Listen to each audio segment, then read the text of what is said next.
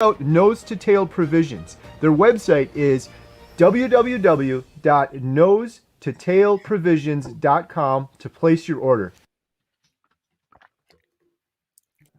Thank you so much to Nose to Tail Provisions. At 10 o'clock when Dr. Chaffee's on, they're doing a match. We're doing a power hour. So every dollar that is donated, they're going to match $1, up to $1,000 for an hour. So huge shout out to those guys. Great way to get your liver and organ meats when you don't have to cook it yourself or use those other things. So I ordered one of those little tiny salt things. Oh, nice. The Redmonds. Yeah. Shout that out too real quick. This is the portable. Emma, I use this thing all the time, don't Redmond salt, I'm always swinging this thing around. You got Redmond's travel salt with the little container. Link in the description below. $20. Get a nice little gift, something that's usable. It's filled with Redmond salt, and you can refill it. The little cap comes off. Real handy to have if you're going out to dinner or a friend's house or anywhere as a carnivore. You want to have your good salt. You don't want to use that bleached, dirty table salt they have at most places. So, hey, Adam, Culver's busted out. One more quick shout out while we're doing the shout outs, and then we'll jump on to the next guest. Carnivore Life, run with the pack. All of us here got our awesome cups, stainless steel. I'm jealous, Adam. You got such a good logo. Carnivore Today. Adam's got the Carnivore Today logo. There we go. Nice focus. I got the Weight Watchers one. Nice. So these are $30, but they're completely customized. They'll engrave the name on the side of your YouTube channel, business, whatever you want it to say. They're made of stainless steel. It's from a carnivore-run company. The guy's awesome. The link is in the description below. If you purchase those, they're $30. Make a great gift, and the proceeds go to the Carnivore Diet documentary. We also have the shirts too. I didn't mention those yet today. Yeah, buy some merch. Buy some merch, guys. Emma, come on. This was Emma's idea at the beginning, but these have been pretty popular. If you buy these, yeah, I gotta lift it up, guys. I'm sorry. There we go. If you buy these under the channel, you can also join the channel as a member too. I don't know if I mentioned that. Every penny from shirts and channel memberships goes towards the documentary. So thank you all so much. Someone said, when is the power hour? It's at 10 o'clock. And you can donate via GoFundMe. Get your power bowls ready. Right. For the power hour. All right. Should we bring in our next guest? Yeah, but I want to just mention, JT, look at your WhatsApp, please. Oh, yeah, sure. All right. Here they come. Hey, how's it going? So we have TD and the Texas boys. How you guys doing? Hi, good. How's our audio? Because I had an external mic hooked up and it wasn't working properly. That sounds good. Yeah, great. Great. Thank you both for joining us. I guess just real quick on behalf of our co-hosts here, we got Adam from Carnivore Today, Alia Wells, Sean, and JT, and we got Emma here. Thank you for joining us on the 24-hour live stream. Would you mind giving us a little bit of background, telling us your carnivore story? Sure. So we've always tried to eat healthy and holistically, whole foods, and prepare our own foods and eat organically and whatnot. Yet, despite all of that, we still suffered from different ailments and whatnot. And I was always, I used to lift a lot of weights and stuff, so I was always partial to meat. And so I continued to eat meat, but my wife was much more plant-based. And then as God would have it, she started seeing more information about carnivore, and it was about 100 days ago or so. She was like, hey, why don't we all we're a family of 8. She's like, why don't we all just go carnivore? Well, and I'm like, it was funny. I actually started watching Homestead How. Yeah, and Homestead How. I was just so fascinated with the changes. So that's kind of, yeah. I mean, you were literally one of the first ones that we started, that I can remember that I saw. Yeah, because we have a homestead channel, and our channel has evolved a lot and changed a lot. And when we started carnivore, we had so much success health wise. I have an arthritic condition in my left shoulder, and they basically four orthopedic surgeons told me you need your shoulder replaced. And so they did a procedure, and then it kind of started getting worse. And they said, what do you want us to do? You need your shoulder replaced. Then I got stem cell therapy, which worked very well.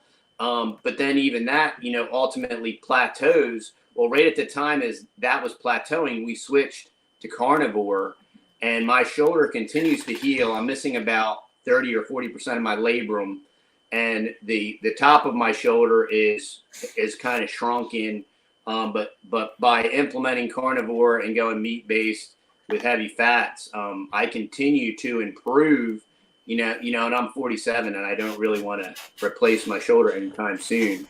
So that's a little bit of our story. And then when it comes to homesteading and preparedness, once we started implementing carnivore and sharing it on our channel, we have been raising cows, and we found an awesome local microprocessor near us that you didn't have to wait 6 months or a year to get your cows back. So we said, hey, why don't we start offering some of our cows to our local subscriber base? And that business has exploded. So we're raising our own. It's doing a little too well because our freezers are empty because we've been a little bit too aggressive with our marketing, and when we send 2 or 3 cows to the processor, one of them is supposed to be for us, but the last 2 times we've sold them out from under us. So, and so many people that have just watched on the channel, or they've come and bought meat from us. There's like so many people now that they're like, oh, I'm trying this now. I'm trying this carnivore thing. And they have like a list of health conditions. And it's just so powerful that you can share something with somebody that can actually have potential to help them. It's just such a powerful thing. And we're just amazed by all of the benefits just with our health, and then with our children, different things that we just really struggled with for so many years. And at least the past 9 years, Whole Foods, heavily plant-based, or if we did our own meat, it was from our neighbor or from our cows. So just being very purposeful with everything that went into our mouth. 5 years ago, I had a really aggressive thyroid cancer and thyroid nodules in my throat, and we ended up down at a cancer hospital. Praise the Lord, the Lord healed me of that, and we were very, very strict with our food because of that.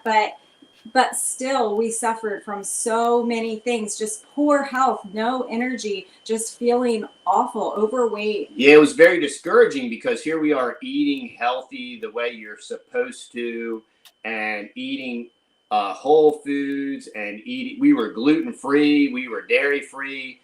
Sugar-free. We were eating organically as we could, and sugar-free, so we weren't eating any processed sugars. We weren't eating any seed oils either, but it was like, this is, I chalked it up to old age. I'm 47. I'm like, man, I guess this is what this is like when you get old. And that was so incredibly not sleeping. It was so frustrating because I'm like, man, we do all this stuff and we try to eat right and exercise and do all this stuff right, and I still feel terrible. It was very discouraging. And it was a struggle, even like going back a little over a year ago, because we've been carnivore now for a little over 100 days, our whole family. But going back a little over a year ago, I was about 30 pounds overweight, and I tried for about 3 or 4 months, basically fasting 4 or 5 days a week, just water fasting, just eating 1 meal a day, just salad with just raw tuna fish on it, no dressing.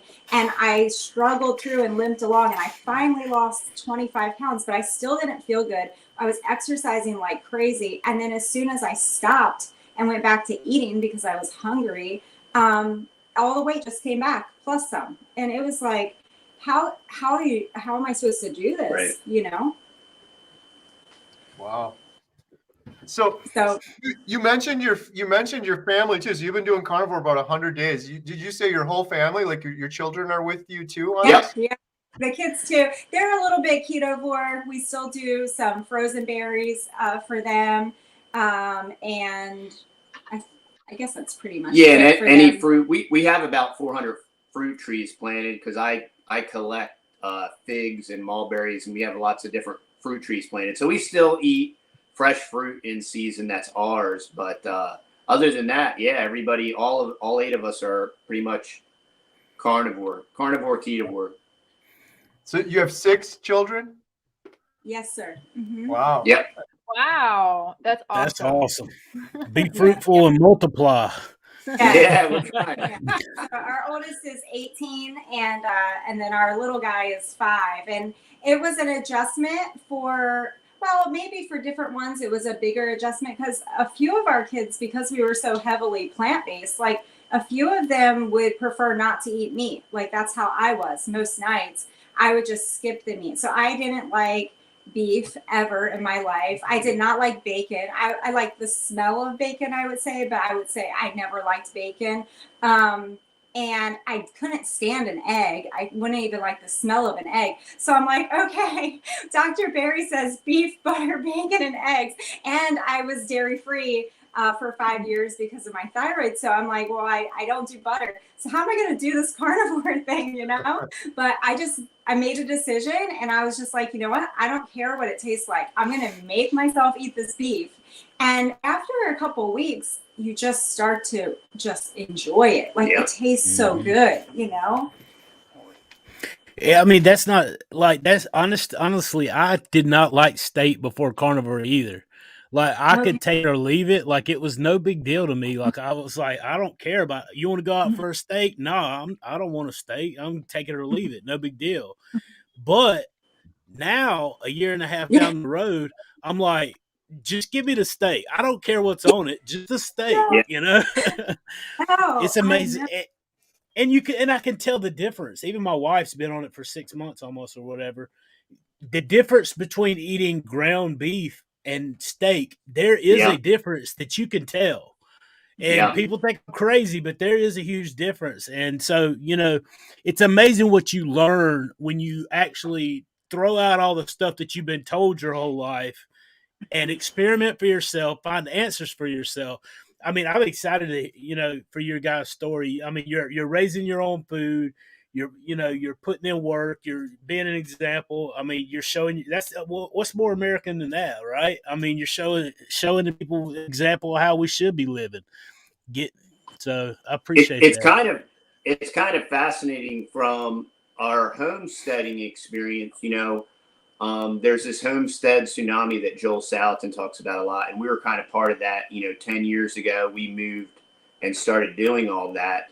And the frustration that people have with, you know, what doesn't get talked about is the frustration that people have growing their own food when it comes to fruits and vegetables and different things like that. And now we're doing it on a neurotic type scale when it comes to my food forest with 400 fruit trees and whatnot. Right. But even trying to just prep, you know, you say, okay, I want to grow enough food to have a pantry prepped for a year for my family. And, you know, we worked for years trying to get that pantry filled up and to prep it. And now it's kind of funny because now I'm selling it all to my neighbors. It's really I got the whole pantry on Craigslist because it's like, okay, this is kind of a funny joke, Lord. Like, yeah, it's all gonna go. Well, the amazing part about all this, right, is like, how do you make your homestead self-sufficient in the sense that just by embracing this change and then being able to sell our own beef direct, like we've actually made our homestead profitable. Like we're going to be able to turn a net profit. We're selling 3 cows a month, fully processed. And the other really neat part is getting to meet our customers at the meat pickup and talk to them and hear their story and what they're doing. And I'm fascinated by the hundreds of people that follow us on all of our different platforms, and even older folks that are like, yeah, I'm doing it. I'm going for it, you know? And then when we do our live streams, They'll be like, I'm 3 weeks in and I'm down 14 pounds and all this stuff. It's so And neat. it's pretty Yeah, fascinating. the whole homestead the whole carnivore community is so neat. I mean, I watched all y'all so much, hours and hours. All of you guys, you don't even know. Like, I'm taking walks outside, and I got y'all going, and I'm listening to you, and we cheer each other on, and it's exciting. Being healthy is exciting. Yeah, It is. it's the best community for sure. I love what you're saying on the homesteading stuff, because you're about the same time as me, and we started 8 years ago. Not a huge homestead. Well, we got about 20 acres, but it's mostly pine forest. But what you said is so true. I remember when the big C came around, lots of people were panicking, like, oh, we need to get our own food and everything. And like, oh, it's okay, I'll just grow a garden. And I'm like, psh, good luck with that. I think the first 4 years at our place, we struggled just to grow anything in there. We have really sandy soil by us. And you got to amend that soil. It can take years sometimes to get a good garden going. Especially, we were complete rookies. We came from the city, moved out to the country, so we didn't even know what the heck we were doing anyways. Same for you. That's pretty cool. Well, you guys have figured it out now. You got the cows and the fruit trees and everything. I did a video with my neighbor a while back. We get a lot of our grass-fed beef from him. He's right down the road from me. And he's a 6th generation farmer in Wisconsin. And very proud, I've gone to church with him for years, and I always knew what he did, but to get the opportunity to spend the day with him, whole new appreciation. This guy, he never really talked that much in church, but he's passionate about farming, and he was really fired up. And he's like, by the time I'm done with it, I'm like, you're not even a farmer. You're like a businessman. He's like, I'm a geneticist. We got to figure out which cows, this, that, the other thing. A scientist. Weatherman. He's got like 7 different roles. I did a video with them, and I'm like, we need to raise up and praise the voices of people running independent local farms like that. This guy, you're right. He works so hard. I said this before when I did the video with him. I drive past his house every day. If I drive past at 4 a.m, he's out working. If I drive past at 7 p.m, he's out working. Midnight, he's out on the tractor getting hay. He works a full-time job in between all of that. He works 8 hours in a factory because he's just making pennies. And after I got the whole thing done, he has so much passion. He cares for the animals. He's a good steward of the land, good steward of the animals. He's doing everything right. The meat is great. But it was sad for me afterwards, because I'm just thinking logically in my head. I'm like, what next generation is going to do that the way he's doing it? So I'm thankful to hear that you guys are doing it and you're having good success. I'm hopeful that more people will get the word out and more people will want to do it, because if you guys don't do it and they don't do it anymore, what are we left with? Just big production factory farms. That's right. Yeah. And there's a war on meat in war on food. This country. There's a war on food. There's a war on nutrition. And, the more that we can partner up with our local farmers and, buy from them, because they're dying off. They're a dying breed. And we see it here in Texas on a weekly basis. We hear in church. We just saw it actually this morning. We're visiting a church, and the man's 94 years old, and we heard the cows crying all morning.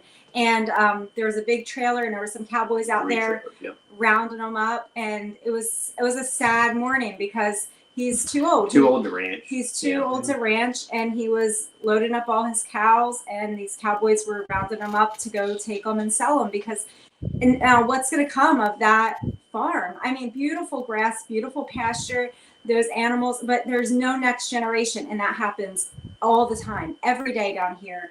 That next generation is not, as a whole, that next generation isn't there wanting to ranch. And another shortfall for beef ranchers that is actually currently being worked on by a fellow named Texas Slim at the Beef Initiative, beefinitiative.com. He's providing a network and a platform, because we know lots of beef ranchers, right? And they usually sell at the sale barn, and there's nothing wrong with that. But if there was a way for them to sell direct like we do, like if we were selling our cows at the sale barn, we wouldn't even be breaking even. And by being able to sell direct, we're actually capturing a profit margin that makes us, and there's so many ranchers out there, They don't know how to do that. that if they just knew how to do that, and there was a mechanism, and Texas Slim with the beef initiative is making that happen. And yeah, and it's really awesome. And this is a movement between the carnivore movement and, I mean, obviously the rancher raiser. You know, if we're going to eat beef, we got to have it to eat, right? It plays into food sovereignty. And I think Dr. Chaffee interviewed a lady, I think she's 80 years old, up in Canada. Yes. And I mean, she speaks a lot about that too. I mean, this is so powerful. It's not just about people getting their health back, but it's about people having food sovereignty. Maggie's 82. She's in Alberta, Canada. She's been a carnivore for like 60 years, and she's just thriving raising beef cattle. Like, she's out there. I've been talking to her because I'm hoping to head out there and film her for the documentary, because she's both a carnivore, which is important to me, and she's raising her own beef, which is, like I said, I think is hugely important and underappreciated. But she's just killing it. I'm talking to her, and she's like fixing fences all day long. She's all hours of the day working. But it's the same story as my neighbor, where I don't know what's going on up there by her, Dr. Chaffee. I have a link in the description below, actually, for Maggie's fundraiser that Dr. Chaffee started for her, because she's just getting all sorts of issues with the government and all sorts of problems up there, where she's basically paying to do this job. This critically important job, she's basically paying out of her pocket at this point just to maintain things. So yeah, I'm pretty sure the government's taking her land is what's going on, and they're stealing the resources, because just like they do, they suck the life out of everything they possibly can, and it's coming to a town near you. Right. That's right. Right. That's the thing, though, that we got a lot of people on here. I always tell people, lots of people on here starting YouTube channels, lots of carnivores. Those are one of the most interesting and fun videos I did, was with my neighbor. I did it just because I eat a lot of meat. I wanted to learn about it, but it fired up a whole bunch of people, and they're selling out at their place right now. So I'm really happy I was able to help a little bit with that. But for all the new YouTubers out there and carnivores out there that are looking for carnivore content, find your local farmer, hook up with them, do a video, get the word out. It's so important. And so you guys have a really popular YouTube channel too, and you're getting the word out as well, right? Yes. Yeah. You know, we have about 98,000 subs. And then we have a podcast called the Fearless Podcast. We started a podcast to kind of circumvent some of the suppression. And the podcast is starting to take off. And it's funny because I was just interviewing a YouTube homesteader that was in Sweden, and they finally worked it out where they're moving to the States. And as I'm interviewing him, he said, "Oh yeah, 30 or 60 days ago, I went carnivore," and we started talking carnivore. And so that was on our last podcast, the Fearless Podcast. Simeon and his family are immigrating from Austria to America. He's a carnivore now. Yeah. I know who you're talking about. I watched his YouTube channel for years. He had a fascinating video. It was just the silly thing about how they heat their house with wood and all the different places. He's the best. Wow, he's a carnivore too. I like him even more now. It's spreading like wildfire. A lot of people aren't talking about it. Had he not mentioned it to you, you never would have known. But I'm seeing it here at our movie theater all the time. There's more and more people coming in. And I got this. I don't have it on now, but I have this shirt. I eat only meat. Ask me why. You guys should get a shirt. Everyone watching, get a shirt like that, because you'll be amazed at how many people will come out of the woodwork, and they're doing it too. So it's awesome. Definitely spreading. Yeah, I got a question on raising the beef yourself. How long ago did you get into doing that? Oh, 5 years. Maybe about 5 years ago.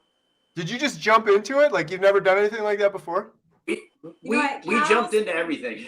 Cows are easier than chickens, Harry. It's amazing. All you need is a fence and some grass. All you need is a halfway decent fence and grass. And cows have to be. Now, right now, currently we're raising Longhorn, which are some of the easiest. We're trying to sell our Longhorn. But, if anybody's you know, in East Texas looking for a good herd of Longhorn. Now that we're a carnivore and we appreciate the fat content, Yes. we're doing a lot of research on a couple of different breeds, and we're going to turn over our herd to raise the fat content, because that's the one thing the Longhorns don't have. They're very hardy, but they do not have the fat content. So we're in the process of learning all that part of it, and with the genetic part of it, and interjecting fat into our herd. And so we're looking at a couple of different new heritage breeds, and we're going to be turning our whole herd over here in the next 12 But months. they're easy. Cows are The a cows are pleasure. so easy. They're so easy. Really? You're Well, doing it the hard way with the goats. I was just gonna say, yeah, the goats are an absolute nightmare in terms of fencing. It's like I was laughing right here. It's like a high security prison or something, and they still get out of the fencing the goats do. We know all about it. We've had the goats. Yeah, don't anyone watching thinking about starting a new homestead, forget the goats. It's not worth it. Our goats are kind of entertaining because we have an Airbnb on our homestead. So you were talking about financially supporting your homestead. We've been very blessed and fortunate to be able to do that, but it's been in a very creative, unconventional way with an Airbnb and a dog kennel and a YouTube channel versus growing our own meat and selling it. But I was talking to my neighbor that's raising the beef. I was talking about maybe getting a cow or two at one point. But when you mentioned earlier about selling direct, are you saying selling direct as in they come to you and you have like a farm store, or you ship it out to folks? No, we're not shipping. No, we have a microprocessor. And so what we do is it's a USDA family. It's USDA certified, inspected, and it's a little family owned processing shop, but they are all state certified and USDA certified. And what's neat about that is, like, some people get geeked out about like the USDA thing, but here in Texas, it's just an inspection. So it has nothing to do with the process, or there's no chemicals or anything like that. And it's a microprocessor. They're like very flexible with our schedule. So we send 2 to 3 cows in usually at a time. And then when we pick it up, that's the day that we schedule our meat pickup. Right. And so we meet our customers. So it's not ever coming home to our house.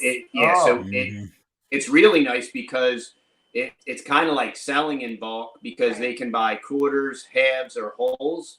And on that day, we just schedule it with the customers, and they pick it up. So it's a very simple process that we've just kind of fumbled and stumbled our way through, and we continue to improve it.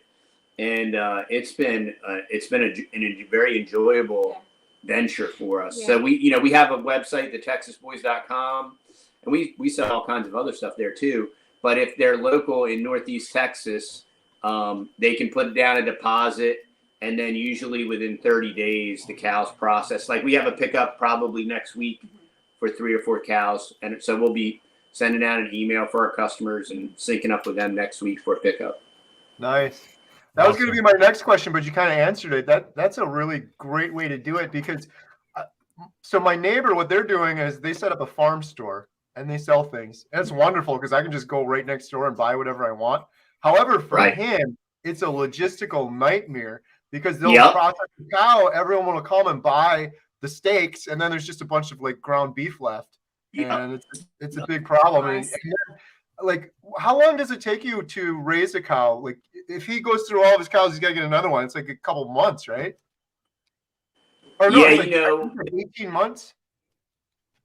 Right. Well, it depends on the breed, how long it would take to, at least 18 months for most of the beef breeds. Now, we were looking at some low-line breeds, which is also probably worth looking into, Carrie, because if you have smaller acreage, I know 20 acres is a lot, but still, when you're putting cows on it, it's still considered smaller acreage. You can get more low-line cattle on smaller acreage, and they flesh out that they have less bone density, and you get more meat.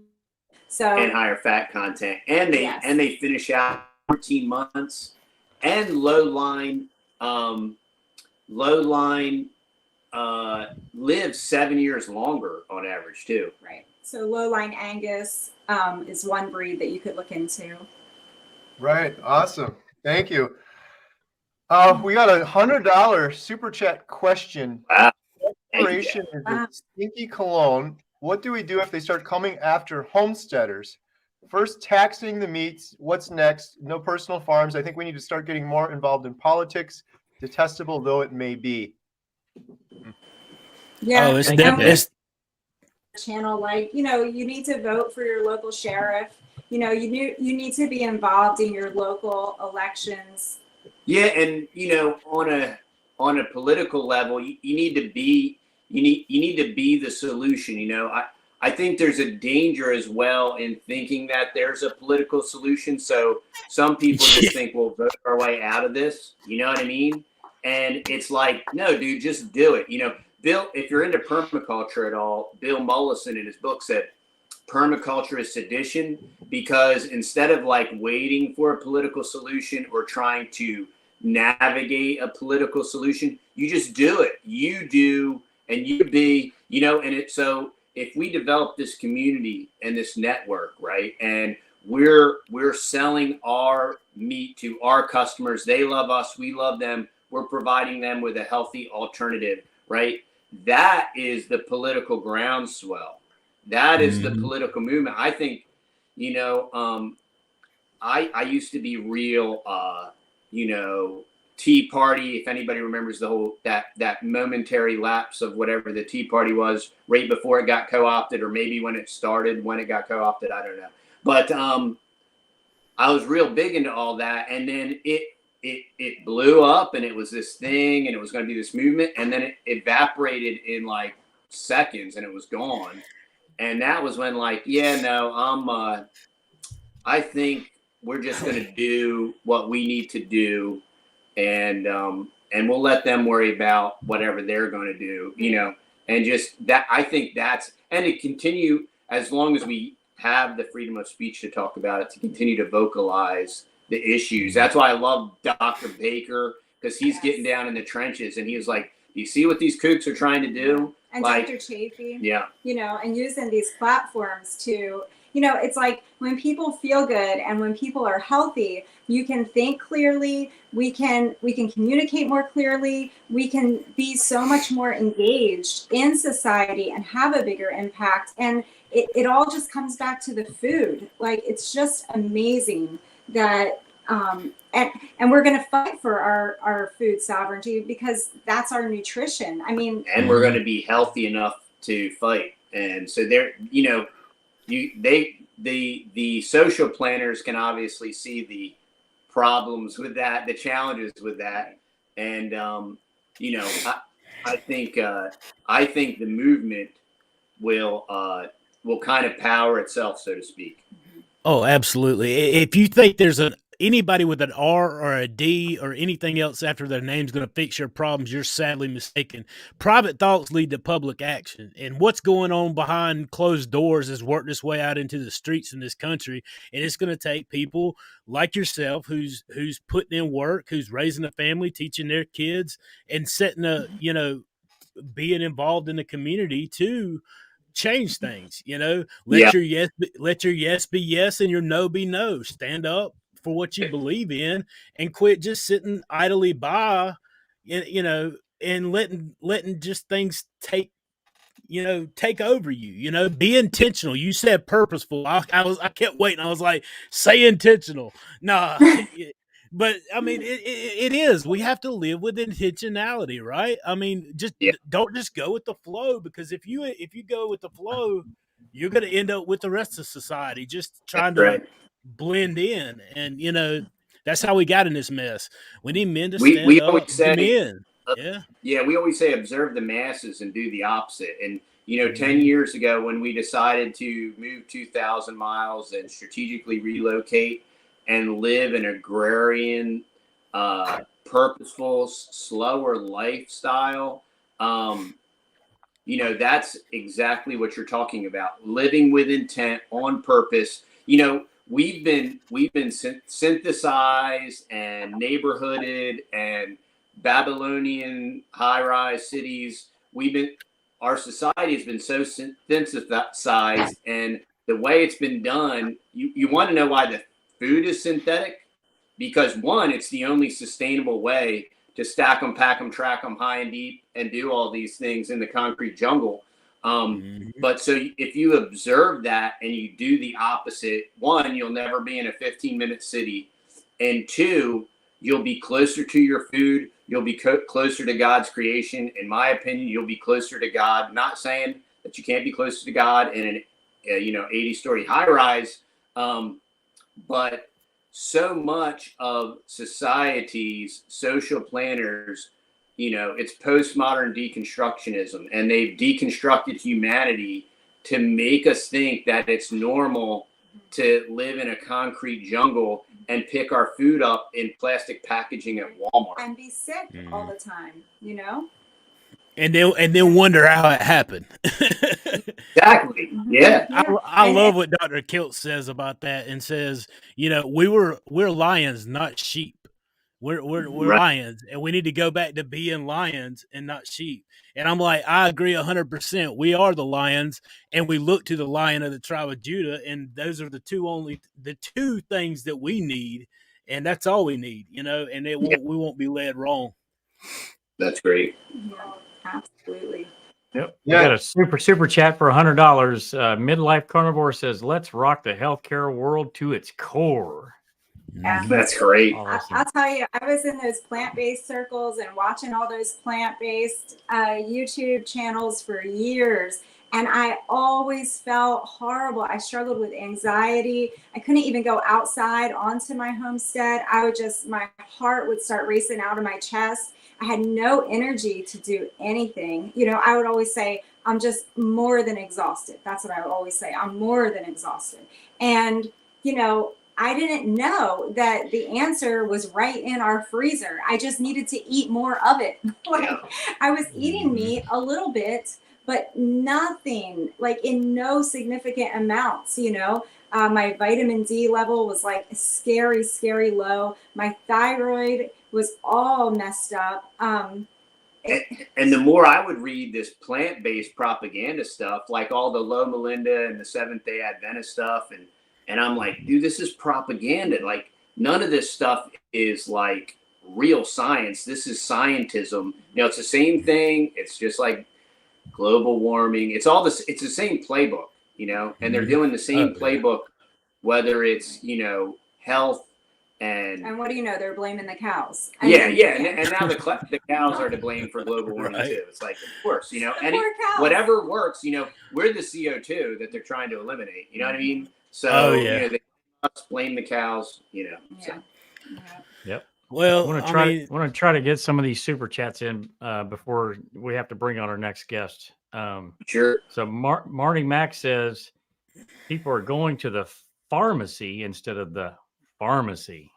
Thanks for that, Marty Mack. Yeah. 100%. And Carnivore Scott says, "Love farmers and ranchers." So there you go, guys. Thanks, Scott. That's right. There are some great ranchers out here, y'all. There are some old timers. There are some middle-aged people farming, ranching every day of their life. Just like Carrie said, they are working their guts out, and those cows are on grass. Yeah. And they just go drive There's around. No CAFOs. Go talk to some people, and you can find. I tell my girlfriend, just buy a cattle trailer and buy your own cow and take it to the butcher shop. You'll save yourself a lot of money. Yeah. You can do it. You can do that. Rent a cattle trailer. Yeah. Hire a cowboy to pick the cow up and take it to the butcher. That's all you got to do. Yeah. And if you can't raise them yourself, support those who do.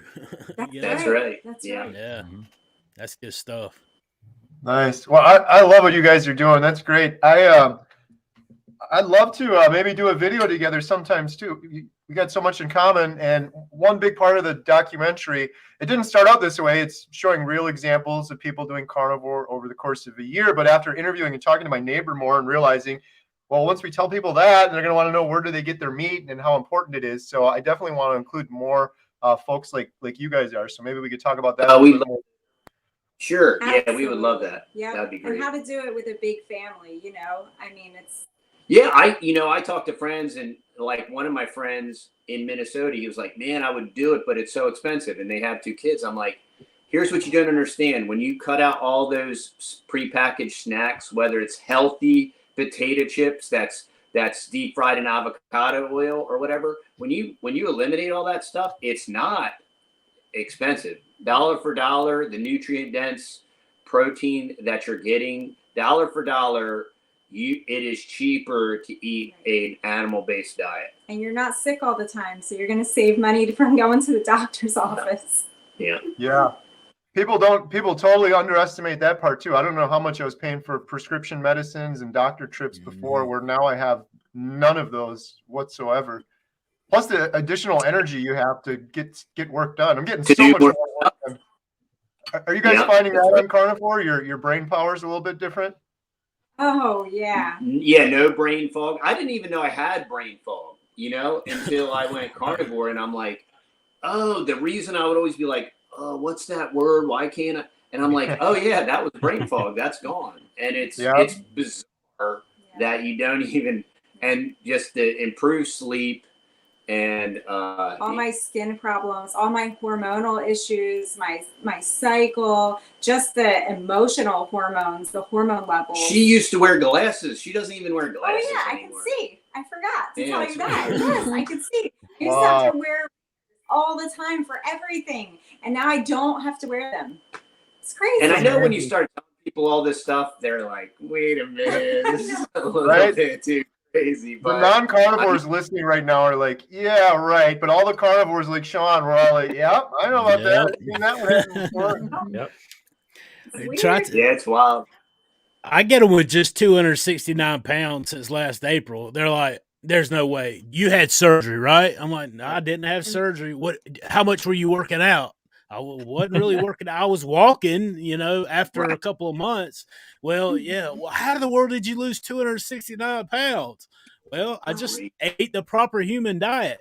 But that's not even the best part. The best is yet to come. And like I go through the list, and everybody's heard it at this point, or most everybody's heard it. I'm still telling it, but man, I'm so thankful to God for leading me to this, and I can't wait to see what kind of difference as a community we all get to leave on this world. Man, we have the potential to leave it better than we found it, and so for that I'm thankful. But it's going to take a lot of hard work, determination. And now we have a large test group, right? We sell a T-shirt and a hat that says "I'm the control group." Now that was before Carnivore, and you can decipher that however you want. But we're becoming this gigantic control group, and guys like Baker, who started this 7 years ago. The evidence, the proof's in the pudding. And the larger the movement grows, it has to become undeniable. And it's just, it's exciting to be a part of it and to be able to share something with somebody that they can implement, and within 30 days they can have real results. And it's very powerful. Yeah. Oh yeah, that mental toughness is undeniable, and that's why I think it's critical to get these testimonies. Everybody, if I tell them all the time, put it in the comments. No matter where you are, just talk about it till people are sick of it. And I'm sure I've been able to do a little bit of that. But it's good, man. That's what it takes. Yeah, we appreciate y'all. And we really thank you for having us. And and anytime anybody wants to do any interviews, we're open.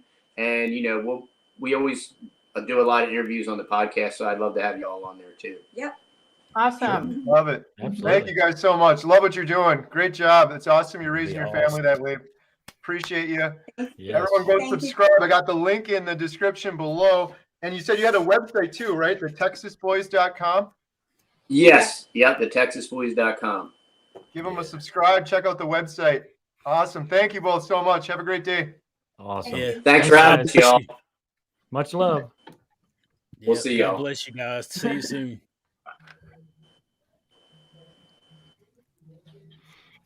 All right, update time. We are at $18,496. We are spitting distance from $19,000 for the day. That's amazing. Thank you. And So everything they just said is the exact reason why we need to get this documentary out and done, and why we need to raise these funds, because we need to be in control of our own food, and we need to be happy and healthy. And we're going to do that by being carnivores. Yes. There you go. I said my piece. I'll talk to you guys in an hour. Awesome. Thank you for the update, Alia. Hey, how about we look at another one of these personal testimonials? Sure. Let's see what we got here. Like, man, there's so many good ones. It's hard to pick. I'm trying to get through all of these.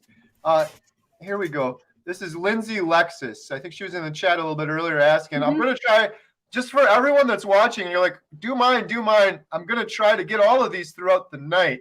But if I miss it, I'm definitely showing it at the end of the live stream. I'm going to show every single one of them consecutively. I have 2 hours and 11 minutes worth of them. Sounds like a lot, but it's really eye-opening. I'm going to enjoy watching it again myself. So here's Lindsay Lexus, and her link is in the description below. I'm so glad that I tried the carnivore diet, because if I didn't, I truly believe that he would not be here right now. Hi, my name is Lindsay Lexus, and I like to share my health journey along with other kinds of motivating videos on my channel, which is just my name, Lindsay Lexus.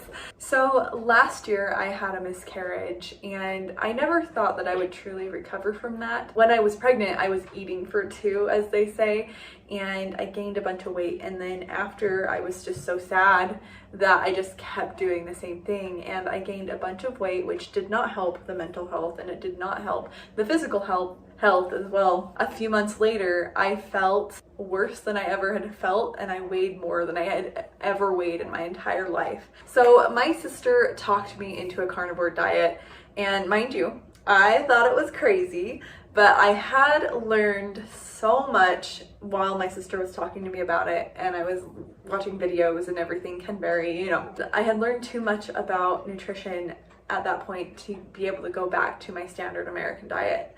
So I did struggle with the diet, but I loved the progress that I was seeing. So I kept going, but I was not expecting to get pregnant so soon, okay? Even though that pregnancy was my main goal. It's the reason why I wanted to do the diet in the first place.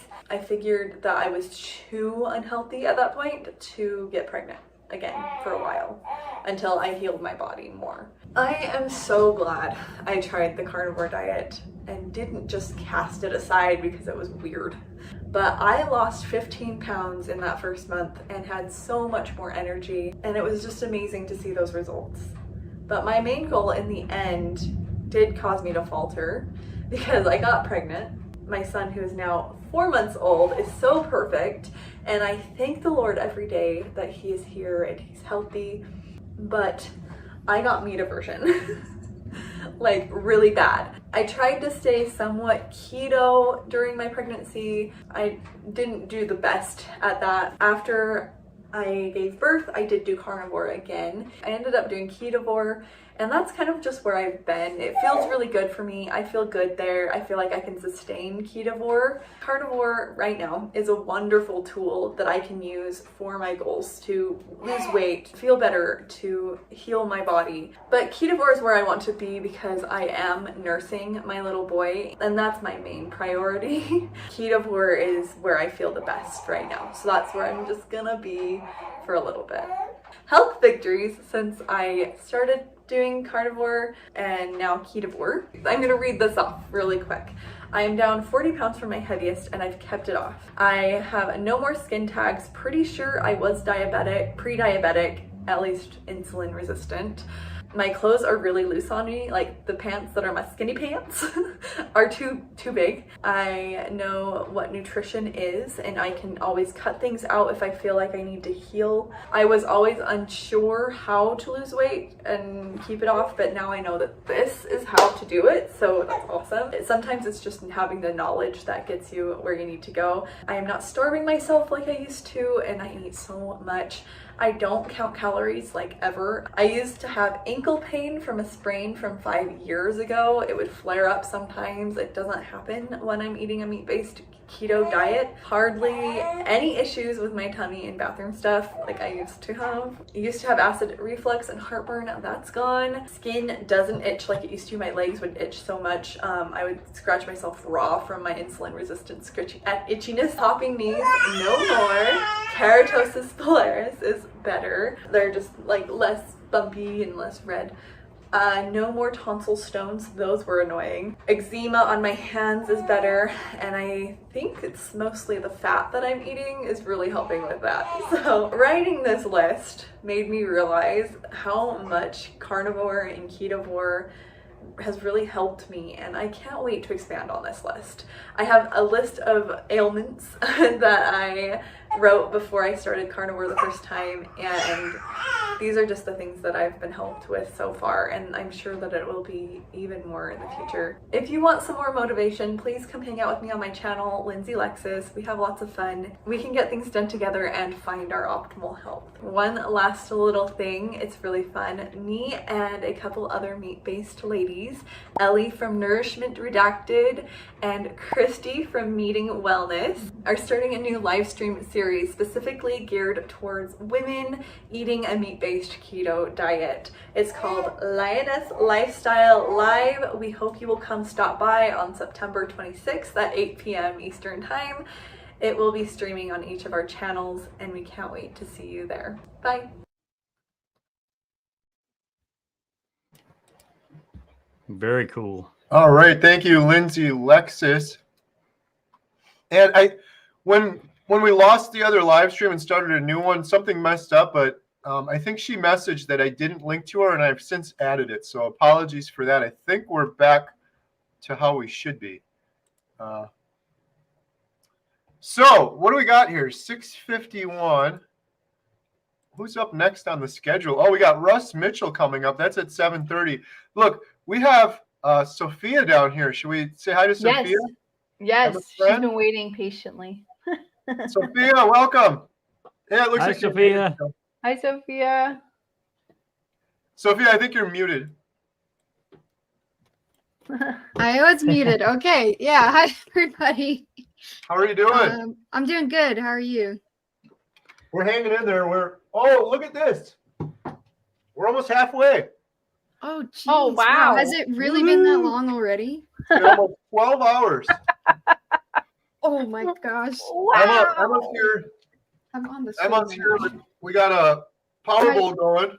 My Couple dad just walked Powerballs. in with some beef ribs. Hi, Dad. Aw. Your dad's Cute. awesome.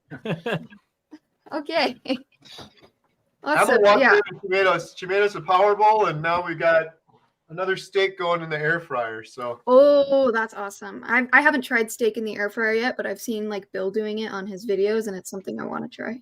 yeah, I wouldn't normally do it, but we don't have an alternative here at the theater. And I ended up finding, I was at Target, and they had the exact same air fryer that Bill had. Oh. They sell different ones, obviously, but the one that Bill has, this Ninja one, the top of it has this big heating element on it, and it gets a real nice crisp on it. Not all of them do that. Anyways, little geeky air fryer info for people, because that's how Bill gets that crisp on it. So I specifically had to copy him and get the same one. Yeah, my mom made a steak in the air fryer that we have, but I didn't think it got as crispy as the ones in Bill's videos look. So Right.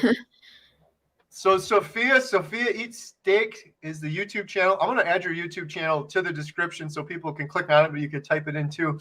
oh, thank How have you. you been? The last time, I know you and Emma chat sometimes. Last time I talked with you was on the, well, no, we did it. There was another live stream, but then before Yeah, that, the 10 That hour. was the, yeah, I think it was, so we did the 10-hour live stream, and then there was the Labor Day kickoff stream Right. that we did with JT a couple weeks ago. Well- I've been, sorry, go ahead. I'm sorry, I didn't mean to interrupt. I was just going to say, I always do this because we talked a couple times, but there's a bunch of other people on here that might not know your story. So would you mind maybe giving us a little bit of background and telling us your carnivore story? Yeah, I would love to. So I'm 16 years old, and when I was 14 years old, back in 2021, I was diagnosed with anorexia nervosa. So I've been struggling with it for it's been over 2 years now. I was diagnosed in October of 2021. And so I've been in and out of the hospital a couple times now, and I've been treated at like a standard eating disorder treatment center. So I've been extremely underweight, extremely malnourished. And every time I went back to the hospital, or not every time, but when I was at the eating disorder treatment center, I was refed on like the standard American diet. So carbs, sugars, processed junk, seed oils, and I didn't feel good on it. And all the weight that I gained was pretty much fat, because that's what eating those kinds of foods does to you. And so as soon as I would get out of those treatment centers, the hospital, I would just go back to losing weight again, because they can pack on the weight, but it doesn't heal the mind. And so so I went into the hospital the first time Christmas of 2021, and then after that I went to the standard eating disorder treatment center. And as soon as I got out, like within 2 months, I had lost pretty much all the weight that I had put on there just through restricting. And then I was back in the hospital by the end of that summer.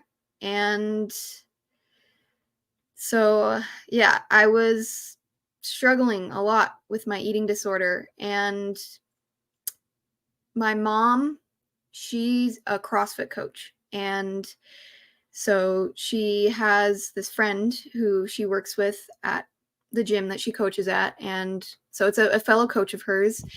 And she had gone carnivore, and my mom had started to notice. So she asked her, like, what have you been doing? And so my mom's friend, she told her, oh, I've been doing carnivore. And so her knowing that, like, she has a daughter, me, who's been struggling with an eating disorder, she told her about, like, Michelle Hearn, the dietitian who recovered from anorexia using carnivore.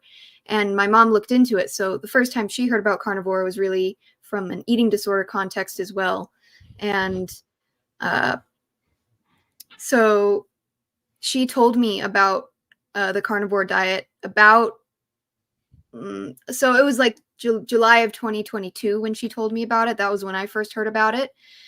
And I was pretty skeptical at first, because being someone who has anorexia, you're extremely afraid of, well, I personally was extremely afraid of fat and calories. I would try to eat as little calories as I could. So when my mom told me, oh, you just eat meat and it's mostly beef and fat, the idea of that was just so not in like the range of anything that I'd do to me.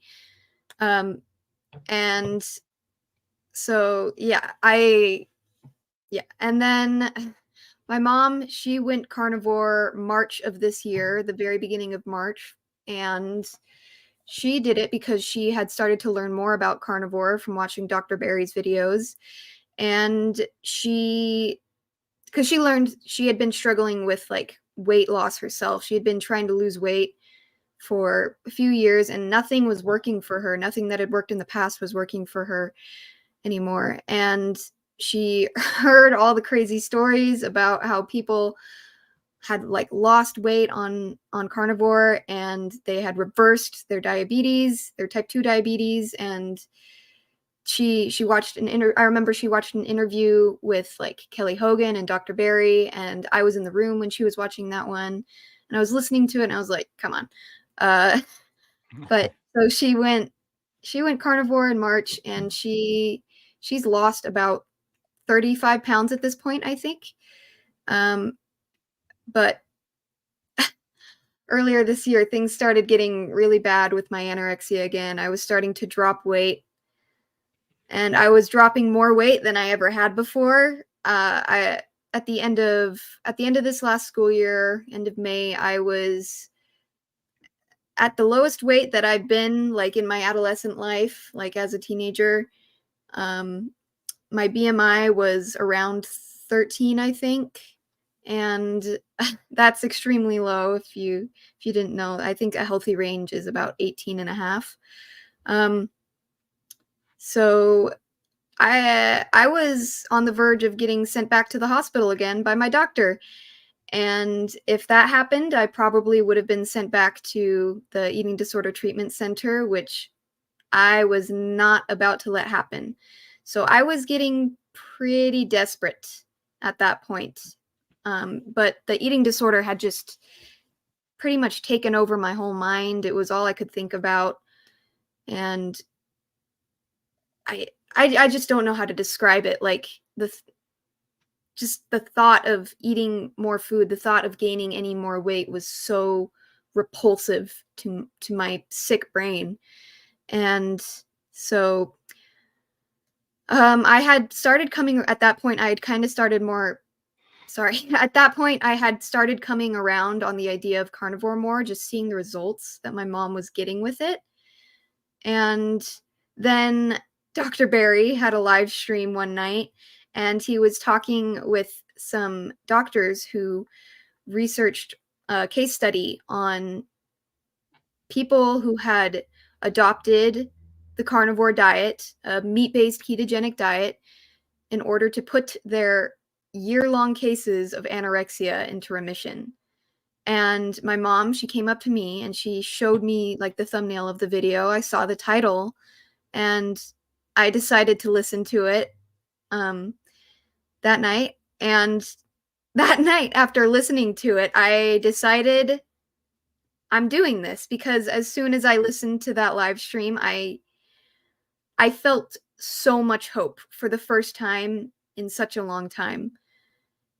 Because I had thought that the eating disorder, I was convinced that it was something I was never going to be free of. It was something I was never going to recover from. And listening to the stories of the people from the case study and their testimonials about how carnivore helps them to just let go of the eating disorders that they also thought that they would never get better from. It just brought me so much hope. And that night, like I said, I decided I'm going to go carnivore. I'm going to do it. And so I had a doctor's appointment scheduled for later that week. And I went and I told my doctor, this is what I'm doing. And he's a little skeptical. He was a little skeptical, and he's still a little skeptical of it. But he figured, I mean, as long as I'm eating more, it's going to be fine. So, so I've been carnivore for 87 days now. Yes, 87. And funnily enough, JT is actually my carnivore twin. We started on the same exact day. And so that's something that we kind of joke about together. But I've been carnivore for 87 days now. And I've managed to gain, I'm not going to say how much I've gained but I've gained a pretty good amount of weight so far. And awesome. I look at pictures of myself that I took like right before I went carnivore. And I look at pictures of myself now, and the difference is it's such a it's such a stark contrast. And I look at the pictures of myself from before, and I think to myself, how was I ever okay with looking like that? Because it's just the body dysmorphia is very real, and the body dysmorphia is definitely something that I still struggle with. But it's getting better, I think. But yeah, I'm so happy to have found the carnivore diet. Because it's helped me immensely. It's like I said, it's not only helped me heal my body, but it's been helping my mind heal, which is just as important.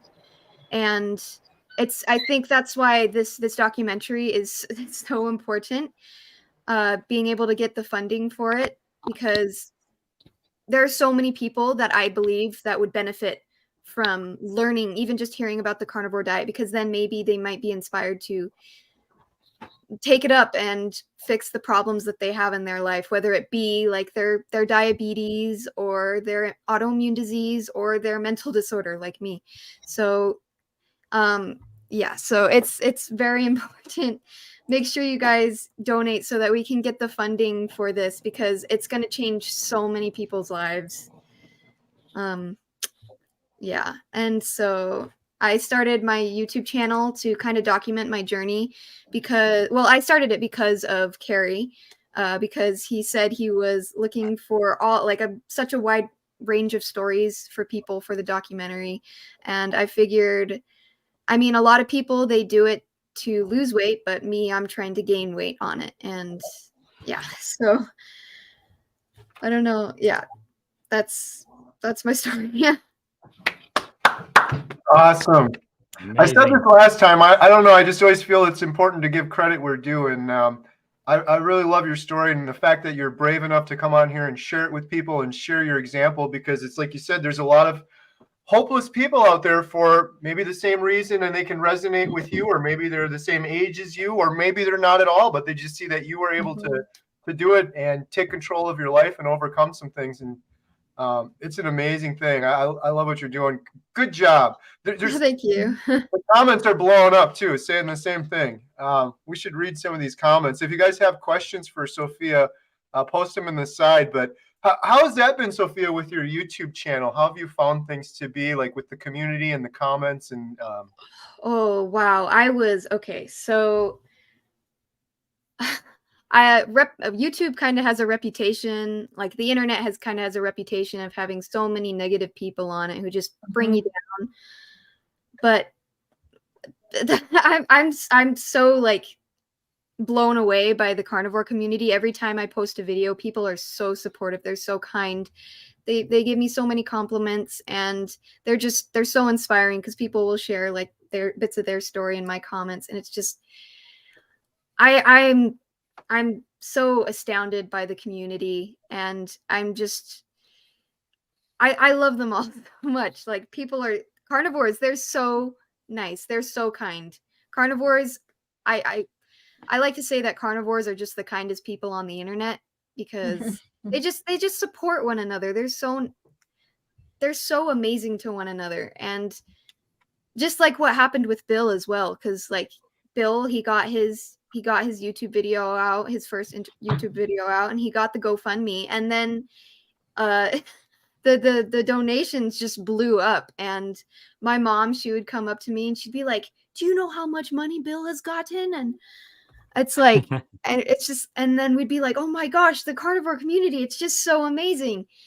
And yeah, so I'm so happy to be a part of this community. It's really uplifting. absolutely.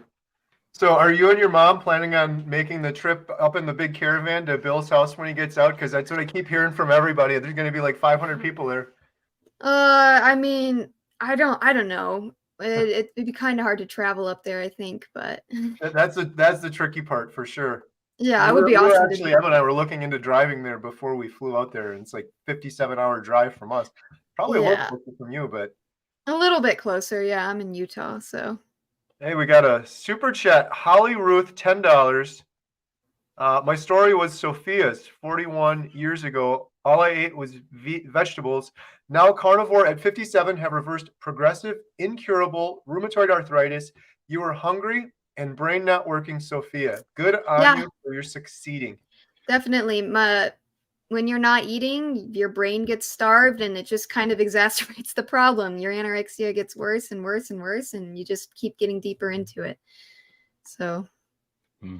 So you're 87 days in, you're twins with JT now. What are you looking at for the future? Are you carnivore forever, or? Yeah, I was just talking about this with my mom earlier today. I was saying, if I'm not carnivore for the rest of my life, I'll at least be ketovore, because with everything, I've said this so many times to my mom. With everything that I've been learning, listening to like Dr. Chaffee's videos, Dr. Barry's videos, just like all the carnivore doctors, I could never ever go back to the way I was eating before. just with everything that I've learned about like seed oils and sugar and carbs and just all the benefits that I feel just from eating meat all the time. I'm always going to be at least meat based. So carnivore, yeah, at least ketovore for life for me. That's awesome. That's one of the beautiful things with it too, because like with my girls and other people with their kids, my thing is at least now, like Emma has this in her toolbox. If for some reason she becomes a 40-year-old like I was, that was just horribly depressed and my life's a mess and I'm overweight and I have arthritis and inflammation. Hey, I remember there is one thing, there is hope. There's this thing that worked for me before. But yeah, I think a lot of people end up doing it. A lot of people say, I'll just do it for 30 days and I'm going to go back to eating in moderation. And then they do it for 30 days and they feel so amazing. They don't end up stopping. It's a weird thing. What other diet or way of life do you see with such a success rate? It's kind of unbelievable. Yeah, and the food is so good too. I'm never gonna stop eating ribeyes and beef ribs. Those are my favorite now. Now, Sophia, are you cooking any of these ribeyes or steaks up? Oh, am I cooking them? Yes. So before I went carnivore, I had no idea how to cook a steak. I had never really done it before, but since going carnivore, I have been cooking my own steaks pretty much at every opportunity that I can. The first couple of weeks, I had to ask my parents to help me do it pretty much every time because I was afraid of ruining it. Yeah. But now I cook my steaks on my own. I use a cast iron skillet and I just put it on there and I like barely sear it. I like my steaks very, very rare. That's like the best way to eat them. Nice. So. That's awesome. Emma does a great job making me beef, butter, bacon, eggs, but she said the exact same thing you said, Sophia. I love steaks and ribeye. Who couldn't? And then I always say to her, yeah, I would love them too if someone reverse seared, smoked them for 2 hours, and then put them on a plate for me and practically cut them up into little pieces and fed it to. Okay, I didn't go that far. But yeah, it is nice having other family doing it with you because she makes one heck of a power bowl. They're so good. You got to start making some other things. My other daughter, Lily, she's been on and off, but she makes really good salmon. So yeah, it's a lot nicer when the whole family's yeah. That's the thing. I'm allergic to fish. I'm allergic to seafood, so I can't eat salmon. I can't eat. Well, I'm technically allergic to tuna and salmon, and so I just rule out all fish, but I really wish I wasn't because I like look at shrimp and salmon. I'm like, oh, that looks good. So. Right. You mentioned some of the good doctors, Dr. Berry, Dr. Chaffee. Do you have a favorite one that you watch or just kind of all of them? Oh man, so I've been like so busy just with school starting, working on my YouTube channel and like doing my other jobs. I haven't had much time to watch YouTube lately, but when I do watch it, I like to listen to Dr. Chaffee's podcast a lot. I really like the guests that he has on there. And my mom, she's a big fan of Sean O'Mara. I've been listening to him a little bit too, and I've been trying out the sprinting that he recommends you do, and it feels amazing. So nice. Yeah, we have Dr. Chaffee on later today for a couple hours. It's going to be on kind of later, but you're welcome to stop by again if you'd like, or if you have any questions you want us to ask him. He's always so much fun. With the 3 hours, we did this. I did this segment with him before where it was challenging Dr. Chaffee, and we tried to stump him with hard carnivore arguments and questions. Yeah, I remember that one. I think I listened to it. Yeah. So if you have any of those, or anyone in the comments has any of those, things like, I can't do carnivore, it's not sustainable. Or what about the blue zones? They only eat vegetables. Or carnivore, there's no studies on it. I'm not going to do that kind of thing.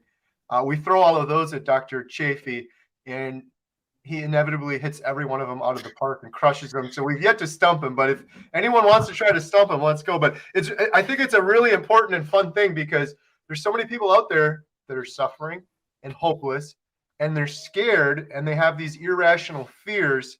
And it's usually just from not having the correct information. Like, I'm going to clog my arteries. Well, no, that's actually not true. And here's why. And Dr. Chaffee explains it so much better than I ever could. But it's an important conversation to have. So I was afraid of beef for the longest time just because I was afraid of fat. And I was talking with my mom about this literally earlier today. Before I went carnivore, I was terrified of fat. If there was any fat in anything, I would almost refuse to eat it. I would try to get fat out of literally everything I ate.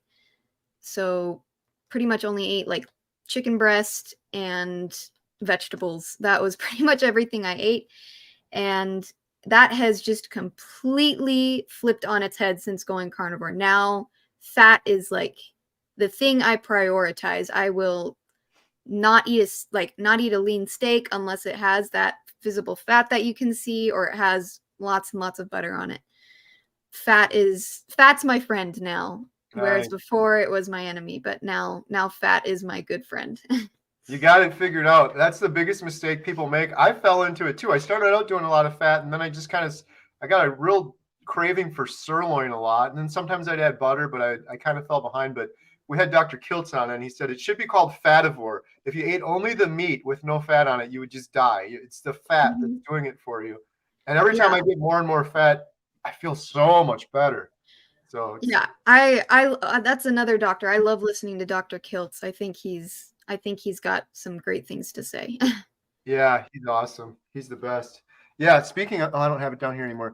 He had this one-liner before, but he was saying it's all about the documented stories that matter, the examples. Yep. And really resonated with me because that's the whole thought of the carnivore diet documentary. If you want to change the world, you can't hold up a sign or tell people you have to do this, but you can change yourself and share your example and inspire other people to then change themselves as well and change the world that way. Yeah.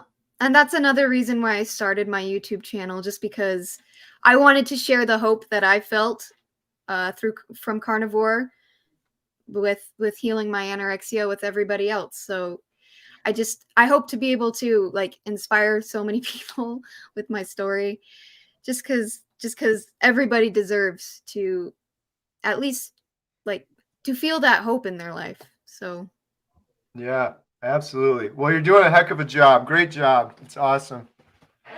There's nothing greater than either being able to put your example out there, inspire someone, and then they change their life because of your example. We talked about that earlier. It's like the ripple effect, and you don't even know what it is because sometimes they're not even going to comment or say anything to you, but I'm sure there's many people already that have watched your YouTube videos that you've inspired, and now they've changed their life forever, and then they do it and 10 other people see it, and it just keeps spreading and spreading and spreading. So it's absolutely, yeah, like like I said, my mom, she saw an example of her friend, and then I saw the example of my mom, and hopefully I can be an example for others. What kind of reaction do your friends have? They're pretty chill with it, honestly. I tell them and they're like, huh. And that's pretty much the extent of the reaction I get. They don't ask about it too much, but they're not against it. They're not like, that's weird, so I'm okay with it. That's cool. Yeah. So what's your next meal? My next meal? Probably I'm probably gonna have some steak with some beef fat, like beef fat trimmings that we got from the butcher. Oh, nice. Just to add some extra fat with it. But yeah, so we went to the butcher on like Labor Day. Well, we went to the grocery store and we went to the meat counter and we asked them if they had the fat trimmings. And they just went back and they brought out like 2 full trays of like 10 pounds of beef fat trimmings. And so what we've been doing is we've been like putting them in the air fryer, and they get so good. Like they get nice and crisp and just juicy, and they're amazing. I love them. It sounds delicious. I haven't tried those yet. Have you tried those, Gary? Well, I'm sorry, I missed that last part. Have you tried those yet? What was it? The air fried fat? Yeah, beef fat, and you put it in the air fryer. It gets real crisp. Yes. Amazing. It's funny you say that because I started doing that a while. I did it a long time ago, but I've been not getting enough fat, so I do it all the time now. We just got some ribeyes the other day, and they were really, really fatty, which is good, but they had like this big chunk on the end. It was too much to eat, so I chopped that up into little pieces. I put it in a bag, and then the next day when I have the next steak, I put those in the air fryer with some salt. Oh and my goodness! Yeah. Ribeye you take a little piece of that crispy fat. Emma came up and tasted it. What'd you say? So good. You were like, Yeah. It's like bacon, but I think it was because the air fryer had so much. Yeah, that's probably the air fryer was dirty. But It was so good. Yeah, I like to think that the reason fat tastes so good to us is because it's so good for us. It's what we need to be eating. So Yep. Amen, for sure. What was your question, Emma? Hmm? Emma has a question for Sophia. all right. Oh, I do. No, I'm just kidding. So how's it been during school? Did it mess up your eating time? Like, if that- Yeah, so that was something that I was kind of concerned about going into the school year. Cause when you're not home and you don't have access to food, you don't know if you're going to be hungry, if you're going to be able to eat. Mhm. I didn't get too messed up, I don't think. So I take a lunch with me to school. So typically that consists of hard-boiled eggs and bacon. But recently I felt like I wasn't getting enough fat recently, so I started taking bacon mayonnaise with me, homemade bacon mayonnaise that me and my mom made. And what I'll do is I'll spread that on the eggs and I'll put my Redmond salt on it because I have one of those mini Redmond salt shakers. And I'll eat that and it tastes really good. And it satisfies me pretty well until I get home and I eat dinner. And just in case, if I don't eat enough, if I'm still hungry at school, I keep beef sticks on me. So like jerky. Yeah, I'll keep meat sticks on me, and those are pretty good as well. So my schedule hasn't been too messed up though. Sometimes I'll eat breakfast in the mornings, but sometimes I'm not hungry, so I don't. But things have been going pretty okay, I think. Nice. Awesome. Well, it's been great having you on here again, Sophia. Shout out to Sophia's channel, Sophia Eats Steaks. I added the link in the description and it's down below. Yeah, thank you so much. We appreciate it. Yeah, thank you so much for having me. I'm so grateful for this. Thank you so much. You're the best, and like you said, the carnivore community is great. Everyone in the comments loves you. They're huge shout outs from the audience. So yeah, thank you so much. Have a great night. Yeah, you too. Bye. Thank you. Bye. Yeah. Bye. Awesome. Ellie, should we check in one more time? Yeah, let's check in. I should always just be ready, but here we go.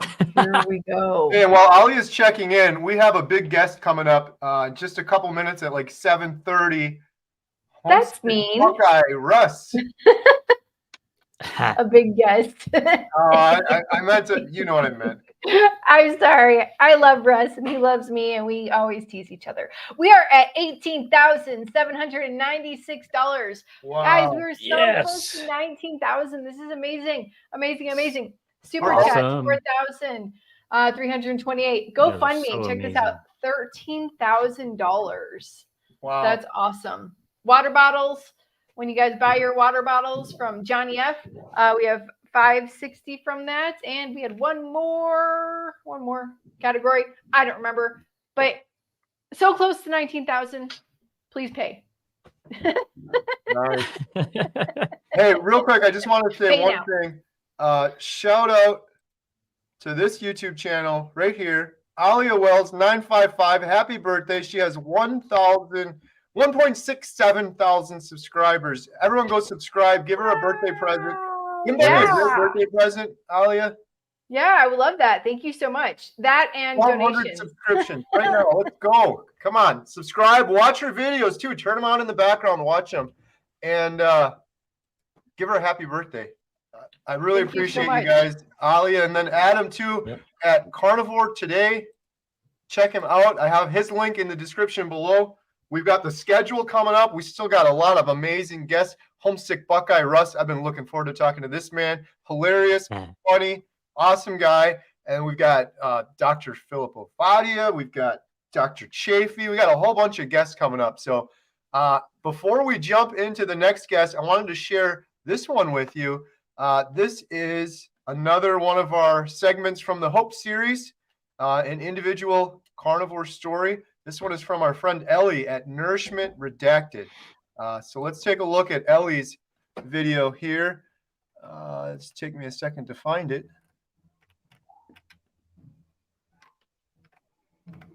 don't know if you guys can hear that above me. We got Forrest Gump going pretty loud right now. Run, Forrest. We need the Jeopardy music. Right. Do, do, do, do. Here we go. There it is. Ellie from Nourishment Redacted. Hi, everyone. I'm Ellie, and your nourishment has been redacted. The nourishment that everyone needs is meat. High fat, delicious, delicious meat.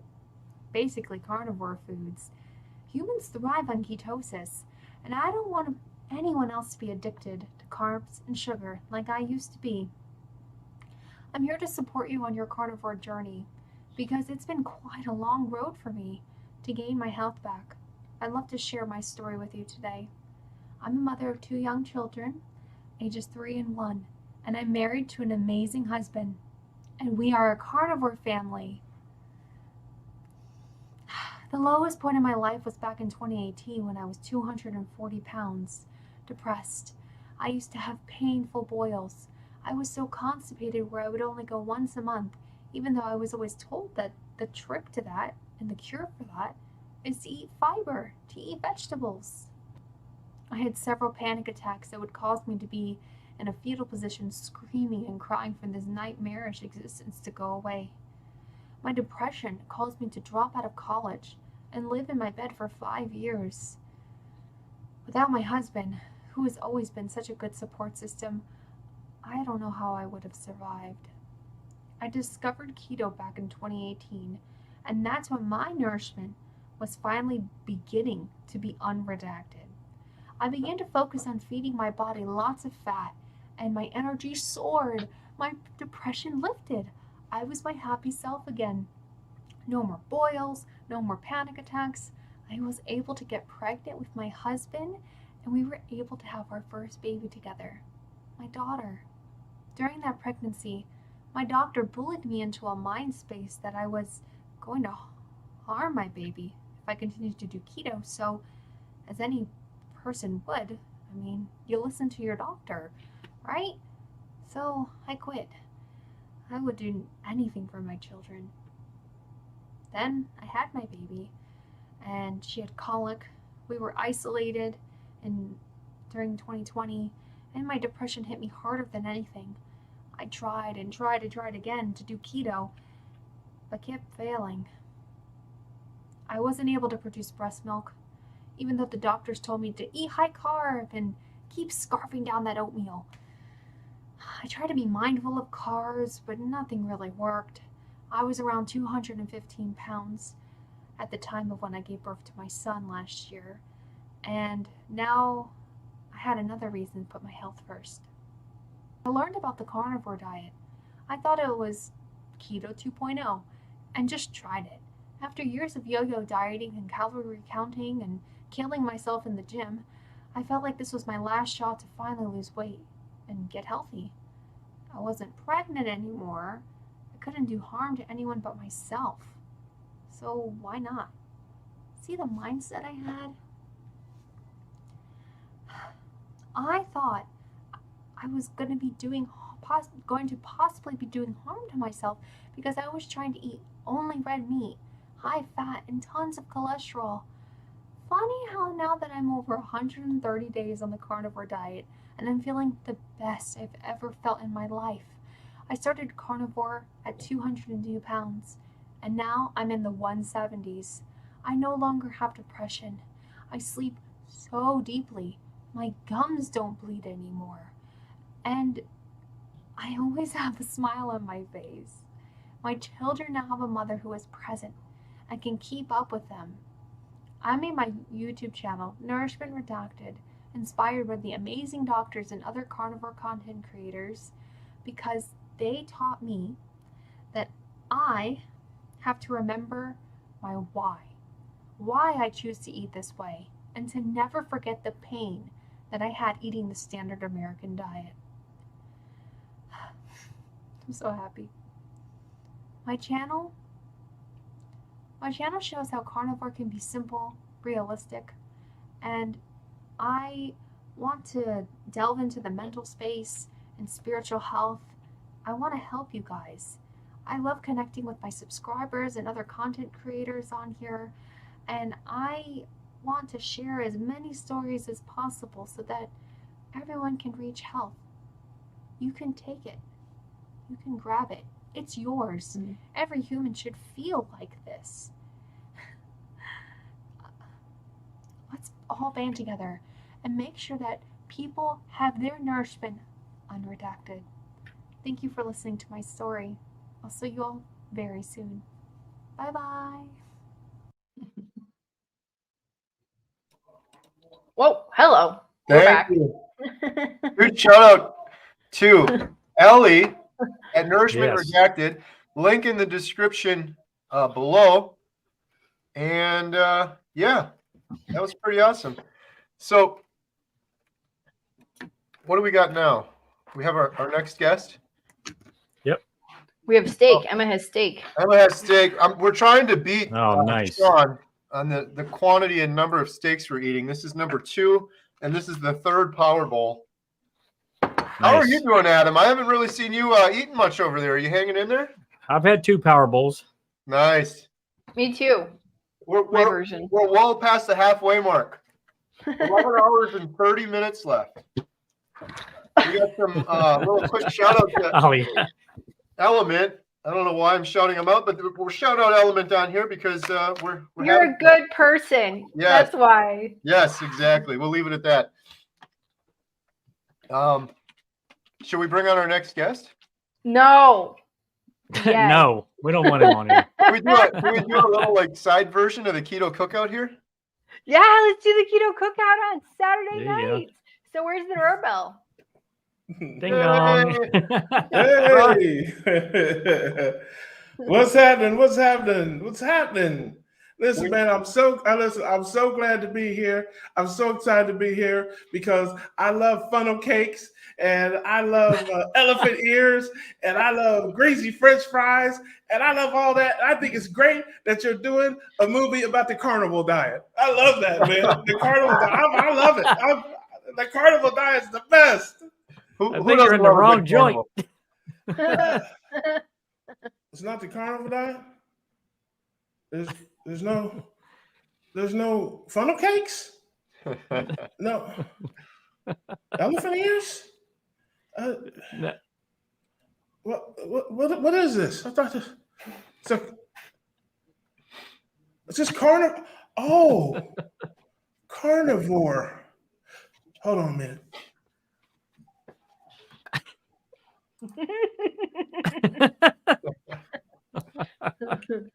While he's figuring that out, yesterday my mom said she. What's up, everybody? sharing- What's up, everybody? It's your man, Homesick Buckeye. I am so glad to be here for the carnivore diet, man. I got to thank. This is wonderful. The carnivore diet is the best thing ever, man. Listen, I love meat. I like meat sauce with it. I drink it with meat juice. It's meat all the time. Carnivore, baby. I love it. Love it. Nice. Meat juice. I love it.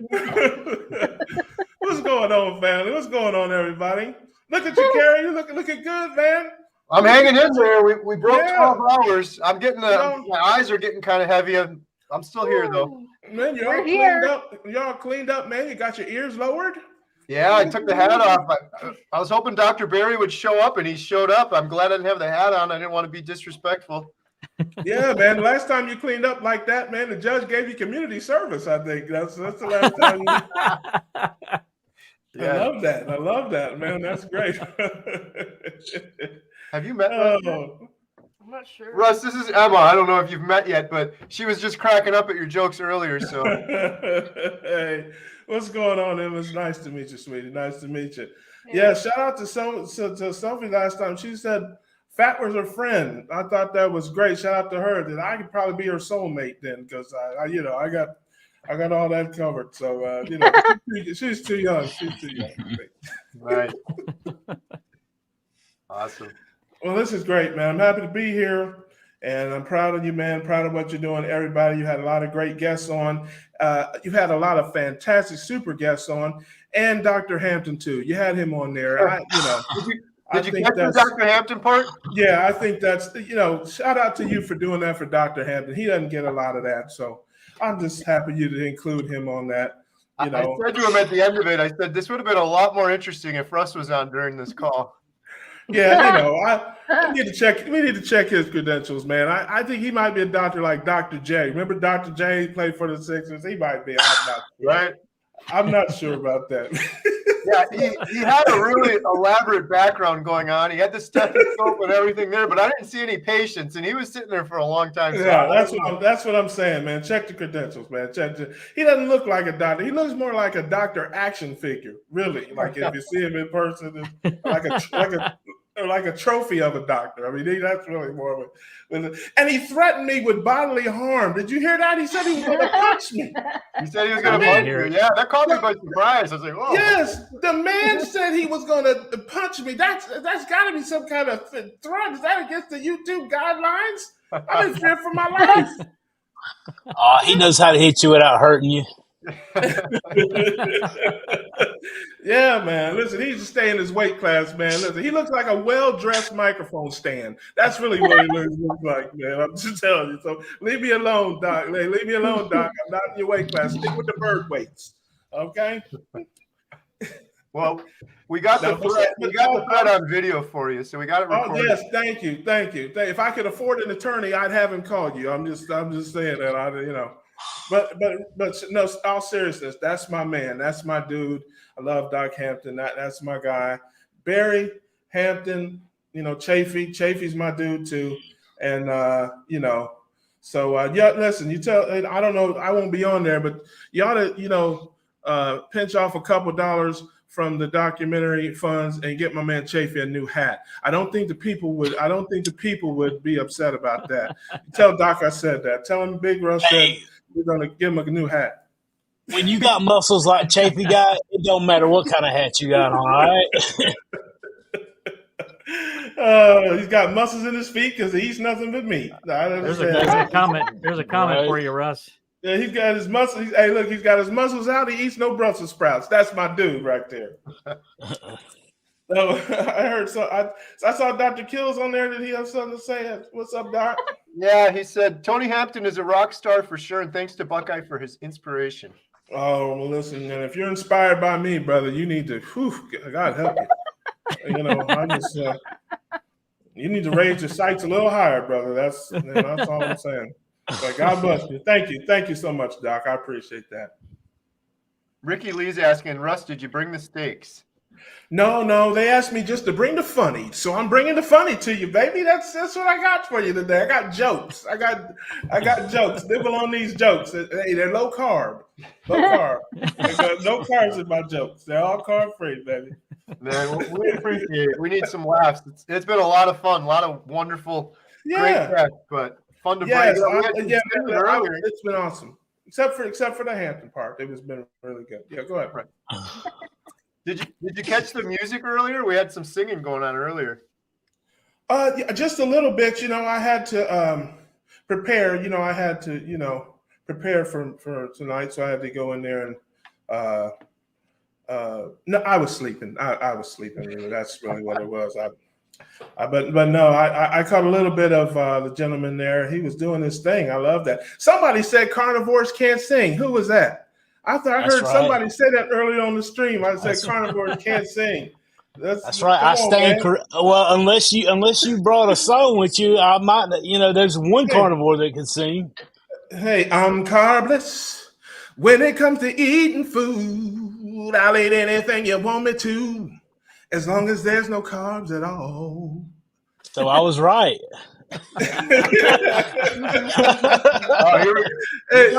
Russ. So Shane did that earlier, and then the comments started coming in. More and more. They're getting requests. Hey, no, this ain't the karaoke channel, baby. This not happy hour. I got one or two goofy songs, and then I guess I'll give you one more. I'll give you some. That was some country. We'll go back to Michael Jackson pop. We gotta share that meat, 'cause we both need the protein. Share that meat with love. I wanna eat with you all night. Fat and protein. That's right. I wanna eat with you all night. We're gonna eat the night away.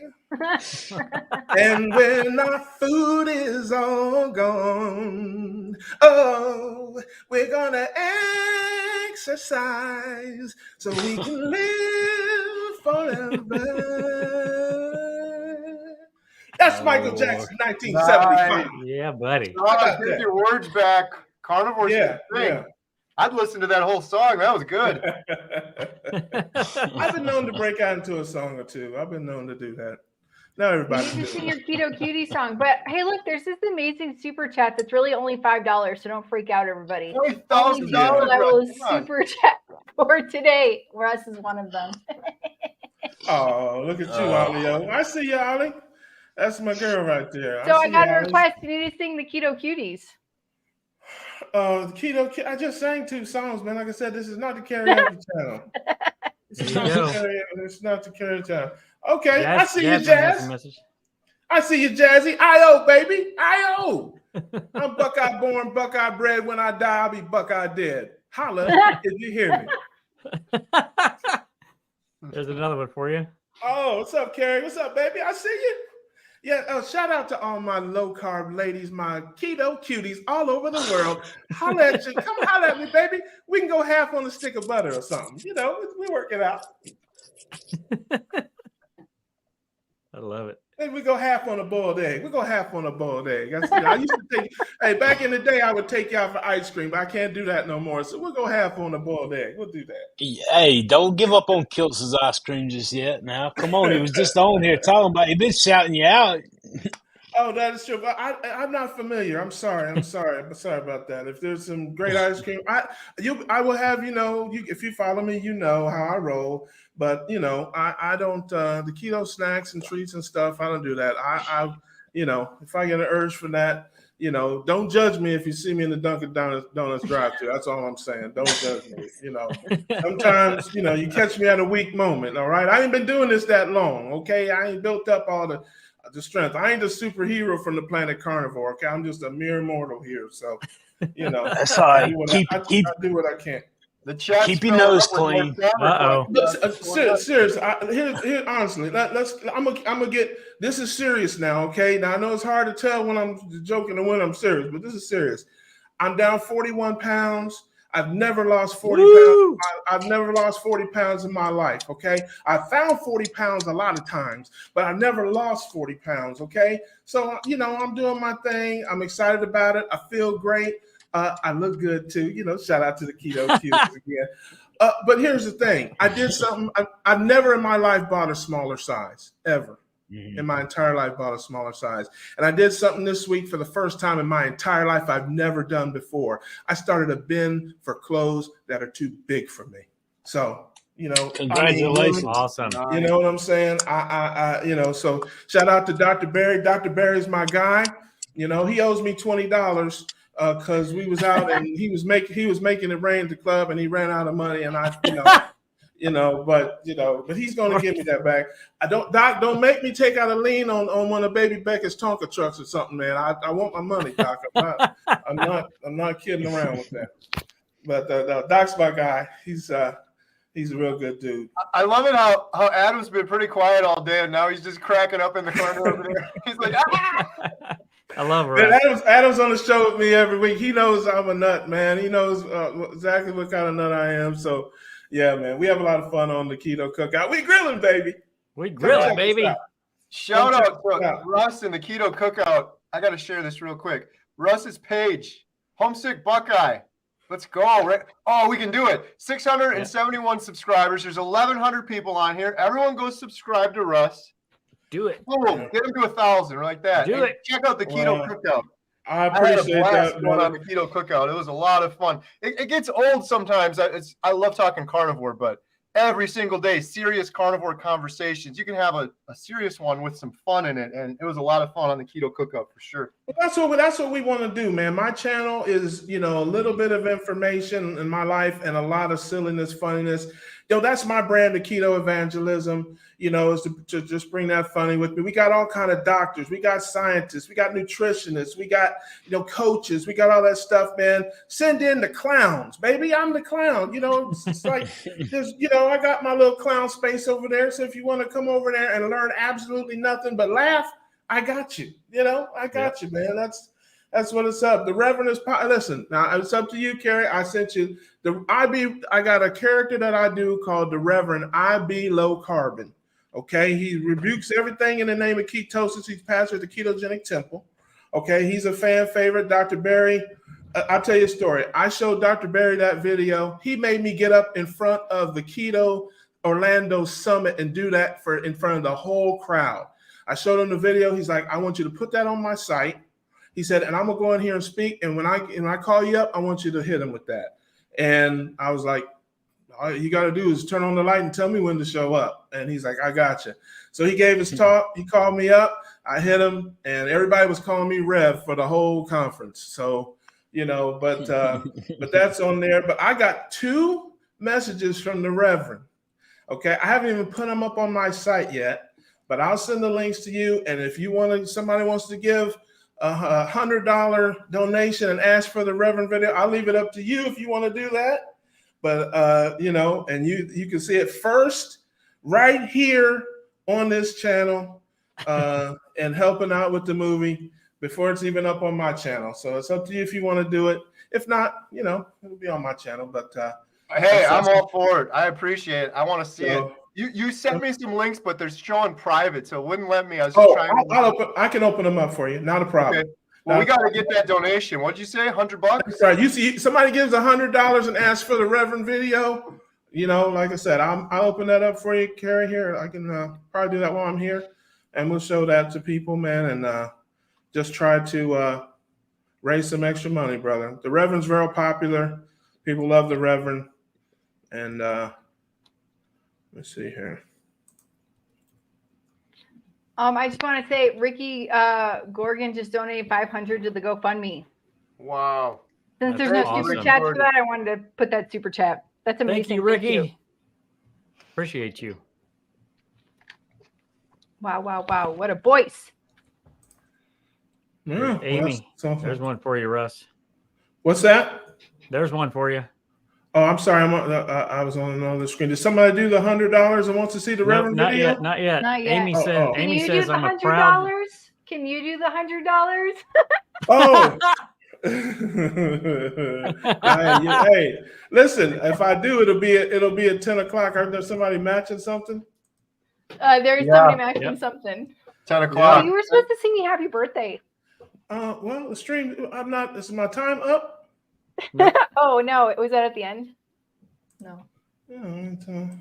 Amy Matthias says, where'd it go? I lost it. I'm a proud MSU Spartan, but I still love Homesick Buckeye. Go green. Oh, thank you, sweetheart. This is one of my low carb ladies, one of my beautiful keto cuties out there. So thank you, sweetheart, for the love. I appreciate that. I just try to, uplift people, inspire people, make them laugh, make them smile.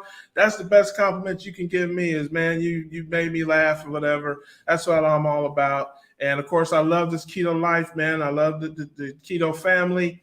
And, I'm a keto evangelist trying to spread this message to everybody, and that's what I'm all about. You should be good on that, Carrie. You can check it out now, Carrie. But I think I'm not the whiz with all the technology. Looks good. So there you go, man. So use them however you want to. They're yours for the rest of the stream. You can do whatever you want with them.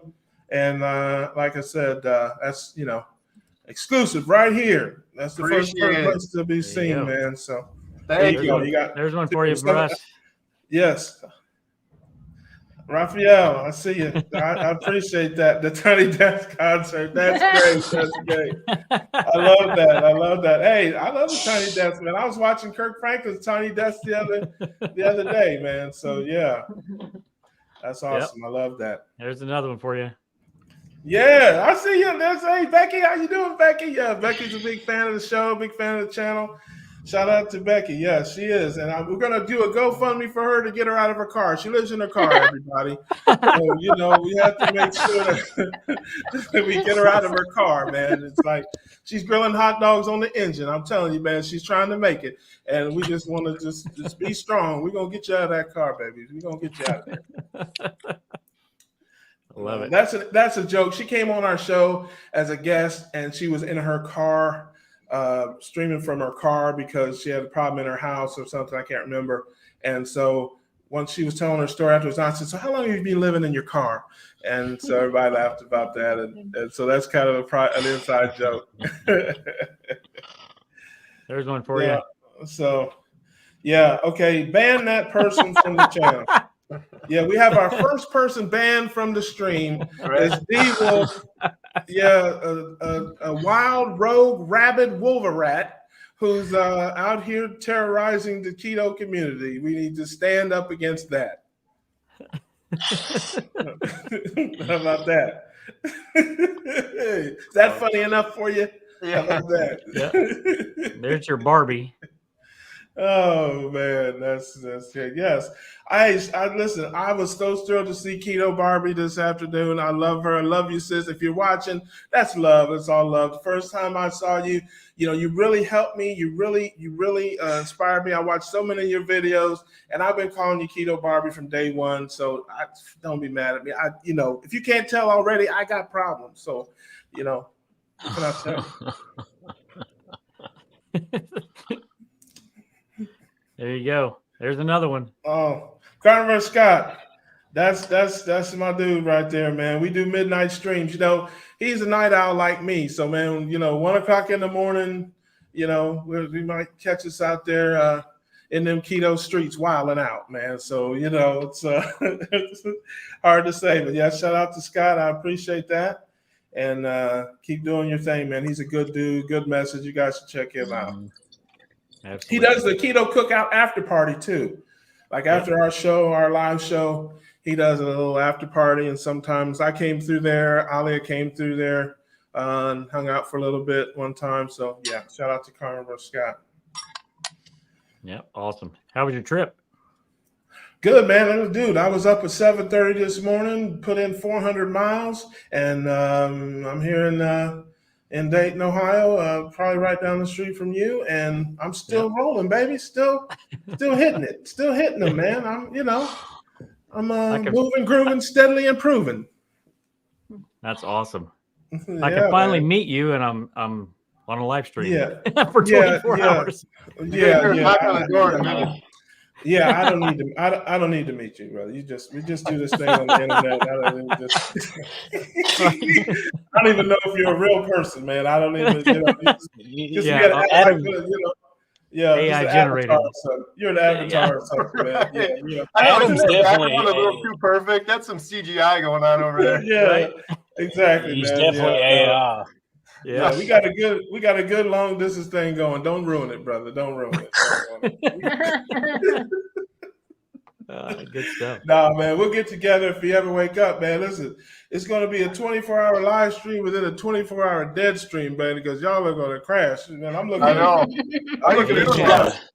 Look, Sean is running on fumes, man. I'm telling you right now. I was running on ribeye, dude. I'm about to go to sleep. I ain't gonna lie. I got 2 45-minute workouts inside of all this, dude. You got about 2 or 3 more hours, and I'm gonna be out on y'all. I ain't gonna lie. Yeah. That's why I don't work out. It makes you tired. That's why I don't do that. Yeah, you sleep good.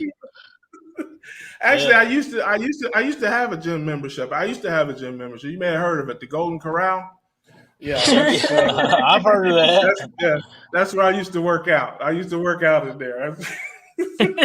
That's right. Yeah, I gave up my membership. But I do have a dream of one day getting a flash mob or carnivores together and just running them out of meat one day. Just run up in there with about 100 carb, man, just kill them. Just wipe them out one day. I get me, you, Kip. We're going to fly Bill Nye in from Alaska. Man, we're going to tear their ass up one day, man. We're going to run them out of meat.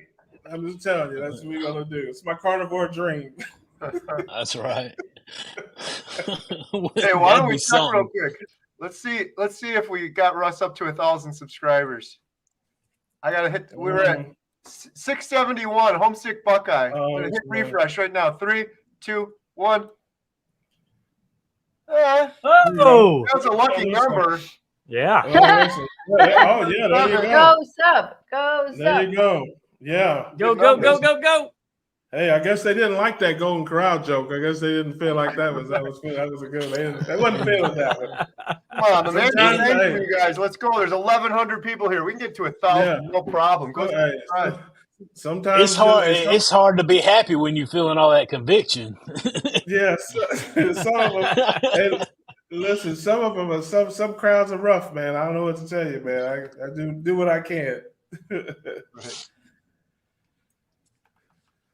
So, Russ, did you do? Was today your carnivore day? Absolutely, man. You know, I have been carnivore the last few days. You know, I'm. You know, listen, man. I don't even know what the rules are, man. Saladino eats more carbs than me, and he calls himself a carnivore. So I'm gonna just start. I'm gonna just start claiming it. I'm gonna just start claiming. I'm a carnivore. Yeah, that's what I am. How about that? You got, you know. You can. This is an exclusive. I'm coming out of the closet. I'm coming out of the closet right now. Okay, I'm a carnivore. How about that? How about that? There you go. Hey, look, I might even have another song for that. I might have a song for that. Ooh. If you ask me what I'm eating, I'll say I'm eating a steak. I just open up my mouth and clean my plate. Then I go out and I look for another slab of meat, and I realize what I never knew before. No matter what I say, I'm a carnivore. There you go, baby. That's awesome. Love it. Hey, that's a real raw American talent, people, right here on this live stream. And listen to me. I want you guys to give. Okay, listen. You don't need to make your mortgage payment this month. Okay, they're not going to take your house. They're not going to take your house. Okay, you got 60 to 90 days before they will repossess your car. Don't ask me how I know. Okay, but listen, if you ain't willing to take a hit on your credit report, you don't give a damn about this movie. How about that? And I said it. I need you to come up off of that bread. I need you to come on now, dig deep. Dig till it hurts. Okay?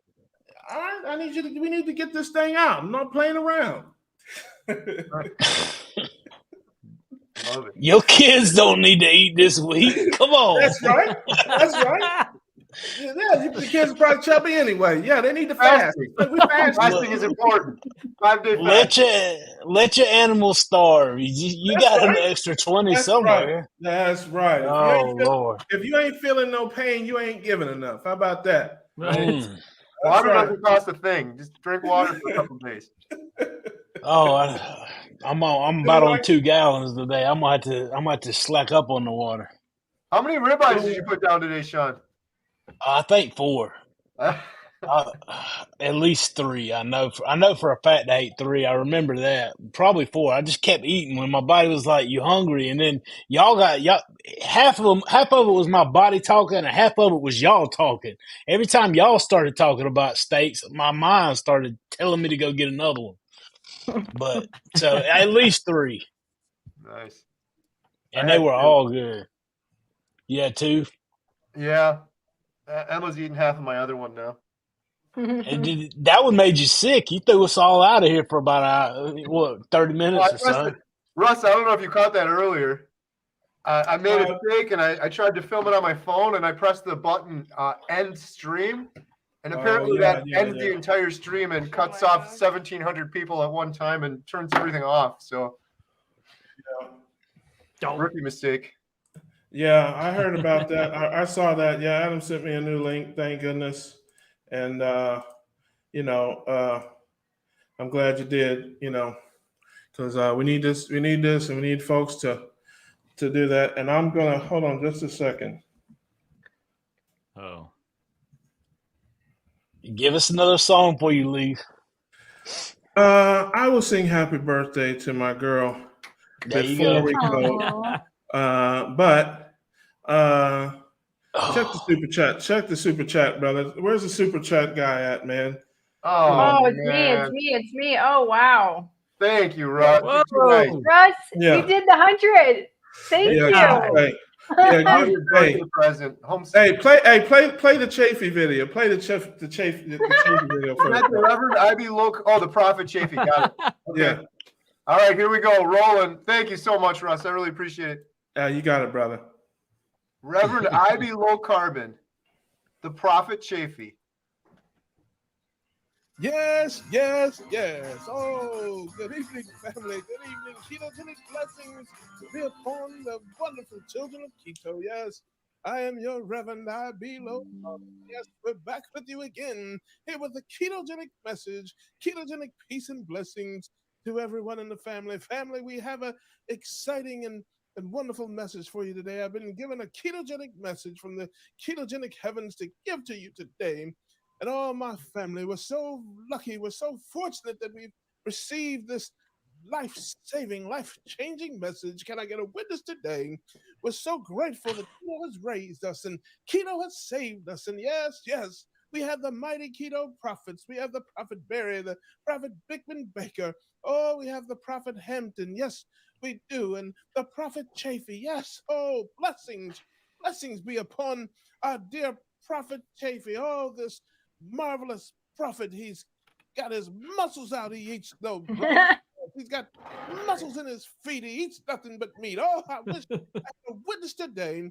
1,000 blessings be upon our dear Prophet Chaffee. Oh, he's given so much for us. Our dear prophet, he's out in the wilderness. He's naked out in the wilderness. He's got no clothes. And he's not there to save the sugar-sick soul. How dare you sit idly by on your couch? You need to get up, get out and tell someone what ketogenic living has done for you. Oh, the prophet, he's done so much for us. He's given the very shirt off of his back to others.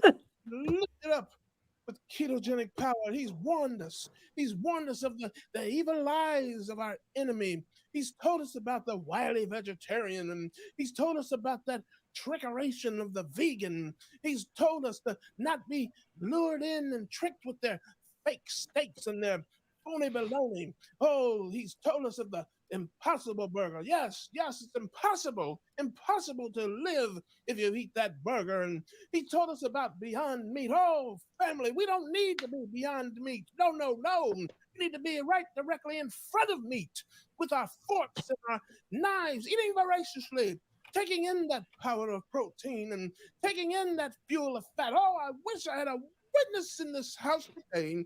Family, the prophet has warned us. We must not be fooled by these lies that were told by these vegans and vegetarians about the vegetables that we must eat and the fruits that we must eat. We must stand strong in these times. We must listen to the prophet Chaffee.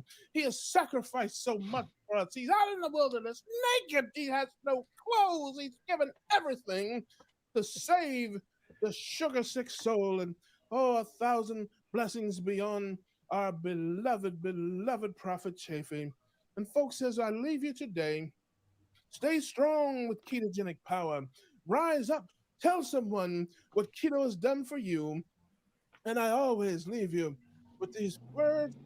I am the Reverend I.B. Low Carbon, leaving you with words of peace and light. Keto saves. Keto saves. Amen and amen.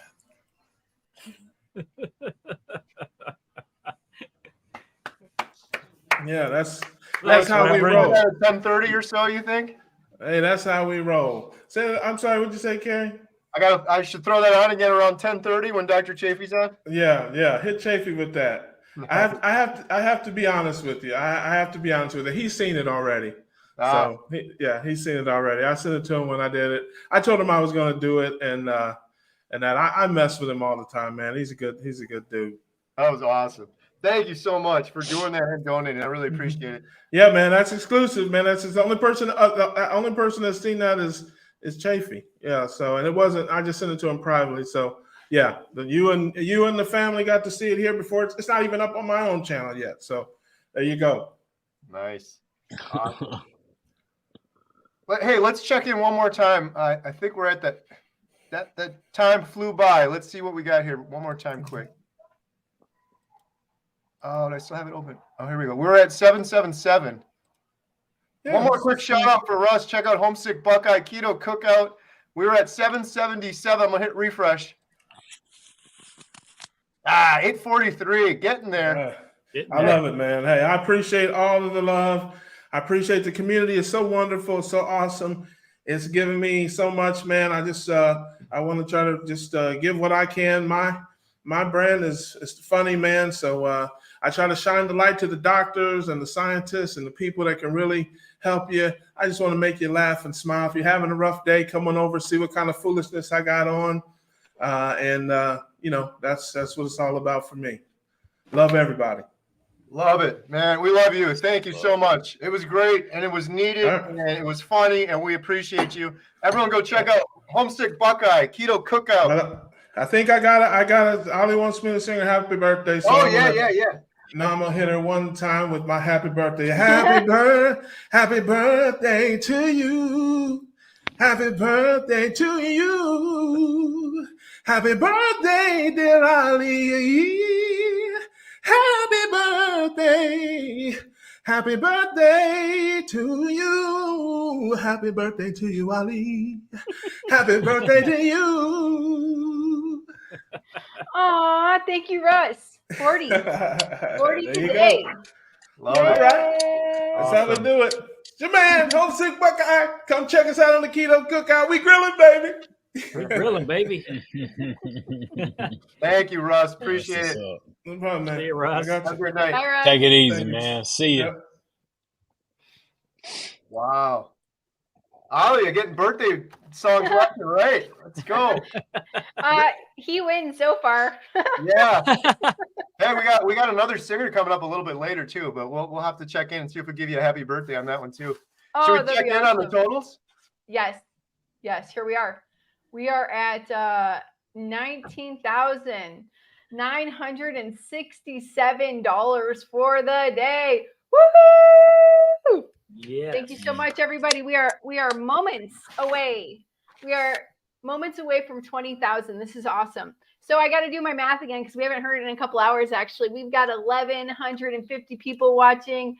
Guys, let's make $100,000 right now. Everybody, do approximately $100 in the chat, and we will be there. Goodbye. Talk to you all later. I gotta go see my kids. I'll be back. All right. Hey, we got another guest. Aaron, how are you? Hey guys, I'm well, thanks. How are you all? We're doing good. We're hanging in there. We got 10 hours and 54 minutes left on the 24-hour live stream. We thank you for joining us. If you wouldn't mind, could you maybe give us a little bit about your background and your carnivore story? Yeah, absolutely. First off, I got to say, what a voice on Russ. I'm glad Alia left so I don't have to try and rival that birthday chorus. But oh, she'll be back. She'll be back. Get ready. Yeah, I'm just trying to get used to this format and everything, but it's all good. Okay, my name's Aaron Edwards, and yeah, my carnivore story. So I mean, I've been following this lifestyle, I guess you could call it, since about January. So I'm fairly new to the whole thing, but basically many years ago in 2014, I got a whole series of health complications that lived with that kind of changed my experience for the last decade.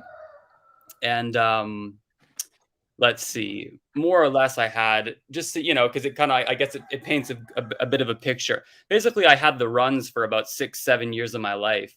And I'm always telling people, like, I think it's interesting people rely on coffee for energy, right? Because it's like, you drink coffee to gain energy, but there's no calories in coffee itself, right? So where's that energy actually coming from? It's enabling your body to tap into reservoirs that are there somehow that your body isn't accessing usually. And so for me, I lived with terrible digestion and literally the runs every day for 5, 6, 7 years of my life. And yet my body was able to run at a normal capacity. which was phenomenal. I don't know how I was doing it, but in hindsight, I think now and I go, well, where was that energy coming from? Because everything I ate just went right through me. It was not a pretty picture. And so eventually, as you would imagine, my health just tanked at some point. I was in bed. I mean, it's never been like, oh my God, I'm bedridden, like a coma, but I'm living in Indonesia right now. And I have been for the last 4 or 5 years. And I woke up one morning in 2019 and I just like, I don't want to get out of bed. And for 2-3 months, I saw doctors. I did this, I did that. And I thought, okay, it's time that I take steps to fix whatever's going on in my body. And you know, I had obviously seen doctors and everything before this. I said, yo, hey, Mr. Doctor, I have diarrhea, and I have had for not months, but years straight. You get all your tests done and they go, oh, looks good, Aaron. Looks really great. Don't know what I can do for you. And given that I was still operating at a normal capacity, forgive me if you guys can hear the roosters behind me. Given that I was still functioning, I thought, okay, well, what can I do? It's that breaking point where you have no choice but to look for alternative answers. And so, yeah, about 3 or 4 years ago, I know this timeline, don't worry about the timeline, but eventually my health tanked and I started looking at alternative ideas. And naturally, I went down the plant-based route, which is kind of the first avenue a lot of people turn. You know, I was watching, I don't know if any of you guys, probably some of you guys have seen, you guys on the panel here and those listening, but there was an interview with Dr. Chaffee and Paul Saladino that recently came out. I think something we were all waiting for. And one thing Paul said that really hit me is that veganism is the first step to moving into an animal-based or carnivore diet, right? Because when you first start learning about just that, hey, maybe the food pyramid isn't all that it's cracked up to be, and you look for alternative ideas, plant-based is the one that jumps right out at you. And so I had a friend that had healed from Crohn's disease going down that road. And so that's what I did. And for about 2 years or so, I ate a lot of fruit. There was 1 month here in Indonesia where I just ate mono meals of either papaya, bananas, or mangoes for an entire month. Just going off that premise, which I still, adhere to this day, which is that food doesn't necessarily heal the body heals itself. You're trying to remove what is inhibiting your body from healing itself, which works in many cases. Obviously, proper nutrition is another side of that coin, but it's not usually maybe the most imperative, at least initially. So anyways, for 2 years, I just watched my body and my eyes just shrink, my skeletal mass just wither away. I get a lot of comments on my videos. Well, less than you might expect, actually. People saying, hey, you're full of bogus, Aaron. I've been eating plant-based for 5 years. I feel great. I'm lifting heavier than ever. To them I say, well, that's phenomenal, but that's a luxury that so many of us can't afford. I think we're all pretty level-headed in this space, in the sense that you don't need to be 100% pure carnivore. It's just like changing the conversation around what the core principles are with dieting, changing the whole paradigm, if that makes sense.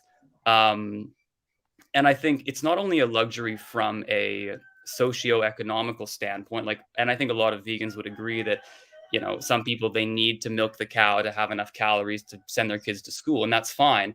But also from a standpoint of metabolic health, this person that comments on my video saying, yeah, I eat plants and I do great. To me, it's akin to someone saying, oh, you can't get to school on time. Well, I just drive my Ferrari and I get to, just buy a Ferrari. You know what I mean? And so I say to them, yeah, that's great. But moving on my story, and feel free to cut me off or ask any questions along the way. I'm just rambling on right now, but my body never really got better. It was not a good time, and it was very depressing, for years of your life to go without any libido or real will to have much of a life at all. It's not a nice place to be. And moving into how I started carnivore. So what did it was I was doing a 22-day water fast. And for people listening, I think fasting is great. We're not going to get into that right now. If you're going to fast for 22 days, you might want to read a book or talk to someone about it. I'm not saying go out and do that, but there's certainly something there. And that was just out of desperation. It was like, and I think everyone goes down such a similar path and eventually finds these, Carnivore Scott, $5, woo, that a guy. Eventually finds these different healing modalities. And so this is how it all started for me. I think going carnivore was the result of finding myself in a very primal situation.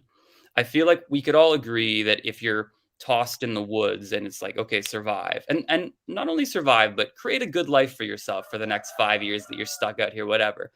We all resort back to that basic human instinct of being hunters and being gatherers to some degree as well. I mean, I think most of us are more excited to go out and hunt stuff than dig up roots. I think we can all agree on that point. And it's probably, well, depends where you are in the world, but there's these primitive moments where we question everything. And when I was in this fast, I kind of had this like grounded moment where I hadn't eaten in 10, 12, 13 days. And what actually did it for me that made me start to question the narrative that I've been buying into for, a long time at that point, because I never really questioned the whole plant-based thing. It was just all I knew. And I thought, well, this is just, I don't know, it's got to work, right? And I was looking up, I was looking up a lot of food stuff when I was fasting, not from a place of hunger, but from a place of, I know I'm healing some mechanisms in my body, and I'm excited when I finish this fast to make overnight oats. That's what I was into, overnight oats. And I was looking up how to make them, and some blog was like, yeah, you have to ferment them so that their nutrients are more bioavailable and you break down whatever phytochemical type stuff.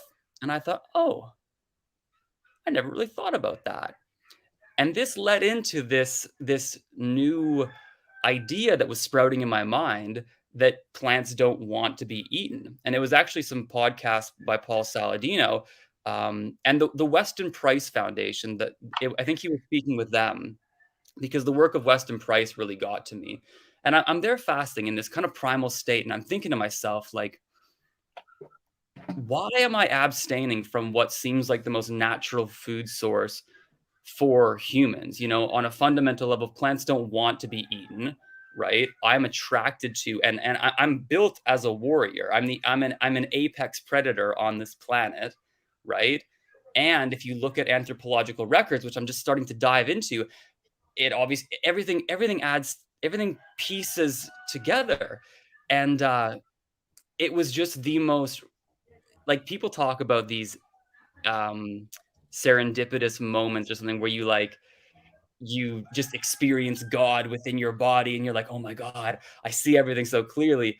And I wouldn't say it was quite that, but it was certainly a turning point in life where I thought, wow, I want to live like my ancestors fought and died and did their absolute best so I could be here to just eat fruit all day. Like, it does not make any sense. And so, yeah, when I broke my fast, I had some good coconut water and things. And then I eventually started bringing in animal foods. And that first week or two of eating, you know, because I was still doing a lot of fruit and stuff as well. I was just thinking, eat everything you want. And that was, you know, some pineapple, some durian. I don't know if you guys know durian. It's that tropical fruit that some people say smells like sewage or trash. It's the best thing ever. I think it's amazing. Yeah, go on. No, I was just saying. I think I will forget because I'm so tired. I think, but I think it's amazing that, like, what you're talking about. like I see the consistent theme that it doesn't have to be perfect, but we get just enough information from the source that starts you to questioning. Because whenever I found out about carnivore, it was from two people that neither one of them eat this way all the time. They were just having a conversation about it. You know what I'm saying? Just gets you enough to question what you know and send you on that search. You know, Yeah. that's beautiful. Something that I find so fascinating and why I'm so pleased that you guys are running this and, raising, because it's raising money to put out and kind of collaborate and create a documentary on carnivore, right? Which is so needed for so many reasons. The main one, I think, like, yes, health is great. We want people to eat and heal their bodies, and that's all great. I love that. I'm a walking example of how that is needed. However, I think it's important to give people the other side of the coin, given how much propaganda is circulating on the other side of the coin. You know what I mean? Like, those people out there that are at a blank for what to do with their health, if you just go on the main media, you don't have access to this information unless you start to dig a little bit. Like, there was some Nazi text kind of thing in a book. I forget exactly where it's from, but basically it says, to control the people and make them think something that isn't necessarily true, you just tell a lie and then you keep repeating it, right? And if you just keep repeating it, eventually it becomes fact. Like, if we look at saturated fat and its correlation with heart disease, right? Like, that is something we've thoroughly debunked. We've seen in the past where it was not only false, but fraudulently put forward. And yet it's been told so many times that I still, and I'm sure you guys as well, get people bringing this up. Like, oh, but what about this? And you're like, no. This is not a thing anymore. We need to actually change this entire paradigm. And forgive me, I'm kind of all over the place, but another reason I think this is so important. Geez, what was I saying? I'm a little bit lost for words right now. It was just how important it is, getting this documentary out and getting the source and getting that information out to people. Can you imagine like what it would be like? What else we've been lied to about that we need to seriously rethink and reconsider? If we're wrong about something so basic as nutrition, and that's such a basic necessity, right? What else are we wrong about, right? That's where my mind goes anyway. Yeah, no, absolutely. And I just realized what I was saying, and it's to do with autonomy. I think we can see that, at least, I don't know, the anthropological, archaeological record seems to point in the direction that obviously when agriculture started 10,000 years ago, our entire livelihood took a hit, right? But as well, it seems like that's where a lot of wealth disparity started, right? Going from a more egalitarian system to the ability to control masses of people, the kings and the peasants, kind of, because you can hoard resources for the first time ever, right? And we see this happening in real time in all wars that have been fought. You control the food supply, you starve out the enemy camp. Look at the Native Americans and how they wiped out the bison and everything. Like, this is anyone that understands history understands the textbook nature of this. And I think this is, to me, even the most important aspect of all this, is that within the sort of plant-based agenda where these people are making their dollar bills at the expense of the general population, it takes away the autonomy of the individual, not only to make healthy choices, but to make, local and self-informed choices, right? Because supporting your local farmer and that kind of local complex is such a beautiful thing, and it gives people that autonomy. Whereas any grain that's produced on a mass global scale, like, if you take away the animals, one, it's not even possible because you need to rely on external fertilizers and things. But it's like the very autonomy of our biology is at stake right now. And I think to me, that's the most exciting aspect of this, because, you know, at some point, hopefully we all realize the profound ignorance that we've been living through for the last, let's say 50, 60 years, right? And we move in the right direction. But I wouldn't want us to get to the point where everyone's like, oh my God, I should actually start eating a natural human meat-based diet. But where are all the cows? Because, you know, we've been, I think there's, I don't know the statistics exactly, but cattle ranchers at large are diminishing because the government's putting so much constraint on them. And so I think the necessity of us voting with our dollar to move in the right direction needs to start now. And it needs to be a very clear indication to the masses that we're not going to live on gruel and eat bugs and be happy about it, kind of thing. Mm-hmm. Absolutely. We got a quick question for you, Aaron. Yeah, go on. Is this, should I read it? Yep, sure. Okay, Aaron, your videos are so informative. Thank you. Happy to see your question. Have you had a hard time finding quality meats while traveling, but to head to Latin America for 6 months, and I'm considering how to continue carnivore? So I actually get a lot of questions. I live in South America. So go ahead, Aaron. I mean, yeah, I'll take it from my perspective, and Ali, if you want to chime in as well. I mean, I get asked a lot about how I find quality meats in Bali, Indonesia, and I'm actually pretty fortunate that there is quite a few. They are a bit more expensive here. A lot of the meat is from Australia, which sounds far away, but it's actually like just a hop, skip, and a jump from Bali. But I haven't been traveling around. I live abroad, but I don't consider myself traveling. I'm just living in my house. I get meat ordered to my house once a week or two. So I'm blessed. And I've heard that Australian beef is some of the best in the world. So I feel quite grateful in that regard. I have friends that have lived in Bali and then left traveling and been like, yeah, it's tough where I'm going. I mean, one of the best things to do is, you know, Google the place you're going and look for these kind of local butcher shops and go from there. Yeah. So how much more has your perspective changed being able to get outside of just one country and see the dynamic from other places in the world, different location, you know, whatever? Has it helped you in any way form a more clear view or more clear opinion about things, or has it just led to more questions for you personally?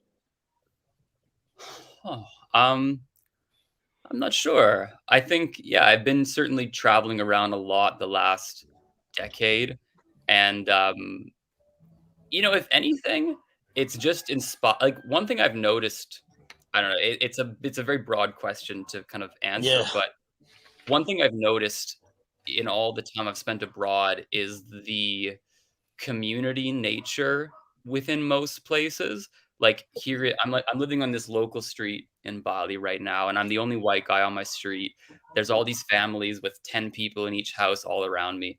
And I've noticed just how happy and community-based they are. And if I've learned anything from the blue zones, it's that one, they actually do eat a lot of meat, but two, they are very community-based. And and they're just happy. They're happier than we are in the Western world. And I'm actually moving back to Canada. I'm originally from Vancouver Island on the West Coast. I'll be moving back there in 2 months. And I'm really hoping to be able to bring some of these values and, I don't know, remember my priorities when I move back to this culture that I don't really resonate with so much. Like, you know, everyone living in their separate blocks with their separate lawnmower and their separate car, and kind of this isolation in these other societies. And it, you know, when it comes to diet, I don't actually know how I've thought about it. You know, it's funny. A lot of people here, I tell them, yeah, I just eat meat. Whereas the local, you know, they aren't able to do that, unfortunately. They mostly eat rice and grains. And I'm always trying to give them little health advice or giving them some lard to replace their vegetable oils and stuff, and educating where I can. But yeah, it's been interesting living abroad all these years. So, Aaron, on the timeline, like how long have you been carnivore now? Yeah, so let's get into that. 7 or 8 months. Yeah. So how was it for you? Sorry, how was it for you? Like when you first started, was it tough transition into it, and how long until you had that moment where you're like, wow, this is actually really working for me? I would say there was a bit of a tough transition in the first week or two. I was eating a lot of like rendered meat and kind of oily melted fats and stuff. And there was a few nights where, and again, I was like 110 pounds, being at about 150 of my natural weight now. Like, because I had just done that fast, and that's where I learned, oh my God, got to eat some meat. And in the first few weeks, I was eating all the fruit and stuff, a lot of fruit and honeys and milk, and enjoying everything, right? And then I just started to kind of think about it more, and I thought, I don't really need all this sugar. And again, do what you want to do, but I just felt like a pure carnivore diet was what I needed at the time. And so I moved into it, and there was a few nights I'd wake up at like 2 a.m, just feeling really nauseous. And then I would go downstairs and drink some honey, and my body was really confused because yes, I was switching fuel sources, but also I was so underweight, so I didn't have a lot of residual fat on my body to be burning as my body learned how to move into this new fuel source that I had avoided for the last 3 decades, right? But basically I just did 2 things, and it made it really easy. I started eating a lot more raw stuff, having everything very rare, no rendered fats, just raw meats. And then it was great. And I'd say about 2 weeks in, I felt better than I had in many, many years. It was like it was a really cool experience to be so low at some point and then start eating a bunch of meat. And I was still super light, right? But about 2 weeks in, I was just like, I feel like Superman. And there was no cravings. I was like, yeah, this makes sense. Feels good. It feels like every day is my birthday. I just eat a bunch of meat. It's so simple. Even living in the tropics, I didn't really crave like a mango or a papaya. And now I have them every once in a while, but like I felt so satisfied. And then for months on months, I just ate meat and watched my body get bigger and stronger. And my eyes, they're still a little bit hollow, but compared to where they used to be. Is it okay? Do you mind if I share your before and after? I think it's from your thumbnail. Oh, yeah. Just to show people, because it's crazy, a transformation you've had here. I mean, for perspective, if it's what, yeah. I wasn't I wasn't that skinny purely because of plants and stuff. I had just done a fast, but if I had brought up a photo of me on plants, I wasn't that much bigger. Like it's still an incredible jump. Wow. Mm-hmm. And so there's no turning back now? No, I mean I see a lot of people commenting on this. What's the statistic? Like 80% of plant-based eaters move back in. They go the fish and the eggs, and then maybe some, I don't know what comes next, chicken, right? But people that go onto an animal-based diet, you feel so good, you feel so grounded, you feel so relaxed. There's no going back. I mean, given that I have only a couple months left in the tropics, I am trying to go out of my way to, have some tropical fruit now and again and enjoy myself, because when I don't know what I'll be doing in Canada or if I'll be in this part of the world again. So I might never have a ripe papaya again. So I want to enjoy that. But it's so interesting when you adopt this nature-based way of eating. Like I don't, a papaya is nice, but like it's got nothing on fatty ground beef, in my opinion. True. Hey, Aaron, is there anything that you want to plug before we bring on the next guest? Yeah, I guess you guys can see my name on the screen, Aaron Edwards. So if you want to see me on YouTube talking a bit more about meat and stuff, that's where you can find me. Or on Instagram, it's Aaron Edward, but I couldn't secure the S. It was not available. So just And yeah, on my channel, I've shared a lot about my journey, but I've been kind of taking a break the last bit, planning all the stuff for my journey back to Canada. But yeah, I'm hoping to move more into, like I was saying before, like it's bigger than just eating meat. I think it's returning as a human to a natural way of living. Yes. That is more in harmony with nature. You know, it goes so much deeper than just diet. It's our autonomy. It's spreading our toes. It's touching the ground. It's breathing through your mouth. It's denying the ability for corporations to dictate how we live our lives, right? And so that's kind of what I'm branching into, and that's where people can find me. I really like that most of what I see through the stories that I'm hearing the whole entire time is people standing up and putting forth what they are for, not what they're against. It's easy for us all to be so negative about what we're against and be loud about those things. But like, there's so much positivity, whether it's, you know, whoever it is. I've seen a lot of that in this space.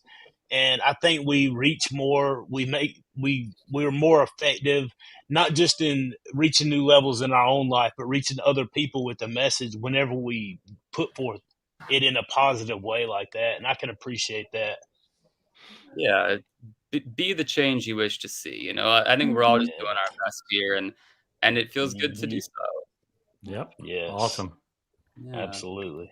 Well, I thanks just for need to say hanging. one Thanks for thing. hanging. Yep, I need go to say ahead. one thing. Aaron, one of your videos is like one of the first videos I saw on the subject. Maybe in the first like 100 videos, but yours stuck out, and I remember that really well before I started carnivore. Even though I'm not coming from where you were, I was trying to lose weight, not gain weight.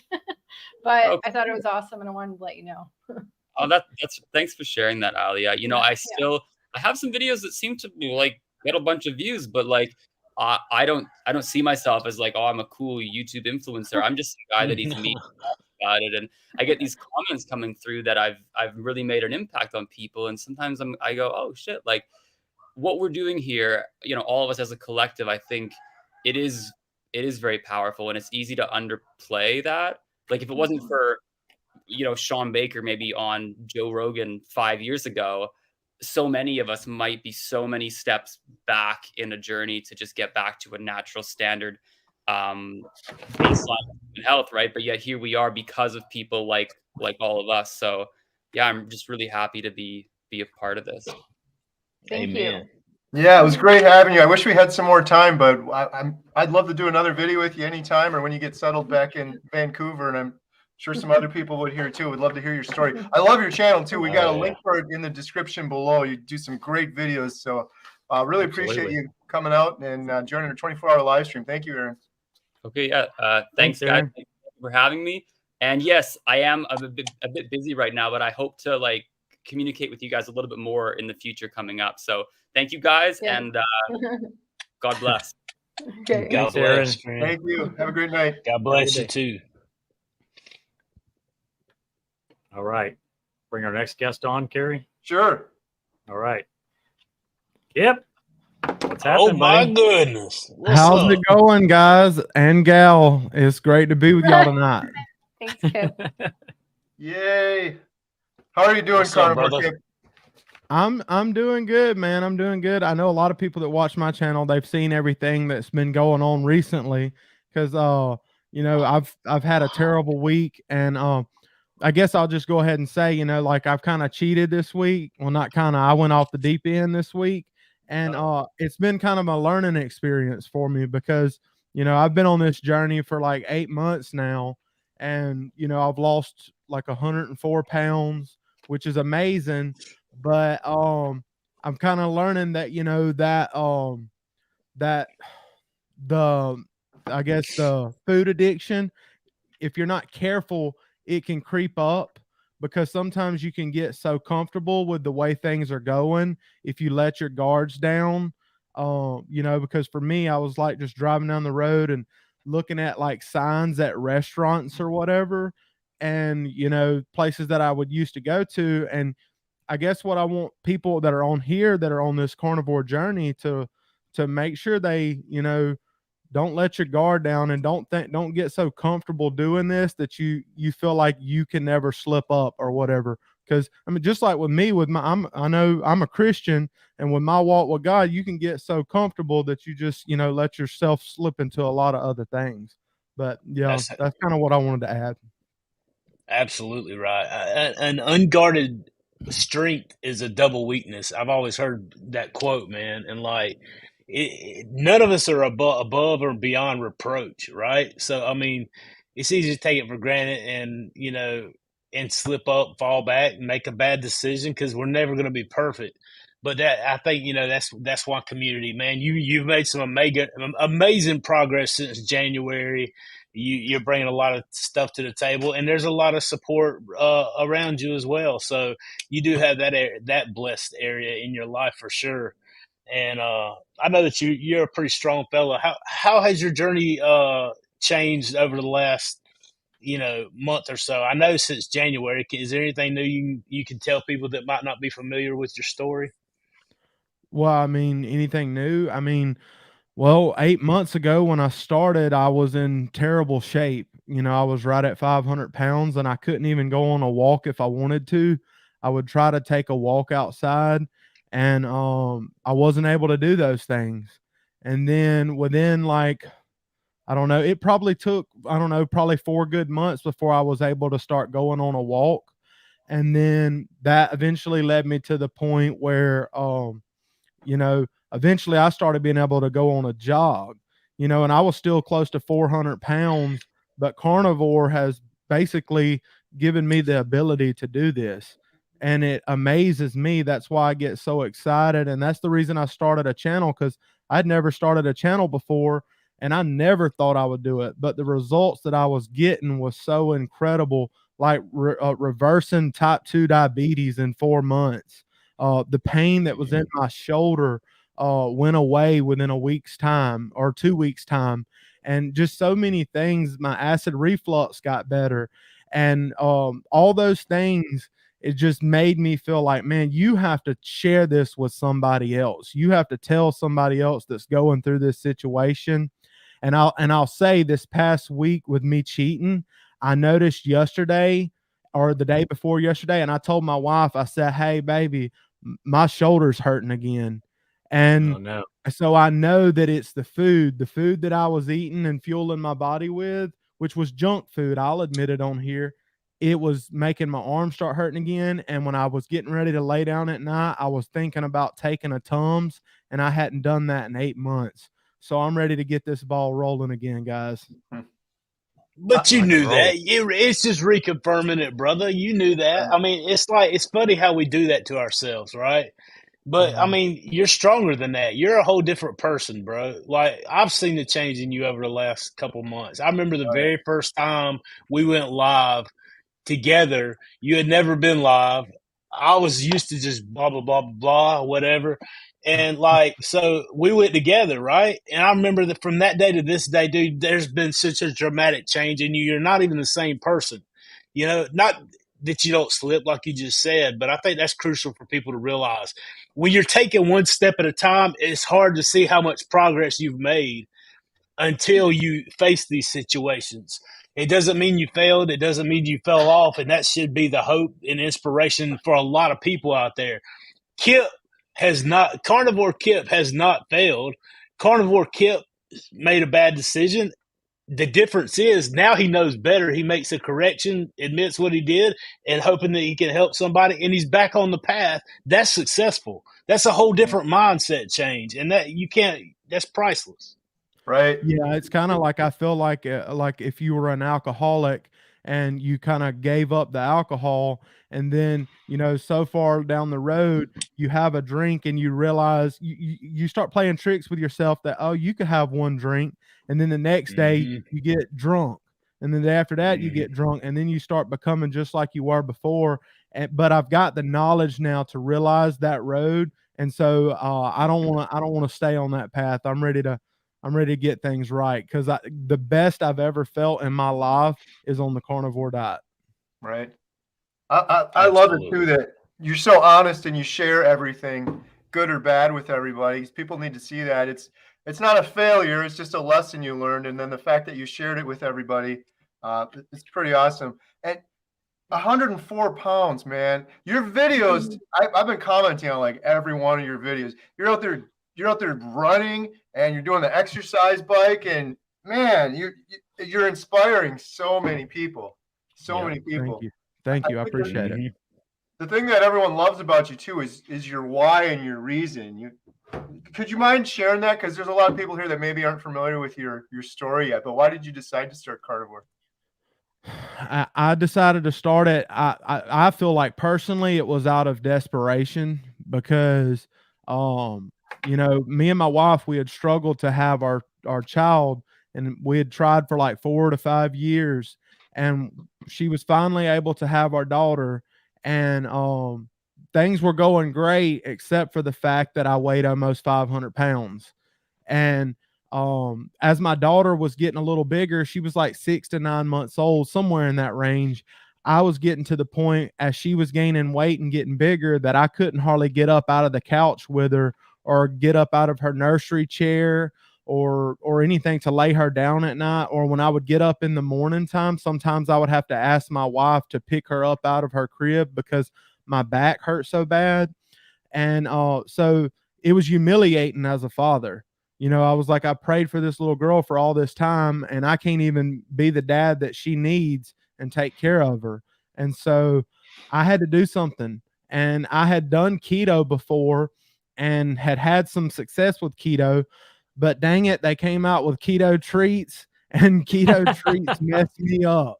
Like, because there was always keto pancakes and keto cookies and all this other stuff. And, you know, so eventually I would just get tons and tons of that stuff. And then later on, I'd be like, man, I'm going to just get the regular ice cream because it's right beside the keto ice cream in the store. So it was just this slippery slope for me. And so I had heard about carnivore, you know, from, of course, Dr. Barry. And then I'd heard about it from other different people that have podcasts and things. And so I decided in January 2nd, that I was going to do it. And man, I'm thankful that I did because it's changed my life. Yeah. Awesome. We got a couple super chats for you here, Kip. Awesome. Kip, representing Alabama. You are the man. Mr. Kip, you know I'm here to cheer for you. Oh, Thanks, yeah. Paulette. I know both of them, and I like watching Scott's channel in the evening time. Awesome. Carnivorous Dude, $2. Thank you. You inspire me to share on YouTube. And we got one from our brother Homesick Buckeye. That's the class clown right there. Carbageddon is real. Hey, here we go. We got one from Solar Flare, $100. Wow. Thank you. Thank you, Carrie, Adam, Alia, Kip. Intentional for all you do and have done. It is all a very slippery slope, and we're always learning from the lessons we learn along the way. Absolutely. So true. Carnivore. I want to know. Go ahead. Sorry, Sean. Go ahead. No, I was gonna say, how's it feel about that running though, man? Like I started working out Monday and trying to get a little more in too. And like, I just feel so much better when I get out there and get that done. I mean, being able to do that stuff, man, how's that feeling to you? Incredible. And, you know, I can't run a 5K today, but I can promise y'all that I'm going to run a 5K. That's what I started telling myself. And before Carnivore, I never would have said anything like that. That sounded crazy. And so, because I was stuck on the couch. And so, I mean, in the beginning, my back hurt so bad, couldn't walk, and then got to the point where I could go on walks, got to the point where I could start jogging a little bit and running some. And like I said, I can't run super far, but when I do it, it does something to me mentally. Like I feel like getting out there and moving your body and exercising, even though, yes, you can lose, if you're trying to lose weight, you can lose most of your weight with just your diet. But I feel like people were designed to move their body, or like people worked hard for years and years and years. They didn't have the luxuries that we have today. Like we can all have corporate jobs or whatever different jobs that you may have. And a lot of the jobs nowadays, you're sitting behind a desk or something like that. There was no job like that 500 years ago. You worked. And so people they might not have went to the gym, but every day was like going to the gym. And so whenever you're eating the right food plus you're exercising on top of it, it's life changing. And it does something mentally that I can't explain, but I know that I've experienced it. That's awesome, brother. Yeah, you're so inspiring, and your YouTube videos too have just been wonderful. How's that been for you, Kip? Because obviously you're on your own personal journey, but you got a lot of people coming along for the ride that are commenting and supporting you, and that you're inspiring to do the same thing. How's that sort of been for you? Well, I mean, it's been awesome because it's been helping keep me accountable to stay on this journey. You know, when you have a YouTube channel, you never want to let your people down. I know that at the end of the day, I have to do this for me and I have to do this for my family.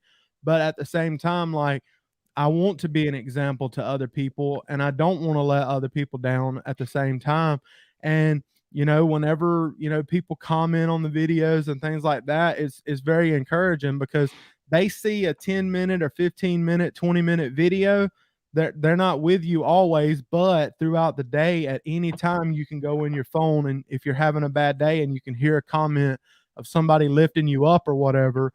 And even whenever I was still cheating, you know, somebody would put a comment and say, "Hey, we love you, man. We're praying for you," this, that, and the other. And I'm just like, dude, that fires me up to get out and run right now. Do you have a goal date in mind? Like for when that 5K, like, have you, I mean, you don't have to tell us if you don't want to, but like, is there like a date that you in your mind subconsciously you're like, by X day, I want to do this thing. Like, even if it's way out there, whatever. Do you have that day? I didn't set a date on it, and I didn't even think about telling people that. I was doing a video, or it might've been a live stream, and I just come out and said it without even thinking about it. And I'm like, man, I just said that. And now I'm like, I got to do it. But I don't know. I think I could probably do it within, I don't know. I mean, I still weigh about 380 pounds, somewhere around there.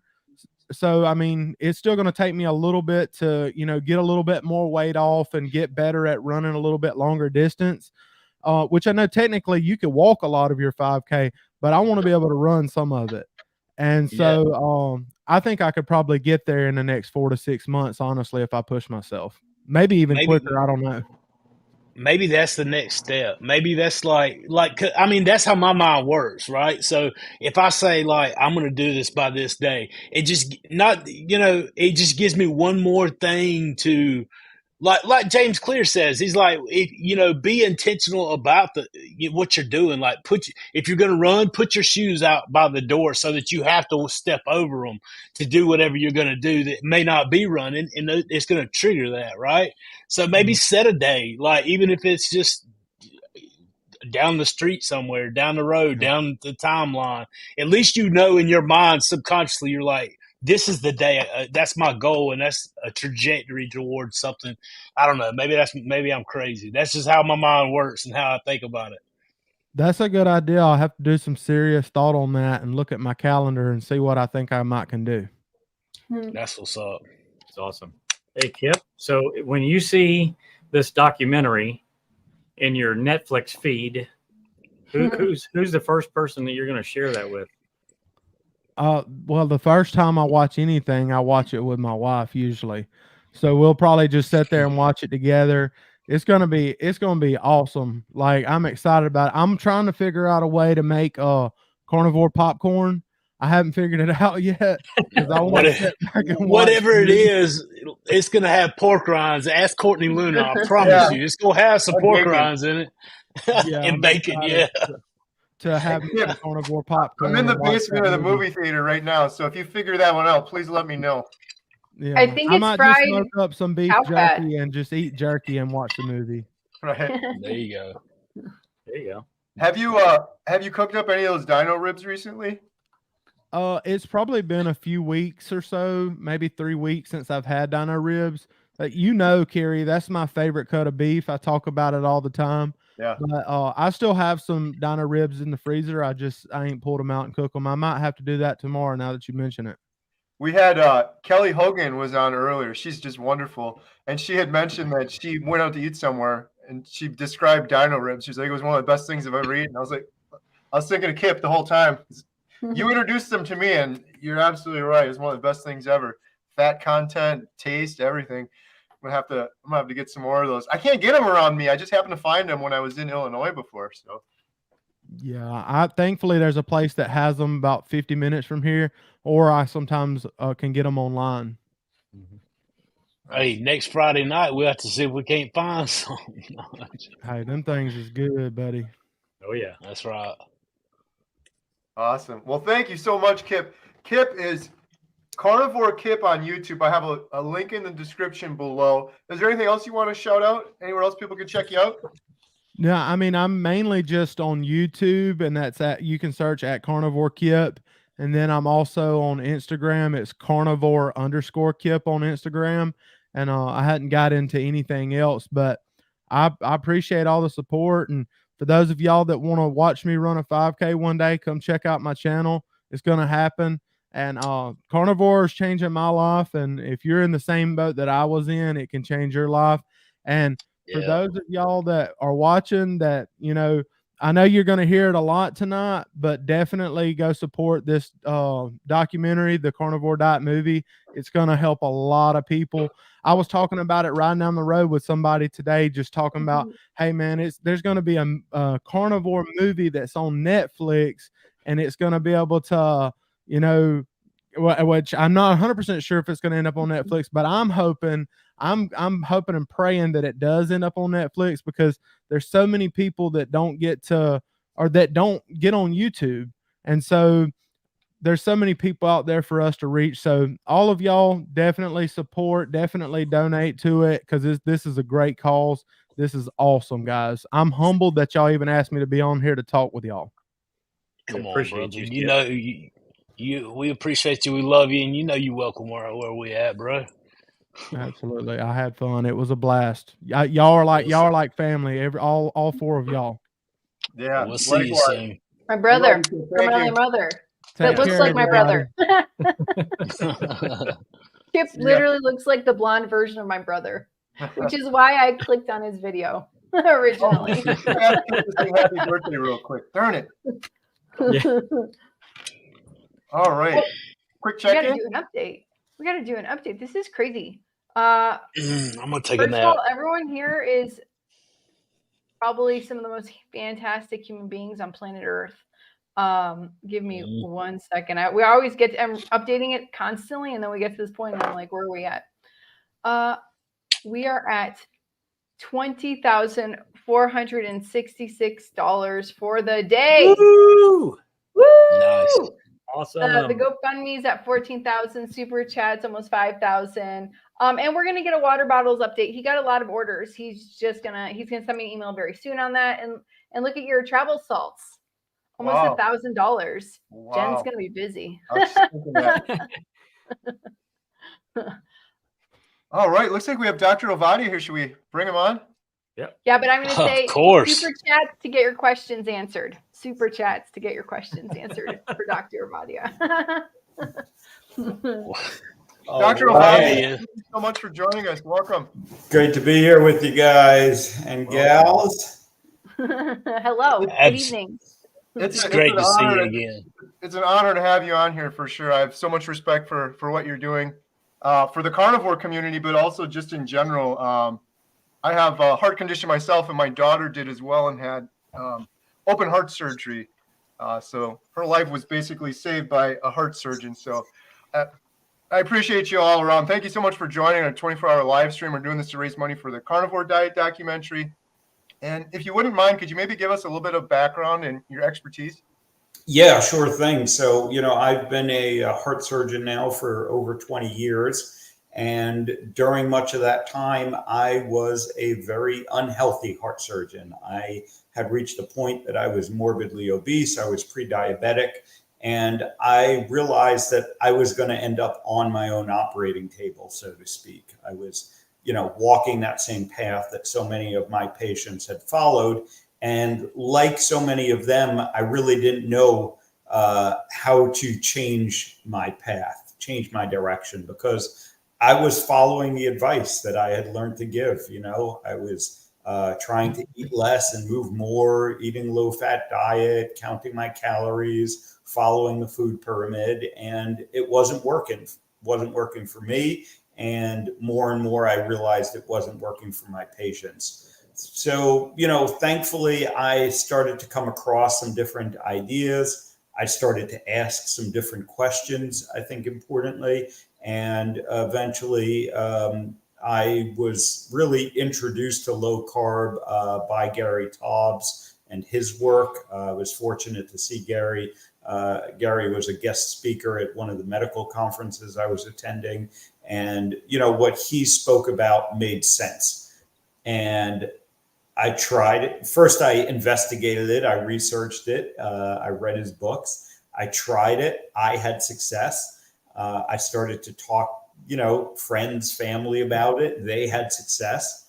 And then I kind of circled back and said, why didn't I know about this? You know, how had I gone through medical school and at that time over a decade as a heart surgeon and never heard about all this stuff?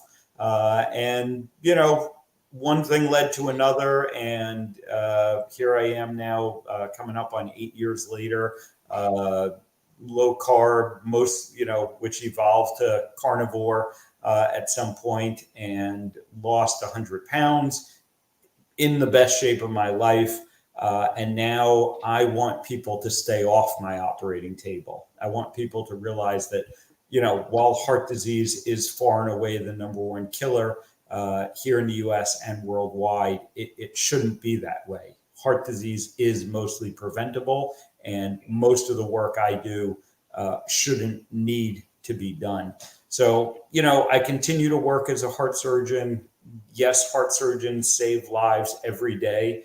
But what I realize is you're never as good after you've had heart surgery as you would have been if you didn't need the heart surgery in the first place. And so I'd much rather work with people to prevent the need for heart surgery than have them end up on my operating table. So I've got your book here. It's amazing. Stay Off My Operating Table. Highly recommend it. One of the things in here, there's a lot of new people to carnivore, keto. When I tell people I'm doing carnivore, everyone says to me, you're going to die. You're going to clog your arteries and you're going to die. And in your book, you talk about metabolic health. And I understand it, but a lot of people out there don't. Everyone in the world seems to be worried about cholesterol, and no one really talks about metabolic health. Could you talk about that a little bit more? Yeah, exactly. And the reason that metabolic health is so important is it is the true root cause of heart disease. You know, as much as we talk about cholesterol, LDL cholesterol in particular, it's pretty obvious from, you know, looking at the studies, just, you know, me looking at my patients, that LDL is maybe a factor in this process, but it's clearly not the root cause. And when you really look at it, what we do find is the root cause of heart disease and most of the other chronic disease that we face in society today is metabolic health. Insulin resistance is really, you know, the scientific term that we're trying to get to. So, you know, the first thing I want people to do, and what I talk about in the book, is figure out if you're metabolically healthy or not. And unfortunately, if you go to your doctor and ask them that question, you may get a blank stare back because they aren't thinking about metabolic health. But it's very easy to do. There are 5 basic metrics that I look at, that I encourage people to look at to figure out if they're metabolically healthy or not. These are just the basics. We can go much deeper, and I certainly do with my patients. But at least if people started here, we would, you know, start to turn around the ship and start to change people's directions. The scary statistic is that 88% of the adults in the United States are not metabolically healthy. They can't meet the 5 basic measures of metabolic health. So 5 basic measures. First one, you do it at home. It's your waist circumference. All you need is a tape measure and just right around the level of your belly button, a little higher than your belly button. Best to measure it first thing in the morning. and measure your waist circumference. Next, you're going to look at your blood pressure. And again, you can get this checked at home. You can go to almost every grocery store or pharmacy these days and get it checked. And pretty much every time you go to the doctor, it's going to be checked. And then we're going to look at 3 very basic blood tests. And the good news is your doctor has probably done these blood tests for you. They just didn't look at it in the context of metabolic health. So you want to look at your fasting blood glucose level. You want to look at your HDL cholesterol level, that so-called good cholesterol that most doctors ignore. And then you want to look at your triglycerides, another number that's going to be on your basic lipid panel that, again, your doctor is probably largely ignoring. And so you get those 5 measures. You can figure out if you're metabolically healthy or not. If you want to go to my website, ifixhearts.com, free quiz right on the first page. It will take you through the numbers. You can plug your numbers in and you can figure out if you're metabolically healthy or not. And if you're not, which, like I said, most people aren't, that is the approach to stop heart disease, to reverse it, to stop the progression. Focus on your metabolic health, get yourself metabolically healthy. And again, lots of ways to do that, carnivore being one of them. So do you have any stats or data on if you're not metabolically healthy, what's your risk for heart disease versus the general public always concerned about cholesterol and LDL? Yeah, we do have very good stats on this. So, we can look at insulin resistance, which is really the best way to measure metabolic health, with kind of one measure from a scientific standpoint. And we know that being insulin resistant increases your risk of heart disease about 10 times someone who is not insulin resistant. And to contrast that, the LDL cholesterol that your doctor is so focused on, if you have an elevated LDL cholesterol, that increases your risk of heart disease 1.4 times people who do not have an elevated LDL cholesterol. So again, 1.4 times for LDL cholesterol that your doctor will spend all 15 minutes of the visit talking about, and 10 times the risk associated with insulin resistance that your doctor probably doesn't know how to check for and very rarely, if ever, will mention to you. Is there any shift happening where people are starting to pay more attention to metabolic health, doctors, healthcare, anyone, or is it just?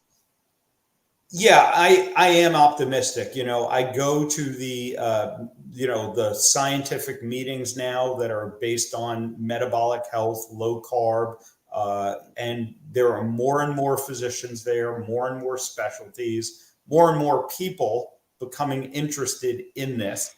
Carnivore being one of the communities that is certainly focused on improving metabolic health. So I am encouraged. But there's still a long way to go. The doctors that are out there doing that, myself, I know you have a bunch of other doctors, as part of this live stream that are focused on metabolic health. We're out there, but we are still very much the minority. And quite frankly, we get a lot of pushback. Many of us have been attacked, called quacks, all of that good stuff.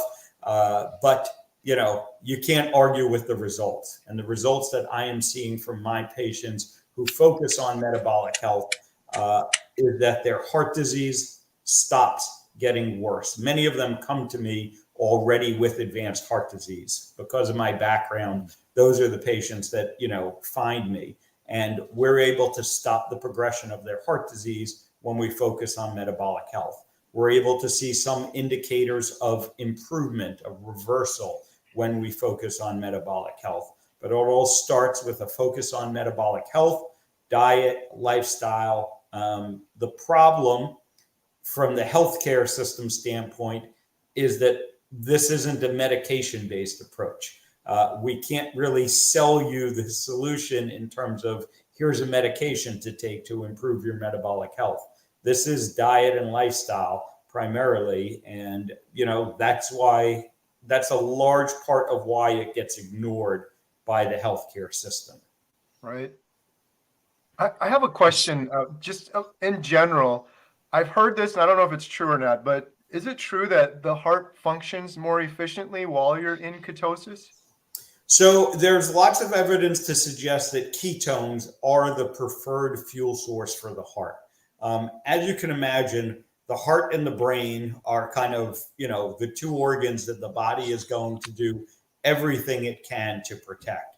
So it does make sense that they're going to be able to utilize any fuel source that's available. But we do have, some studies that show that, given the option, the heart is going to preferentially burn ketones and burn, use fatty acids as a fuel source before it will turn to glucose as a fuel source. We also have some evidence, not definitive, early. A lot of it is animal data, but, there is some suggestions that people with heart failure, with poor functioning hearts, benefit from ketones, whether that's dietary ketone, whether they're in dietary ketosis, or even, there's been some experiments now done with ketone supplements, and that does seem to lead to some improvement in people with heart failure. So, what I am very confident in telling people is that eliminating processed food, eliminating, processed sugars from your diet in general, are going to lead to an improvement in your overall health, and that includes your heart health. And the other thing that I want to make entirely clear to people, and again, I am quite confident in saying this, even though it goes against the mainstream narrative, is that eating red meat is not harmful for your heart health. Absolutely. We have several questions, super chats that we need to take up actually for Dr. Avadio while he's here. Sure thing. Here you go, Adam. Take it away. Dr. Avadio, what thoughts might you have on stearic acid as a non-atherogenic type of dietary saturated fat?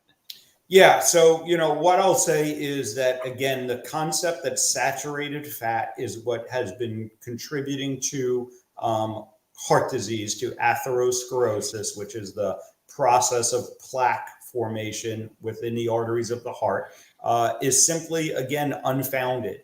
And really, when you dig into it, even the American Heart Association has backed off their limitations on saturated fat. So again, no reason to fear saturated fat in the diet. There is a lot of evidence to fear unsaturated fats, particularly polyunsaturated fats in the diet, things like vegetable and seed oils. Stearic acid is, going to be the primary saturated fat that you're going to get within animal products. And there is really no reason to think that this is going to lead to atherosclerosis, contributes to atherosclerosis. And, again, I point to the high level evidence in front of us. You can look at statistics like, here in America, over the past roughly 50 years, our consumption of red meat has decreased by about 40%. And yet the incidence of heart disease has continued to go up and continues to rise. So it's just nonsensical to think that red meat and saturated fat is driving that process when our consumption has gone down and the incidence goes up. Yeah, that's awesome. So we have another question here. A1C, this is Carrie, my metamorphosis, $20. Thank you. A1C, 5.3, fasting insulin, 3.8, HDL, 78, triglycerides, 89, 5'9" female, 110 pounds from 133 pounds. Wasn't trying to lose weight. Since starting carnivore December 2022, LDL 272 from 220. I'm mostly not worried. Should I be? Yeah, so, obviously I'm not giving individual medical advice here, but this is a very common scenario that I see in my practice and I work through with patients. And, you know, the general concepts to understand here are that an HDL, a triglyceride to HDL ratio, which is less than 1.5, and this person's ratio is, you know, barely above 1, is a pretty good indicator that you are not insulin resistant. And if you are not insulin resistant, again, there's really not a lot of evidence that you should be worried about elevated LDL cholesterol levels. Now, what I like to do with my patients and what I encourage people to do, and maybe you can push your doctor on this, or maybe you need to find another doctor to work with, is let's look deeper. Because again, it's not that all LDL cholesterol is bad. It turns out that, you know, it's a more complicated concept than this. And yes, there are some bad LDL particles, the small, dense, damaged LDL particles. But if you have a lot of large, fluffy, large, buoyant LDL particles around, those aren't involved in atherosclerosis, and they play very important roles in our body. So there's likely no reason to be worried about that situation. But you may want to do some advanced testing to figure it out. You might want to look at a coronary artery calcium scan, for instance, which can actually show us whether or not you're forming plaque in your arteries, because that's what we actually care about. You know, we don't really care about LDL. We care about plaque forming in your arteries that's going to lead to you having a heart attack. So in many instances, I like to, you know, kind of jump over the LDL question and let's just get the scan on your heart, and let's follow that scan on your heart over time and see what happens. Now we're getting, thankfully, a lot more evidence around this. You know, studies like Dave Feldman's lean mass hyperresponder study that's currently going on and is going to be doing serial imaging of the heart on people with very high LDL cholesterol levels in the context of good metabolic health. Those studies are going to give us some more answers that we don't have today. But I'm quite optimistic that that study is going to help to reinforce what many of us believe. And that is, if you're not insulin resistant, you probably don't have to worry about high LDL cholesterol levels. Awesome. We have another super chat here, $5. Majestic Psychology, thank you. Dr. Ovadia, does VLDL test numbers tell us if we have plaque buildup? And please explain the numbers. If it's not 0, does it mean we have some plaque? Yeah, so VLDL is one way of measuring the sort of damaged cholesterol particles that I was talking about. VLDL, which are very low density lipoproteins, are concerning, and you don't want a lot of them in your bloodstream. Now, the number is never going to be 0. What I tell people is under 20 is pretty good for a VLDL. Probably under 15 is really where you want to keep it. But no, it's not going to tell you about plaque in your arteries. If you want to know about plaque in your arteries, you need to get a test that shows you plaque in your arteries. And that test is a coronary artery calcium scan, a CAC scan.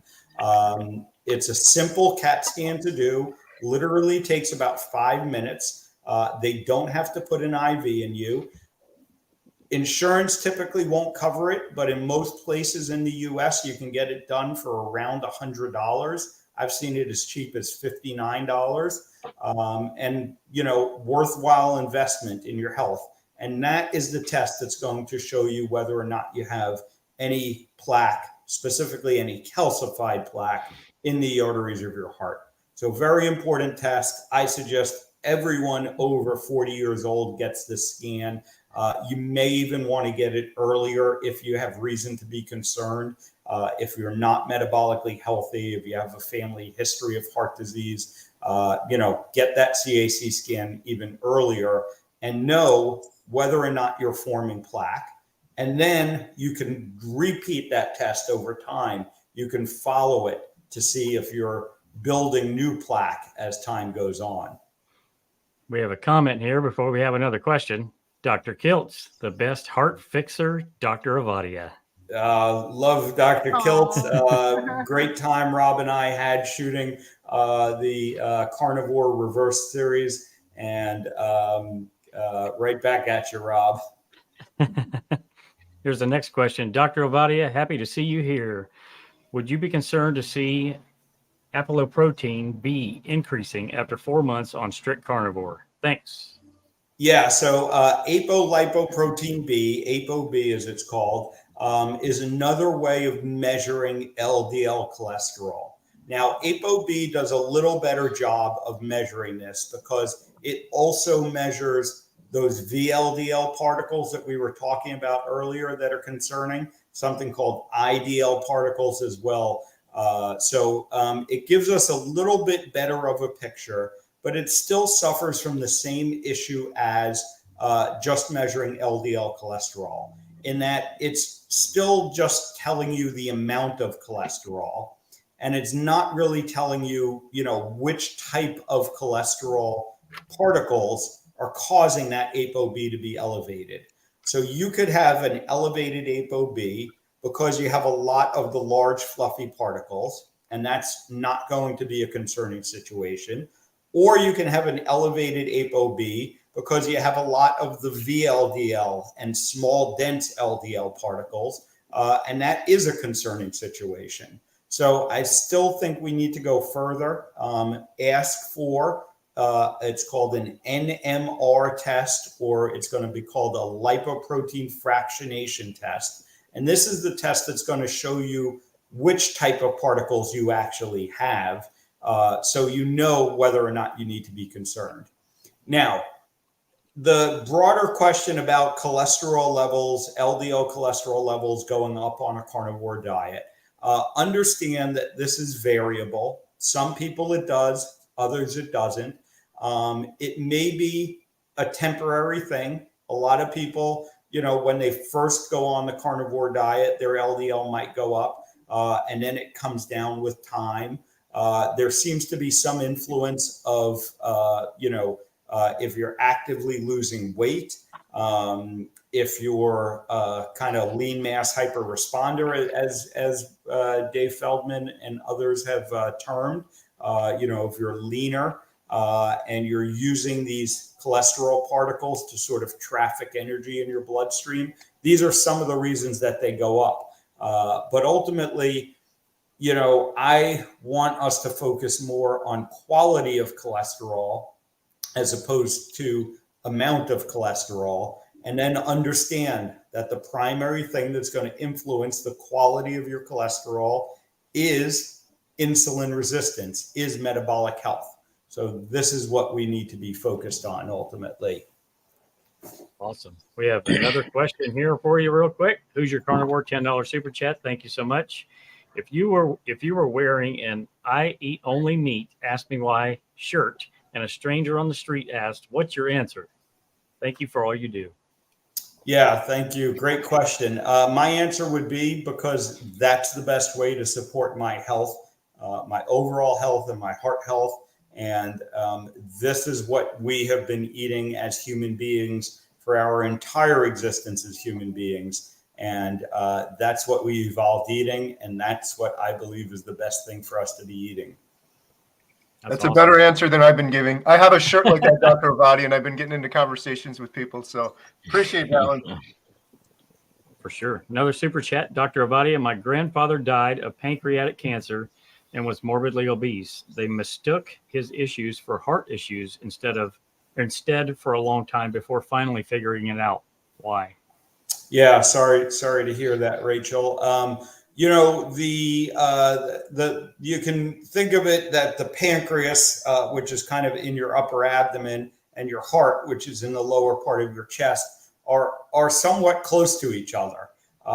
And so if people are having symptoms, in that general area, heart disease is often the first concern because heart disease is, a more serious issue. than sometimes some of the gastrointestinal issues. Now, obviously, pancreatic cancer is a very serious issue, and it's unfortunate that, it may have taken them a while to figure that out. But, I do want to point out that relationship again, morbid obesity, pancreatic cancer. As I mentioned, metabolic health isn't only about heart disease. When we look at most of the chronic diseases that affect us today, it comes back to metabolic health and insulin resistance. Many forms of cancer, pancreatic cancer included, have been, you're more at risk for them, and it's going to tend to be a worsened disease process when you are insulin resistant. So that's one of the other powerful things about all of this is when I tell people to focus on their metabolic health, when I get them focused on insulin resistance, we're not only impacting heart disease, we're impacting all of these chronic diseases. Awesome. We have one more question, and then I think Alia has one for you. I have been using nitric oxide for 15 years with great results. Do I still need it now that I am on carnivore? This might be. Yeah, great question, Lisa. So, nitric oxide is beneficial to our blood vessels. Nitric oxide is going to cause our blood vessels to get bigger, to dilate. And nitric oxide also helps to heal and protect the lining of the blood vessels. Damage to the lining of the blood vessels is what starts this process of plaque formation and atherosclerosis. Most likely, if you're on a carnivore diet, if you've reversed your insulin resistance, if you've eliminated inflammation, there's probably going to be reduced need and maybe no need to be supplementing with nitric oxide or with nitric oxide promoters, we should say. You can't actually directly supplement with nitric oxide. Tough question to answer for sure, but I would say it's highly likely that you have less of a need, if any, remaining need for nitric oxide promoters when you're on low inflammation, insulin sensitivity improving diet like a carnivore diet. Awesome. Thank you, Lisa, for the super chat. Hello, Dr. Avadia. Okay, so I've been eating this way for 6 months. I've lost maybe 30 pounds. I know it's kind of slow. I'm healing my thyroid, which is, per my tests, seems to be healing. Great. But I wanted to ask you about my cholesterol. So I don't have a comparison on my cholesterol because they wouldn't let me take it because I drank a coffee before the last time I took my blood work. So they said, nope, can't do that. But this time, the triglycerides were 67, and then the HDL was 82.1, and then the LDL was 180.5, or it says 50, and the VDL was 13.4. Do those sound A-okay? I guess so, based on everything you've said so far. Yeah, they sound like pretty good numbers to me. So a couple of interesting things about that whole story. One, drinking black coffee really shouldn't affect your cholesterol levels. So if it was totally black. You can still get nothing in it, just coffee. Yeah, there are some people that maybe black coffee affects their triglycerides, raises their triglyceride levels. Very variable on that, but that is one thing to keep in mind. If you've been doing a carnivore diet for a while and you don't think you're insulin resistant anymore, and you get your lipids checked and your triglycerides are high, and you drink a lot of coffee, you might want to eliminate the coffee for a week or two and then repeat the test just to see. Thyroid, thyroid conditions will also affect your cholesterol levels. And this is something that, some doctors aren't attuned to. So in particular, having an underactive thyroid, what we call hypothyroidism. That's me. Will tend to raise your LDL cholesterol level. yes, your LDL could be elevated because, you're eating carnivore, because you're losing weight, which tends to raise your LDL. But I would also want to know, is your thyroid truly in range yet? I don't think so. I'm not sure actually. Yeah. And I'm in Colombia. So, I mean, it says like the TSH is 4,000. That's why I say I don't know what it's like. It's counted differently. Let's just call it 4. And then like 3 months ago it was like 5 something. So Improving, but maybe yeah. not quite there yet. Yeah. Again, thyroid, very complex, and TSH alone probably isn't good enough to assess that. You really want to be checking your T3, T4, your thyroid hormone levels. And again, this can be very complex stuff, and many doctors really don't know enough about this. We get limited information in medical school, and depending on your specialty, your training afterwards, a lot of what I've spoken about just in this half hour is stuff that I had to go back and teach myself, even after being a heart surgeon for all this time. So, don't be afraid to challenge your doctor. Do the research yourself. Understand that your doctor has to deal with the conditions that all of their patients have. You are the one with your condition. So research it, and if you're finding alternative information, don't be afraid to bring that to your doctor. Some doctors are kind of threatened by that, and that might be a sign that it's time to find a new doctor.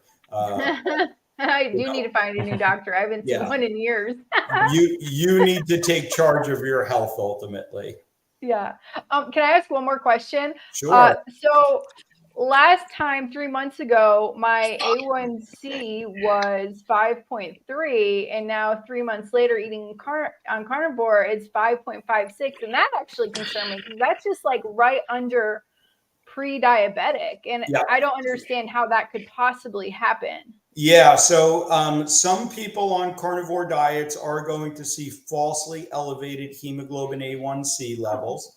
The reason is hemoglobin A1C, the way the test, the basis of the test is that the average lifespan of a red blood cell, the oxygen carrying cells in our blood, is 90 days.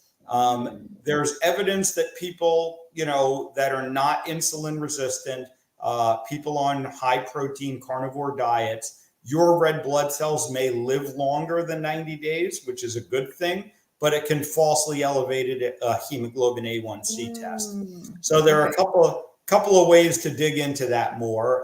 The best way, honestly, is to wear a continuous glucose monitor and see what your glucose is, at least for a 14-day period. And you can use that to kind of estimate if that's matching up with your hemoglobin A1C level. You can get a test. There's another test out there called glycosylated albumin. Albumin is another protein in our blood that has a shorter lifespan, only about 2 weeks or so. So it gives us more of a 2-week average of our blood sugar as opposed to the 3-month average. And then, you can do some testing around what your actual red blood cell life is. You can use a test called a reticulocyte count. This gets pretty complex, but I think Dr. Paul Mason has a great video out there on this that you can look up. But understand that, sometimes A1C can be a little bit inaccurate in people doing carnivore diets.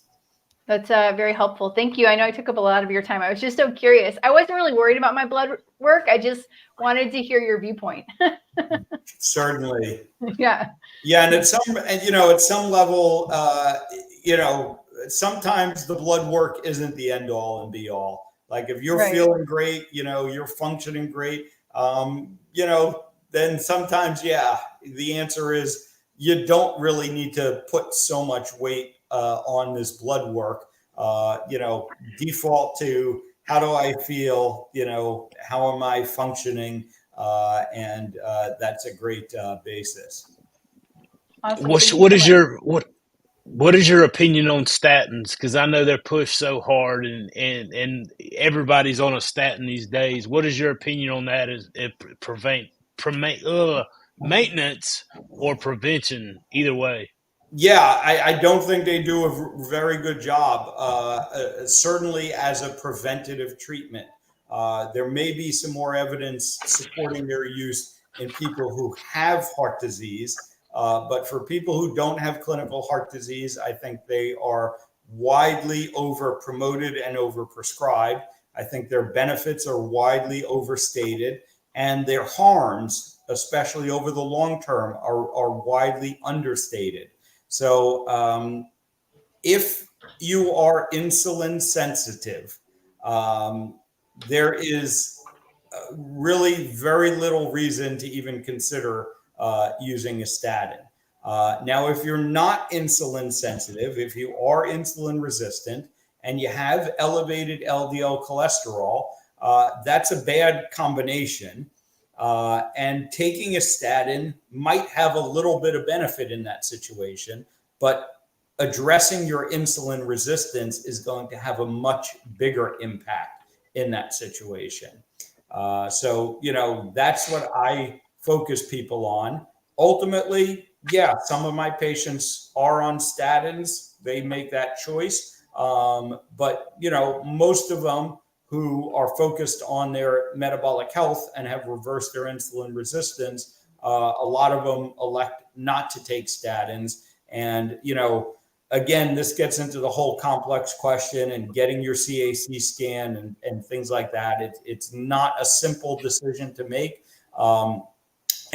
But that goes both ways. The decision to start taking a statin should not be based on one number on your blood test, like your doctor leads you to believe.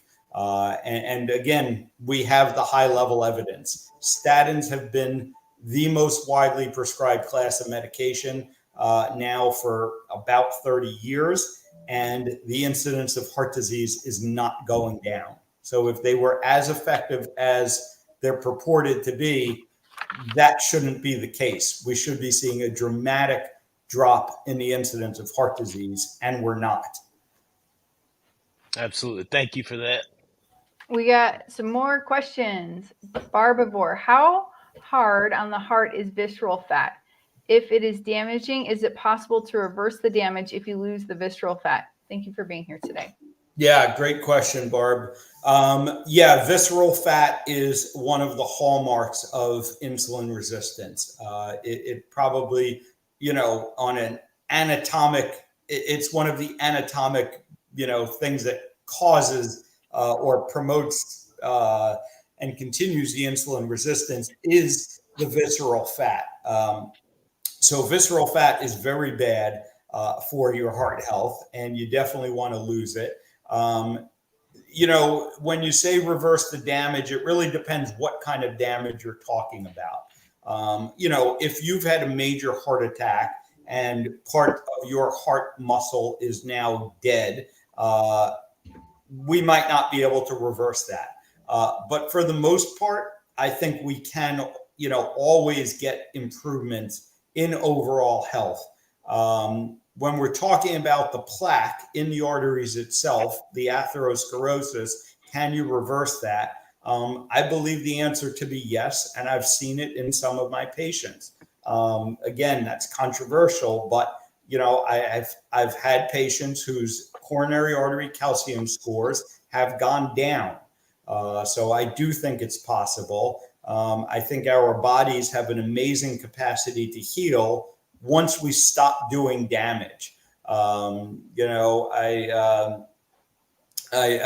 heard a great conversation today, recently on a podcast, and I forget who it was that said this, but they said you can't dry yourself off if you're still in the shower, and if you're still doing the damage, it's very hard to start to undo that damage. But if you stop doing the damage, if you eliminate the inflammation, if you lower your insulin resistance, reverse your insulin resistance, then I think, yes, we can start to undo some of this damage.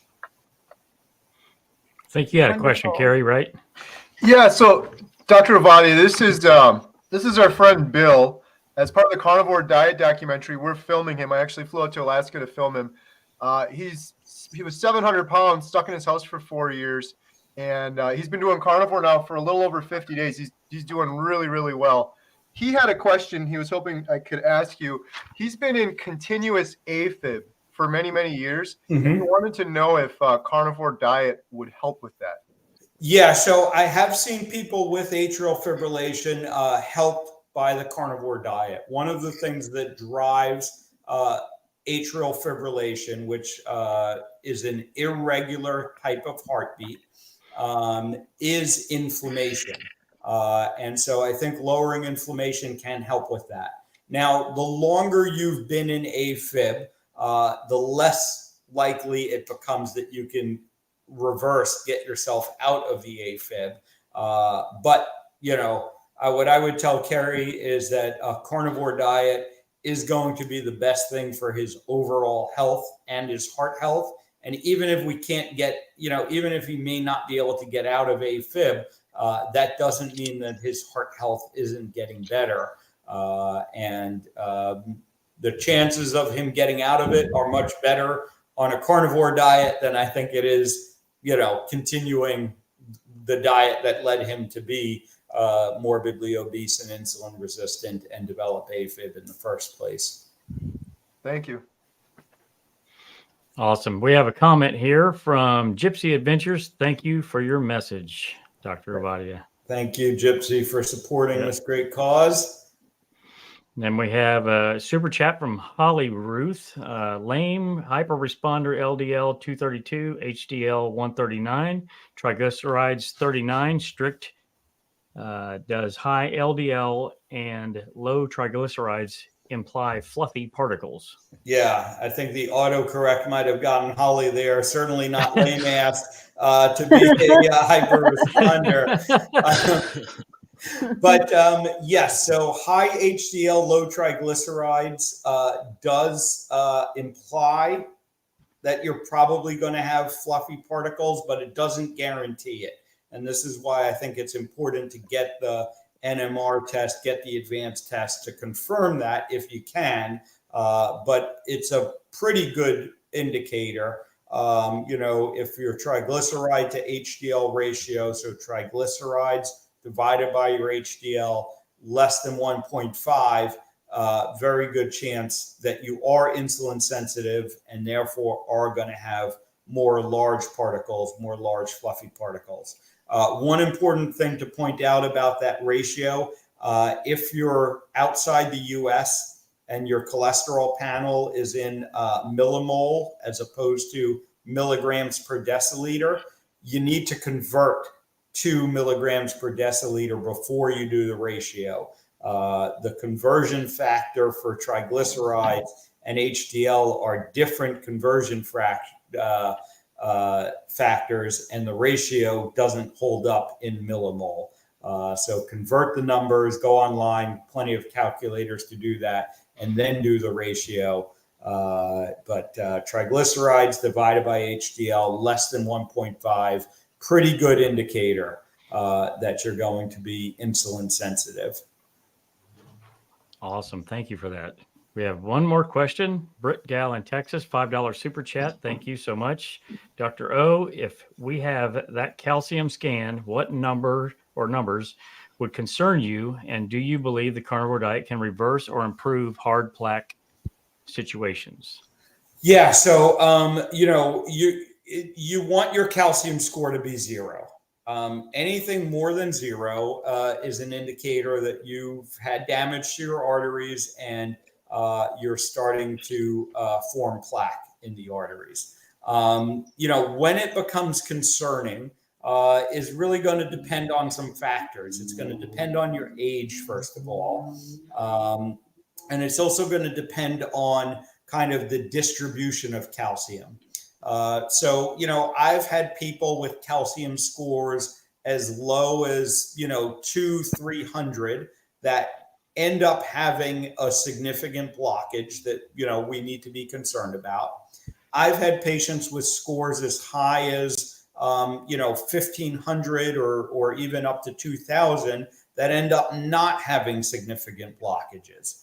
And to give you an idea, these scores can go up to, I think the highest score I've ever seen is around 7,000. So they can get pretty high.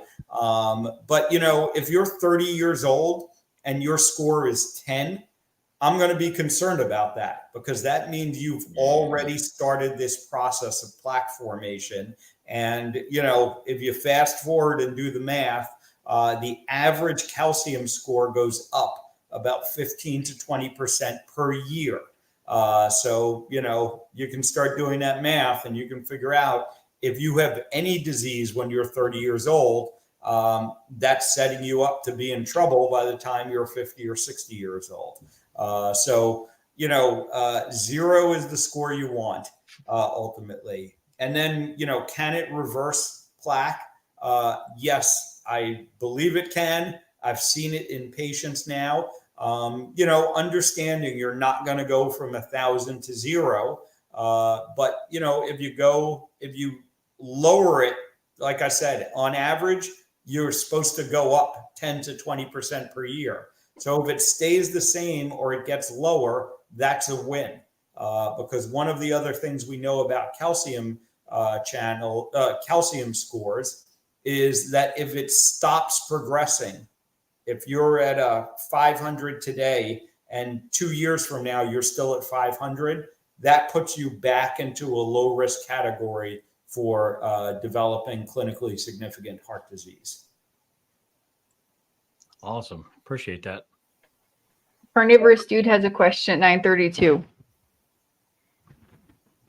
Dr. Avani, I was just going to ask quick, if just for the general public out there listening, if they have poor metabolic health, what sort of language or approach, I kind of know this answer from reading your book, but I guess I'm just asking for the general people out there, what sort of approach would you have for them? It seems like carnivore is the best approach, but that's a really scary thing for a lot of people to hear. So what sort of language do you use and what sort of messaging do you tell people? Well, I think, again, I focus a lot on what you should be avoiding if you're in poor metabolic health. And that's going to be your processed food, first and foremost, which includes your vegetable and seed oils, your polyunsaturated fats. It's going to include highly processed carbohydrates and sugar. So that's kind of the basis. That's the first step. As I go through in the book, there are lots of options from there. You can do low carb, you can do carnivore, you can do, something in between. You can even have some success with plant-based diets, as long as they're avoiding processed food and avoiding vegetable and seed oils. Now, that's very hard to do on a plant-based diet, but I do know some people who do it. I don't think it's optimal. You need to supplement if you're going to take that approach, because you can't get all the nutrients you need. But it is an option. And, again, I talk about it in the book. But ultimately, I think if you are insulin resistant, the lowest carb diet that you can tolerate is going to be the best one. Carnivore is pretty much as low carb as you can get.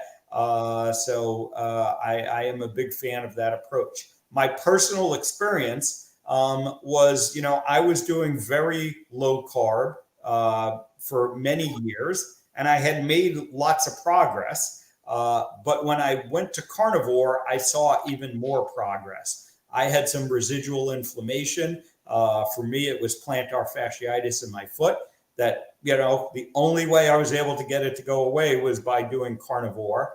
And quite frankly, I just find it easier to maintain carnivore diet than, thinking about tracking and this and that.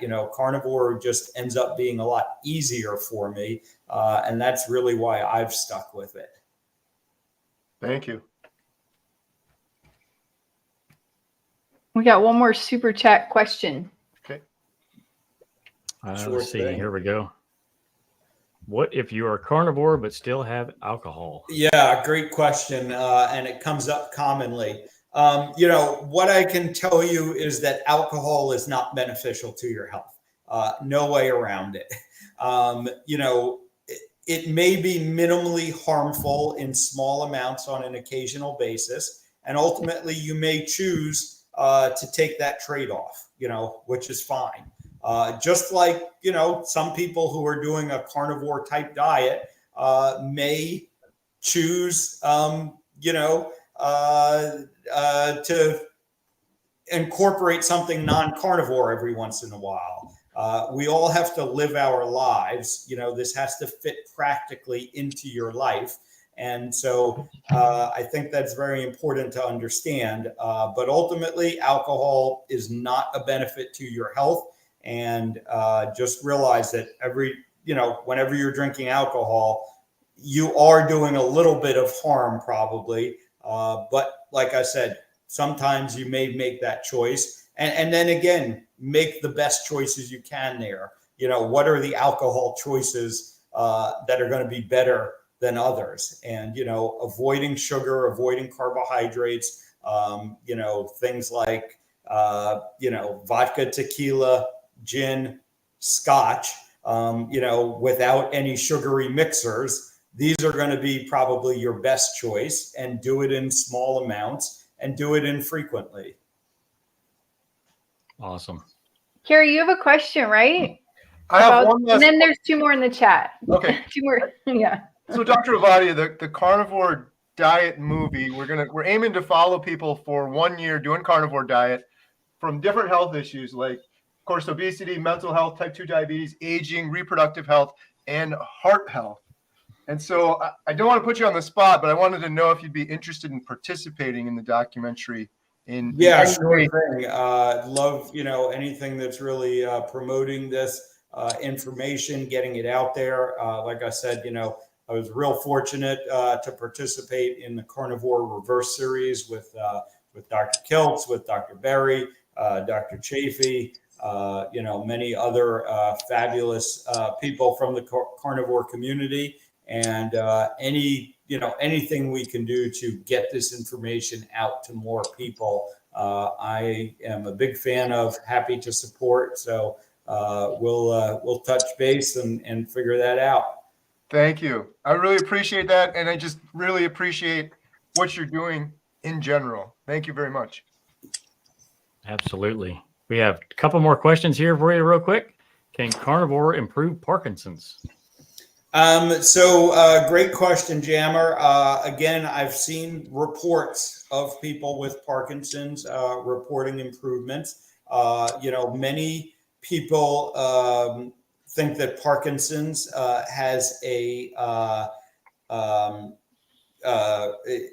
is a autoimmune condition at its root, and autoimmune conditions of all kinds have certainly shown improvement on carnivore diets. I am yet to see a condition worsened by the carnivore diet, I guess I'll say. So, and honestly, this is something I struggle with, because I start to think to myself, do I sound crazy when basically all these people come with all these conditions and say, can I improve it? And, for the most part, I can usually find someone online reporting that they've improved it. And, again, inflammation, insulin resistance, autoimmune reactions, all of these things are really at the basis of most of the chronic diseases that we are struggling with. And I say, if nothing else, I'm pretty confident in telling you, and telling someone that try it for yourself, try it for 3 months, see what happens. Despite what you may have heard, 3 months of a carnivore diet is not going to cause your heart to explode. It's not going to kill your kidneys. It's not going to give you cancer. So give it a try, because, if you're doing something else and it's not working, you got to try something different. Awesome. All right. Next question. Susan E., $5 super chat. Thank you. I'll let you read this one because this is pretty technical. Yeah, so let's see. Susan is asking, will D3 and K2 clear plaque? So she's referring to vitamin D3, vitamin K2. And then she said that her cardiologist put her on 80 milligrams statin, but now my numbers are a total of 183, triglyceride 85, HDL 61, LDL 61, VLDL 17, PCP agreed to lower it to 40 milligrams. So will vitamin D3 and K2 clear plaque? Vitamin D3 and vitamin K2 in particular turn out to be very important in the regulation of our body's distribution of calcium. And there's, pretty good evidence that vitamin K2 in particular helps our body to put calcium where we want it in our bones and make sure it doesn't end up where we don't want it in our blood vessels. Vitamin K2, of course, comes from animal products only. Plants have a different form of vitamin K that don't have the same effects. So I do think vitamin K2 is very important, and I do suggest it for people that have coronary plaque. We don't have definitive evidence of it helping, but that doesn't mean it's not helping. It just hasn't been studied, quite frankly, like lots of supplements. And then, we kind of touched on the statin issue earlier. This again is going to be a very complex discussion. It's going to depend on, do you have plaque? Do you have heart disease? But the important questions to ask your doctor is, what is the true benefit of taking this statin? And ask them about, again, this is a very complex topic, but ask them about absolute risk reduction as opposed to relative risk reduction. Ask them about numbers needed to treat. These are some very important numbers to know around any medication, not just statins. And, again, most doctors don't understand this, don't know these concepts. But if you want to, kind of know more about it, the work of David Diamond on this topic, very important. He has a great paper. He and his colleagues wrote a great paper about statin therapy is not warranted in people on low carbohydrate diets with elevated LDL cholesterol. You can just Google David Diamond and you'll find that paper. It came out, I believe, last year. Great book. There are a couple of very good books on the topic by Dr. Malcolm Kendrick, Dr. Asim Malhotra, that can give you some more information. And ultimately, again, you need a doctor who really understands the nuance of lipids. And if your doctor can't go beyond one number on your test and thinks that number on your test is determinant of your total health, might be time to find another doctor. Awesome. Great answer. I don't know what I'm referencing that against, but it sounds great. It's out of my wheelhouse. Yeah, like I said, unfortunately, it's out of most doctors' wheelhouses, and they really only know what they've been educated on, and all they get is LDL cholesterol bad, and you need to lower it. And they don't understand the science behind that. They don't understand the very large influence of the pharmaceutical industry on that belief.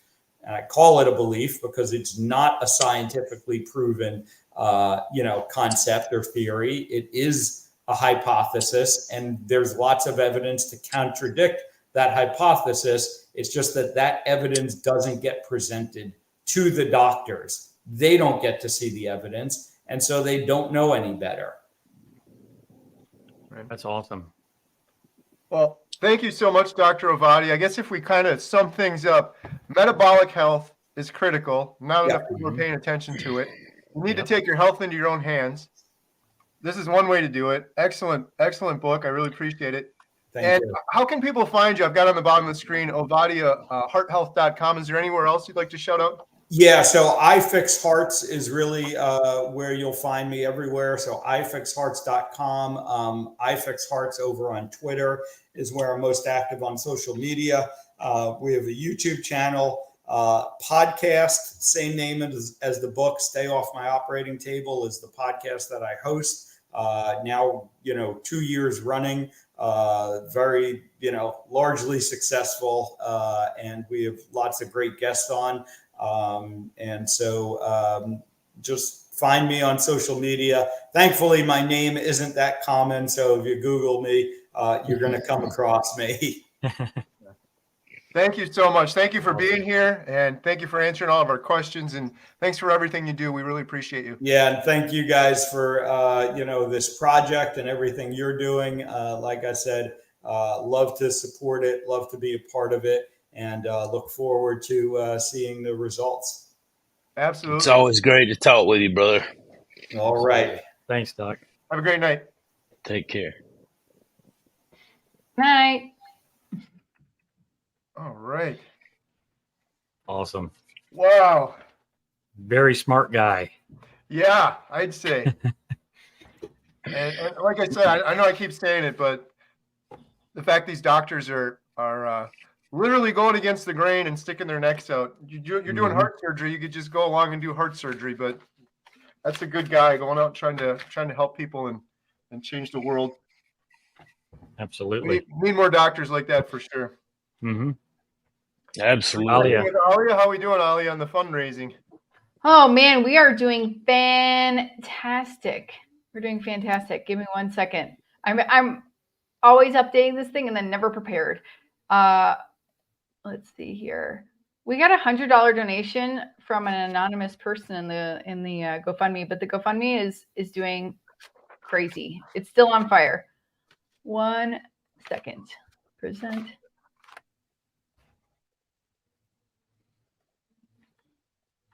We are at $21,309 for the day. GoFundMe 14,000. Woohoo! Super chats, basically $5,000. The water bottles are $620, and the travel salt's almost $1,000. Everyone, thank you so much. This is awesome. Please continue, and we're gonna make the $50,000 today. Nice. Thank you.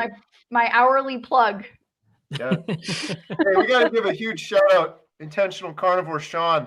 Thank you so much for coming along with us. You took it to the next brother. level. We appreciate Thanks, it. man. It's time you get off that couch. You spent enough time on that couch your whole life.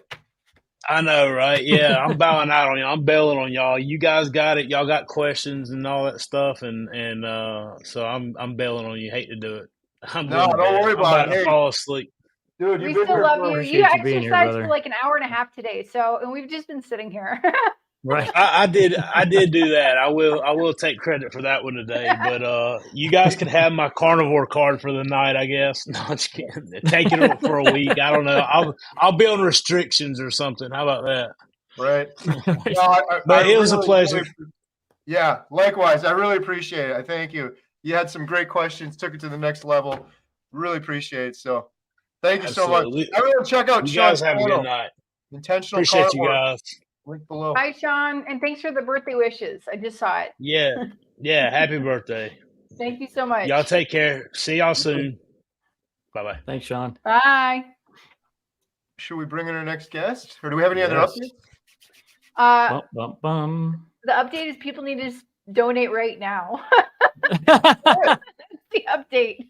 Send me those super chats and donations in the GoFundMe. I like the ones that are 100, 500, and 1,000. Those are my favorite. Those are nice ones, yeah. I love all of them, actually. I'm not discriminatory towards any donations today. We're up less than 9 hours remaining. Yeah. You all right? You guys okay? I'm okay right now. At some point, my husband's gonna knock on the door and say, "No, you need to go to sleep." Yeah, you gotta go to sleep. He hasn't done that yet. He's been watching almost all day while taking care of the kids on his phone. Wow. Yeah. Shout out Alia Wells' husband. Thank you. His name's Caesar. Caesar, thank you. Cesar. Our next guest is the one, the only, world famous Dr. Anthony Chaffee. Yay! Hello. Hello. How are you, Doctor? Welcome. I'm doing very well. Thank you very much. How are you guys? Good. Good. You're doing good. Doing good. It's nice to see you, sir. Thank you for joining us. No, you're welcome. Yeah, 24-hour live stream. We got 9 hours left. We're hanging in there. Yes. I don't think this 24 hours would be a problem for Dr. Anthony Chaffee. You probably did like 18 hours of neurosurgery today and some rugby practice and some weightlifting. No, well, it's still morning for me, so it's 11 a.m. Right. But I've been up since early doing work. So Nice. yeah, unfortunately, it's 7 days a week here. Right. Well, thank you so much for joining us. I was looking forward to this. We've had a lot of fun conversations and collaborations in the past. Would you mind, just for the audience here, give them a little bit of your background expertise? Yeah, well, so I'm an American medical doctor. I currently work in Australia. I've been working in neurosurgery for the past sort of 4 years, and I also have so I'm in my residency for that, and I'm I also have a functional medicine practice, and I've just been doing a lot of research into diet and nutrition and how that affects health and chronic disease for around 25 years, and really started incorporating that into my practice in my life in the last 6 years. But I was, I just inadvertently went carnivore in my early 20s in my undergraduate, during my undergraduate degree, just because I learned just how toxic plants were and how they could be carcinogenic and harmful directly and indirectly.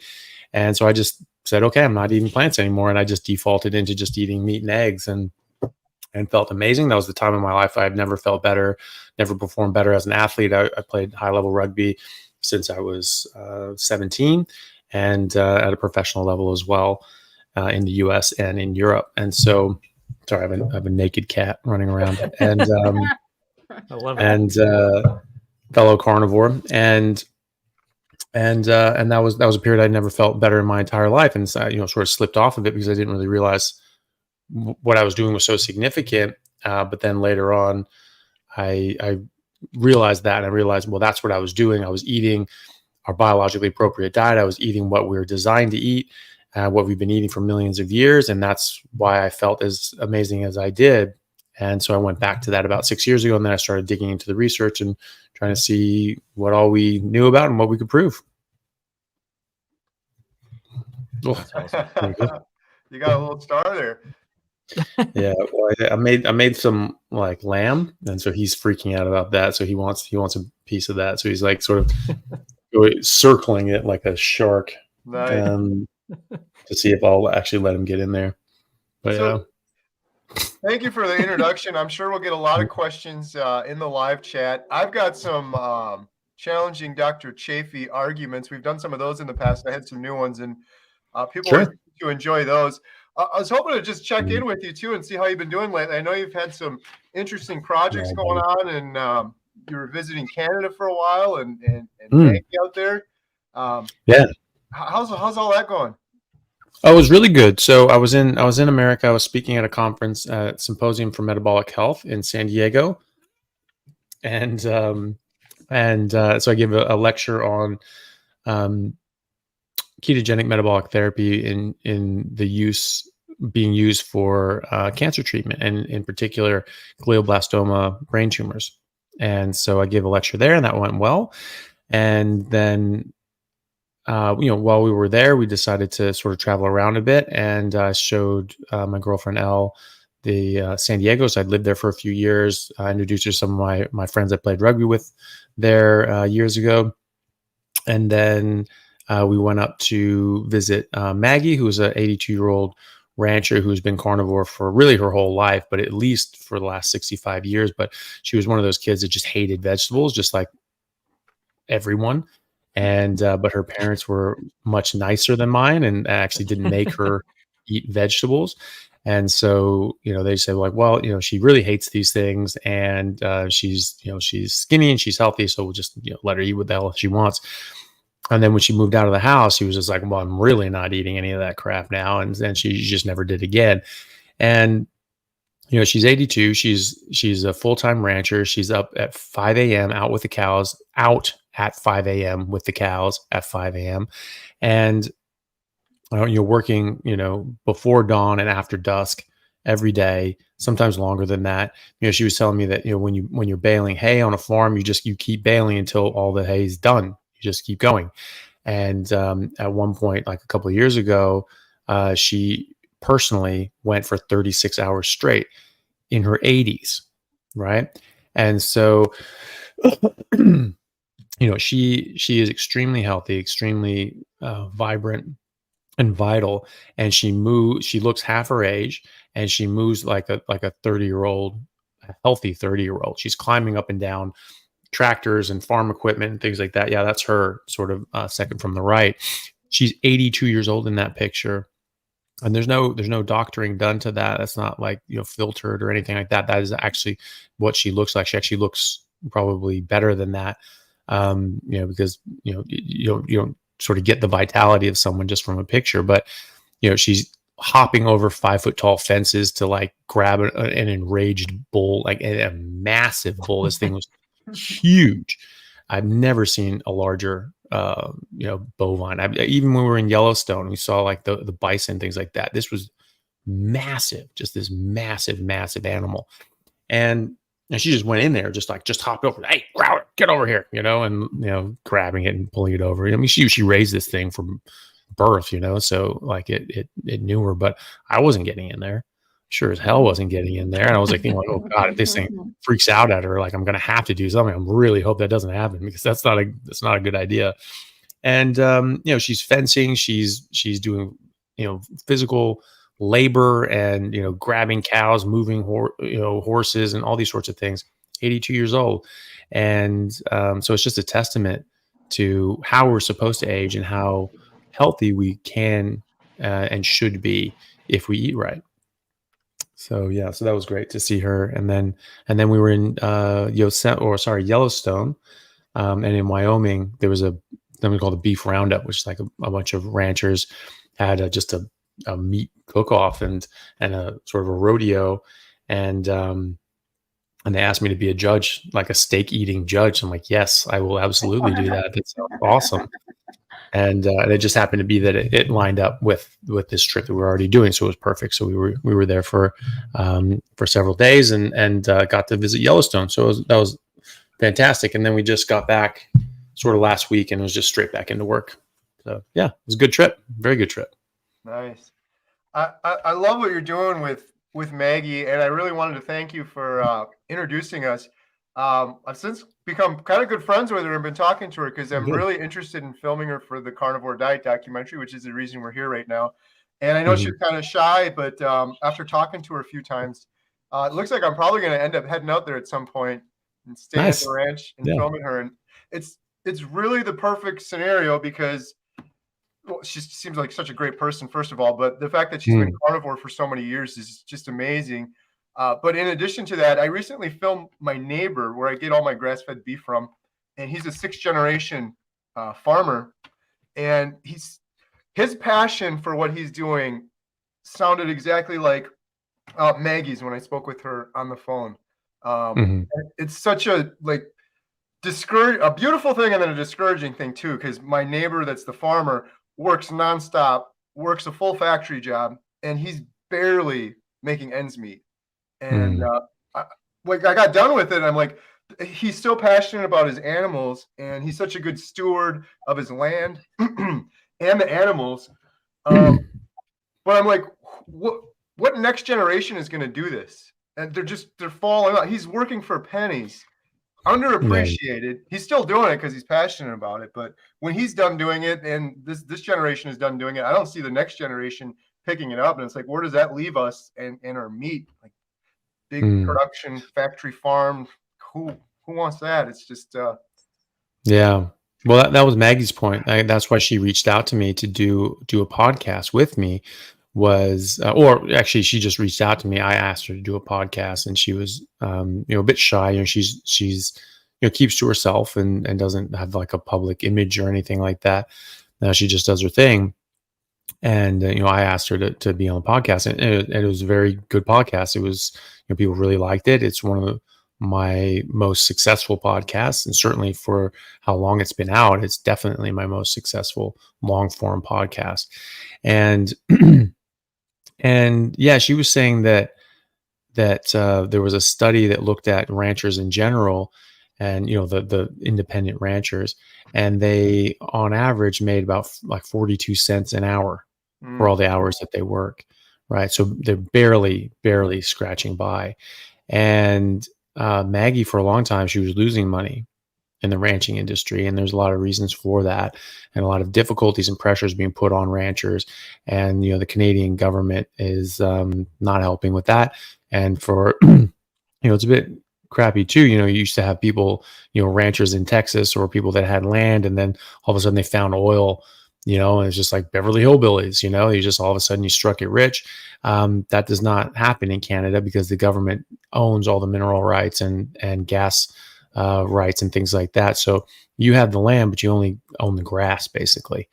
And so they own everything else underneath that. And that was something that was put in by Trudeau Sr. back in the 70s, I believe, and basically took away property rights from people. Like wrote it in the Constitution that people do not have no property rights. Not like in America where you're supposed to own everything above and everything below, your land. And so they have a high producing natural gas well on their land.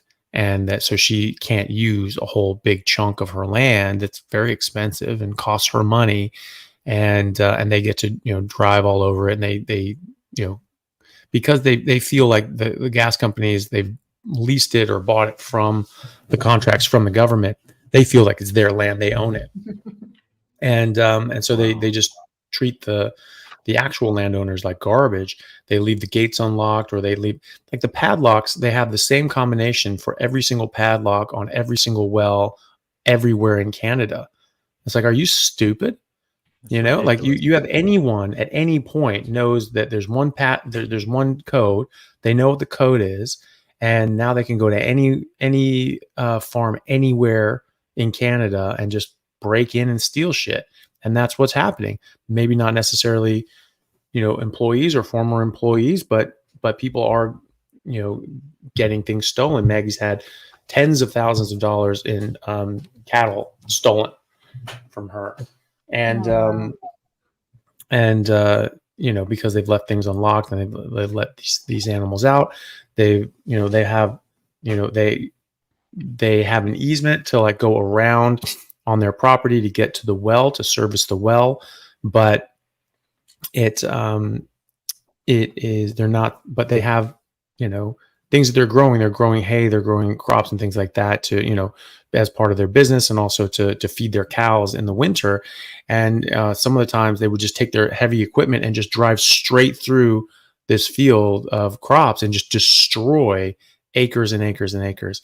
And I mean, it's just disgusting what they're doing. So, I thought that was just ridiculous, and pointed that out. But, she was losing quite a lot of money every year. They've since shored that up, but they're still losing part of it. So her and her husband have to use their pension to pay for the farm. And so she's working 16 hours a day, sometimes 36-hour days. And, she's paying for the privilege. Right. And realistically, she should be loaded because she, this well has been on her land for 40 years plus. And she's hasn't gotten a cent from it. They're supposed to pay $3,500 as like a, as a sort of a fee for using that land. But that was a fee that was put in place in the 1970s, and they never changed it. So it doesn't adjust with inflation or with, different costs and the money that they're losing. So, I was like looking at that, and she uses mostly wood stoves and wood fires and things like that to heat her house. But they do use gas for some things. And she's saying it's like, what they're using, the amount of gas that they use probably doesn't even, that $3,500 probably doesn't even cover that. You know what I mean? So like, she's not even getting free gas from all the gas that's being pumped out of her land. So, I mean, realistically, I mean, she should be loaded, but she's in fact paying for the privilege of being screwed over and providing meat for people. And then this year, unfortunately, got hit really hard because there was a drought, and so there's hay prices have tripled in her area in Canada, and so now they can't get enough feed, and they're going to have to sell half their herd. And that's so I started a Give, Send, Go fundraising for her to try to help her that, and that's been going really well. People have been really, really kind and generous in reaching out and helping out with that. So that's really nice to see. I mean, she when I was talking to her about it, she was literally in tears. That people were just perfect strangers were coming out to help her just because they wanted her not have to sell half her herd and be even more screwed because of that, Right. But it's a hard life. And she was saying there's just like, who's going to do this? The land is crazy expensive. Yeah. Growing crops and canola and wheat and corn, you make more money, doing that. So people are moving to that. So, we can get all the people aware that eating meat is really healthy and eating this other stuff is not healthy. And, but if people keep getting driven out of the beef industry, there's not going to be a supply. There's not going to be enough meat for people. Right. Yeah. Yeah. It's a scary proposition, but it's really awesome what you did with the helping her set up the fundraiser. I donated to it and shouted it out, and I actually have it. Yeah. I have it in the link or in the description of this video too. So if anyone wants to check it out, but like I said, I did that video with my neighbor just because I thought it'd be interesting because I eat a lot of meat. I wanted to learn more about it, and then I'm like, this whole documentary is to follow people doing carnivore diet for obesity, mental health, type 2 diabetes, all those issues. But then I'm like, well, then they need to know where their meat's coming from, what to eat, and I'm like, this is such a more important part of it now. So the movie's going to be 6 hours long by the time I'm done with it, or it's going to have to turn into a series or something. But I definitely want to include something like maybe story from the carnivore side, but also from the independent rancher farmer side. So yeah, no, definitely. I mean, all that stuff is so important. Like you have to have all of it. I mean, these all is part and parcel. Showing how beneficial it is, and also how these people that are producing it have been ostracized and driven out of business, because it's not enough to just. I mean, it's a big first step to get people understanding that meat's really good, and start demanding it. Because when they start demanding it, then people are going to be like, all right, well, we can make money here, so we should stop trying to force it down and shove down fake meat and plant-based meat and things like that on people. Yeah, I was telling people before too. We've got a lot of people starting up carnivore YouTube channels, and they're looking for ideas for content. This is one of the most fun videos I did, was just hanging out with my neighbor, family farm. So that's something to do. I absolutely support those family farms, independent ranchers, and maybe do a video, get their word out. I just did a little video with them, and their store went crazy. So I was really happy with that. They're like having logistical problems now, restocking things. Everyone came and bought all the steaks. They got a bunch of ground beef. That was a good problem to have, but definitely we need to raise up those voices. It's such an important thing. I don't want to live in a world where the only option is getting meat from some huge corporation. And I know Maggie's very passionate about it, a good steward of her animals and land, and that was the same thing with my neighbor. So we gotta raise up those voices for sure. So yeah, definitely. Awesome. So Dr. Chaffee, I got a couple challenging Dr. Chaffees. I'm sure we got a lot of super chats and questions. Maybe we just jump around a little bit, or is there anything else you'd like to talk about too? No, happy to get into it. I've got your links in the description too, so everyone's got to check it out. We've had some really interesting and fun videos we've done together in the past. So yeah, definitely. I've got some challenging Dr. Chaffee questions I haven't challenged you with before. All the ones I have challenged you with, you've knocked out of the park. So, but I have one that's just because there's a lot of new people on here. So I'm going to throw you a softball for this first one, but I think it's an important one because, like I said, there's a lot of new people on here that might not have heard this one. This is the one I hear all the time, other than, you're going to clog your arteries. You're going to have a heart attack. But it's this one. You can't just eat meat forever. Just eat in moderation.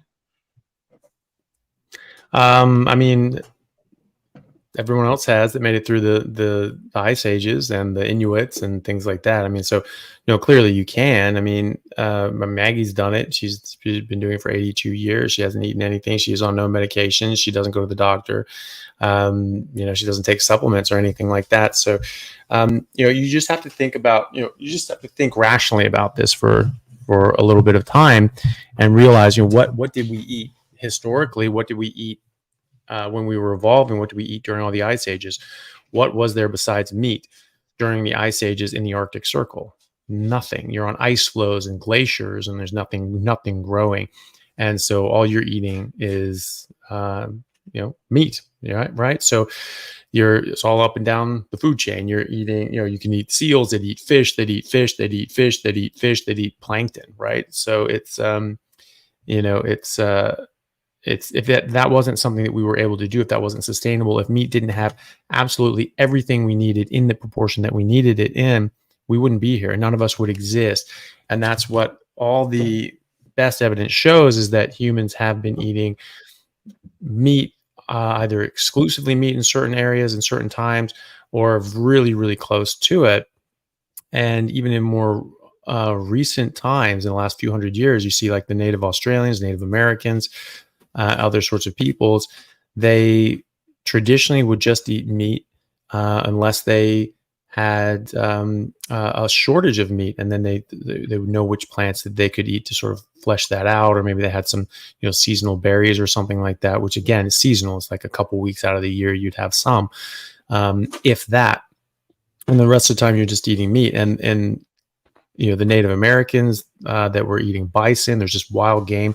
If you read about the Lewis and Clark, they going across America, they talk about how they're getting up into the plains, and they're just saying that like the wild game and the buffalo and all these like deer and antelope, they're as thick as flocks of birds just all over the Great Plains. They just ate animals. And they would do buffalo drops. They'd scare a herd of bison over a cliff, and they'd crash and burn. And they would, cut them up and dry the meat and eat that throughout the entire rest of the year. And so, the Native Americans were the tallest human beings on Earth at that time in the 1800s. The average height of a population didn't know the average health of a population, and that Native Americans are not the tallest human beings on Earth anymore, and that's purely nutritional and environmental. Buddy, you're killing me. Sorry, I've got a crazy cat. And so once they've gone off of that natural diet, they've gotten far more unhealthy.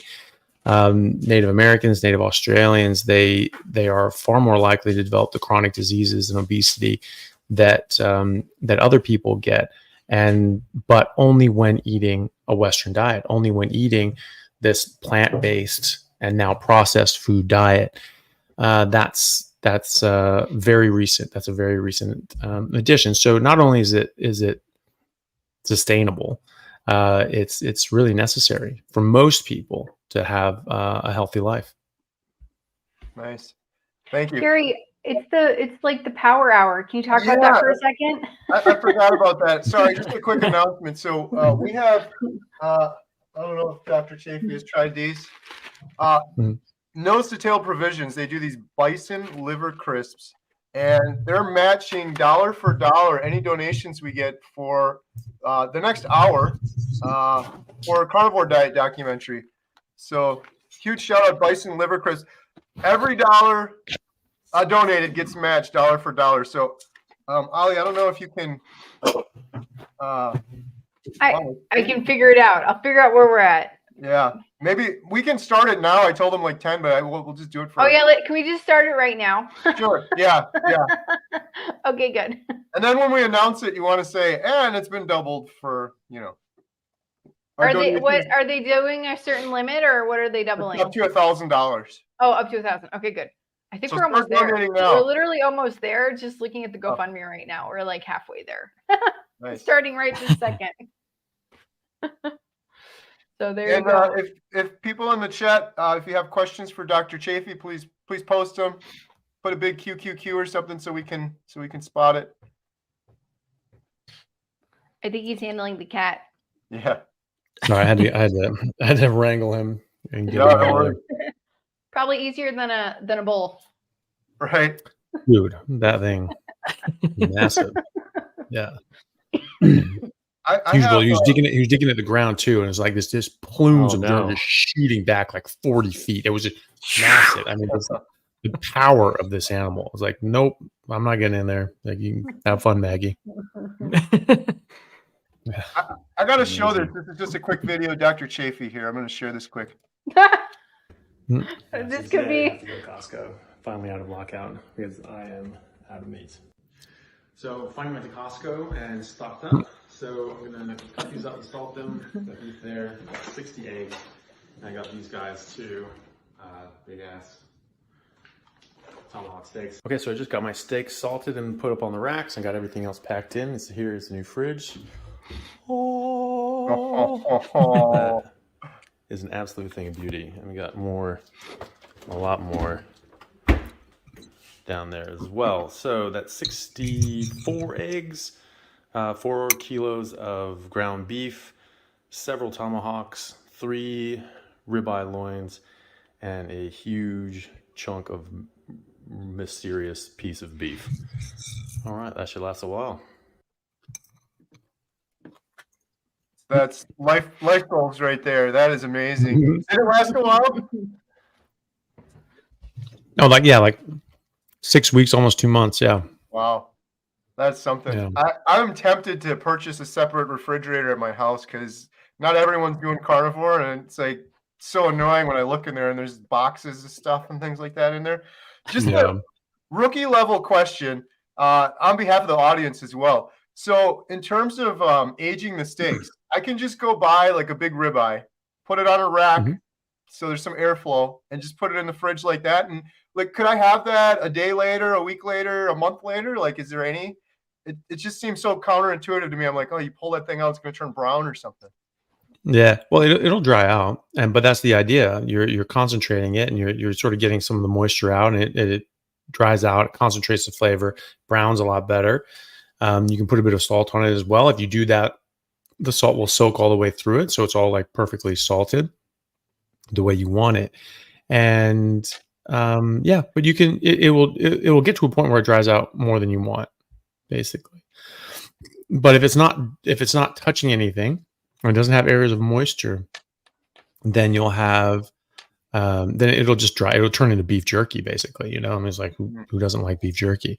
So you know, it's it'll just get it can just get more dry than you would enjoy for cooking a steak. But depending on how thick it is, like I do like big 3-inch thick steaks, and I've had them in there for 3 weeks, something like that, and they look like black and just hard and crusty. But then you cook them up, and the inside is still good. It's just it's almost like the consistency or moisture level of like a tuna, like an ahi tuna sashimi, right? It's sort of cut up, and that's sort of what it sort of tastes like. But the outside is all like literally crispy and crunchy because it just browns so well. And if you cook that in fat, I usually put like a half an inch of fat in the pan, and you're just sort of frying it, and it just gets brown and crispy and bubbly. It's amazing. It's so good. So you just play with it on how long you want to leave it in there and how dry you want to get it. And so I'm happy to let it dry out more and more as I go. But some people may not like that. But even just letting it sit overnight makes a huge difference. Really? Okay. Is this the kind of thing I'm going to do and there's no turning back? It's like you can't eat a steak any other way once you do it this way? Well, I at least do it. I at least do it once every, or at least overnight. I mean, at least, you know, I don't like the taste or texture nearly as much if I'm just getting it straight out of the pack and just cooking up a steak. Like I need to age it overnight. Even chicken or fish or pork, doing that like overnight. You don't want to do it too long with the other ones, but you know, they just get a bit more dry than you want pretty quickly. And so I like doing that, and I don't really use salt anymore. I just sort of as a natural taste. Like I always tell people, salt to taste. Right now, my taste is telling me don't salt, and so I don't put on any salt. But before, when I would put on sort of a light bit of salt and just leaving it overnight, it made a massive, massive, massive difference. I'm gonna have to try that. I started a while ago. I would get like a ribeye roast, cut it maybe 2 or 3 inches thick, and then I would smoke it on the smoker like low. I would do the reverse sear and a cast iron skillet with beef tallow. Oh, it's so good, but there's no turning back now. I can't just eat a regular ribeye. I have to do it at least that way because it's so much better. So I'm not going to end up aging it too. I'm going to have this whole elaborate process. But hey, it's still probably way less time than I was spending before worrying about food and preparing food. I think you said in one of your videos, I totally agree with you. It's not even like bragging or being arrogant, but it's like I can just make a steak so much better at home than even it seems like going to the best restaurant. My wife and I went out for our anniversary before. And I went to this really good restaurant, super expensive steak, and it comes out like this thin. I'm like, what am I even going to do with that thing? Like, why am I bothering paying for this? I could go get way more for the money than that, for sure. Yeah, well, that's the thing. You know, you end up wanting to eat at home more because you just do a better job, and you get so much more value for your money. But that's what people used to do. They used to cook at home, and we've sort of lost that when the processed food industry and ready-made meals took over. You had entire generations of people that weren't at home learning how to cook with their parents and their family, and they were just going out to eat, or using these pre-made meals that they made cheaper than you could get the constituent ingredients and make it yourself. So it was like, why the hell would you cook? You know, because it cost less to get the same thing, and it freed up 3 hours of your life. And so they were like, yep, I'm not doing that. Problem is that now people are beholden to that because you had entire generations of people that never learned how to cook, never learned how to shop for ingredients, never learned how to actually like be an adult. And so they have to rely on other people cooking these things. They have to go to restaurants. They have to get Uber Eats. They have to get these packaged dinners and just eat bowls of cereal. They don't know what do I eat? You know, there's just this packaged crap. And so now you're 2-3 generations removed from, actually anyone who was ever able to cook. Thankfully, my mom enjoyed cooking and she liked to cook and she wanted to cook. And so we never did that ready-made meal crap. And so we learned how to cook from my mom. And, but I knew people that they spent the majority of their paycheck just on food because they ate out for every single meal, or they ordered Uber Eats, or they had packaged dinners or something like that, which are so much more expensive now.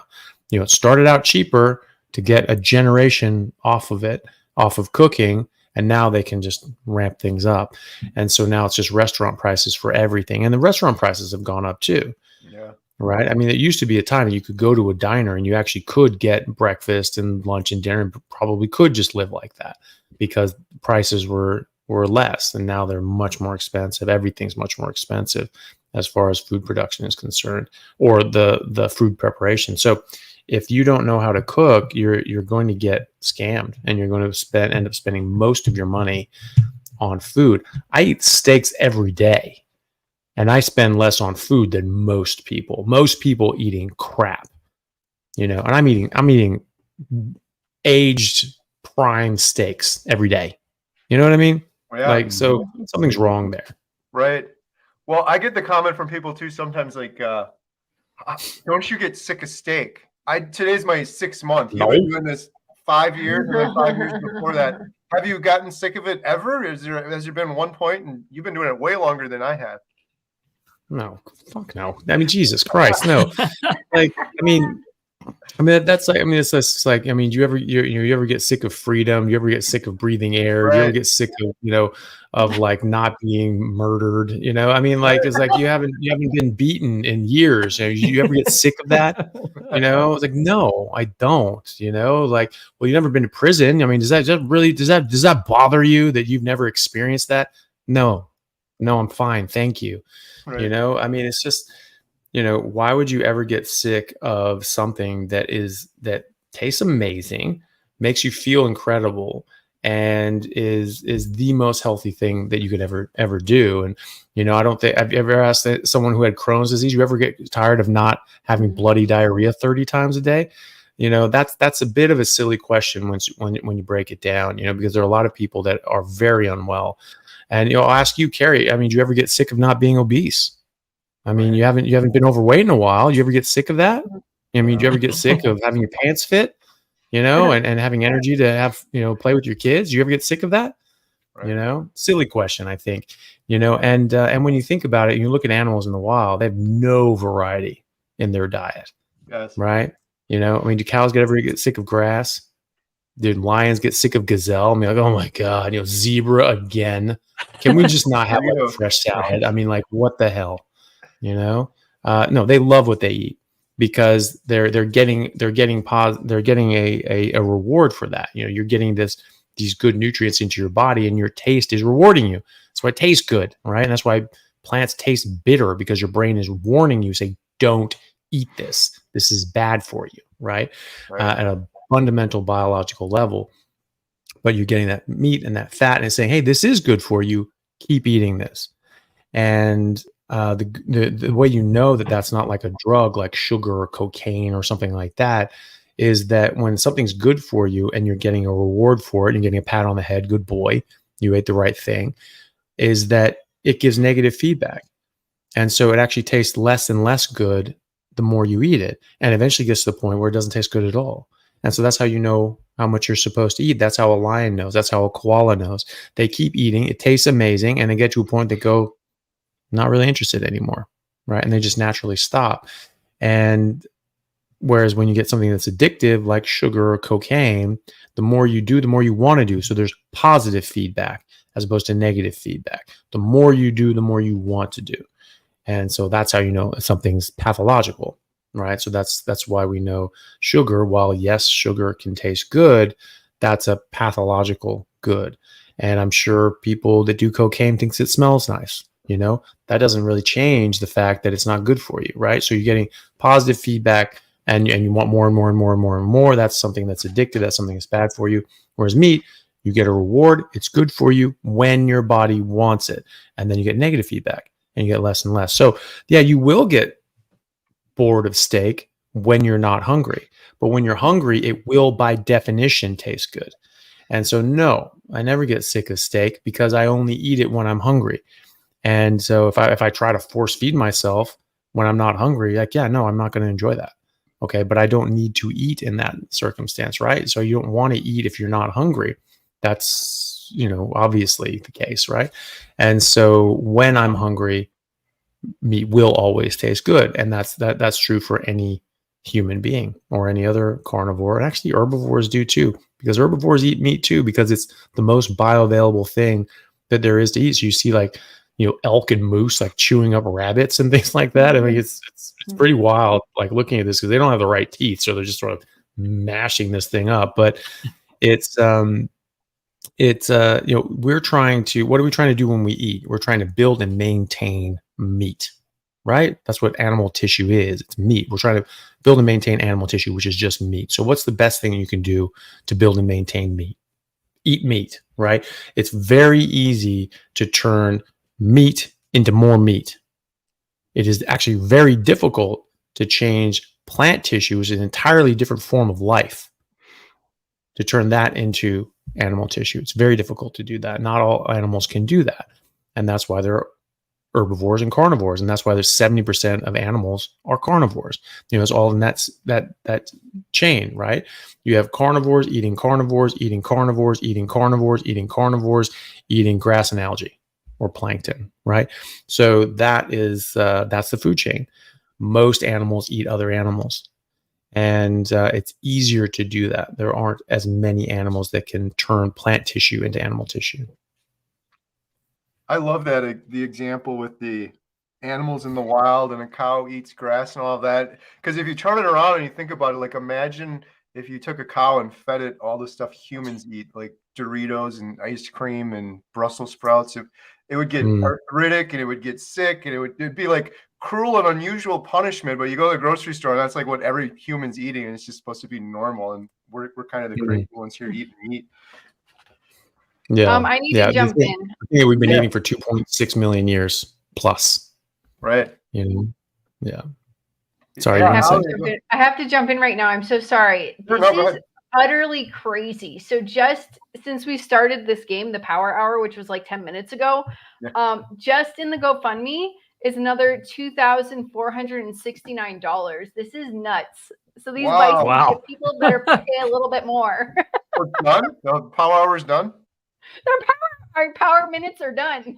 Wow, it was like a power minute. Okay. It was a power minute. And I haven't even caught up with all the super chats yet, like putting them in there. So, but I do need to do a shout out to specific donations because I'm going to shout them all out in the chat, but I want to say, a Nepo, $200. Sorry, I don't want to screw up your name. Catherine Sir Peary, $500. Karen McBride, $500. Donald Jones, $500. And that 200 one was a little while ago, but those three $500 just happened in the last like few minutes. So that's nuts. And we are now at 24,671. Dr. Chaffee, I think you're staying for the rest of the night. Well, for a bit anyway. Yeah. We appreciate any time. If you got to jump out at any time, just let us know. Good. No, I think I'm booked in for the next couple hours anyway. Yeah, you are. All right, we got another one here. So I'm supposed to believe there's some huge conspiracy theory. My entire life, everyone was told eat your vegetables. Everyone was told avoid fat, eat low fat. Everything was lies. Yes. Next question. Right. Yeah. But it is. But it's documented as such. You know, the Journal of the American Medical Association published in 2016 actual internal memos from the sugar companies detailing how they paid off 3 Harvard professors to falsify data and publish fraudulent studies to make it appear as if cholesterol caused heart disease when it was really more likely to be sugar. And then there were studies coming out saying that sugar was strongly associated with the development of heart disease. And so they're saying, okay, well, we need to cover this up. We need to get our Oppo research out there to muddy the waters, right? So you have 20 studies saying that it's sugar and 20 studies saying it's cholesterol. So, well, we just don't know. Oh, well, we just need more studies, all that bullshit. So they played that game for a number of decades. And one of those professors was named head of the USDA, and he was the one who authored and published the 1977 USDA declaration saying that cholesterol caused heart disease, and to stop eating it and stop eating saturated fat. And so that turned the tide, and everyone just jumped on board with that. And you had a whole bunch of people saying, "Oh, vegetables are so good, eat vegetables." Who is saying that? People's trying to sell you freaking vegetables, never trust somebody, about their own product. You know what I mean? It's something that they're selling you. Sure, they're going to talk it up, but of course they're going to talk it up. And so, and it goes on more and more and more. This is unfortunate. There's more to it than this. Yes, there are industries involved. Yes, there are major food companies that are nearly 100% plant-based, Coca-Cola, Pepsi, Nestle, Kellogg's, Sanitarium Foods, Post, all these things are, General Mills, all these things, almost all of what they put out there are plant foods, right? That's what they're protecting. Of course, they're going to push that out there. Coca-Cola, just Coca-Cola, not even all the other major multinationals. Coca-Cola spends 11 times the amount of money on nutritional research than the NIH every year, right? And that's just Coca-Cola, not all the other vested interests in there. And so, what do you think is going to come out? What do you think the nutritional literature is going to show? And also, a lot of this nutritional literature is going into peer-reviewed peer-reviewed process, right? So, but what is the peer review process? Peer reviewed is an old boys club. Basically, if someone agrees with what you say, it's going to get published. If they don't, then they won't. It doesn't matter how much you back that up. And the peer review process and a lot of the nutritional studies and journals are done by Loma Linda Medical Center and the other Seventh-day Adventist institutions. Well, the Seventh-day Adventist Church is religiously anti-meat. They think it's sinful. They think it raises your sexual urges. Anyone can look this up. Look up Ellen G. White and the Seventh-day Adventist Church. Look up Belinda Fettke, Fettke, and she does a number of lectures on at different conferences, and it's available on YouTube where people can look at that and see the evidence for this. But they say it themselves. They say that meat is evil, meat is sinful, meat is a drug, meat is a chemical you need to avoid. And Ellen G. White said that she had a vision from God in the 1800s saying that meat was evil, caused lustful feelings. Lust is a sin. Therefore, meat is a sin. You have to get rid of it. And she was influenced by Sylvester Graham, who made graham crackers, who felt during the temperance movement that you had to eat bland, tasteless plant food in order to suppress sexual urges. That was important. And so she was, a disciple of his, and she ran with it and said that this came from God. Maybe she thought Sylvester Graham was God. And, she pushed this, and this became a hallmark of the Seventh-day Adventist Church. And their major defining difference in Christianity. This is why we're different and we're better. And she wrote a lot of books about, how horrible it is to masturbate or to have sex. Her protege and typesetter was a young man named John Harvey Kellogg, who grew up to be Dr. Kellogg, who ended up starting Kellogg cereals with his brother and had a sanitarium. That's what the Seventh-day Adventist hospitals were called, were sanitariums. That's why there's a major cereal company in Australia, the major cereal company in Australia, make like Wheat Bix and everything like that, called Sanitarium Foods. That's not a mistake. That was founded by the Seventh-day Adventist Church and is still owned by them, and still, enjoys tax-exempt status for all of their cereal sales and everything like that. Kellogg started Kellogg cereal, as you would guess, and he pushed a vegan diet. He also promoted circumcision to deter sex and masturbation. He would circumcise boys and girls without anesthetic in order to deter them from masturbating, or pour acids or caustic chemicals on the vagina and clitoris and labia of young girls without anesthetic in order to basically punish them and deter them from masturbating again. Like truly sick things these guys were doing. And he was the one who convinced America and Americans and the medical establishment that it was in the interest of the health of men and boys to circumcise young boys. This was not to improve health. It does not improve health. It was to deter masturbation.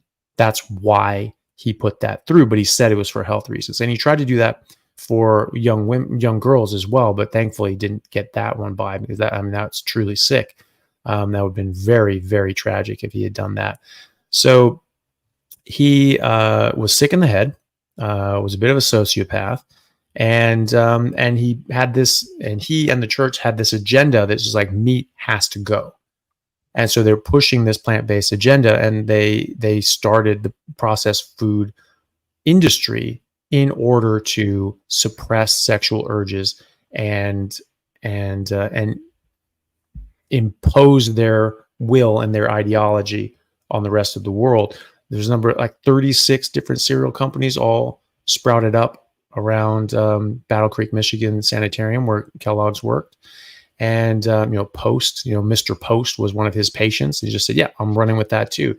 And so they own all the processed food companies, who are now putting out the majority of literature on nutrition, and it's getting peer reviewed by their hospital system and their medical center at Loma Linda. What do you think they're going to approve? They're going to approve anything that even has the remotest suggestion that a plant-based diet is good and that meat is bad, right? And in fact, it goes on from there. The American Nutritional and Dietetics Association, they were founded by Seventh-day Adventist church members. right? In the early 1900s, the university curriculum on nutrition was founded and written by the Seventh-day Adventist Church. It's still, strongly influenced by the Seventh-day Adventist Church. The first textbook taught in universities courses on nutrition was written by Seventh-day Adventists in 1925, and it was all plant-based then. Plant-based. You have to only eat plants and all that sort of crap.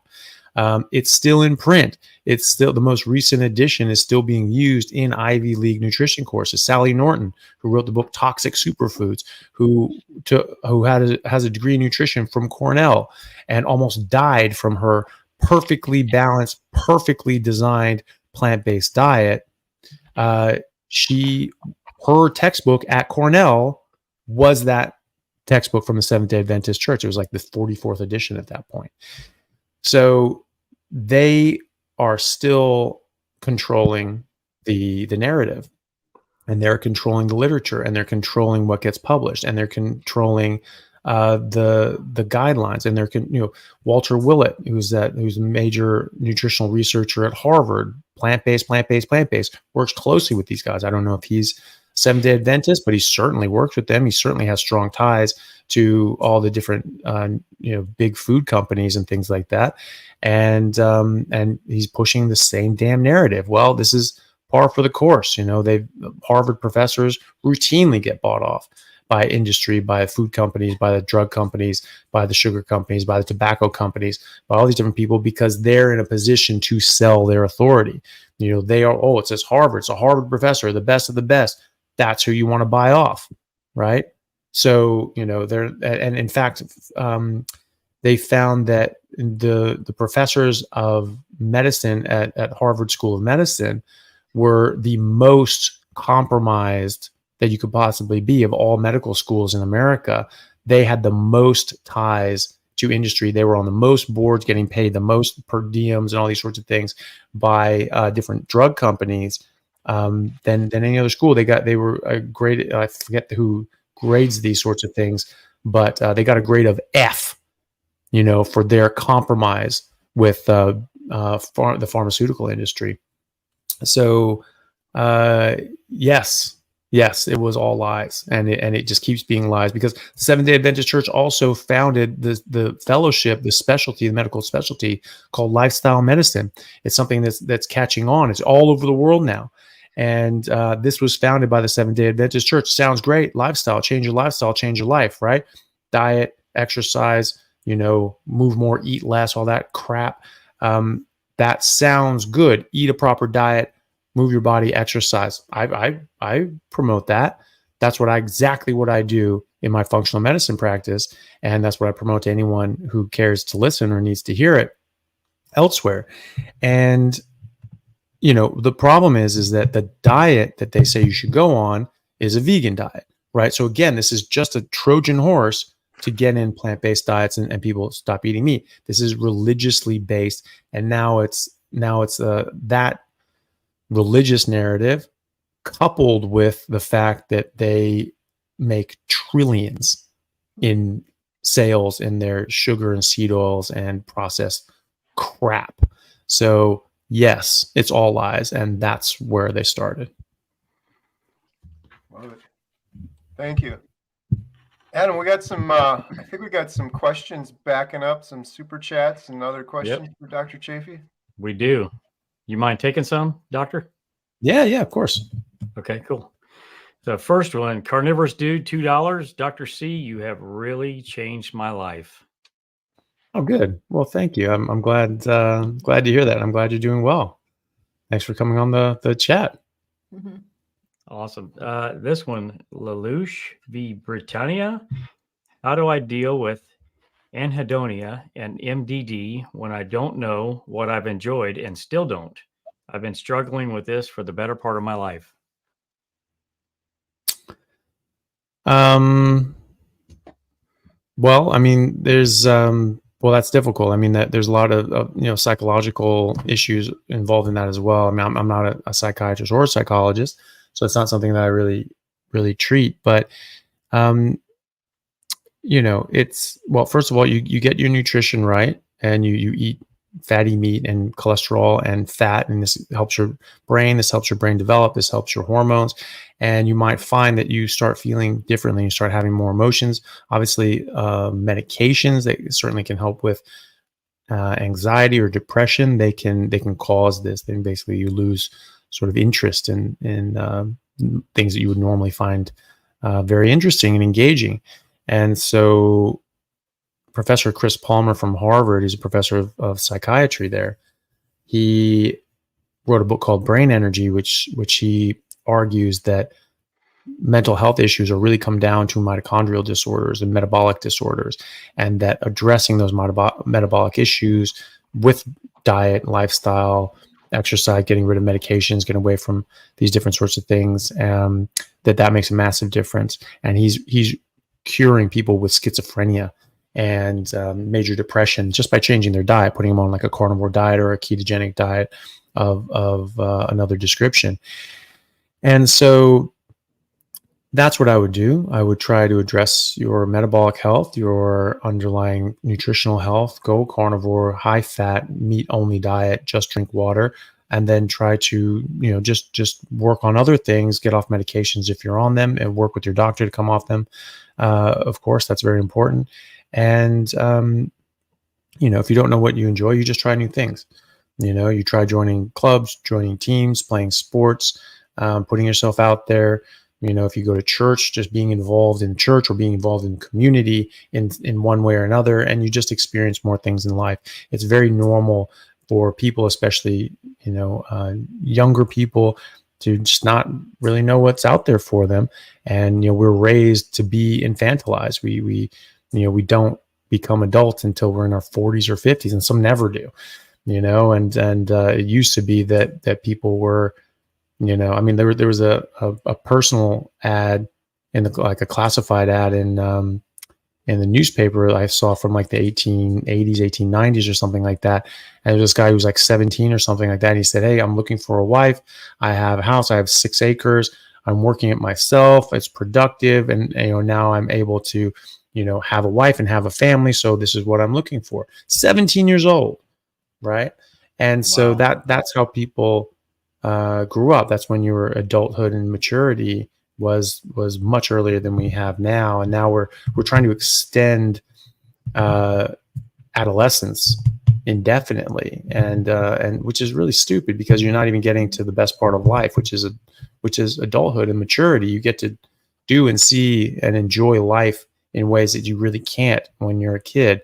And you can only do that when you've sort of figured out what life is about. So I would just put myself out there. I would just, get a job, start working, and start joining clubs and teams, and just see what you like. But get your nutrition right, get your health right, and your mental health will follow, and then you just get out there and enjoy yourself. Awesome. The next question is from Eat Meat Feel Good, $5. Thank you. How did the fundraising end with Maggie go to support a ranch? Yeah, well, it's still going. We've sort of met about half of our goal, well, a little over half. I think so she needs about $50,000 Canadian to save her herd. And I think last time I checked, we were at 28,000. I can actually check that.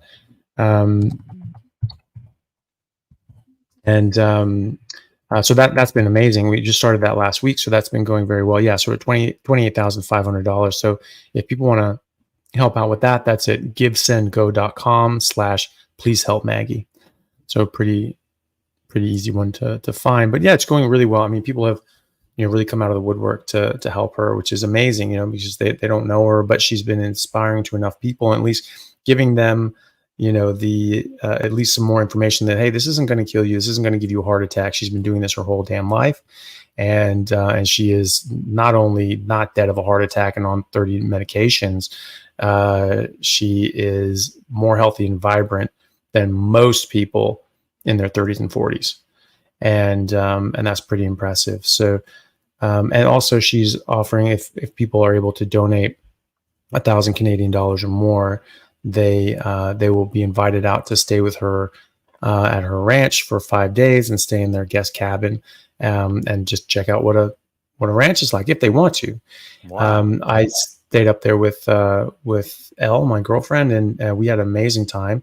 And then share with meals with them. They really only eat sort of like once a day. And so if people, want to eat more than that, then they can, but to share in that meal anyway, when they actually cook, and to just enjoy the ranch. And if they want to come out and work with them or walk around or just be around cows and just enjoy the scenery, they can. If they want to get out there and get their hands dirty and, start, dig fence posts like I was doing and wrangle wild raging bulls like Maggie was doing, I wasn't going to do that. They can help out. So as much or as little as you want to do. And, but everything helps, $5, $1, $10, whatever, makes a big difference and is really helpful, for Maggie. And she really appreciates it and needs it. So thank you to everyone who's able to help. Awesome. Yeah, that's awesome. If you ever want to do something like this, like a live stream to do some fundraising, I'm okay at it. We've raised $25,000 so far today, and that's my amazing. hourly plug. We did 25,000 so far, guys. It's Nice. birthday, and she's a heck of a fundraiser. And just Nice. for anyone Oh, happy listening, birthday. the link- Thank you. 40. The link for Maggie's fundraiser is in the description below. So Awesome. Let's go. Yeah, very good. Here's our next comment. Russ at Homesick Buckeye, $50. Shout out to my man Doc C. Take $20 from this and get him a new hat. You know who that is? I like the hat. Yeah. Well, I did actually have another hat that some of the special forces guys that I did that steak judging contest with, they gave me a hat. It was actually a pretty badass hat. It was like American flag hat. I should get that. And wear that because that's a sick ass hat. So yeah, I can switch it up, but I like this hat. Awesome. Carnivore in the suburb, $50. Thank you so much. No question. Just thank you to Dr. Chaffee for sharing your knowledge unapologetically. You all inspired me to make my YouTube channel public to do the same thing. Hey, great. Well, that's good. I mean, I'm glad that more people are getting out there. I mean, good God, like how many like vegan channels are out there that just, go belly up after they, get, severe B12 deficiencies and things like that, or oxalate poisoning. But, it's good to have more voices out there and more people out there. I mean, I was really hesitant to start my YouTube channel because there were people saying things that, I thought were the right things. And I was like, well, these people are saying they're getting the information out there that I think is important to get out there. So maybe I'll just leave it to them. But I was like, well, maybe I'll just do something. And I've thought about it for years and then finally just did it. And, but I thought, well, maybe I just sort of missed the boat and, wouldn't be really relevant anymore. But, it wasn't, people liked it. And, you should always remember, even if you're saying the same thing as other people, you're going to reach different people than they will. And you'll say it in different ways than they will, which will resonate with other people more than they do. And so it's great to have different voices and different takes and different personal experiences. And the more and more people, if it's just, Dr. Baker and myself and Saladino and Ken Berry just saying, hey, we're doctors and we have patients that get better, trust us, that goes so far. But when more and more and more people are doing a channel saying, hey, look at me, this was me before, this is me now, these are my health before, this is my health now, that makes a big impact. And there's more and more people doing that. It makes a massive impact. So good for you for doing that, and just keep it up and keep making videos and keep letting people know how good you feel. Awesome. Hey, Adam, before we go to the next one, okay. I had a quick question for Dr. Chaffee. Sure. So, Dr. Chaffee, part of the carnivore diet documentary is to get the real examples from individuals out there, because I think those are so important. Before doing this 24-hour live stream, I had a couple people, I had one person send me just sort of their carnivore story, an abbreviated elevator pitch, a couple minutes long. And then it was kind of touching, and it's really important. And it seems like these people, they just really want to get this their message out, their story, what happened to them, and how they're doing now. Long story short, I ended up getting. I asked for some more, and the floodgates kind of opened, and we have 2 hours and 11 minutes worth of these. So I'm not going to show you 2 hours and 11 minutes worth, but we've been showing them throughout the night, and some of them are really good. There's one gentleman in particular, really kind of touching story. His name is Jeffrey DeProsperous, Coach DeProsperous. He's suffering from stage 4 cancer, and he wanted to put a video out. He's doing really well on carnivore, but he wanted to put a video out to his doctors. And you may not know this, but you're one of his doctors. So I was hoping to share this video with you, if you don't mind. Yeah, definitely. Okay, here we go. This is Jeff. Hopefully Jeff is watching right now. I think he was watching most of the day. Here we go. Hi, everyone. My name is Jeff DeProsperous, and I'm here to tell my story. I'm making this video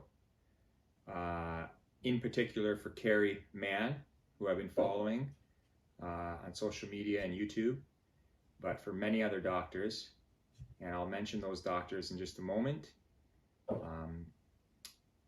But I just want to also make this video to help others, because I'm having a lot of success on this journey I'm on. Once again, my name is Jeff DeProsperous, and just a little bit of a quick story about myself. I have 2 sons, Peter and Dante, 15 and 13 years old, and I have a beautiful wife that I've been married to for 17 years, Martha. I'm making this video to share my story. My story began my journey having stage 4 cancer, being diagnosed with stage 4 colon cancer that has metastasized to the liver, pretty fully covered the liver, on April the 6th, 2022. I then started chemotherapy treatment the end of May 2022. I did 27 rounds of chemotherapy every other week from May of 2022 to the end of May of 2023. Every Wednesday I was doing chemotherapy treatment. First couple rounds of my 27 rounds, I just did chemotherapy.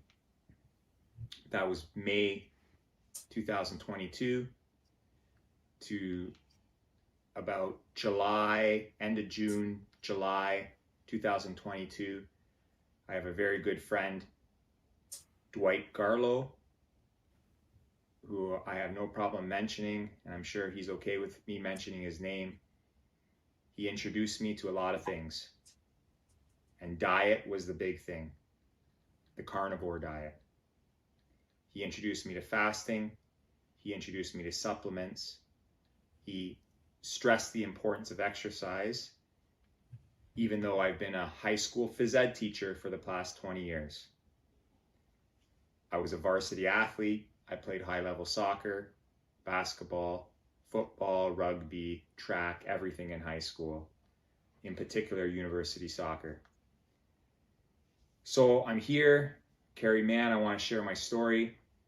I also wouldn't mind if you shared what I'm sharing right now with these other doctors that I have followed religiously for the past 1.5 years. Those doctors are, in particular, Dr. Anthony Chaffee, you're one of my favorites, followed by Kendi Berry, Sean Baker, Thomas Seafried, Dr. Mindy Peltz, and there's a few other ones on that list as well, including Dr. Berg, who that was the first video I watched 1.5 years ago. Myself and my sons, we follow these doctors.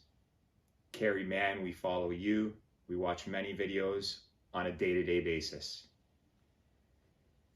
I have been granted a chemo break this past summer, So I went from May 2022 to May 2023, 27 rounds of chemo every other week.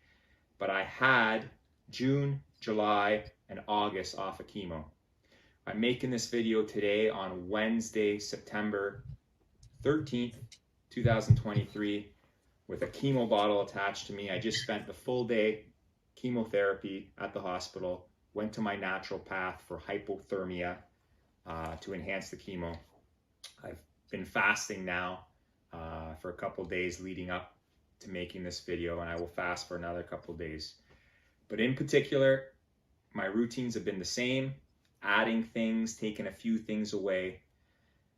But the biggest game changer, Carrie, Anthony Chaffee, Kendi Berry, Thomas Seaford, because he's huge on the metabolic treatment, which I believe in. The main thing has been my diet and fasting that has helped with my chemo. I've been a carnivore now for over a year, pretty much the whole time. Just the first couple rounds of chemo, I was still doing the standard American diet. But from about July of 2022 to today, September 13th, 2023, I've been a carnivore. Beef, bacon, and eggs, mostly ribeye steaks, a lot of beef, a lot of hamburgers, ground beef, a lot of eggs, a lot of bacon, a lot of butter. My boys are listening to this. They're helping make this video and they're nodding. A lot of supplements. I'll do other videos on supplements and fasting, but I just wanted to get this out there to Carrie. And all my doctors, all my carnivore doctors, and all my metabolic cancer fighting doctors. I'm having success. From that May to May, I had 5 scans and I had shrinkage every single scan on all the tumors in my liver and the primary tumor in my colon. My primary tumor in my colon went from a CEA number of 187 down to 14 before I took my chemo break, which was pretty amazing. My liver spots all shrank every single scan, and my chemo doctor was shocked that they shrank every single scan. But I know it's from carnivore diet, fasting, and exercise. Those are the main 3 things that I'm contributing it to. My cancer's so far advanced that I have to be on chemo for now. The break was good. It didn't get worse, but I need to be back on it right now, and I'm continuing the carnivore diet and fasting and exercise. The past year and a half, because I'm in the state of ketosis, my energy level's constant. Even right now with chemo bottle attached to me, it is my downtime, but I'm feeling pretty good. I'm sitting here in my bed, future videos, and I don't lie in a bed too often. I'm always coaching sports. I'm not working, but I'm coaching the sports teams as much as I can, helping out as a volunteer. My goal is to hopefully someday get rid of this horrible metabolic disease I have and spread the word, especially as a phys ed teacher. I have a kinesiology degree and I'm a former athlete. I want to spread the word on what carnivore does, what carnivore fasting and a ketogenic diet does, a proper ketogenic diet. And I'm going to quote a lot of people, especially Kendi Berry: beef, bacon, butter, and eggs. Oh, the butter girl is another one I follow quite a bit. I think that's about good. Peter's going to give me, how long has the video been, Peter? 8 minutes. 8 minutes. I wanted to keep it less than 10 minutes. Peter and Dante are my sons watching this. Am I missing anything very, very important? I think I covered most of it. Carrie Mann. On September the 16th, myself, my good friend Dwight Garlow, my 2 sons, maybe my wife, we're going to be listening in all day on your live carnivore with all those amazing doctors you're going to be having on there. I know you're setting up for a documentary coming up. I'm making this video very quickly for you because I've been humming and hawing about starting my YouTube channel and getting my message out. This is my first video and I'm making it for you, Carrie, and all those doctors. So if you can forward it to the doctors, please do so, or please include me maybe on your live carnivore day on September 16th coming up. And it would be amazing, really amazing from the bottom of my heart because I think I'm going through something very horrible right now, but it's a blessing because I'm changing myself. I want to share it with everybody, and if you can make me part of your documentary, I would love that. It would be an absolute privilege and honor. Once again, my name's Jeff the Prosperous. Carrie, please reach out to me and contact me, and thank you so much from the bottom of my heart.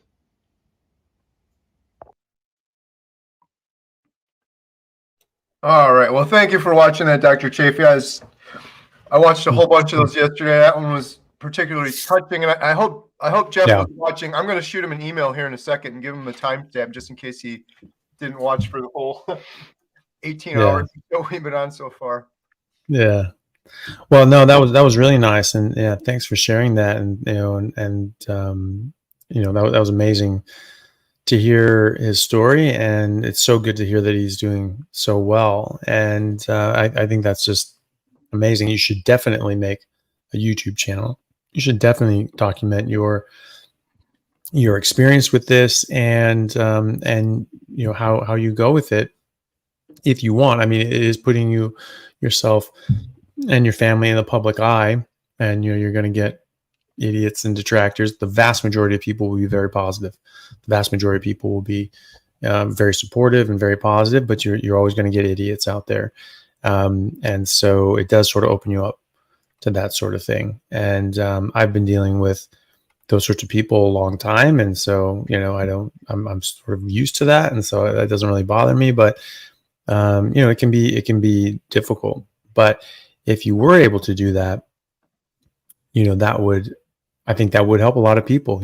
Someone else in your position or in the position that you were in may come across that and go, okay, I'm going to try that. I'm going to do that. I'm going to see if I can beat this thing too. So it'd be great to see you and more others get out there and do this. But either way, thank you for sharing your story, and I'm glad you're doing so well, and hopefully it just keeps going. But yeah, that's the thing. I mean, that's in the literature.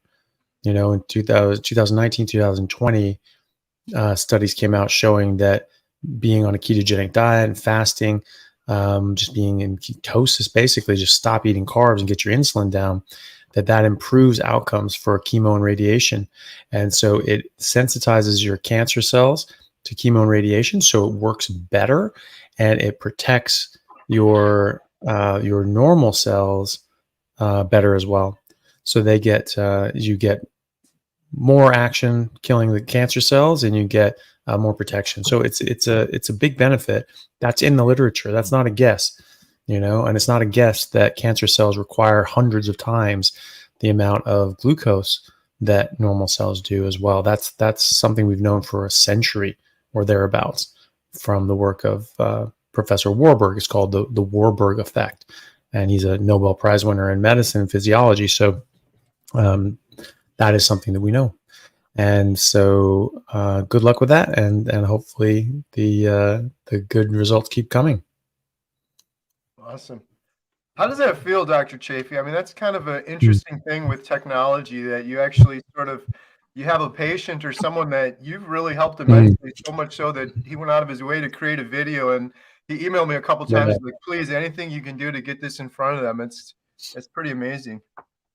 Yeah, no, it is amazing. I mean, that's the thing, you'd have different people doing different things, but you'd have to travel to different states or different countries to go see a particular person doing a particular thing, and you'd only know about them based on their public work and literature and all that sort of stuff. So it was harder for people to find each other and to find information, and that was helpful. It's a double-edged sword, because there's a lot of other crap out there that you find and run into as well. But it is good that people that have sort of seen things differently and seen this literature and these results that sort of differ from the mainstream approach, that you can get that out there. And instead of being just completely, like, you have the peer-reviewed system, Seafried has over 150 papers published in the peer-reviewed literature. But at the same time, if you do things that are far outside of what people are used to seeing, that it just won't pass. It just won't pass the peer review process, even if it's 100% accurate. I've seen that in medicine as well as other fields as well. So Sophia Clemens over in Hungary, she has the Paleomedicina clinic, and she's been doing this for 15 years. And she's been, we're putting people into remission with their cancer and autoimmune issues for well over a decade. And she has a couple case studies and case reports for putting these cancers into remission with this dietary approach. But she has entire studies and dozens of patients and all these other sorts of things that she cannot get published. They won't publish her. They won't put it in literature. This is all hard data. They won't publish her. I've seen that with my brother-in-law, Kevin. He was a brilliant guy, brilliant computer scientist. He won like the Fields Medal for computer science, or the equivalent of whatever, at University of Washington. The only person at University of Washington to ever win this. And it was, like one person gets it, really. And it's two people now, and one has to be a girl. So they give it to a male and a female, and the best computer science student, that year. And he ended up getting, a full ride to anywhere he wanted to go, Harvard, MIT, chose MIT. And then Google plucked him out of grad school to work for them before they were Google, back when they were just first starting out. They were just a search engine before they went public. And so he worked for them for years and was one of their main programmers, did his PhD in theoretical quantum computing, right? What the hell is that? So quantum computers don't exist yet, right? We haven't figured out how to make those things, but they've been theorized that they can be made by Richard Feynman, the physics professor at Caltech. And so what Kevin does is theoretical quantum computing, saying, okay, we don't have quantum computers, but we're going to show mathematically through these physical properties, once we get them, this is what you can do with them, right? We don't have them yet, but once we do, we could do this. And it's really, really, highbrow stuff and just very esoteric. So, not a very big field, right? Not a lot of people publishing in this. What's the peer reviewed system? There's like one guy. And so, he was doing something in that, and he was saying, hey, this is a new way of looking at this. You don't need these big, massive equations. You can actually do it this way. It's much easier. And he published a paper on that because he figured out something new. And the guy who read it just dismissed it and just said, hey, for this sort of thing, you really need these big equations. He doesn't have one of those big equations, so I'm not even going to look at it. And it's like, no, the whole paper is about how you don't need those big equations. You dumb bastard. Read the goddamn paper. And he sent this to the different journals that do this sort of publication. He got the same letter back each time. So it's the same guy doing the peer-reviewed system. And this doesn't meet with how they think about, quantum computing. So it's not going to come in. Wouldn't even read it, right? So that's retarded, but that's the thing. So, the peer-reviewed system isn't perfect, and you can't get things in necessarily that should be in. But, at least people can get this information out there, and you can show the evidence and show all the different publications and people's real results, and at least get people an alternate view. And if that makes sense to them and sounds good and they want to try it, great.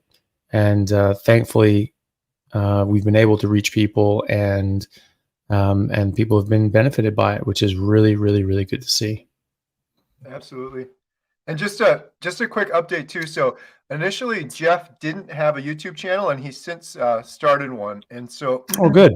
I put it in the comments, and it's also in the description. It's right at the top of the YouTube shoutouts. The name of Jeff's channel is Blessings on My Journey. Blessings on My Journey. I just left it in the comments too. So a huge shout out to Jeff. I just shot him an email too with the timestamp just in case he missed this, because I know you're going to definitely, you made his day, you made his week, I'm sure, just to get that in front of you. So thank you for doing that. Yeah, no worries. If you guys give me 2 seconds, I've got to go deal with the cat, and Yeah, I'll no be worries. back. Sure. Ali, we can go for an update maybe. Hey, well, Okay, Ali, let's before do we do that. the update, I just got to shout them out one more time real quick. Bison Okay. liver crisps from nose to tail. I'm going to show this ad one more time. They did the power hour and it just went nuts. It went really quick. It was power minutes. Yeah, it was power minutes, but I'm going to shout them out. I think I've already done it like 3 times maybe. But let's do it once more just because that power hour went pretty quick. Here we go. Yep. This is only like a minute here, so I'll just show this quick. One is Carrie, and if you're like me and you're following the carnivore diet, you know how important it is to get liver and organ meats. And if you're like me, you're also a little grossed out by cooking up liver from scratch. There's only that or eating desiccated liver pills, which doesn't sound very appetizing to me. That's why I was so happy to find this company, Nose to Tail Provisions, and they do these bison liver crisps. I was thrilled to discover Nose to Tail Provisions, and we've since partnered with them, and they are supporting our carnivore diet documentary. They offer these grass-fed, grass-finished, regeneratively raised bison crisps. Just look at this, a thin, crispy, salty, savory snack that just so happens to be liver. Grass-fed bison liver and sea salt. That is all. And the best part? Free shipping for domestic orders. Check out Nose to Tail Provisions. Their website is www.nosetotaleprovisions.com to place your order. So thank you to Nose to Tail Provisions and Bison Liver Crisps. Sean was on earlier. He ate his old package. I don't know if you guys noticed, but when Emma was here, she ate about half of the second package. And in fact, I think she took it and left with it. But really appreciate them and really appreciate everyone maximizing that couple of minutes in the power minute and getting the donation. That was awesome. Thank you all so much. So I'm sorry, Ali, I kind of interrupted you there. Where are we at with the fundraising? I just got another donation put in there, so give me 1 second. We're cooking with hot sauce. We're cooking with gas on the donations. We're cooking with hot sauce. Here we go. Give me 1 second. Oops. We're at $26,500 for wow, over the halfway mark. Woo! Yeah, so in 10 minutes we made this $1,000 from the Nose to Tail Provisions, almost $1,000 on the salt shakers, bottles of water, the tumblers and that stuff. That is $700, and they're closed for the night. So that's where we ended on that. GoFundMe $18,200 and Super Chats $5,600. These are awesome. Amazing. Thank you, everybody. Thank you so much. And I just realized with my tired brain that we're over halfway to our goal. Yeah. Wow. Amazing.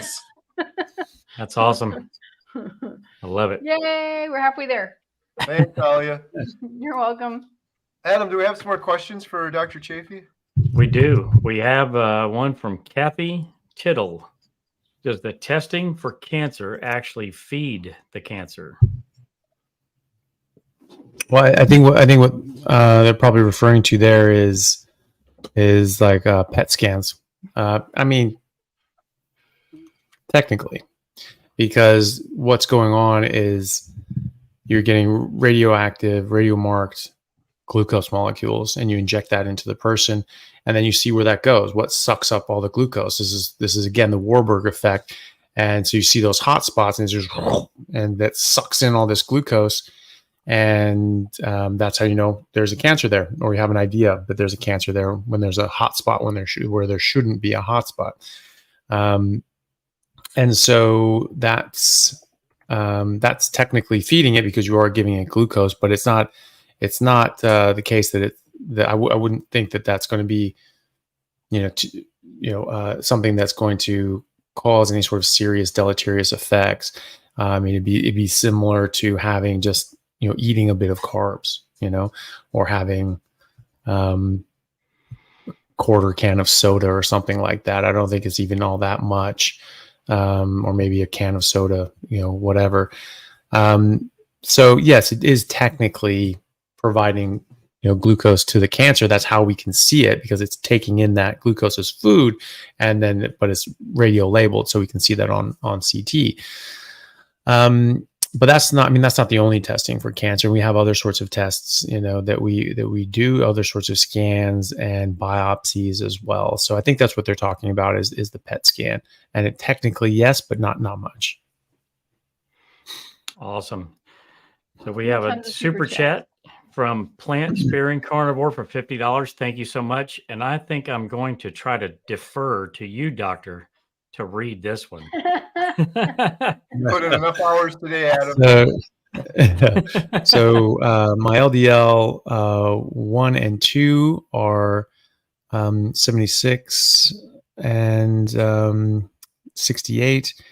Small dense LDL 3 is 10, and LDL 4 is 7 is 0. Mean particle size is 267. And HDL is 70, triglycerides is 78, HbA1c is 5.4, fasting insulin 7. Your interpretations, love your work. I would ignore all the first part of that and just go straight to the HDL and triglycerides, and also the the SDL, the L, and all that sort of stuff. So, having high HDL and low triglycerides and having an even sort of ratio there, that means that the majority of the LDL you have is going to be the large buoyant LDL, which is what you have. You can see that there with your particulate sizes as well. And your HbA1c is nice and low, and your fasting insulin is nice and low. So that's a good sign of good metabolic health. I don't know if you're how long you've been doing carnivore or exactly what kind of carnivore you're doing, but everything looks good from that standpoint anyway. You're having high SD-LDL and having pattern B to your type LDL cholesterol is something like a 1.7 times increased risk of developing heart disease or cardiovascular disease. But metabolic syndrome, where you'd have low HDL and high triglycerides and blood pressure issues and diabetes and high waist circumference, height to waist circumference, and all the rest of that, that is 6 times greater risk of developing cardiovascular disease. And then having type 2 diabetes just on its own is 10 times increased risk. So that's up there with smoking. And so, whatever your cholesterol is, it's not all that strongly linked to heart disease anyway. And so if you're fixing your diabetes and your metabolic syndrome, you're far more protected and reduced your risk far more of developing heart disease by just focusing on that. But no, I think that all looks fine. The main thing is your metabolic health. Do you have metabolic disease? Do you have diabetes? No, you don't. And that's the main thing. So I don't tend to worry too much about the cholesterol, just because it was a scapegoat. As we said earlier, it was blamed for something that was really more likely to be sugar and other processed foods. Awesome. Well, thank you for reading that. I definitely appreciate that. Yeah, no worries. Let's see. $2 super chat for 2 Black Op is 0 carb, 0 oil seasonings, and a little Greek yogurt. Okay. 0 carb, 0 seed oils, and a little Greek yogurt. Yeah. I mean, it's certainly better. A bit Greek yogurt that's completely plain and no additives, no sweeteners, no anything is what you want. And then eating that with just meat. So still the vast majority of what you should be eating is fatty meat. Having a little bit of Greek yogurt every now and then should be okay. Some people do stall in their weight loss or fat loss with dairy of any description. The live culture yogurts are quite good though, because they are good for your microbiome as well. And especially if we're new to this, you do sort of want to reseed your microbiome with that sort of fermented dairy product, but you don't need too much. But you do want to eat it with meat. You want to chew it up with the meat and swallow it together like a pill. But you don't need much. And but that's okay. And if you enjoy it, then fine. Awesome. $20 super chat from Angela Gould. Thank you so much. First cardio doc to bring in an ill-functioning thyroid. Thank you. I have Hashimoto's and high LDL. My CAC is 0 with HDL of 66, fasting BS 87, fasting insulin at 4.9, A1C 4.9, trigs 98, and with cerebral palsy. Well, I mean, that all looks great. You know, if you continue doing just red meat and water, your Hashimoto's should improve. Well, from what I've seen, and we have a number of Hashimoto's patients, the Hashimoto's antibodies go down steadily, and thyroid function continues to go up. Now, if you've had Hashimoto's for a long time, you can have permanent damage to your thyroid, and it may not recover fully. So it may be that you need to continue taking thyroid medication, but that's okay. Look, it happens, and that's why we have these medicines. But just see how you go. I think you're metabolically, everything's looking really good. Your HDL is good. Your triglycerides are good. I'm sure those will keep getting better as well. The triglycerides will likely still keep coming down. Your fasting insulin is 4.9. That's perfect. That's exactly where you want to be. HbA1c is 4.9 as well. It's perfect. And CAC score 0.2. So I wouldn't worry too much about the LDL, again, for the same reasons I said before. And Hashimoto's improves, but it takes a while. So you just need to be very strict, just red meat and water for best results. Awesome. And then we'll do Lisa C, $20. Thank you so much.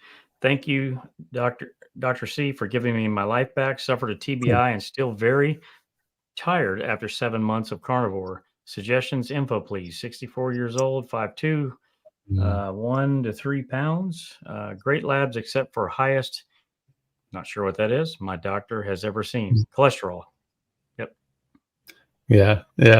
Well, look, that's sort of that lean mass hyper responder sort of results. I think I actually brought my bloods in here too. I just had those done too. My LDL is super high, but so is my HDL, and my triglycerides are very low. So, not too worried about that.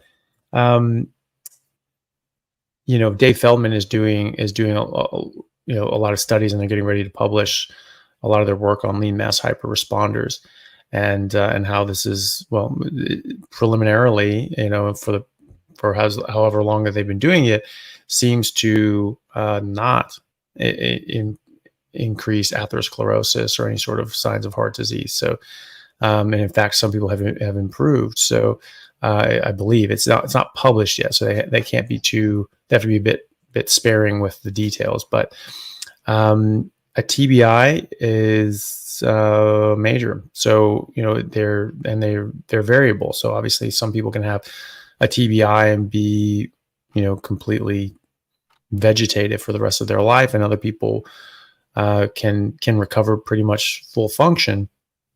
But ketogenic diets have been shown to improve outcomes and recovery with TBIs. You're getting ketones. Your brain likes running on ketones better than glucose, and they cross the blood-brain barrier and reconstitute into fatty acids. And so they help rebuild the physical structures of your brain, which is great. So just keep doing that.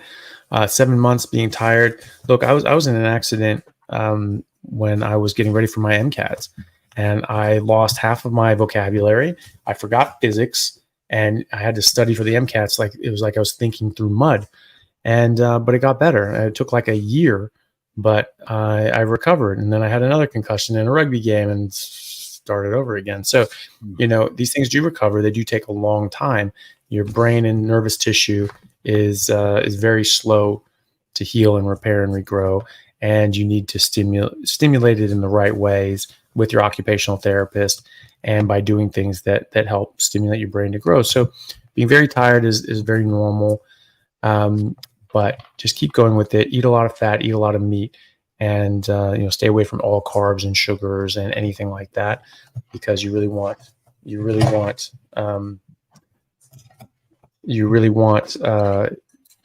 brain to have a lot of ketones.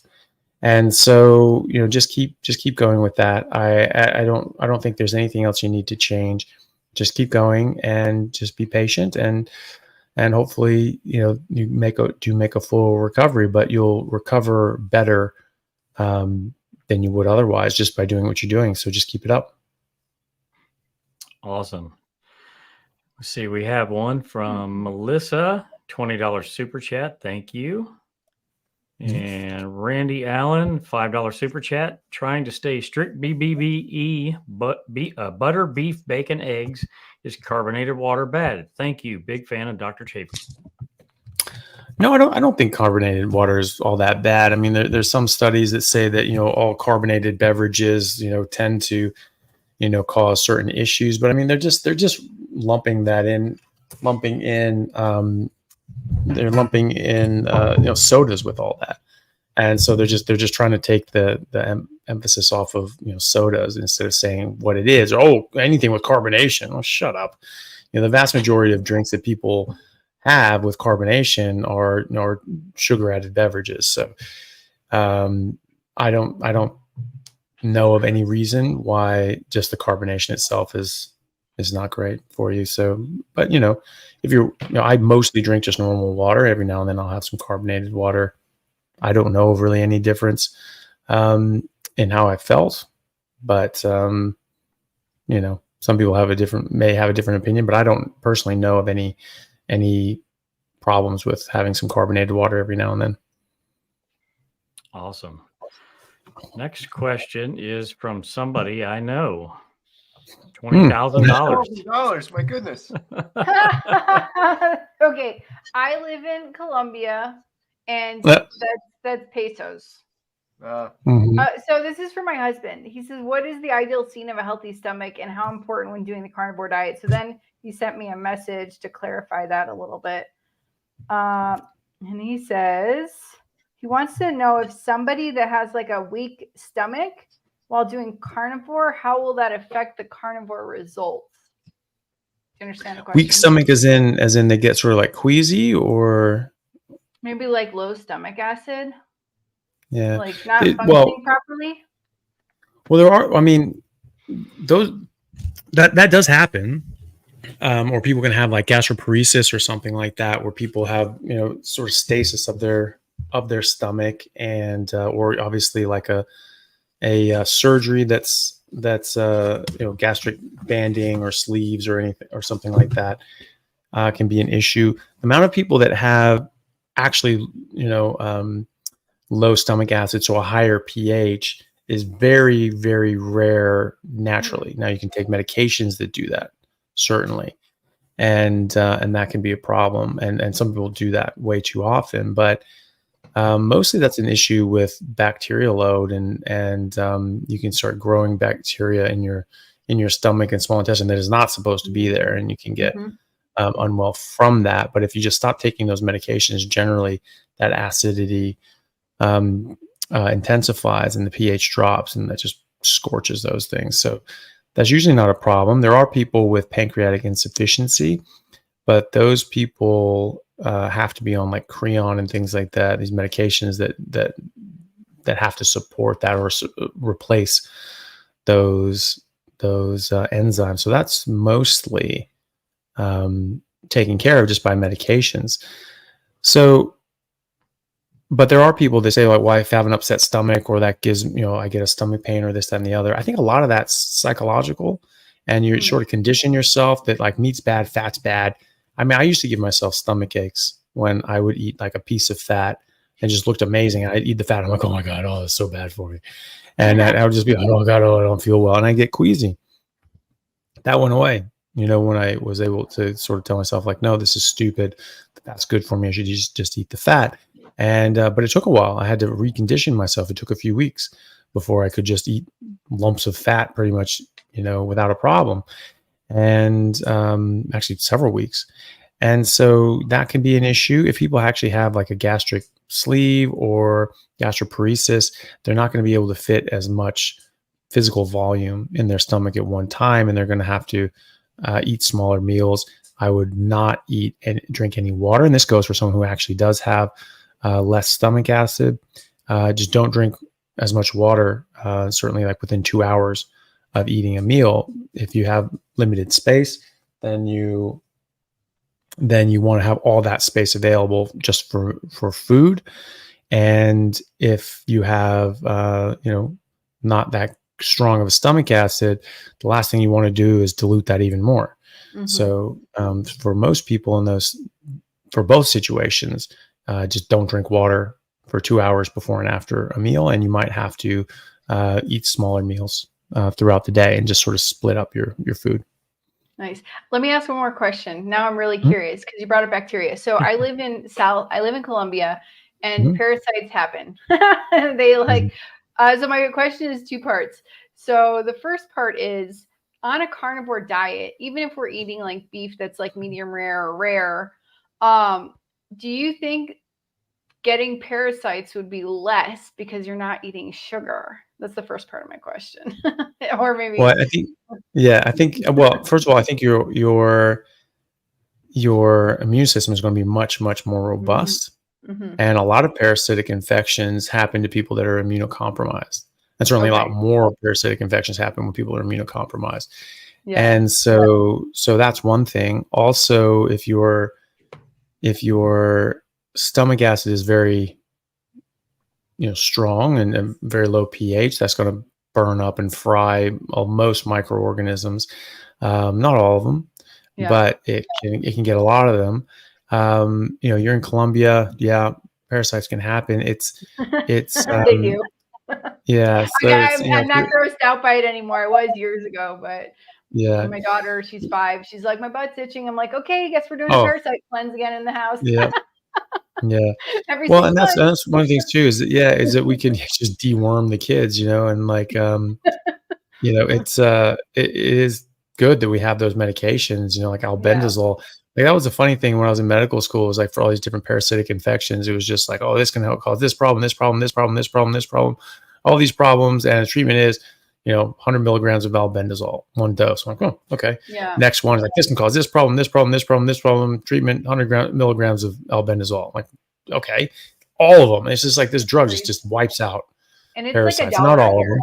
or like $3. Yeah, right. And so, That is so crazy. yeah, so awesome. I mean, I don't know. I think it's relatively safe. Obviously, anything that you take is going to have different sort of side effects. But Sure. from what I understand, it's fairly safe. But I think that's largely why we benefited from cooking, was because it kills parasites. We've been cooking meat for at least 800,000 years, if not 1.5 million to 2 million years.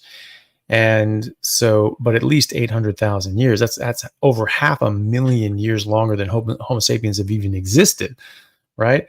And so I think that's probably benefited us by, killing parasites, in wild game. So, even healthy wild animals get parasites, and it could be that, maybe something's going on that they're maybe a bit more susceptible. Don't know, but we can get parasites, and cooking helps. You don't necessarily have to cook things well done, but it is nice in the sort of Western world, in America and Australia and Europe. You really don't have these parasites in the domestic animal population. So, Yeah. If you know where your animal's coming from, and that they are pretty well disease-free and parasite-free, then obviously you're a little better off. But yeah, you'll probably be more protected from it.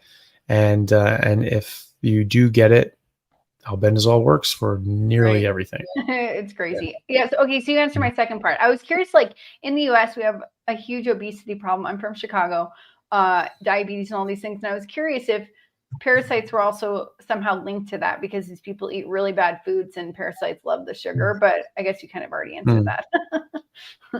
Yeah. I don't know if parasites cause obesity, but certainly someone who is obese and immunocompromised would be more susceptible to it. Yeah, absolutely. Yeah. So if they were in a situation like in a developing country where this was more of a thing, they would be at much higher risk, I would say. Yeah. Yeah. Okay. Thanks. Yeah, no problem. Awesome. We have another super chat. From Bella Brat for you, $50. Thank you so much. Hi, Dr. Chaffee. What is the name of your cat? Love, love, love, and thank you for being here. Well, his name is technically Link, but we took so long in naming him that we just kept calling him Little Boy because he was a little kitten. So we're like, hey, little boy, come here, little boy. And now he just answers to Little Boy. He has no idea that his name is Link. So for all intents and purposes, his name is Little Boy. So that's my little boy. And so when we come back and, but he's great. I was pretty reluctant to get a cat. Elle really wanted one. And I was like, okay, we're going to get this thing. Like, I'm not just having it be just a stupid ass house cat. Like, it's going to be cool. I'm going to train this thing to like come when I call it and to actually, be interactive. And, I saw a guy who trained animals for movies, and he said, cats are one of the harder ones to train, but you can train anything. You just give them food, you can train. So you have these movies, these Disney movies, like cats running and doing all these things, whatever. It's like, how the hell did they get that to do that? I can't even get my cat to look at me if it doesn't want to, So it's, so from right when we got him, I was training him to come when I called him, and I'd give him a treat and things like that. And as soon as if he was just walking towards me, I would just say, come here, come here, come here. So now he knows he comes when he's called. And, I come home from work, I just call out his real name, Little Boy, and he'll just come running, come see me. And, he's very, very social, very interactive. He wants to be around us all the time, and he follows us around. Like when I walk around the house, he just follows me, and he'll just follow me around and hang out and just sort of sit there while I'm doing things and hang out, and then follow me around when we go somewhere else. And he's just a cool ass little cat. So he's sort of halfway between a cat and a dog. And, and he's nice. So, he's weird. He does weird things. Like he really likes climbing on my shoulders and just like sitting there like a plucked parrot. But, he, some reason I'll like hold him and he'll just like freak out. He's like, want to get up on my shoulder, and it really distress him if I don't let him. So it's a bit weird, but no, he's good. He's a good little guy. Very cool. So is Link Sausage Link?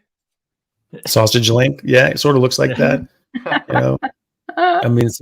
Sometimes when like he came in, I was just looking on the camera here. He looked like a little potbelly pig or something like that, and like and so it could be Sausage Link. But yeah, I think it's actually, I think Elle actually put his name down as Little Boy Chaffee with the vet. So nice. I think it's actually just Little Boy. We tried to name him Link. It did none of us were really sold on it. We just couldn't agree on anything else. Like every name that one of us came up with, someone else had a problem with, and so we ended up on Link, and everyone was just like, yeah, I guess, but that was how we felt about it, So it just didn't. No one was really gung ho about it, and it didn't get shot down anyway, which is why it survived. But we just call him Little Boy. Nice. Is that a Legend of Zelda reference? Yeah. Awesome. Yeah. Love it. Bonus points for Adam. Right. Adam just woke back up again. Right. Yeah. Westfield 90s $10 super chat. Thank you. Just a heartfelt thank you to Dr. Chaffee and all the other great doctors tonight who really are heroes for helping so many people with such debilitating illnesses. Well, thank you very much. That's really kind of you. I'm glad that we've been able to help you guys, and just hopefully more and more people spread the word and hear about this and are able to use this to regain their health and regain their life. That's the main thing. I think that most of us that are sort of in this space, that's what we are concerned with is helping people and just getting this information out there so that they don't have to take a bunch of medications and get surgeries and just be take supplements and all these sorts of things. They can just live, and they can just be healthy and exist.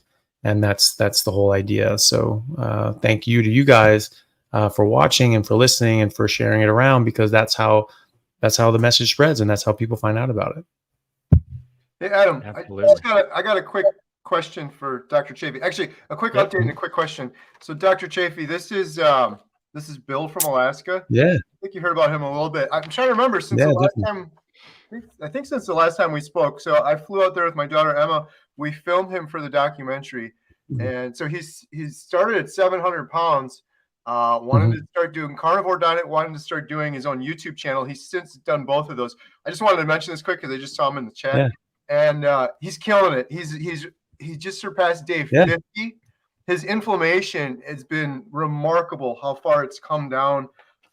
He not only was he stuck in his house for 4 years, hasn't left his house for 4 years, he was stuck basically in his bed other than 1 or 2 trips to the bathroom every day, which was just excruciating Wow. for him.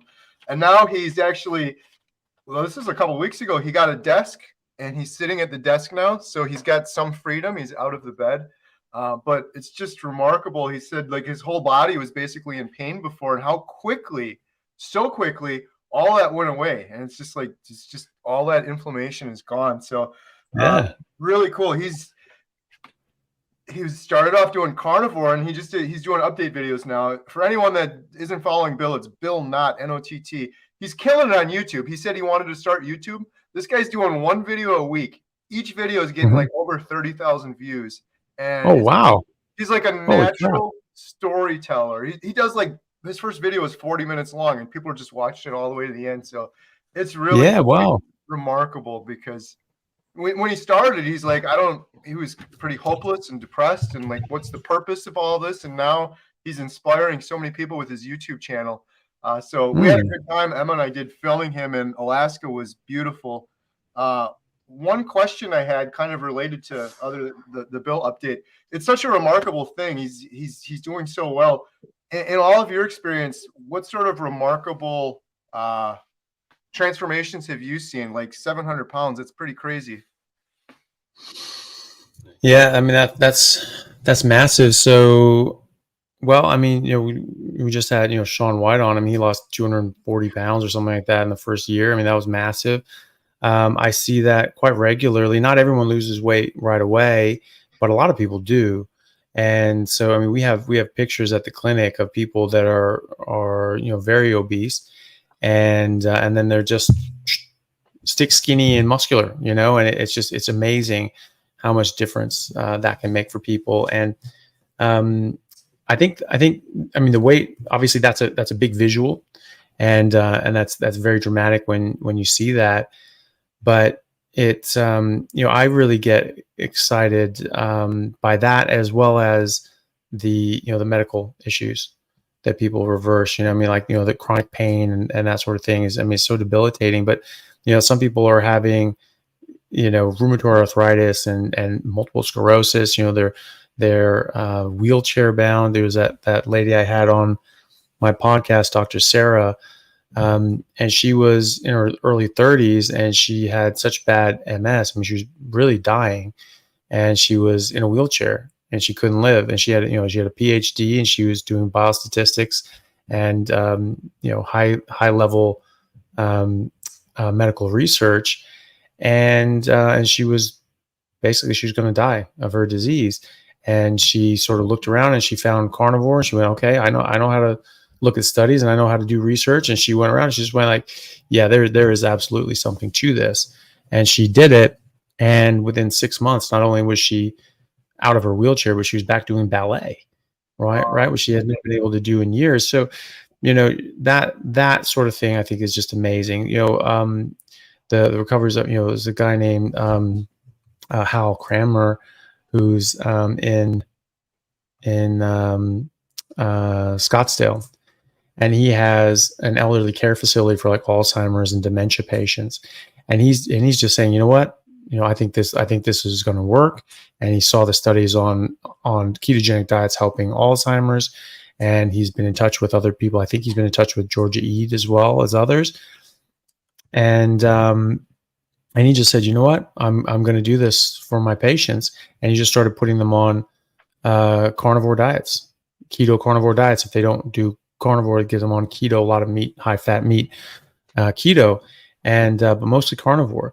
And he's rehabbing terminal Alzheimer's and dementia patients and getting them home again. Wow. Right?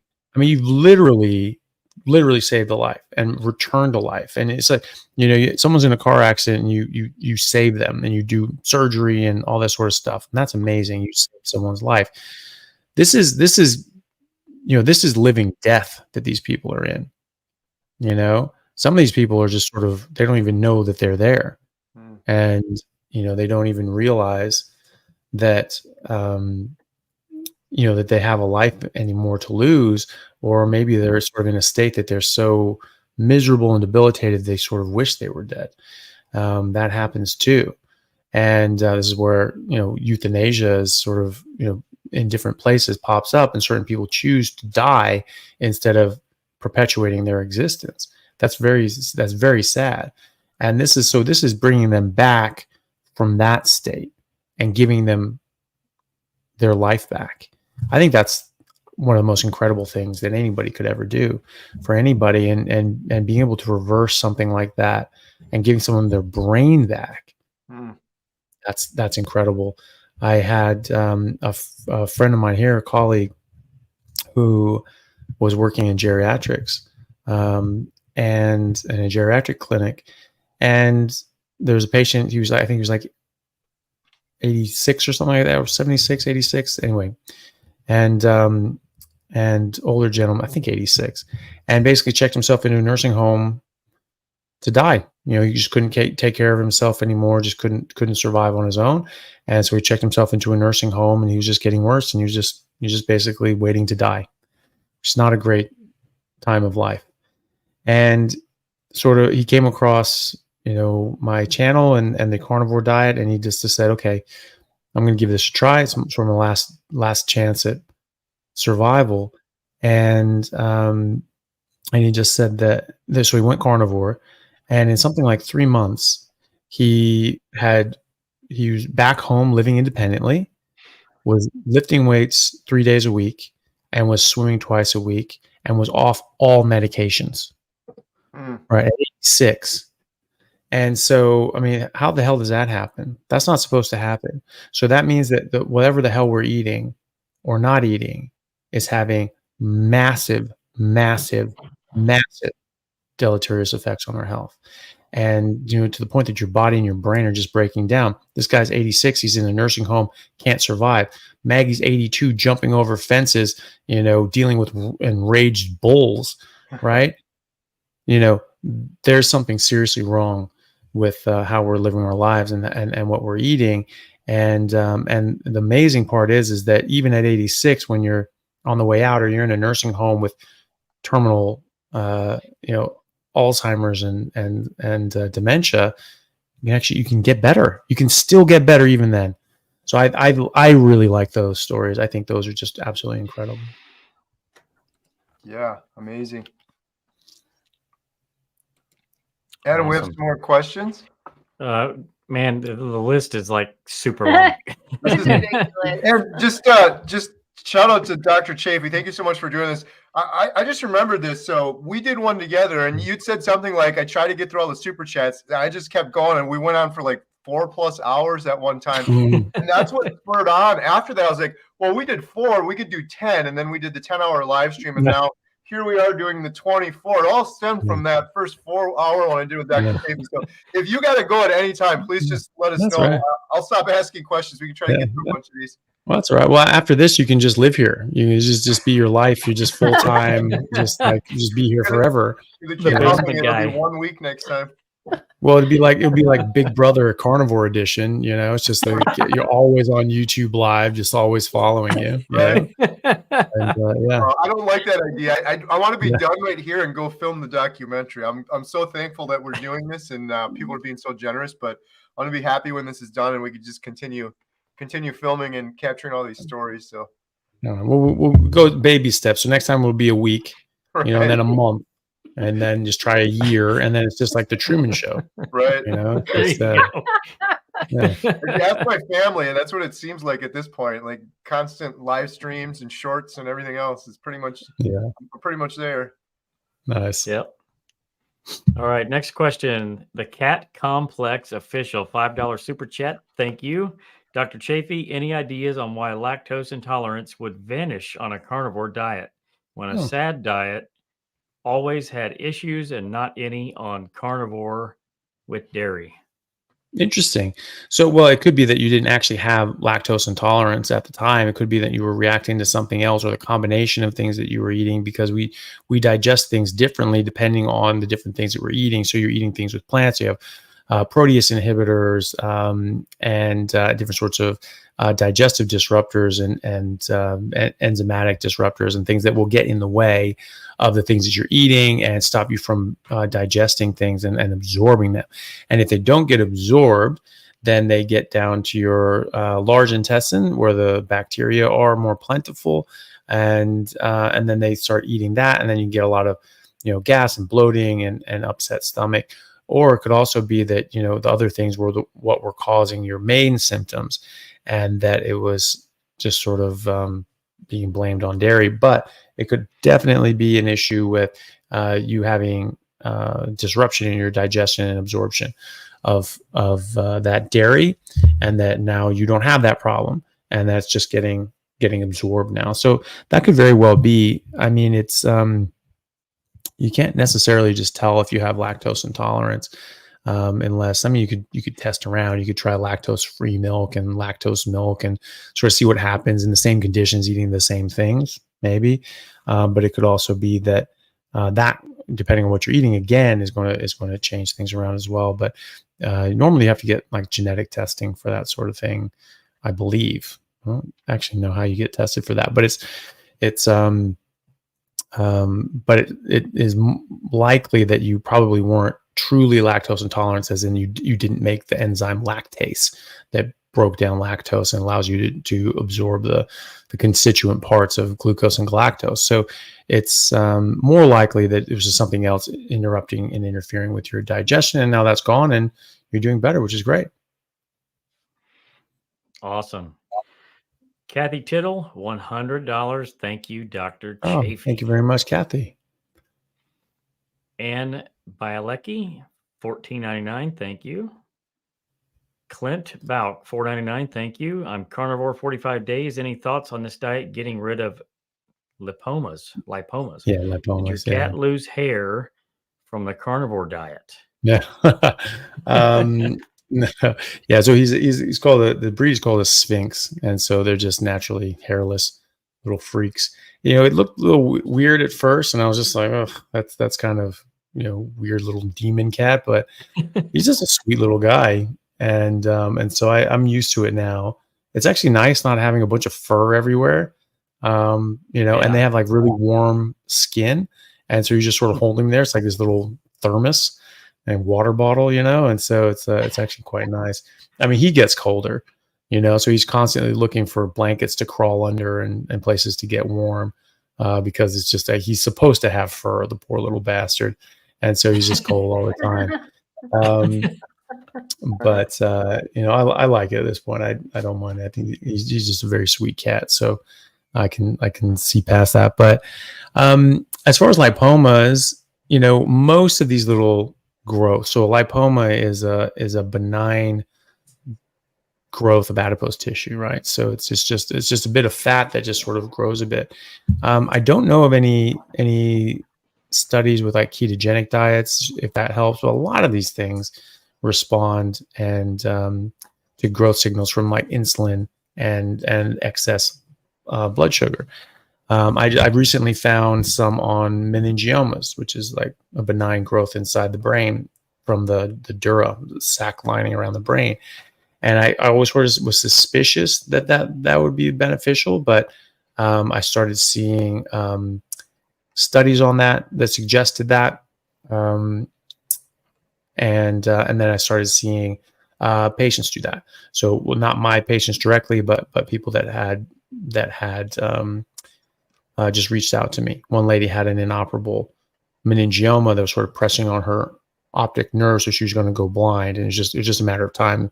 Things grow very slowly, but they grow, and eventually they can stop. They can stop and calcify and just freeze there. But hers was growing, and then she went carnivore, and then after like 6 months, it had shrunk down and had pulled off her optic nerve, and she started getting her vision back. Great. And so I don't know one way or the other with lipomas, but I would be interested to see, and I wouldn't be surprised if it did. I mean, I do have some experience with like animals. Like there's my girlfriend has a dog who has like a lipoma on its side, and that thing hasn't budged, and we only feed that little sucker meat. So I don't know for sure, but it'd be interesting to see what your experience with that is. Other things do get better though. Yeah. Very cool. Next question is from Laurel Roeder, $10 super chat. Thank you. Dr. Chaffee, thank you for all the information and sharing your passion and knowledge about the carnivore lifestyle. Yeah. Hey, no problem. Thank you for the super chat. It's nice to donate to a good cause. Absolutely. And Balecki, $7.99 Australian. Thank you. Dr. Chaffee, when in Melbourne, come to our barbecue. Absolutely. Where's your barbecue? Is that do they have a name of a barbecue place? Because there is. I'm down. Right. Sophia Eats Steak, $5 super chat. Thank you. So happy to support this cause. That Sphinx cat is adorable. I always love hearing from Dr. Chaffee. I'd love to do an interview with him. Yeah, well, happy to. Happy to. My sort of philosophy is that I'm happy to talk to anybody who's interested in this sort of stuff. I'm interested in it. I like talking about it. I'm happy to talk to people about it. I've done interviews with people for podcasts that didn't even exist yet. They're just trying to get some interviews and things done for when they started it. And some of those, got became bigger, and others, have stayed, relatively small, and that's fine. That doesn't bother me. I think that this is just important to talk about, and I'm happy to talk to people about it if they're interested in talking to me about it. Awesome. So yeah, so shout out to Sophia. I'm sorry. As you say, Sophia was on earlier. She's 16 years old, and she was really brave. She came on our 10-hour live stream and kind of told her old carnivore story in front of like 1,000 people. So it's pretty awesome. Yeah.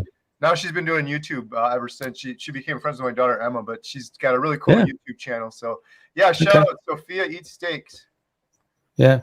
Well, Carrie, you can. I'm happy for you to put her in touch with me if she wants me to come on, if you guys are in touch. Awesome. So yeah. You just made her day for sure. I'll do that. Yeah. I'm sure. Next question from Leonardo, $10. How did the story on saturated fat get so mangled? Oh, good God. So yeah, I mean, that was just that a lot of that has to do with, the different sorts of, misdirections and special interests and protected interests that we talked about before with the Seventh-day Adventists and the sugar companies and the food companies and all that sort of stuff. They picked saturated fat and cholesterol as a scapegoat. That was just part of that. So that was just collateral damage. So they blamed cholesterol, and since saturated fat can but doesn't always raise LDL cholesterol, or at least, and there's some people who say this. I mean, and there actually are studies with, butter and coconut oil. Coconut oil is like 90-something% saturated fat, and it didn't raise LDL, whereas like butter did. And it's just like, okay, so it's not necessarily just direct saturated fat to LDL cholesterol, but either way, saturated fat also raises HDL. And the Journal of the American College of Cardiology published in 2020 a massive literature review looking at all the top pieces of data, all the highest level studies, randomized controlled trials, meta-analyses of randomized controlled trials, and so on.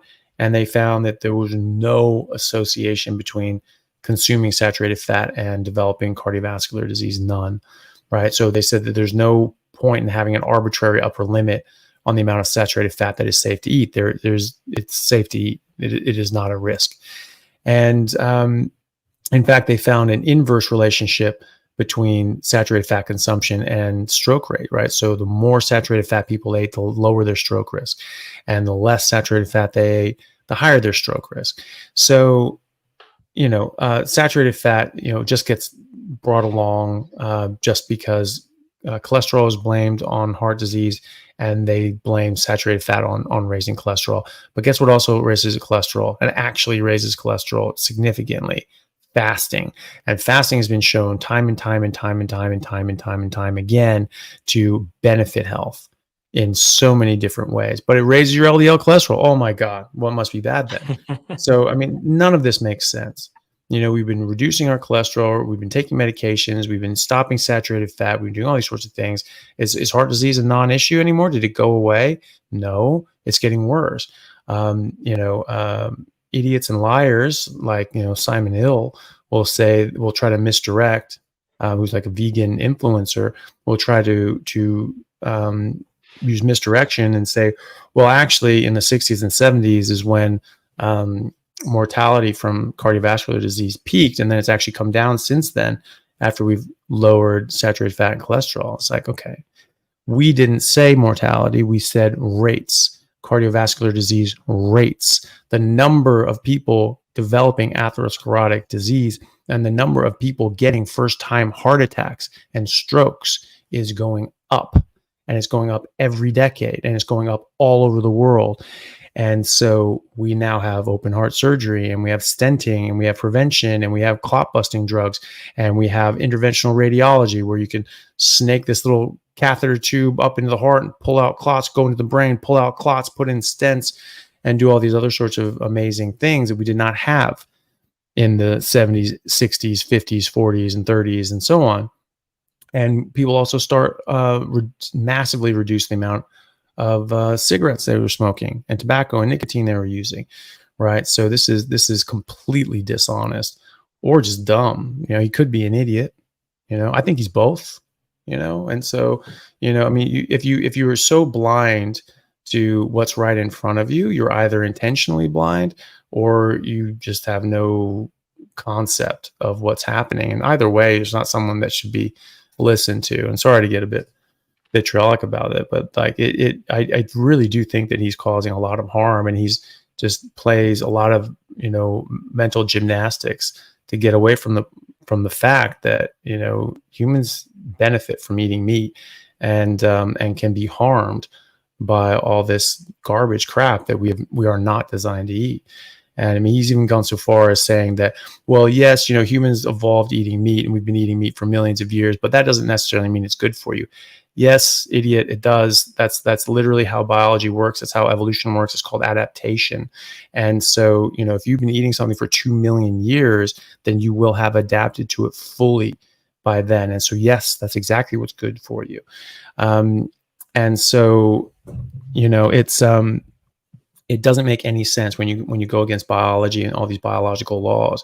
If you're saying that we should eat things that we've never eaten in the history of humanity, in our from back to the beginnings of our origins and pre-humans, that no one was eating, that's what we should eat now. These seed oils that didn't exist 50 years ago, 100 years ago, right? Those are the things that are most adapted to us, that we're most adapted to. If we haven't even been introduced to it, how the hell can we be adapted to it? And why is it that these vegetables taste like garbage? They taste bitter, and our brains are telling us, spit this shit out, and that a steak tastes amazing. Why is that? If our body doesn't want it and it's not good for us, it doesn't make any sense. Why would we be biologically designed to hate the taste of things that are good for us, and to be really and really enjoy meat and fat if it's really bad for us? And again, sugar is an outlier, but sugar is a drug. We get a positive feedback, and we get more positive feedback, and that benefits the plant. And we recognize it as safe. It's not going to kill us that day. We get a quick hit of energy, but you keep having it, you keep taking it, it can cause problems. So, I just think that that's really, really, really dangerous. And these people that are still pushing that whole saturated fat thing is causing a problem, like Simon does. He keeps saying that saturated fat is bad in the face of the Journal of the American College of Cardiology and all the evidence, put out there. It's just cognitive dissonance. I think he has a reputation and he has a shtick, and he's just desperately protecting that, because I don't think he's about helping people. I think he's about helping himself and furthering himself. And so I've got nothing but, contempt for people like that. Absolutely. Let's see. Next comment is from Kel, $5. Love the cat and love Dr. Chaffee's matter-of-fact attitude too. Oh, good. Oh, thanks. Hopefully, yeah, I don't know. Sometimes I go on rants, and like you never know. Like maybe it's not what people want to hear, but you know, But they're how I not feel. they're not incoherent. So that's Good. that's awesome. It's good information. Yeah.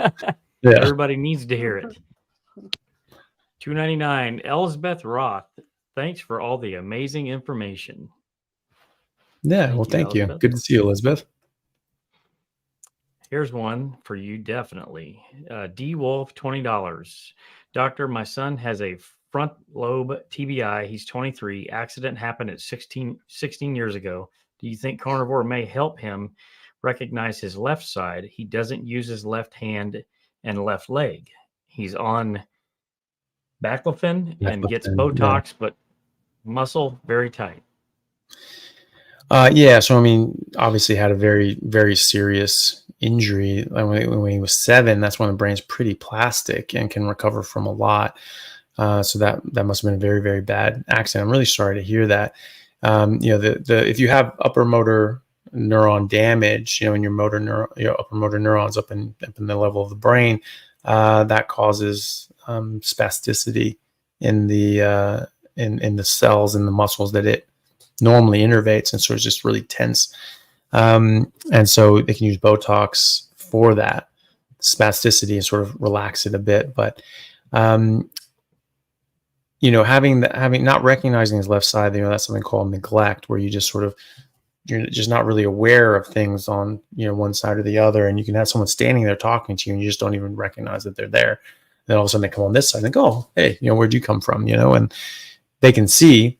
It's just that they don't really, it's hard for them to notice things on that side of the body, which is interesting. There's just parts of the brain that do that, right? And so those parts of the brain can be damaged. And then being able to use the left side can be a motor neuron issue. So you can damage those motor neurons and then be sort of paralyzed, right? So like when people have a stroke and they're not able to use one side of their body. Can this help? Well, it's been 16 years. It's a long time. A lot of times people will say, well, at this point, no, that's going to be permanent. I do hold out a glimmer of hope, just because I've seen people with longstanding strokes and even cerebral palsy, which is fascinating, that some people have started to improve, not necessarily completely eliminate their cerebral palsy, but I've had a few people now with cerebral palsy saying that they're getting less spasticity and they're improving in other ways. So that's fantastic. So I've seen crazy things happen neurologically when you start feeding your body and your brain and your nervous system what they're supposed to have, and start getting those ketones in there, going off glucose, and getting rid of all these other things that could get in the way. So one example of that is a guy named Dave Mack, who's a friend of mine, and we've done a couple podcasts together, and we sometimes do lives in a group with like Sean White and others. And he had a stroke as a teenager 30 years ago, and he had, I believe, right-sided weakness as a result of that. It was very unbalanced, very difficult for him to go up and down stairs, and that was his life for 30 years. And he'd gone keto and paleo and all that sort of stuff previously. So presumably he got some help from that, but he'd been very stable neurologically for decades. And then he went carnivore. So already done keto, and this is just super keto. So even better than keto. And in like a few months, his wife noticed that he wasn't walking with a limp, and he was walking normally. And she said that, and he's like, "What, really?" And she like videotaped me. So they videotaped him. And he's like, "Holy crap, you're right. Like I'm walking normally. That's crazy." And previously, it was very difficult for him to go up and down stairs. He was very unbalanced. He was very worried about falling. So he had to like cling on to the banister with his left arm, because that was his good side. And he just clinged onto that, and just like was very careful going up and down, because he would fall. And now he says he can run up and down stairs. And it was like in a couple months that this changed. So it's absolutely wild. I cannot say that your son is going to improve. I think he will improve, at least to a degree. But the likelihood is that there's large areas of his brains that have actually died. And if you got an MRI, you might see that. You might see those patches that they don't work anymore, and they've just sort of turned into scar tissue. But anything that's not scar tissue has a chance at recovering, and the parts of the brain that are still just normal, they will improve. And so that could improve his symptoms as well, potentially improve his neglect. There's no way of telling and without just checking and just seeing, but I think it's well worth the attempt. And if nothing else, it'll help him in so many other ways. He'll be a much happier, healthier young man, even if his neurological symptoms don't change. That's awesome. Yeah, I have a little bit that I can add with that too. In 2017, I had a traumatic brain injury from a car crash, and the doctor said that I basically lost 10% of my brain functionality, and I couldn't stand and close my eyes. As soon as I closed my eyes, I would fall down. Lots of balance issues, cognitive issues. I couldn't pay attention for very long. 30 minutes into any kind of work, especially on a computer screen, I'd have to sleep for hours and hours and hours. So on the carnivore diet, that has actually gone completely away. And I feel like I've gone beyond, I was at 90% before. It slightly improved over 6 years, but once I went on carnivore diet, I feel like I've gone beyond 100%. Like, it's insane how much my cognitive ability has improved on this way of eating. And I have another question is, so when I was having issues, once my brain got to a certain point, I would have, and basically it was overloaded. I would start having these tics, like my head would jerk, and I couldn't control it. So I was always wondering, like, what would that be from? And when exactly did those happen again? Let's say, for instance, I just did a lot of, I was a controls engineer, electrical engineering, controls engineer, and, just working a lot on the computer, maybe 2, 3, 4 hours. And my brain just, once it got to a certain point, it was overloaded. It wouldn't happen like one right after another. It's like maybe every 2 minutes, my head would jerk. I have no idea why it was doing that, but that's gone now. Okay, so that was before you went carnivore, but after the injury, right? Yep. Yeah. It's hard to say, but if your brain if you're getting a bit tired and a bit overworked, it's just harder for the brain to work normally. Especially you just have a lower threshold for things to start going abnormal. So, it's that's just something that we tend to see when people get a bit tired or mentally exhausted. Is that everyone can get tired and they can sort of slip up, and if you have an injury and you have other sorts of issues, then it can manifest in more pronounced ways. But having been on a carnivore diet and you've clearly healed your brain significantly, like if that's gone away, and so that's a very, very good sign that things have improved. So that's great. Absolutely. Yeah. What's crazy is I went to one of the top doctors in the area for traumatic brain injury, and not one single time did they bring up diet. It was always take pills, they had me on Adderall until I found out, like, I read the paper on it, and I was like, oh my God, this is insane. This is like cocaine almost. So no, it's meth. I weaned myself off of that. Really? Yeah, it's meth. Yeah, it is an amphetamine. Yeah, so it's like, so it's just a heavy stimulant.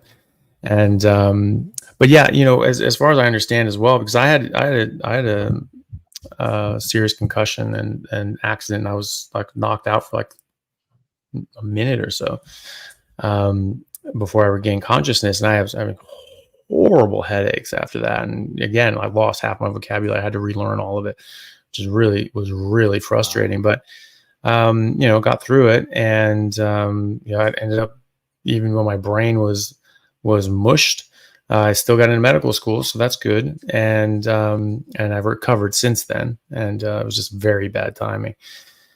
And so, you know,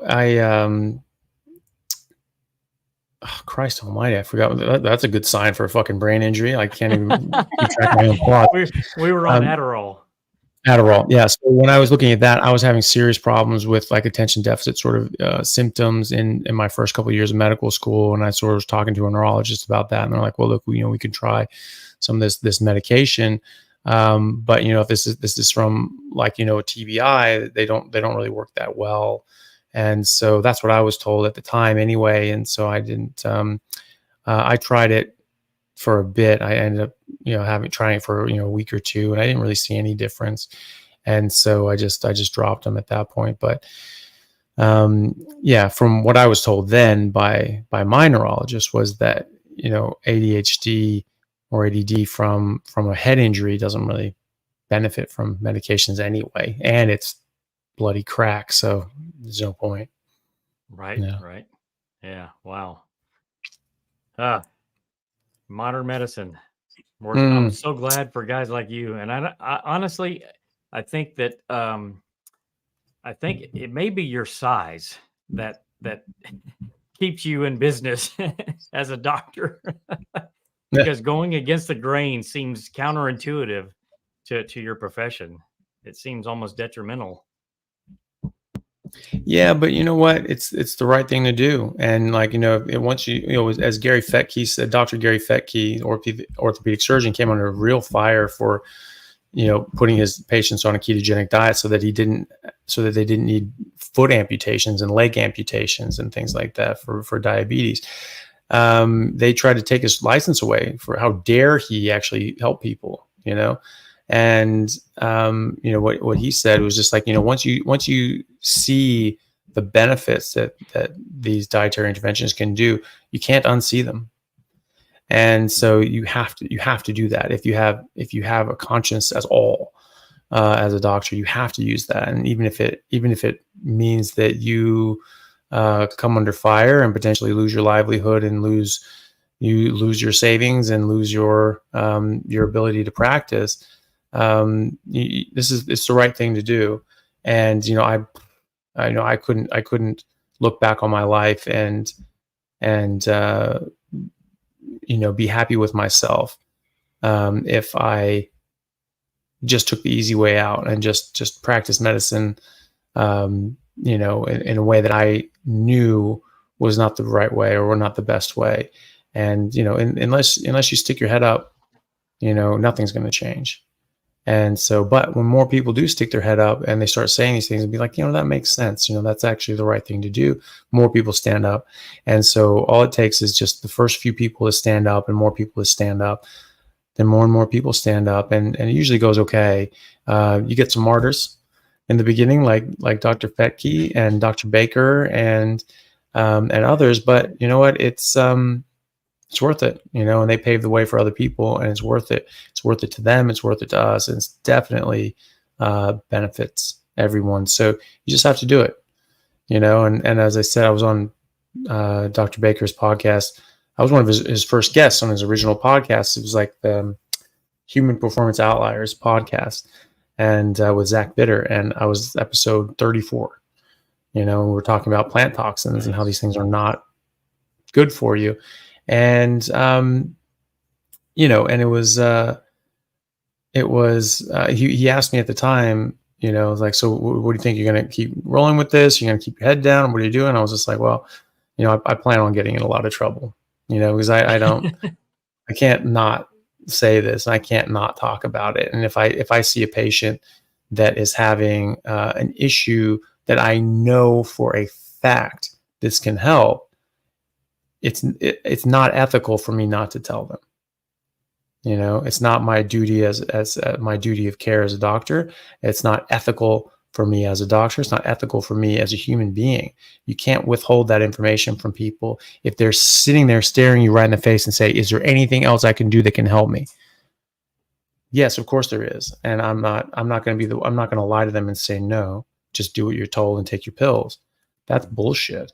I mean, I would consider that, especially when you're dealing with people that have such serious illnesses that they have a terminal illness, and it's not that carnivore diet can cure all terminal illnesses, but it can certainly help, and it can improve people's lives and potentially improve their survival and certainly improve their quality of life for the time they have left. And so, if I don't tell them that, it's just like, I know that they've got 3 to 15 months before they're dead. Mm-hmm. Whereas if I do tell them this and they listen and they go with it, maybe they get 2 years, 3 years, 5 years, 10 years. I mean, there are people right now with GBM brain cancer, glioblastoma brain cancer, that have survived 10 years without treatment because of their diet. Wow. How can you not tell that to people when the average survival without treatment is 3 months? They get another 10 years with their family, with their kids, with their parents, and they all get another decade with them. I mean, anybody would kill to get another 10 years with their parent if they died in childhood, or in adulthood. Everyone wants more time with their family members, especially when they don't have it, especially when they've already lost it, especially when it's too late. And so, this gives them that chance. And, so people like Andrew Scarborough and Pablo Kelly and Logan Sneed, these guys have all gotten nearly a decade more life than what they, would have had on average had they just gone with the traditional treatments. And they're all happy, healthy people with full blossoming lives, and they're productive members of society. Like, why would you, how could you not say that to people? How could you not tell them about that? So, if that gets me in trouble, it gets me in trouble. But the fact of the matter is I feel that I'm protected because this is evidence-based medicine. This is in the literature. This helps. This is scientifically sound. And it has been shown in clinical trials and preclinical trials to be beneficial. So, what am I doing that's out of untoward? It helps people, and that's been proven time and time again. That's awesome. Well, we definitely love you for that, for sure. We got another super chat from your buddy, Mr. Russ, Homesick Buckeye. I bet if you gave a lion my Costco card, he would end up in the bakery. No, maybe. If you got addicted to sugar and carbs and things like that, maybe. But at first he wouldn't go near them. There was a guy actually, he had a video. He worked with lions out in something. And he had this big male lion that came up, and he cut this apple in half, and he just said, "Here, have that." And the thing went up and sniffed it. He's like, "Oh, I don't want that crap." I said, "Why? But it's sweet. It tastes nice." He says, "No, I don't want it." It's like, they don't want this stuff. It doesn't taste good to them, And so, you can addict anything to anybody to anything. But there was a they really wanted this thing to go viral. It was like this zoo or a sanctuary or something like that you could tell they paid someone a lot of money to make this really heartwarming, nice story, almost like, some of those different different viral videos. And it was about these three animals. It was like a wolf cub, a bear cub, and a lion cub or a tiger cub. I think maybe tiger. And they were at a menagerie, and they were sort of, being neglected, and they were able to get them and resuscitate them and help them. And they didn't want to be anywhere else. They weren't happy. They were depressed if they were separated out from the other two. And so they kept them together. So this wolf and a bear and a lion, or a tiger, and they all just lived together, and they just all just love each other and cuddled up and all that sort of stuff. And they wanted this to be this heartwarming, nice thing to go viral. You could just tell they put a lot of effort into making this a viral video, and it went viral, but not for the reasons they wanted to. Thing was, is these animals were horribly obese, and they were not healthy looking. And they showed a video of them giving them like this like jumbo sized Costco Snickers bar, and just closing his eyes and like eating this thing. Like, what the hell are you giving that animal? And so all the comments were like, what the F? You know, you're killing those animals. You're making them very sick. You're feeding them crap. What the hell's wrong with you? And they're like, no, these animals are very healthy. We give them sometimes as a treat. Clearly, you know, because I mean, they're just horribly obese and clearly sick. And so you can get them to eat any sort of garbage, you know, but that's not going to be the first instinct, you know, unless they were, you know, unless it's like those poor bastards that were given all that crap. But if they were, you know, if they're just a lion eating just meat, you know, they go for them. Well, really, they just start ripping people apart. You know, they wouldn't go to one aisle or another. They'd be eating people in the doorway of Costco and just doing that, and then rip off a couple bodies and go, you know, climb up into the rafters and just eat them, and they eat their corpses and then, you know, hide somewhere as people trying to shoot them, you know. So that's probably what would happen if a lion got the Costco card. Right. For sure. Yeah. For sure. Let's see. Yep. I gotta go, everybody. I gotta go. It's been a wonderful day. Dr. Chaffee, two things. Adam and I, we have a show on Tuesday night. It's called the Keto Cookout, and you are formally invited. Okay. And it's nothing like you've ever experienced. It's 8 o'clock Central, 9 o'clock Eastern. 8 o'clock Central, 9 o'clock 9 Eastern. o'clock Eastern. So that's 9 a.m. Wednesday for me. Let me see. I'm working on Wednesday. Any Tuesday, any Wednesday. Yeah, we have it every week, same time. It's our weekly show, and So whenever. it's really goofy and it's kind of fun. But when doctors come on, people ask a lot of questions. Otherwise, one time I sang a song and poured a box of cereal on my head. Like, it's awesome. If that didn't sell you, Russ is also there. Homesick Buckeye. Oh yeah, Russ is there also. The Homesick Buckeye. Nice. It's the three of us. It's our show. I can, you know, well, I mean, the thing is, I'll be sort of driving into work because I've got patients at 10 a.m. on Wednesday, but I mean, I might be able to like click in like from my car or something like that, but We'll take it. okay, all right, I can do that. I'll ask. I'll talk to Carrie later how to get a hold of you and send you the link. Sounds and good. Whatnot. And otherwise, I hope that I can arrive onto your podcast sometime. Thanks. Yeah, sounds good. Bye, Ellie. Yeah. Happy birthday. Okay, I promised my husband I would be done at midnight because he was with the kids all day today. I've basically been here since 7 a.m. So I gotta go. We're at 27,000. Adam will do updates, and JT is replacing me. So talk to y'all later. Thank you so much, Ali. Yeah. Yeah, you're so welcome. This has been a blast. Bye. Bye, Alia. Yeah. And JT is here. The strip of bacon. Welcome. Let's go. Nice to meet you, Chaffee. Hey, man, good to meet you too. How you doing? I'm doing great, man. I'm still alive and I'm still awake. So Good. So is that a hat or a scarf it's a full suit. Oh, awesome. It's very long. It's just a long strip of bacon, and I got Yeah. I just stick my head in there and call it a day. Trying to have some Nice. fun. Yeah, good stuff. JT, we're gonna have you take over reading the super chats. Absolutely. Where'd you leave off, bud? I'm gonna pop it up for you, and then I want to work on adding up the totals. Okay, I just got to find that in the list here because we've got a lot of them here. Should be the blue one. Yeah, we've got a lot of.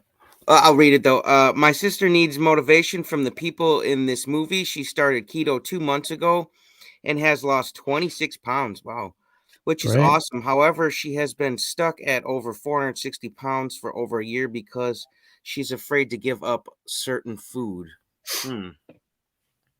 Yeah. Well, I mean, look, I mean, she's already, well, she's given up food and she's lost 26 pounds in 2 months, right? So she's been stuck at 460, but presumably that's now moved, right? From the, from the 2 months on keto, if that's, if I get the sort of the timeline here, right? So, so that's great. So just keep doing that, and so she's, just encourage her and encourage her, with the improvements that she's already done, say, hey, look, you've already lost 26 pounds. This is great. You're doing great. Keep going. Right. And the more stuff you remove, away from, just meat and water, the more of that stuff you just get out, the better she's going to do, the better she's going to feel. But, whatever she can do, I mean, she's getting good results and she's getting good results. Just, keep going with that. So, that's really great. She should be really encouraged by that. It's very difficult, especially at that weight, to lose any weight. And a lot of people, because they think that you have to exercise in order to lose weight. And a lot of people are incapable of exercising at all because of their weight. And so obviously you need to address that with diet, and you get your diet right and you'll shred weight, and without having to worry about exercise. And then you get down to a point that you're able to exercise, and then you add that in, and it's just rocket fuel at that point. So she's doing great. And just keep watching these sorts of videos, watching the videos that explain why a carnivore diet and changing your diet is a good thing, as opposed to just how to do it and that you should do it, because that helps a lot too, when you understand like the biology and the physiology behind it, and you just go like, okay, well, this is actually how my body works, and this is just the biochemistry and chemistry and biology, and it's just like, okay, this is just how we're designed, and here's all the evidence for that. And great, okay, I'm sold. So I mean, that's why I did this, is just because I was sold on the science behind it. And it's just like, no, this is what humans are. We are carnivores, and just like all other carnivores on earth, we should really only just be eating meat, because we don't have the defense capabilities to break down and detoxify plant toxins. Great, sold. I don't want to eat that crap anymore. And now, I'm just seeing, more and more evidence of this, being a positive, both in the literature and in my clinical practice. So, understanding, what's going on is a really powerful tool as well. And so just encourage her to keep watching videos and get involved in a community and, or like a Facebook group. Doesn't have to pay, doesn't have to do any of that stuff. Just join a Facebook group like Zeroing In on Health or Zero Carb Health. Those are two excellent ones. And they're very supportive. They're very strict. You need to be strict if you want to go in there. But that's what gets people results, is just eating fatty meat and water, and they'll be very supportive and helpful. Another great answer. How do I pull this up here, Adam? I'm clicking the next one, Adam. All right. I'll pull it up. Oh, okay, cool. There we go. Coach Constance, question: any words of advice other than "suck it up, Buttercup," regarding many starts not getting past 3 days, sugar addiction, and eating disorder? The struggle's real. PSS. Thanks for all you do. Yeah, suck it up, Buttercup. So, no, look, it is difficult, right? So any sort of addiction is difficult to deal with. There are things that you can do. One of them is just eating enough. So eating enough meat, eating enough fat, is really good for getting cravings down. And so if you find yourself having those cravings, having that sugar, oh my God, I need that, try eating meat.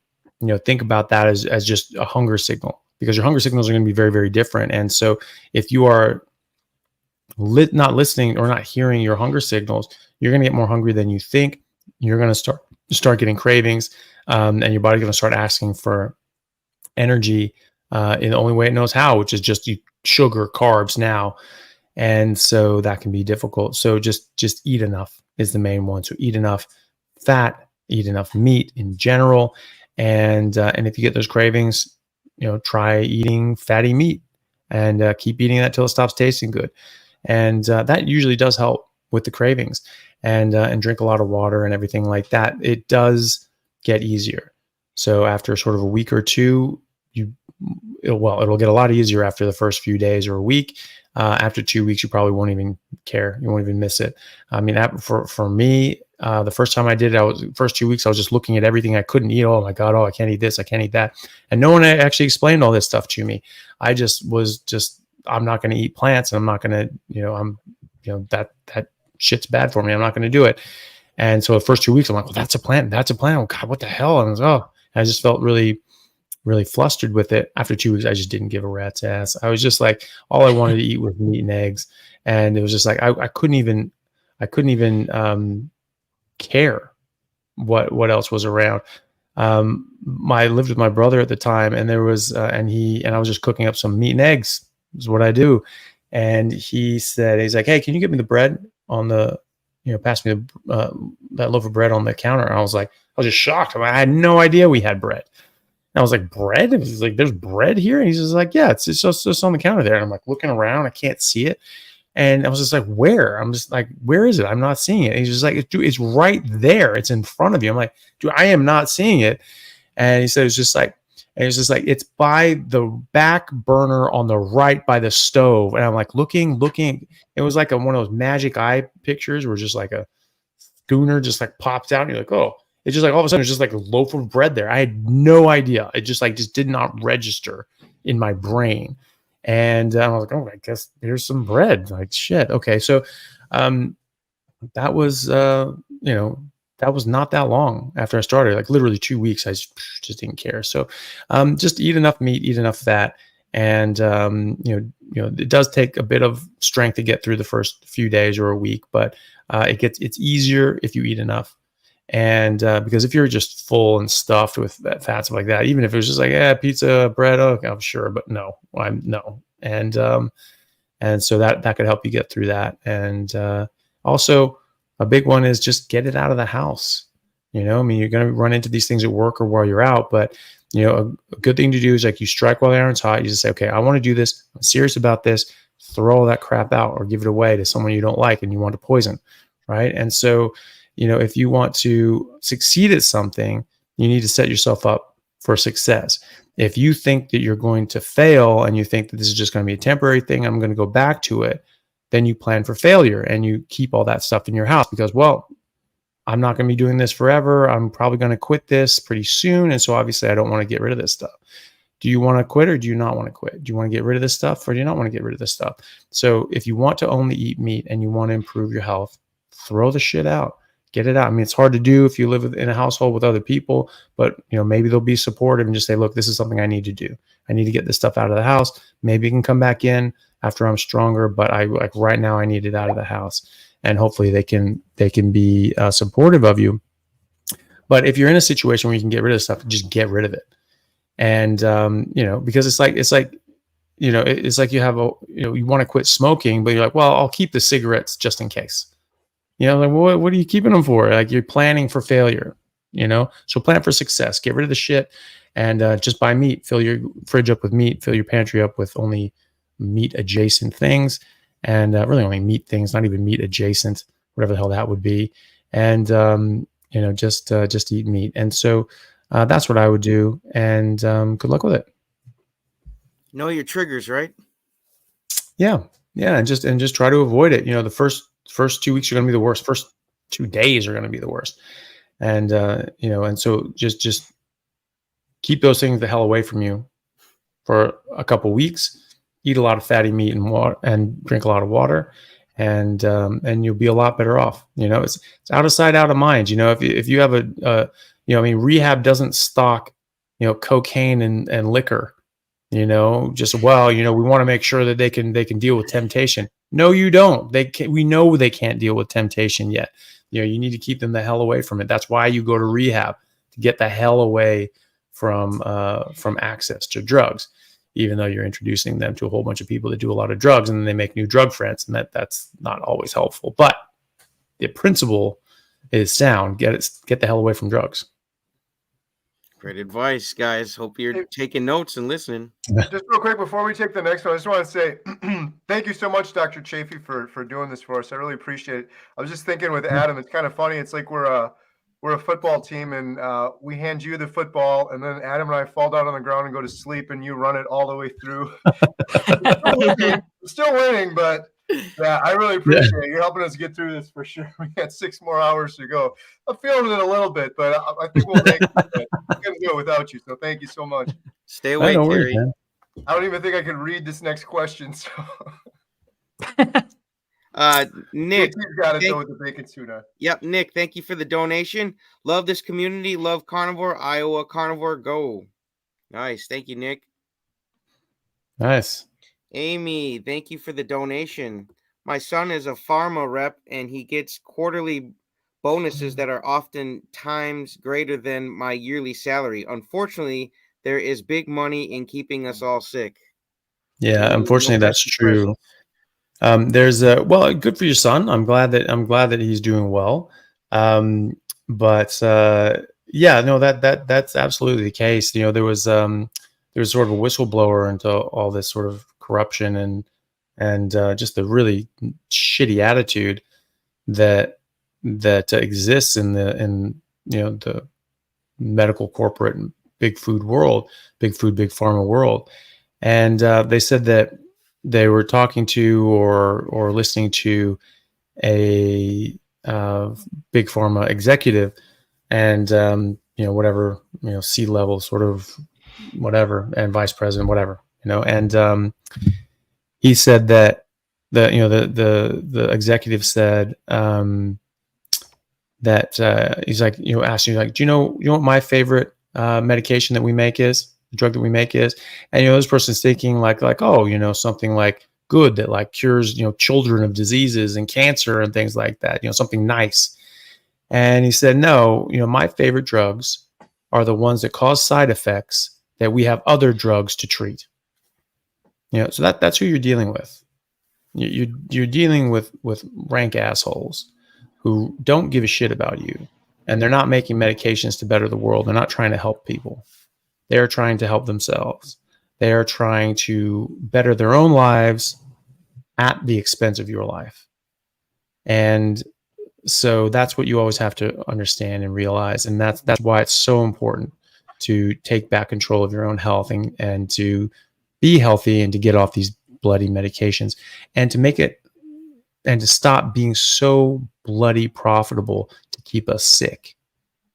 Because if we don't let it be profitable for them to make us sick, they got to do something else. They got to actually, put that brain power somewhere else. I mean, do you understand the magnitude of brain power, education, and intelligence that actually goes into pharmaceutical companies and even food science companies, all these sorts of things? It's crazy. They get the best of the best of the best. And that doesn't need to exist.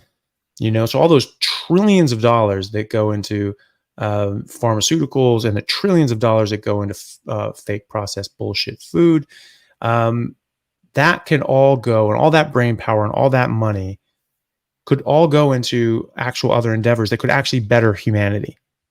Could actually go into medications that are actually curing diseases that actually exist, as opposed to diseases that are a consequence of eating the wrong thing, right? And or into some other program. I mean, God knows. I mean, programs that don't even exist yet because we've never had, the brain power and the money behind it to go like, what else is out there, right? So that sort of innovation is just begging to be made. So that's the thing. We just need to be healthy. We need to be healthy without them, and if we do that, then they'll have to switch gears. Plain and simple. Like they have to be dictated by the market if it's in an actual free market society, when you get, government mandates forcing you to get certain medical interventions, that's right out, because you're now, and now it's a government mandate to make that pharmaceutical company earn tens of billions of dollars they had no business earning. So that's a problem, or mandating that people stop eating meat, and mandating that they eat a bunch of processed bullshit, and mandating that schools do, no meat Mondays and vegetarian Fridays and bullshit Wednesdays and all these sorts of things. So, it's but if people stand up and they'd be like, no, we're not doing that shit anymore. I'm sorry I'm swearing so much, but I just get really pissed off and You're passionate. and and so just don't let them dictate what you get to eat. Don't let them dictate that you have to be sick. Don't let them dictate that your kids don't get to develop properly and their brains don't get to grow to their full genetic size.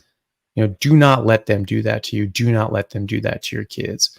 Push back, fight back, and tell them to F off. And it doesn't matter what that costs you. Your health is worth more than any of that. Your children's health is worth more than any of that. So just never lose sight of that. Fired up. I love it. Awesome. Detroit Engine Works, new member. Yeah. Nice. Casey Smith, thank you for the donation.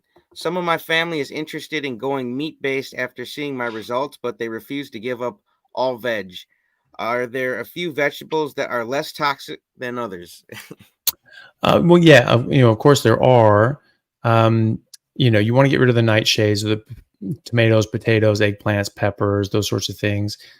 Get rid of all seeds and beans and nuts and legumes and all that sort of stuff, because those are all all seeds are plants' babies, and everything protects its baby more than anything. So the seed is often where you find the highest concentration of toxins.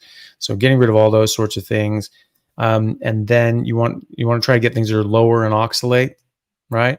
And so if you you can go online and see like different sort of oxalate, the amount of oxalates that are in certain plants, and just try to aim for less than 100 milligrams of oxalates a day in your diet. And main thing is just focus on meat, focus on animal fat, cut out the carbs and sugar and alcohol, cut out the nightshades, and then and eat the meat first. That's actually important. I was talking to Dr. Casey Means, who's a Stanford trained doctor. She does a lot of metabolic health, has a company called Levels. We had a very interesting conversation yesterday. But what she was saying, there were studies showing that if just the order of how you eat things can actually affect your blood sugar spikes and your insulin secretion. So if you're eating a steak and a salad and a potato, if you eat the potato first and the salad and then the meat, you'll actually get a much greater spike and drop in your blood sugar and your insulin. And if you eat the steak first and then the salad as a buffer and then eat the carbs, it's a much more mellow hill and spike and all that sort of stuff. So it's not as big dramatic spikes and troughs and things like that. You're eating the exact same stuff, you're just doing it in a different way. And then going for a walk for 20, 30 minutes afterwards, and walking multiple times a day for just a minute or two. It makes a big difference. And so, you can do these little things. They all add up. And so eat a lot of meat, fatty meat, eat it first, and then cut out the carbs, sugar, seed oils, 100%. And then the nightshades, seeds, beans, nuts, legumes, all that sort of stuff if you can. Then of the vegetables that are sort of left, just mix them up and change them around. You don't want to be eating a lot of the same thing over and over and over and over again, because they all have different plant toxins that your body has to detoxify. And we are able to detoxify a lot of these things to a certain extent, but we can overwhelm our detoxification mechanisms. And so you just switch it up. So you have different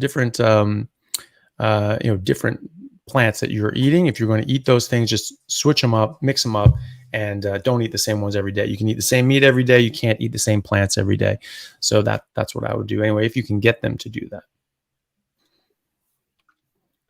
All right, that's awesome. Awesome. Kayla Z, super sticker, $20. Thank you very much. Yeah, thank you. Going to the documentary. Chris, $20 donation. Thank you. Thanks, Carrie, for this and all the carnivores opening up their wallets for the cause. Yeah, thank you guys. We couldn't do it without you. Thank you, Chris. Chaffee. That's Laura's husband. Laura left us a video because she was traveling. We played that earlier. So Shout out Oh, to nice. Laura Spath. We got her link in the description below too. Yeah, nice. Kara, hopefully I'm saying that right. Thank you for the donation. God bless the doctors who gave this man information and hope and for him listening. Yep. Much love from Australia. Yeah, awesome. Well, thanks, Kara or Kara, however you pronounce that. Yep. Both carnivore. I don't know how much that is, but thank you. $20,000, baby. Cool 20K. It's like 43 cents. We're done. Yeah, right. Yeah, we're done We already. appreciate it, though. That was Thank you. easy. Super Tune, $10 donation. Thank you. Making an effort that will help everyone needing to learn about the benefits of eating carnivore. Yeah, nice. Awesome. Great. Detroit Engine Works, $10 donation. Thank you. I'm 45 days in on carnivore and lost 32 pounds. 32 pounds. Nice. Got interested in carnivore when I viewed a Dr. Barry and Kelly Hogan interview video. Thank you so much. Yeah, awesome. Well, great job, man. That's great. Yeah, thanks to our carnivore doctors, man. Dr. Chaffee? What's up? Have you chatted with Kelly Hogan before? Yeah, no, she's great. So we've been on each other's channels, and then we've met in person at least once down in Costa Rica. I'm trying to think if we run into each other on any other conferences or anything like that.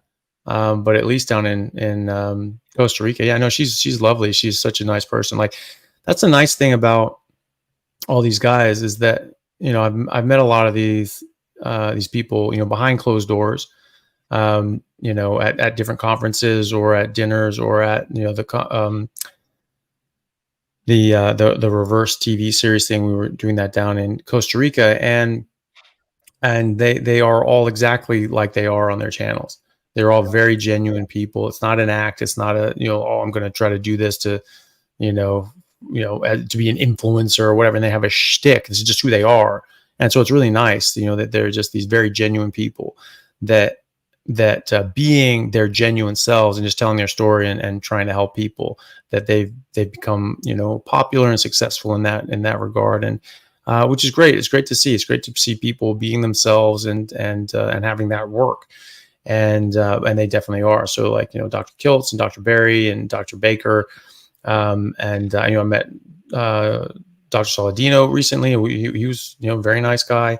And you know, and Kelly Hogan and, you know, Bella Steak and Butter Gal and you know, Coach Bronson and Emily, like so many people that we were down in Costa Rica with. Everyone there was awesome. They were such lovely people. And so, yeah, it's really nice to be able to see that. But yeah, Kelly Hogan, you know, is all bubbly and happy. And that is exactly who she is in real life. So, she popped out earlier today. It was the first time I met her, and she was so fired up. And she's like, "How could I not be?" And I'm like, "I get it, but she's been doing carnivore so long, so it was kind of cool to see that she's still so fired up after doing it for so many years." Yeah, well, it's finally catching hold, and people are getting better from it, you know, and so it is exciting. It's exciting to see. And, you know, I'm sure you've gotten, you know, everyone here's gotten a lot of messages about like, wow, I tried this and this has really helped me with all these different problems. Like, that's really, really, really good to see.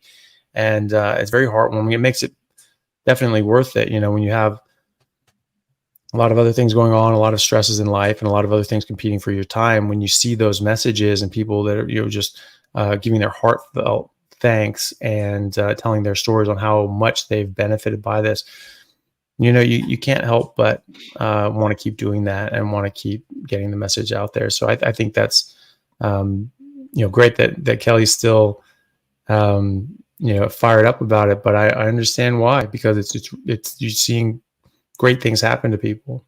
Right. All right. Hey, I just had a quick question, Chaffee. When is the carnivore calendar coming out? Because I think that could generate a few funds, man, with the ladies. Jesus. Yeah. I don't know. I haven't gotten that memo yet. It's like I have to talk to my agent. Yeah, you know? think about it. Carnivore calendar. Yeah. We like it, man. Deborah, thank you for the donation. Beautiful Gato, Dr. Chaffee. Cat. Did I say that right? Yeah, gato is a cat. It's Spanish for cat, okay. And my cat was walking around earlier. Yeah, you've got an awesome cat.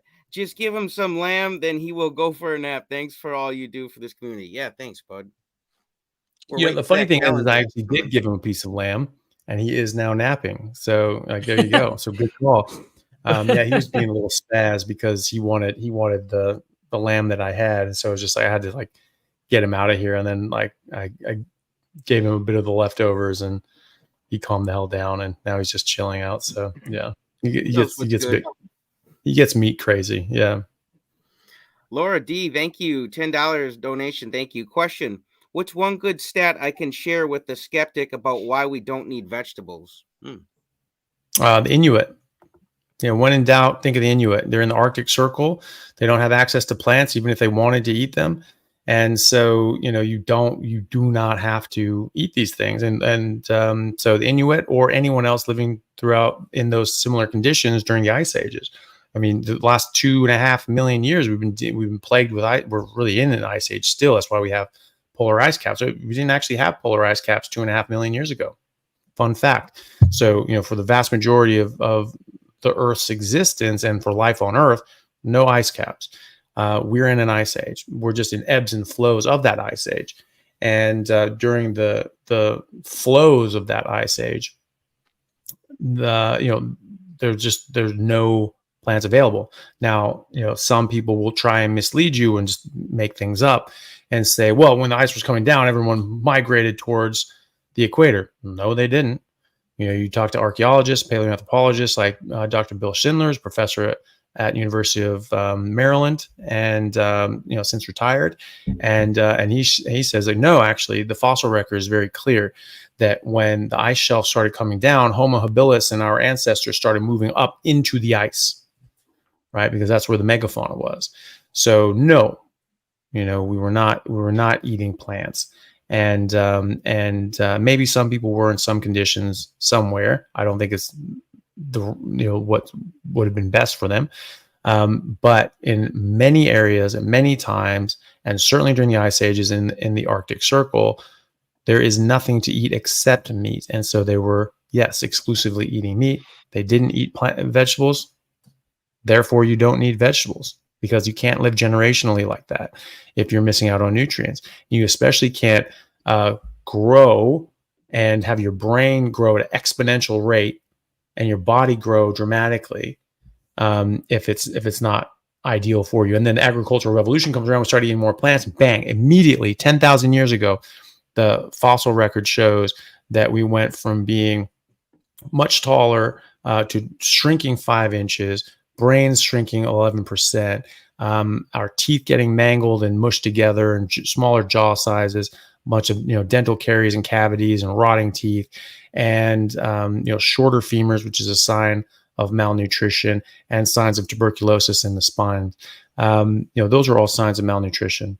And so that has been written about and shown evidence for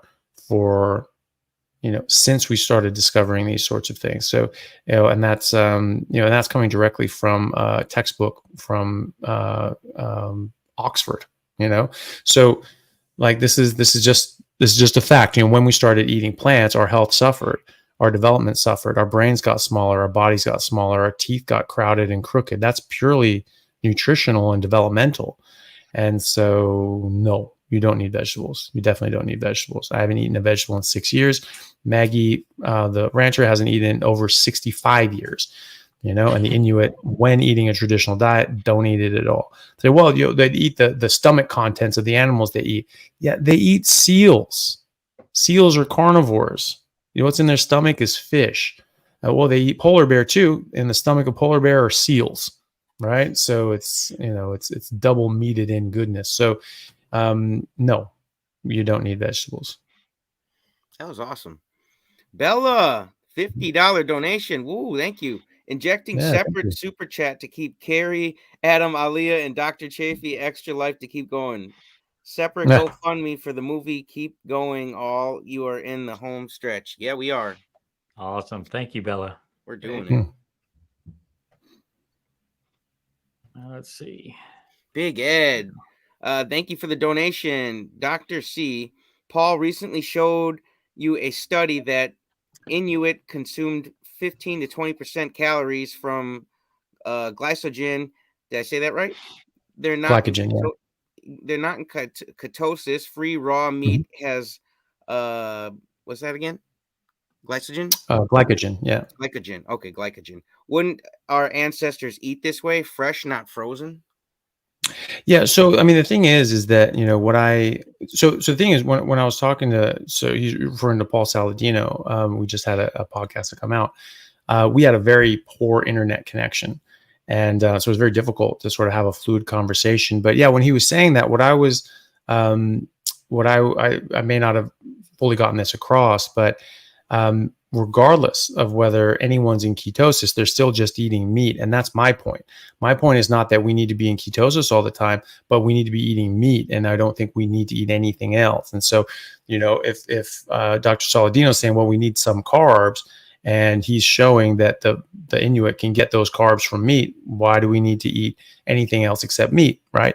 So my point is that we need to eat meat, and we should eat meat, and we do optimally just on meat, and we get some glycogen from that. Fantastic. You know, it is the case that you likely are not in ketosis all the time. Is that, you know, your blood sugar comes up a little bit and your insulin comes up a little bit, and you sort of transiently come out of ketosis. But, you know, the thing is too is that you know, how are we basing and judging the fact that the Inuit are not in ketosis, because their ketone level is fairly low, and so we're saying, oh, they're not in ketosis anymore. But Professor Ben Bickman and Professor D'Agostino have shown and discussed and demonstrated that when you're on a ketogenic diet long term, you become more efficient at using your ketones. So at first you fast, or you go on a keto, or you drop carbs, your ketones go up. This is probably because you're not as efficient and effective at using your ketones, and then it actually starts coming down. Why is that? Because now you're able to utilize those ketones more effectively and efficiently. This can take months before you're really adapted to this. This is called keto adaptation or fat adaptation. And so when you are keto adapted, fat adapted, your ketone levels are much, much lower, and they maintain at a low level as well. So are you not in ketosis anymore? I would contend that you are, because what ketosis is a metabolic state where you can mobilize your fat stores and make ketones and make blood sugar and make glycogen, and you're not beholden to the carbohydrates that you eat. So if the Inuit were only getting their blood sugar and glycogen from the glycogen that they eat, and all that fat and protein was just going into their fat cells, you know, I don't think that really follows, because they're not getting fat. They're not having, you know, insulin resistance and all these other sorts of things. And they're able to maintain their blood sugar and glycogen. They're not getting these ups and downs and ups and downs and ups and downs. So I you know, from my definition, I would say that they are still in ketosis. It's just that they don't have very high elevated ketones. Either way, it's academic. They survive and thrive only eating meat, right? And so that's my argument, is that we can survive and thrive and do the best only eating meat. And if that means that we get a bit of glycogen from it, and that's good for us, great. I'm happy with that. I don't care. All I care about is that people do what's biologically appropriate for them, and they're as healthy as they possibly can be. And I think that comes from just eating meat. I don't think we need to take on excess carbohydrates outside of the glycogen that we get from meat. Another great one. Stay awake, Carrie. Debbie Ross, $5 super sticker. Thank you, Debbie. Wake up, everybody. Bella Bradford, another $10. She's got some calendar money, Chaffee. Carnivore today. Hang in there, buddy. Love you. Thank you, Bella. I appreciate you. I'm hanging in there. Yeah, he's doing good. He's got a stand-up poster he can put in there, too. You won't even know he's gone. Everett Randolph, $5 donation. Thank you. Carrie, $10 donation. Thank you. Dr. Chaffee, I have a friend who thinks she can't do carnivore because she lost a kidney to cancer. Is there any merit to that, or can she still safely do carnivore? Oh, no, you can definitely do carnivore. The idea that a higher protein diet is bad for your kidneys is patently false. So that was a theory that sort of came up in like the 70s and 80s. and it just stuck around and didn't die. But the thing was, it was a theory. They thought that, because this is good, you're going to be breaking off these nitrogen groups from your amino acids. You're going to have more of those. That turns into ammonia and then urea, and then your body has to clear that out, and so that's harder on your kidneys to do. No, it doesn't. If your urea goes up, we look at that and go, oh my goodness, kidney function is going off. Well, not if your creatinine is still low. If your creatinine is still low, and and it will be if you're drinking enough water, then your kidneys are working just fine. It's just your urea is going up for another reason, which is it actually is beneficial to have higher urea, because urea is one of our body's best antioxidants, and so it's actually good to have that a bit up, right? And so it will be a little up, but your creatinine will be low, and that won't be a problem. So when people so a lot of things in medicine are like, we had a best guess, we had theory, and they said, hey, this is all we got. We don't have a proof one way, but I bet you it's probably something like this. That's what it shakes down to, and it may or may not be, but a lot of times it's not. And so when we do studies and we look at this, and we generally find that there's probably something else going on, and so that's what has been found, and so that's in the literature, and that's been published on and discussed on many different venues, where they said that it was actually more protein improves kidney function, and so that's what we see clinically as well. I mean, I see people constantly with CKD4, so chronic renal failure, stage 4. They improve, their kidney function improves, and they get better. So it's much better to actually eat a proper diet. And either way, regardless of her issues, she's still human, and so what is optimal for all humans is going to be optimal for her, especially in the sense that she has lower kidney function, or has only one kidney. You want to make sure that you're eating an actually appropriate diet, a biologically appropriate diet, because you make it easier on yourself than if you did anything else. So yeah, no, you can definitely do carnivore, and she'll do much better on carnivore than she would on anything else, just like everyone else. Yeah, make sure you timestamp this and show it to your friend. That was a great answer. Bella Brat for you. Homestead, how Carrie? Hang in there, bud. Yeah, hang in there, Carrie. Come on. You're in the home stretch, and also for Dr. Chaffee's cat. LOL. Yeah. Michael, thank you for the donation. I'm 75, had a stroke 2 years ago. Doctor says blood thinners for life. Have started carnivore diet. Can I stop blood thinners? All other tests are normal. Oh, probably not. I mean, if that's something that you'd need to talk to your doctor about. If it depends on the cause of your stroke. I mean, there's different sorts of things, like if you have like atrial fibrillation and you sort of get like a little clots in the atrium, they flick those out. Like you do need to be on blood thinners. Sometimes you can have like an atrial ablation where they sort of burn and scar certain areas on the inside of the heart that propagate these ectopic signals and cause that atrial fibrillation. And if you get an ablation, sometimes you can come off them there if you have fully stopped your atrial fibrillation. So it depends on the cause. There are a lot of different causes for stroke, and so if you have a clotting risk, that you are at risk of clotting and flicking off strokes, then blood thinner is probably a good idea. If you're feeling great and you and your doctor can address the underlying issues, then yeah, potentially.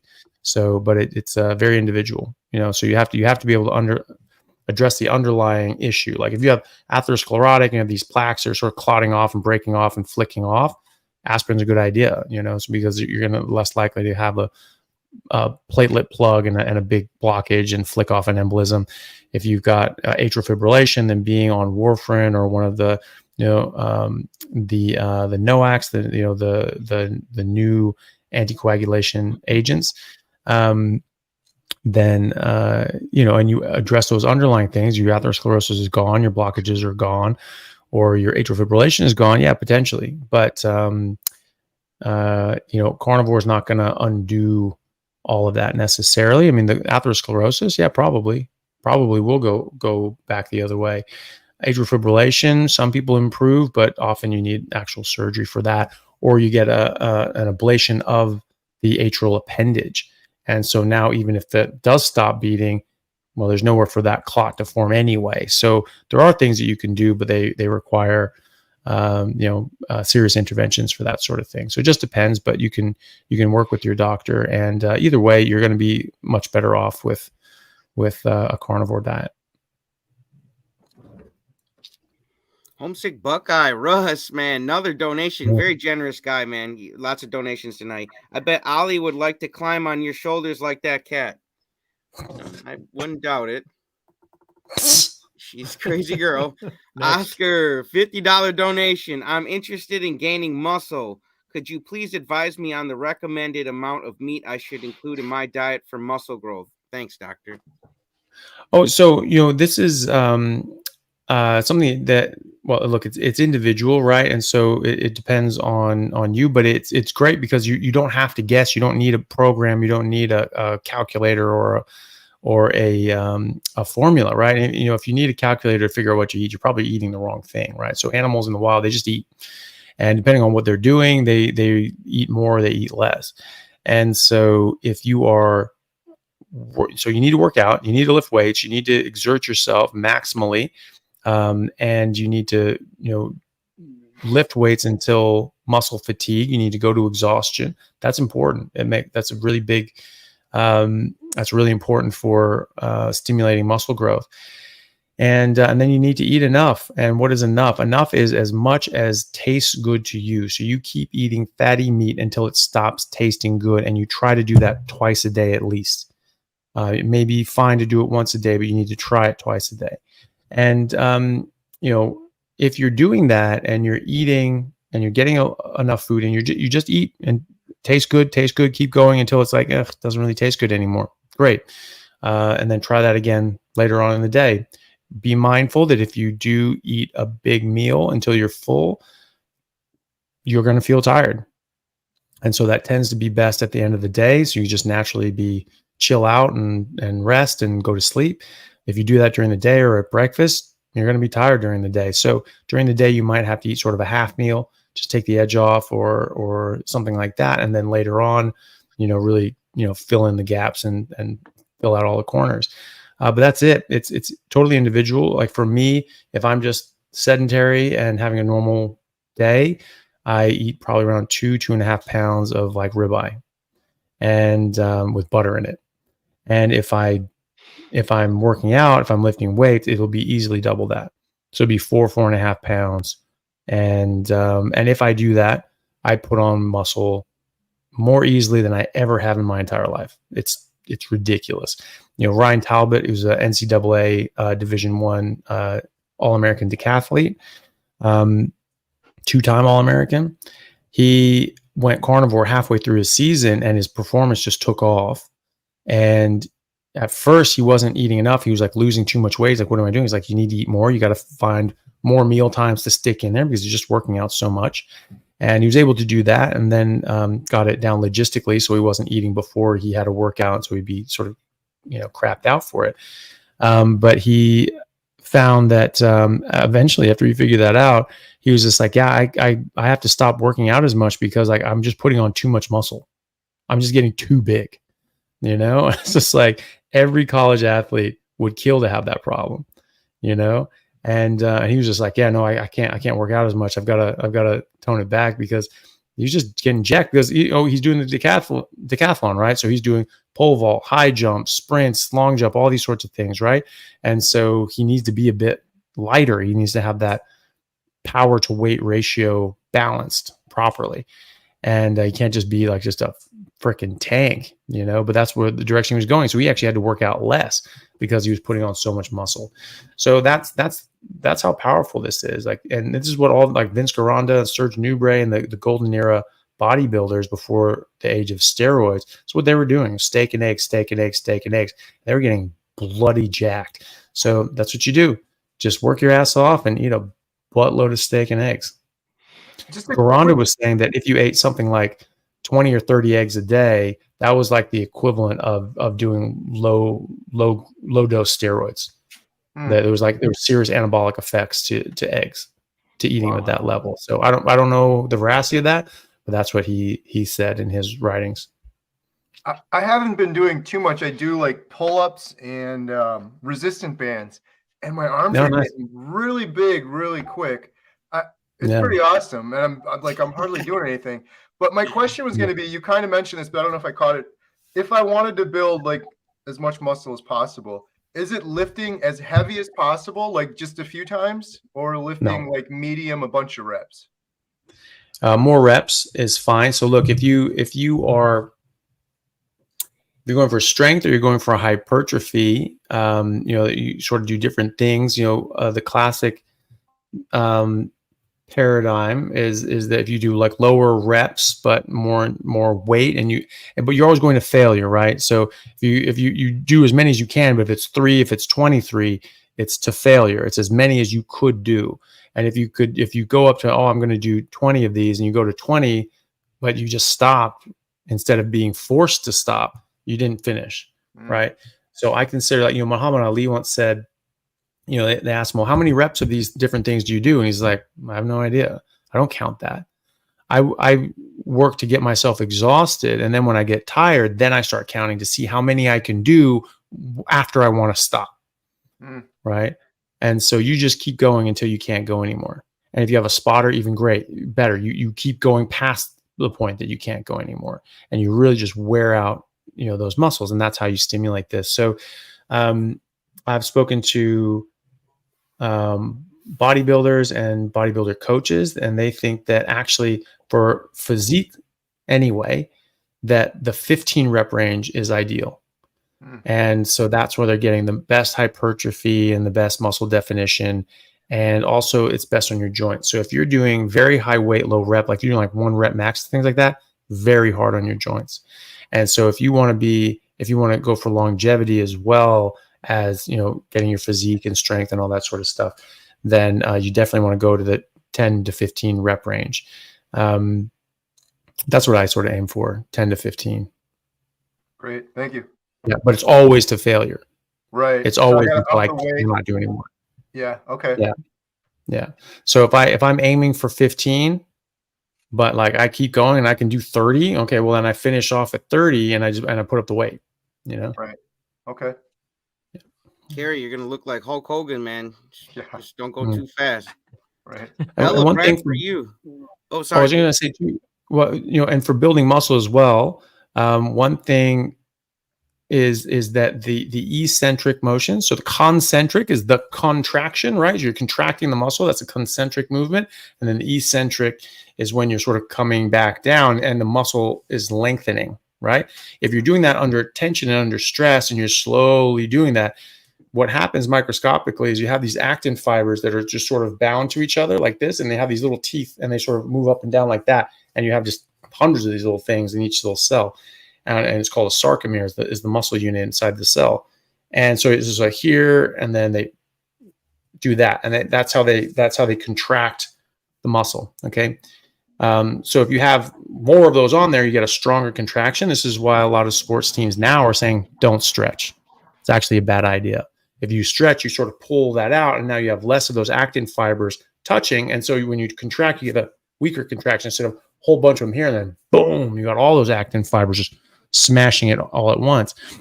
And so, people can stretch sometimes if they want, but for like maximal, muscle priming and things like that, you want to prime up those muscles, get those actin fibers all locked, and then go and do your athletic event or your plyometrics or your whatever, your sprints.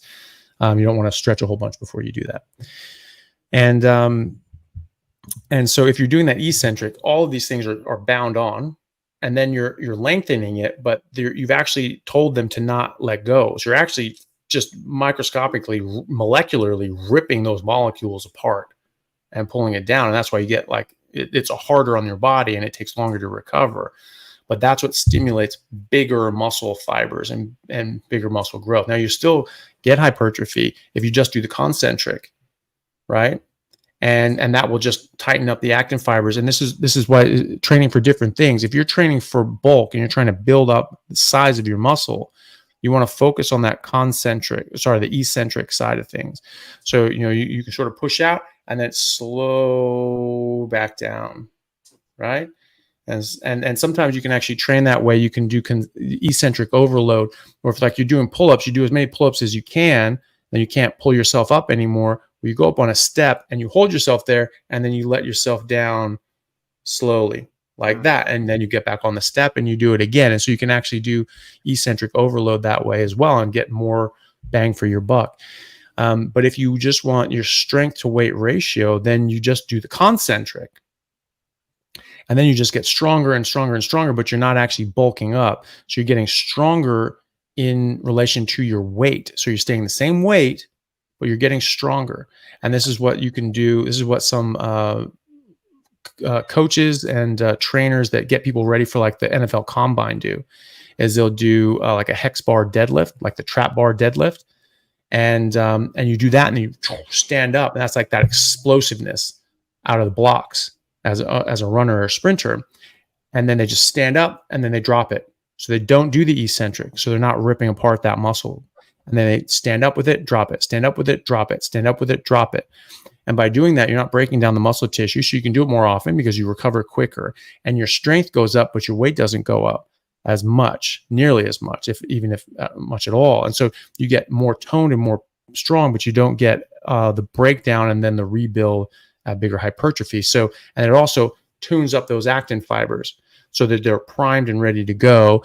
And so he found that if you did, 4 or 5 sets of, 5 or 6 rep range concentric trap bar deadlifts, and then go and run your 40, you'll drop like 0.3 seconds off your 40 time just by doing that, just by priming your muscles, And so, yeah, he was doing crazy shit. He was all about that strength to weight ratio and getting those actin fibers primed up. And so he had a guy who was like a quarterback. It dropped him from a 5.040 to a 4.540 in like 6-8 weeks or something like that.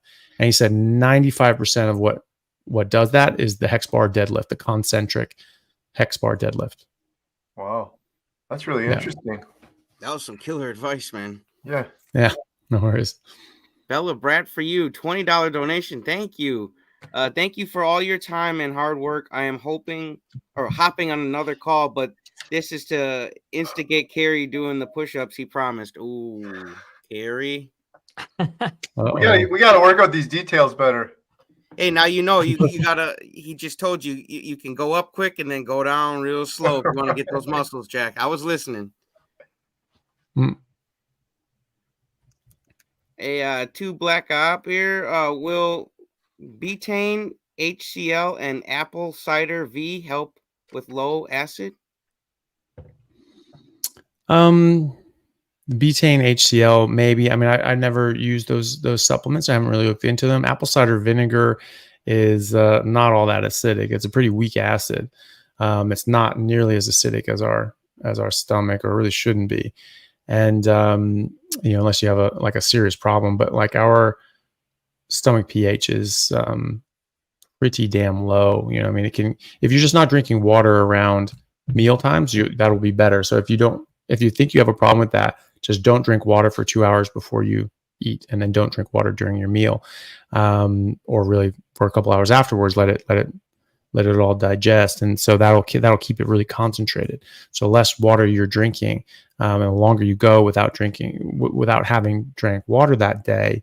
I'm not saying you should, not drink water for days at a time, but if it's several hours and all that water is all worked through your system and been absorbed, it's just going to be a very concentrated stomach acid. So you don't have all that much acid in your stomach, like as a physical volume, and you secrete more when you eat food. But if you drink a bunch of water, if you drink 1 liter of water, 2 liters of water, you've just mixed that into 2 liters, 3 liters of water. So if anyone's in chemistry class and you have an acid that is pH whatever, and you put it in, if you put 20 mils of that, 30 mils of that into 2,000 mils, very dilute at that point, right? It changes the chemical nature of it. So, if you think you have a problem with digestion, just avoid water for 2 hours before and after your meal. And get off medications that are going to depress that, like Tums and proton pump inhibitors and things like that. It's just stay away from those. Who's your carnivore? You are, Brett.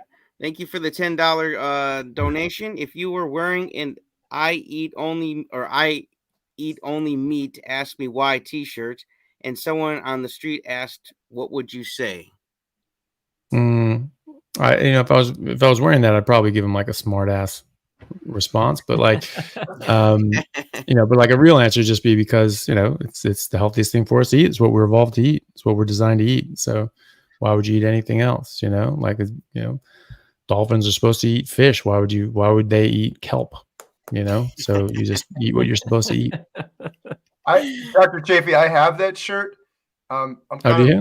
Yeah, it's been really fun. I've gotten some good conversations. I actually made up this little business card, and I have you're on it. So it says, because I do that. I've gotten into 2 conversations so far, and I've only talked to 2 people. They're like, well, what is this carnivore thing? So I say, I got a couple steps, but then the last one is watch Dr. Chaffee's Carnivore Basics video on YouTube. So I wore it the other day. I was in Target getting something, and the first guy I interacted with, he just kept side-eyeing the shirt, and he's like, all right, I got to ask, what's the thing? And he was like, oh, my brother did paleo and lost 80 pounds, and he's so healthy. He's like, I need to do something. And we got in this whole conversation. It's a fun conversation starter. I'm realizing there's a lot more carnivores out there because I've had a couple conversations where I don't think they would have talked to me otherwise, but I've been doing that too, sort of thing. So. Yeah, cool. Well, it is a good conversation starter, and some people get interested, and it just opens the door for that. So yeah, that's great.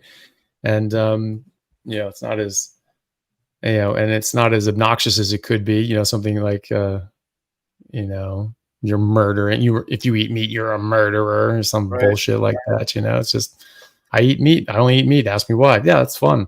Yeah. So yeah. Gail, thank you for the $10 donation. You want to take this one? Yeah. So have you ever heard of Zucker Smirnon, rare form of pigs? A friend of mine is over a 40-year survivor. Thank you for all you do. No, I actually haven't heard of that. Pick's disease, unless it's a different Pick's disease, is a neurological degenerative disease, I believe, of the frontal lobe. Could be completely butchering that, and I apologize if it is, but no, I haven't come across that. That's great that they're doing so well. I'd be wondering, did they do anything special? Did they have like a treatment that just seemed to work, or was there anything sort of special that they did? But either way, I'm glad that they are doing so well. That's really great. Yeah, I would have said guitar picks, so I'm glad you took that one. Carnivore for Future, thanks for the donation. Can the body stop making what is that, ghrelin? Ghrelin, yeah. Ghrelin. I have since 1st November 22nd not being hungry a single hour, done more than 400 or 4,900 hours extended fasting. Wow. 2,200 intermittent together with carnivore, down 301 pounds. Wow. It's a lot. So I think that's military time. So like 2,100 hours sort of. I got you. Okay. Yeah. And then 4,900 hours sort of extended fasting. So like for 2 days at a time, and then intermittent fasting, sort of eating once a day. Yeah. So ghrelin is a hormone that's secreted by your stretch receptors in your stomach when your stomach's empty. And when they stretch out, then it releases leptin, and that sort of gives your brain an idea of, if there's food or if there's something that needs to be done or whatever. No, you don't stop making ghrelin. You still make ghrelin. It's just that your body can actually, you make more leptin from your fat tissue. And if your fat tissue is going out and getting to your hypothalamus, it doesn't matter that your ghrelin is there if your leptin is high enough. Now, the problem comes if you're eating carbohydrates, which raise your insulin, and insulin blocks leptin. So your brain doesn't think you have leptin, or maybe have a lot less leptin. So now your ghrelin being higher is much more noticeable, and they go, "Oh Jesus, you need to eat." And lectins, as opposed to leptin, can block leptin as well. And so if you're getting rid of the plants, if you're getting rid of the carbs, then your leptin is free and clear and can go to your brain, and your brain says, great, we don't need to eat. And so that's why you don't feel hungry. That's why you don't feel hungry like you used to, because your hunger signals are now different. Before, you were getting a hunger signal that showed that your brain thought you had zero energy reserves because it couldn't see any leptin, and your ghrelin was raised and your blood sugar is dropping. And it said, sweet Jesus, if you don't eat now, you're going to die. And this is why you panic eat multiple times a day. And so that's what's going on there. Now, people can stop making ghrelin. That's generally from surgery. So if people get like a stomach, bypass sort of sleeve or whatever, the different sort of surgery, like cut out part of the stomach. I don't do these surgeries, so I don't know all the specific names for all the different ones. But if you cut that out, you cut the part of the stomach out that makes ghrelin. And so now you can see the leptin, but you don't ever see the ghrelin. And so that people think that might be one of the reasons, a hormonal reason for weight loss as well, as they just don't feel as hungry and they don't physically have as much room in their stomach as well. All you have to do is not eat carbs and lectins and other sorts of crap that you didn't evolve on, and you'll get a much better result in a much more healthy way without all the side effects from surgery, of which there are many. And even if surgery goes perfect and you lose a bunch of weight 10, 15 years down the road, you will have other problems that you will likely need surgery for. And that's something that we're seeing more and more and more of, since more and more people are getting these surgeries done. This one's from the same person. This extended fastings is done last 11 and a half months. Thanks for the donation, Carnivore for Future. Hey, Dr. Chaffee, just a quick question. We have some of our friends here, Shane and Amy. They're the Sightless Carnivores. Do you mind if I pop them in here real quick? They just wanted to say hi and maybe. Yeah, sure. I've got to bounce soon anyway. So right. Okay. Hey, Shane and Amy, how are you guys doing? Hey there. Hey, Carrie, Dr. Chaffee. Pleasure to meet you. Hey guys, how are you doing? Doing real well, thanks. We're thriving on carnivore. We've been let's see, on 3 months yesterday. Yeah, no, Friday. Yeah, oh, Friday, great. The 15th was our 3-month carniversary. Yeah, great. So good. How are you guys feeling? Excellent. Yeah. Oh my God. Good. What are some of the benefits you guys saw? Well, or have seen? No more sleep apnea. At least for me. Heartburn, acid reflux. Yeah, we got rid of all our heartburn and acid reflux and severe IBS for me. Yeah, she had severe IBS, and that's mostly gone. Yeah, great. Let's see what else. It's just overall feeling well. Oh, my blood sugar is getting a lot better. Yeah, great. We've still got to work on that, but she's getting there. I mean, no medications or anything like that, thank God. And this is just an amazing way to eat. I mean, it tastes good. We've all been, brainwashed, okay, because your parents always taught you, eat your vegetables, clean your plate, all this, that, and the other. I don't like vegetables. Yeah. I'm just going to come out with it. I don't like them. I've eaten them because I kind of felt like I had to, that kind of thing. And of course, if you cook the hell out of them, then, they might taste good, but plants don't like us. And that's kind of obvious because of all the fiber and everything else. It makes you fart and all sorts of unsightly stuff. That's the interesting thing about carnivore is that you're not. For one thing, you poop less, and you sure don't fart near as much, and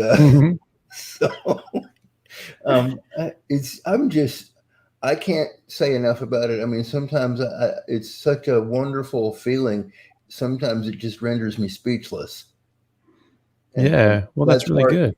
That's hard because I as you might be able to tell, if given the chance, I'll talk your ears off. So yeah, well, that's good.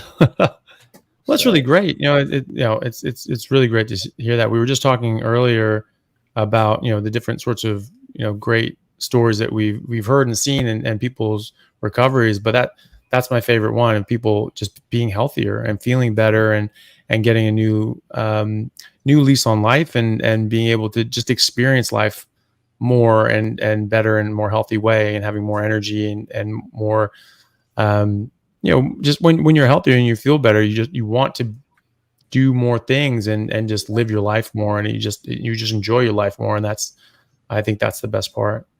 Yeah, and it's and we have people like you and Dr. Baker, Dr. Ken Berry, Dr. Kiltz, Dr. Tony Hampton out of Chicago, just everybody, all of the doctors, like I said, yourself included. We have everybody to thank for where we're at, and the fact that we still have a ways to go. So yeah.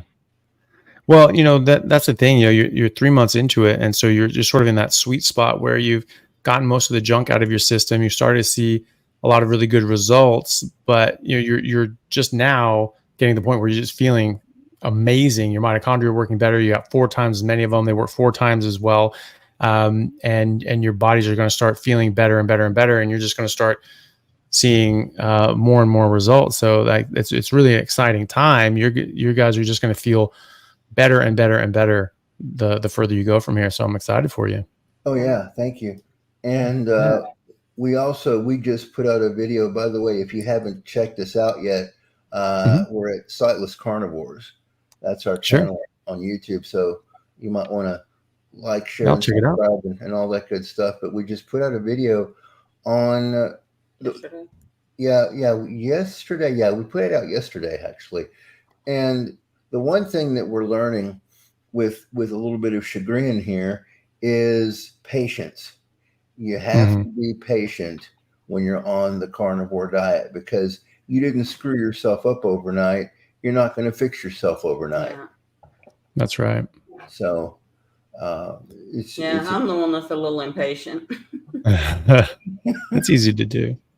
Well, but the thing is, focus on the things that you've already benefited by, right? I mean, you've already just described to me a dozen different improvements in your life. So, that's probably more improvement than you've had in this length of time than ever before, right? And certainly most people would not have gotten those sorts of benefits in that short amount of time. So, just focus on that and realize just how well this is going. And, just because you didn't get exactly where you want to go into the end of your journey in 3 months, that's okay, because you will get there. You're well on your way. And you just enjoy the ride, enjoy feeling better every single day, enjoy all the different, improvements in your health. And, eventually you'll get there. You'll get to a steady state where your bodies are just happy where they are and where they want to be. And, but you'll feel better and better and better all the time until you get there. So just enjoy it. And sometimes, like, especially with the weight, that's going to fluctuate, because you're losing what you shouldn't have, which is, excess fat and that kind of thing. You're losing that. And then as you eat more, and I may be wrong about this, so please tell me, but when you eat what Dr. Berry would call the proper human diet, you gain some of that weight back, but in muscle instead of fat. Yeah, you definitely can. Yeah. So yeah, the weight is a tricky one, because you can, weight doesn't mean anything. What we want is fat loss. Right. We want muscle gain and bone density gain. And so bone and muscle are more dense than fat. And so a smaller volume of bone and muscle weigh more than an equal volume of fat, right?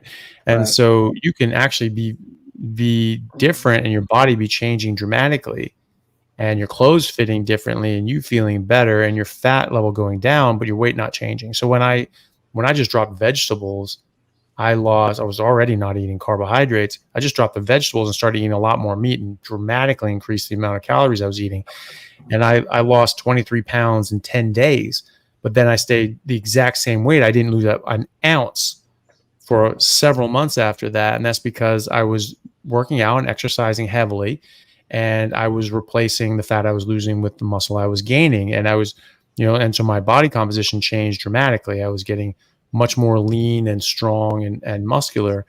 And, but I weighed the exact same amount. So, don't get too hung up on the scale and the weight, because that's not necessarily body composition. And that's really what we want, but that's secondary. Even body composition is secondary. What's most important is your overall health and how well you are. And so that's what you want to focus on: how you feel, how well you're doing, and your medical issues or lack thereof, which is, the goal. And so if you're getting there, that's the most important thing.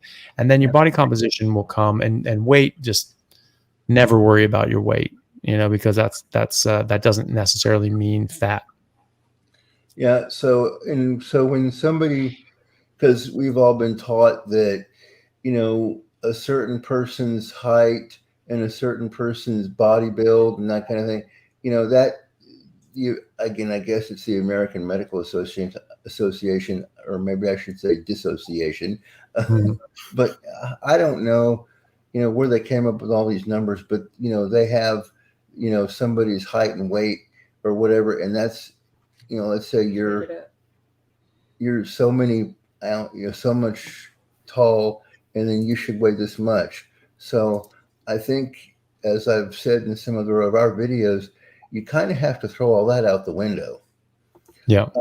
And just focus on, how you feel in the moment, because that's what it's all about. It's all about you're changing the way that you feel, and you're changing your body is recomposing itself constantly as you eat like this. So it only stands to reason that, some things are going to change, and, some numbers are going to fluctuate and that kind of thing.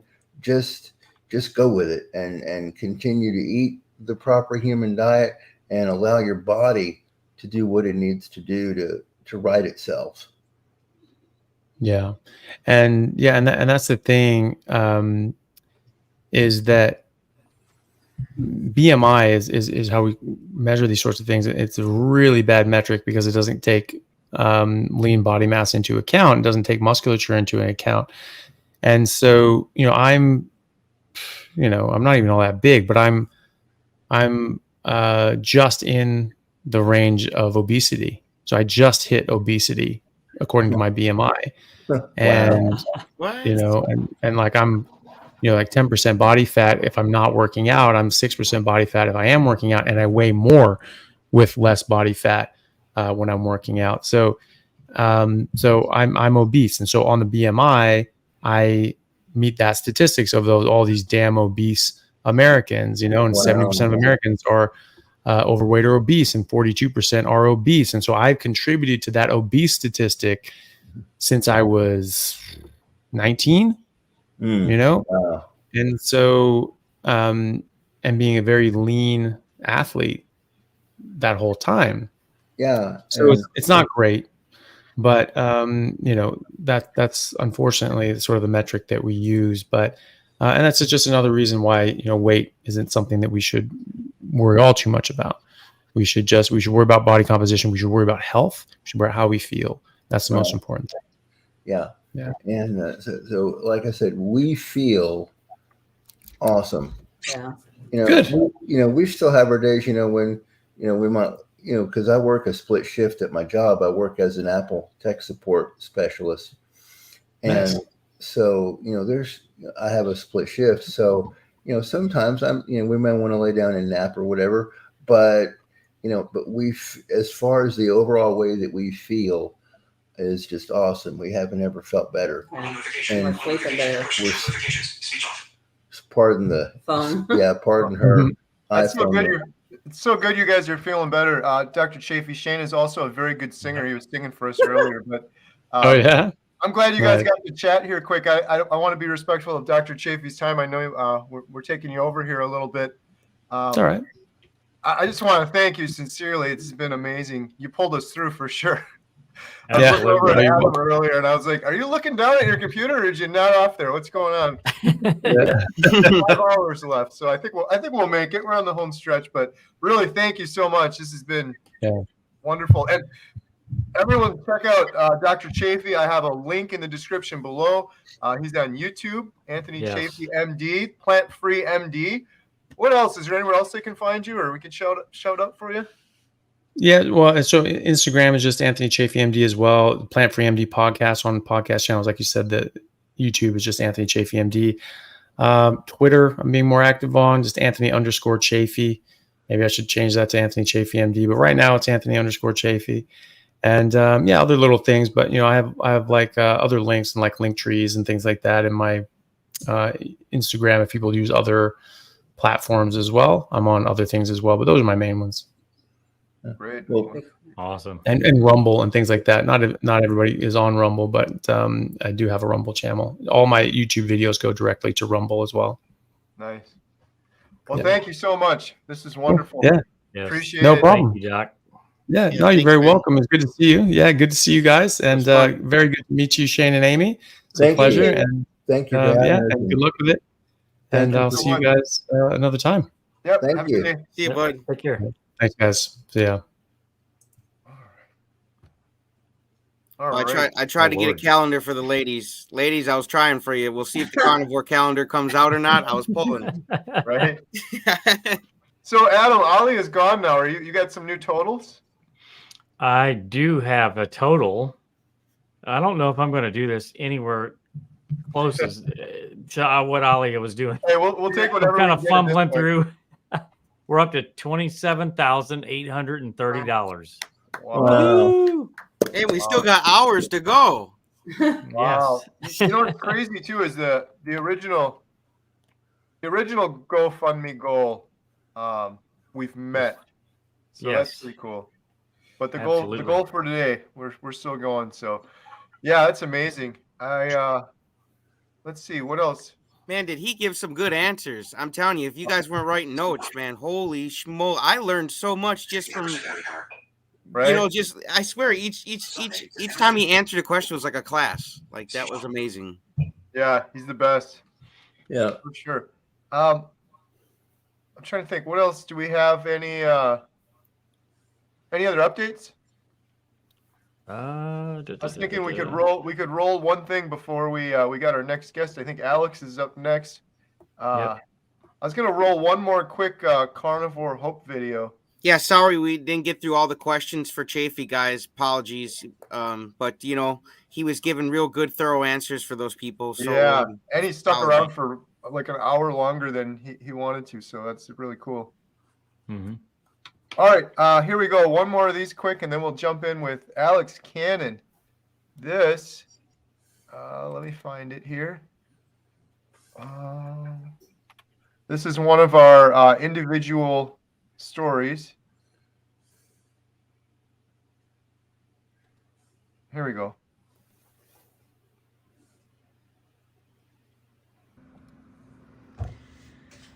Hi friends, I just wanted to say hey to everybody that is watching on the 24-hour live stream. My YouTube channel is called Carnivores LMT, not LMNT.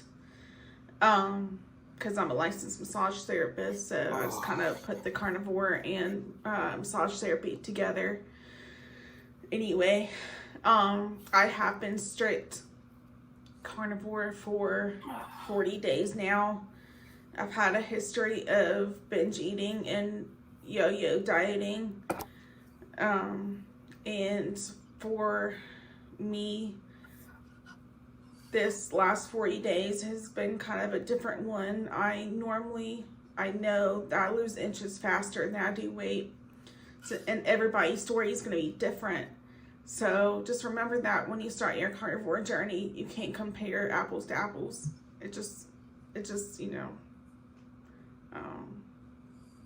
really a figure of speech, but, I'm really excited to be a part of this carnivore community. I'm really excited for Carrie's documentary for the carnivore diet documentary. and to see Bill's progress and all the other people that he's going to go around traveling to video. My hope is that for myself, that I lose weight. I've never really had any health issues like a lot of people out there do. I just have weight. And for me, in the last 40 days, I've lost inches. I haven't really measured, but I know I have. I've probably lost 2 pounds. And I know with my history, that's kind of normal for me. I have more muscle mass on my body than I do body fat. I'm currently at 231 right now. When I started, I was at 235 in the beginning of August. So with that being said, I really am looking forward to the end of the 90 days where I know I really will probably already start to see more of a change, a physical change. I know I've seen a little bit in my skin. I've seen a little bit in my clothes being looser. So go with that encouragement that everybody's going to be different, especially women out there. We don't lose weight like men do, and that's okay. You know, that's how God created our bodies. We are meant to be different. So anyway, I hope this is short enough or not too long enough. I'm excited for this 24-hour live stream. I'll see y'all later. Bye.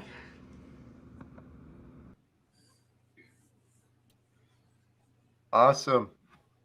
Awesome. Hey, Adam's back. Hey, I got to show everyone this. So this was I started laughing. I didn't want to be disrespectful to Dr. Chaffee. I certainly wasn't laughing at him, but I sent Adam this picture I took of us. We weren't sleeping.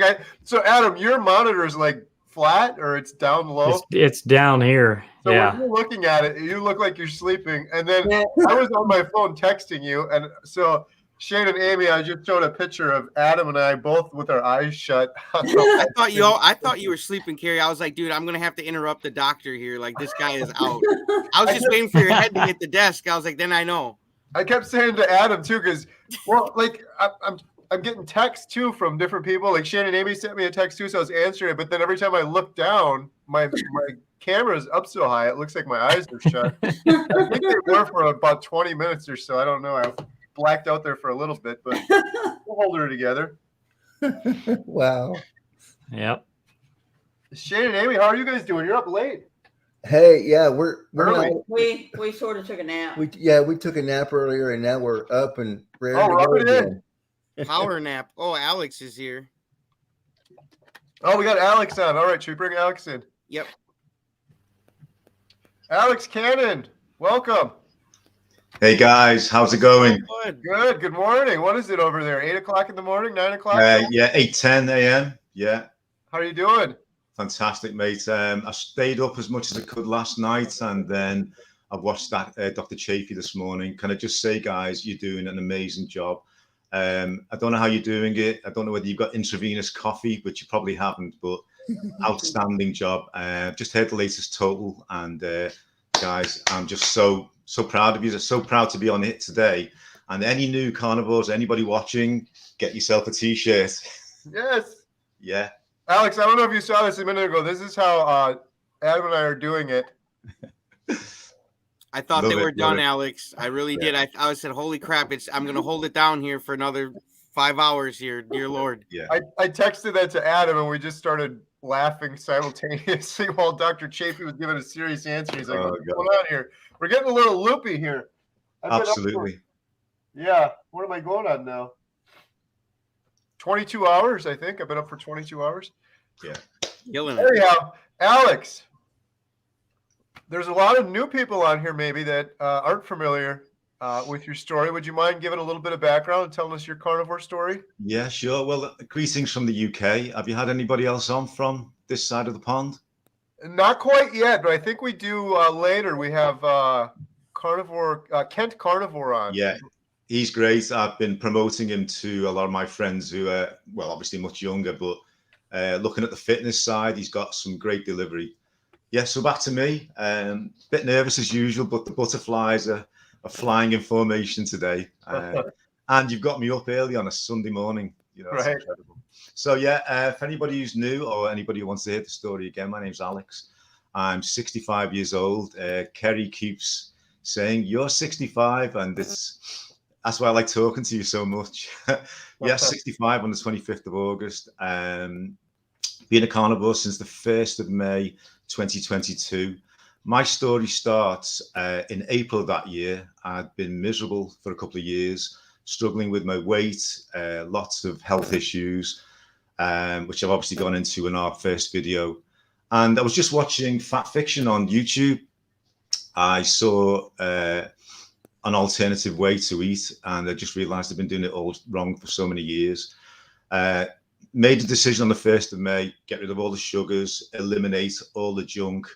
I wasn't eating that much anyway, but I knew I had to make a change because, as I say, inside here, I was miserable. We'd come out of lockdowns. I wasn't happy. I wasn't fit.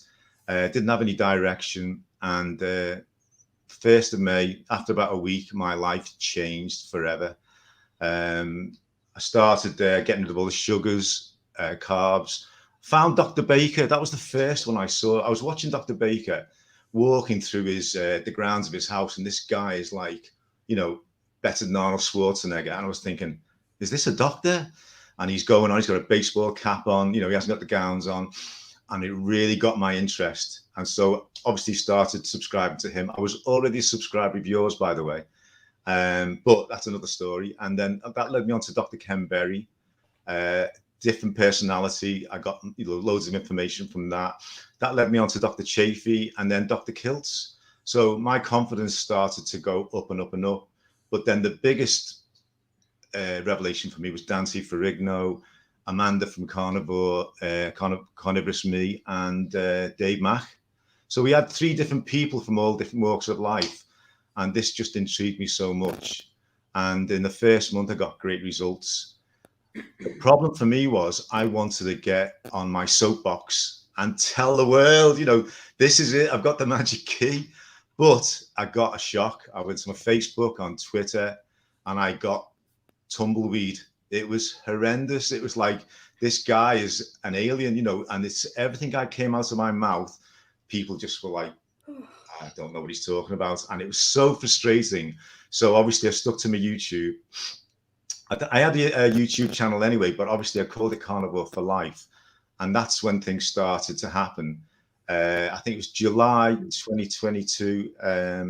Was it? Yeah, 2022. So when I reached out to you, I was looking at your 30-day video and I was like, oh my God, this guy is definitely a brother from another mother. I could see all your issues, except for the gout. They was just so much like mine. So I've stuck with it for 16 months. I'm on day 504 on my carnivore journey. All my health issues have gone, hopefully forever. I'm 3 stone lighter, which is about 42 pounds, and I feel decades younger. So this is where we are today. It's amazing, man. And you look like a total different guy, man. I love the photo that carries around all the time. Yeah, did you get them? Yeah, great. It's as I say, I have a tendency to dump it on people. Some people are great. The family and friends have been so supportive. Got a couple of people who've been around the house asking, you know, what I'm doing, and they've started carnivore on the 1st of September. A couple we know, was it Yvonne and Paula? They've lost 10 pounds between them in a week. So they're definitely onto YouTube, following all the channels, including JT. Cool, man. Yeah, love to have them, man. Yeah, excellent.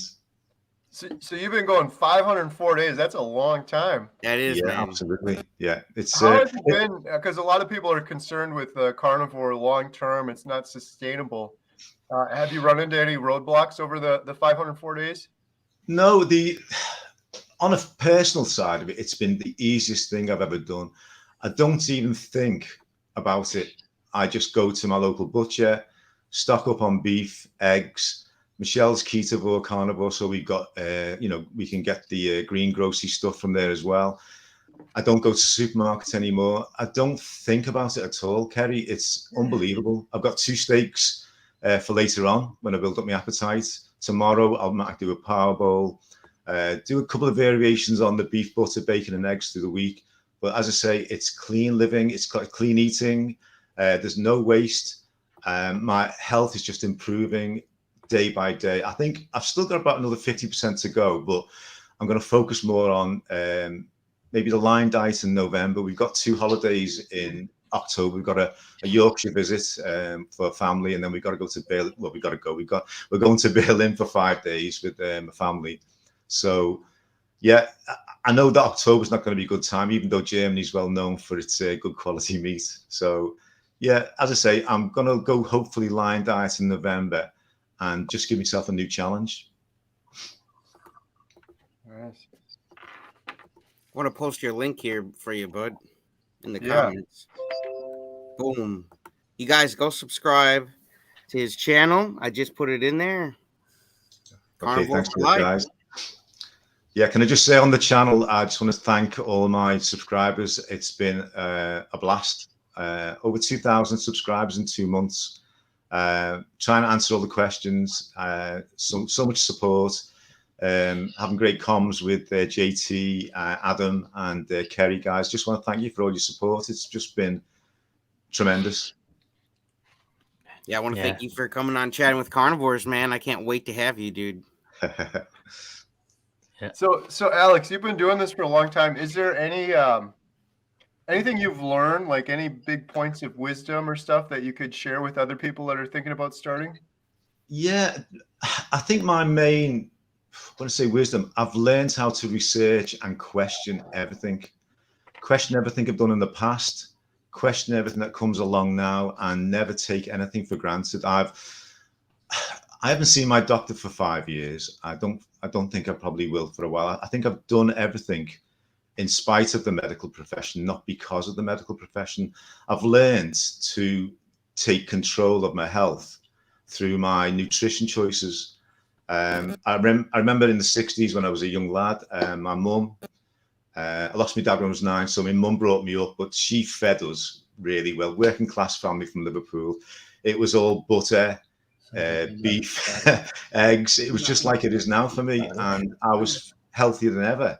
And it's only when I've gone through life, went down to London, picked up all the habits, I realized now that, went along with the mainstream. And now all I do nowadays, day to day, is think about myself, think about my priorities, make good choices, and check out everything and do as much research as I can. Nice. Great.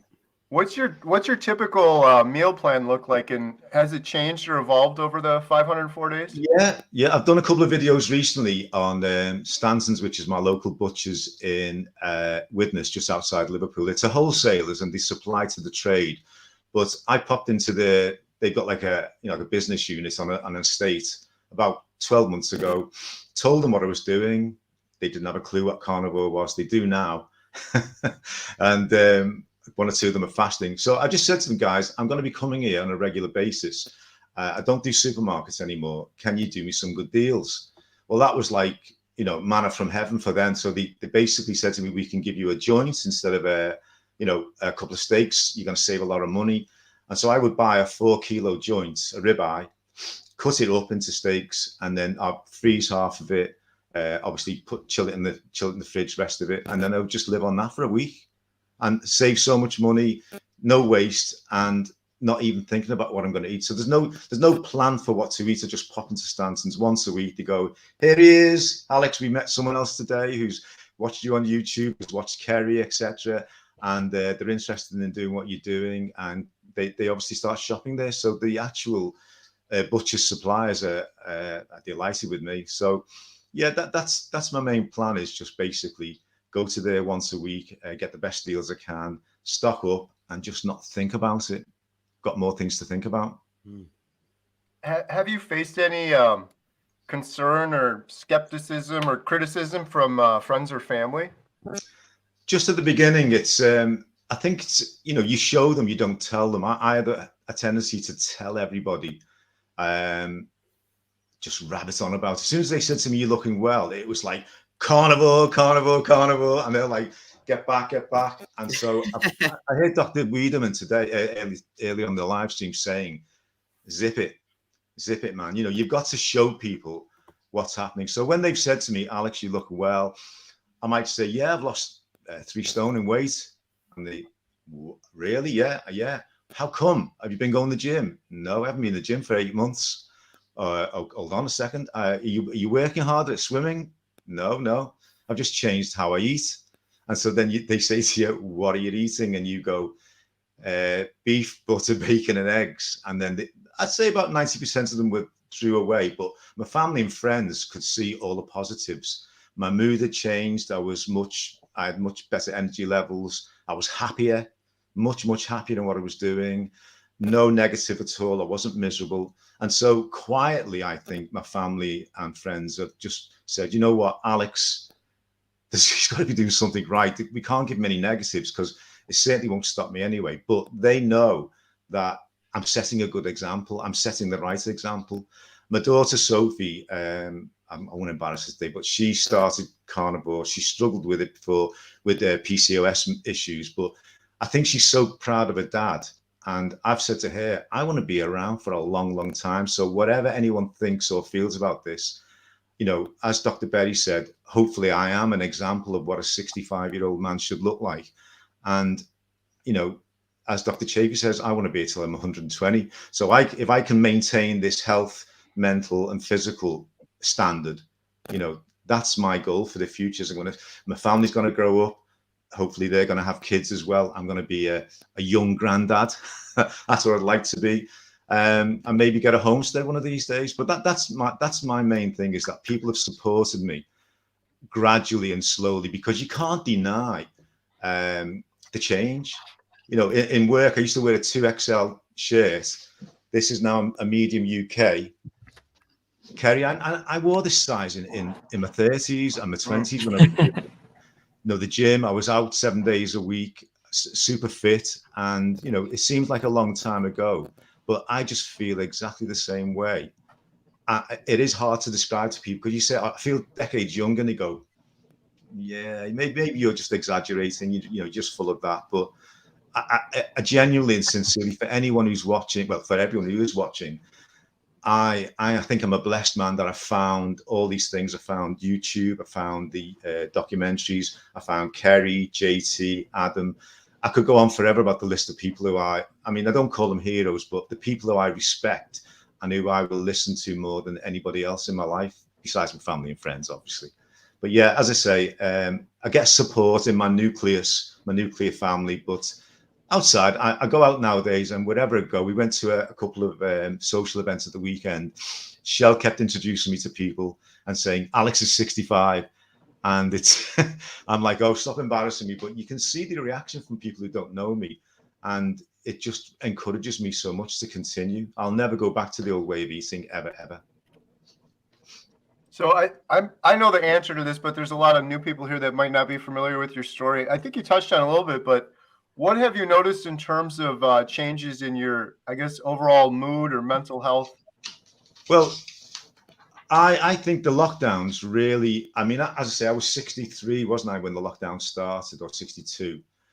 I don't know how it affects people, but I always thought depression was, I was a bit flippant about it when I was a younger man. I knew people who did have depression. I was like, oh, this is just an excuse to get away from the pressures of life. But when you get depression, no matter what level it is, you can't really describe it until you've maybe come out of the dark smoke or whatever.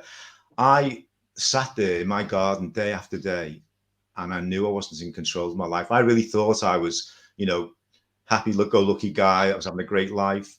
Suddenly, I'd lost all control, and I went deep down inside, and I carried that for about 2 or 3 years, probably right up to April of last year, when, you know, as I say, when I was sitting down watching YouTube. And I don't know whether it was just an epiphany, a eureka moment. I was like, there's something now I can use, like a vehicle to get me out of all this. And the first couple of months, Michelle was saying to me, you seem really energized. You're back to your old self. You know, you got your great sense of humor, and all that sort of fog just seemed to lift, just like walking out of a fog. And when I listened to you, Kerry, I'd say at that time, I knew that it was basically, it was the diet that was doing it. I mean, can I just read out my first comment to you on your 30-day video? It's only very brief. It says, "Hey, much younger brother from another mother, you are experiencing everything I've experienced since the 1st of May, 2022.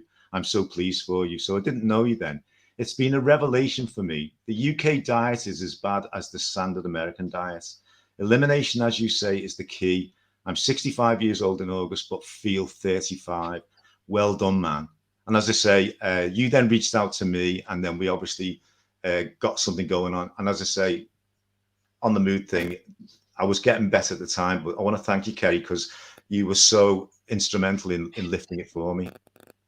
Oh, I appreciate it. I'm gushing now. Yeah. Well, Can I both ways. I really enjoyed chatting with I you. was going to say, sorry, I've only got a short time, but can I just go through quickly, like rapid fire, all the things that I've actually eliminated? Yes, just please do. Help people who are new. So it's a quick list. It's a bit like that quick fire question round I did for you. So no more acid reflux, no more bloating, no more energy. Sorry, loads of more energy. I sleep like a grizzly bear. I'm not tired poolside anymore. I used to come home, go straight to bed after 3 hours teaching. My joints aren't aching, my muscles don't ache at all. I don't use knee support anymore, even though I've got a prosthetic right knee. My psoriasis has gone, my gums don't bleed, my breath's improved, I've got no halitosis, and Michelle she'll confirm that. I don't get any hunger pangs. I eat once or twice a day. My nails are no longer brittle.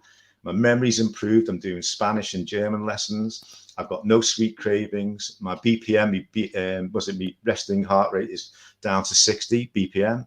My skin tags have gone off my neck. I've got 3 blood pressure medications. Was it irbesartan, lisinopril, and one other? Gone. I haven't had them for at least 8 months, and I've dropped 42 pounds. So there you go. That's incredible, man. Good for you, bud. Awesome. Hey, you got it in the nick of time, too. Hey, we still got a minute or two left. Real quick, we've got, let's see here. Kenny, thank you. $10 super sticker. And there's one for Alex here from Eileen Finn, 20 pounds.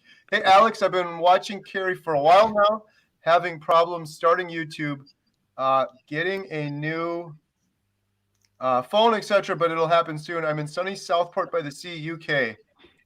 I can't read the rest of this because she was born in Kirby.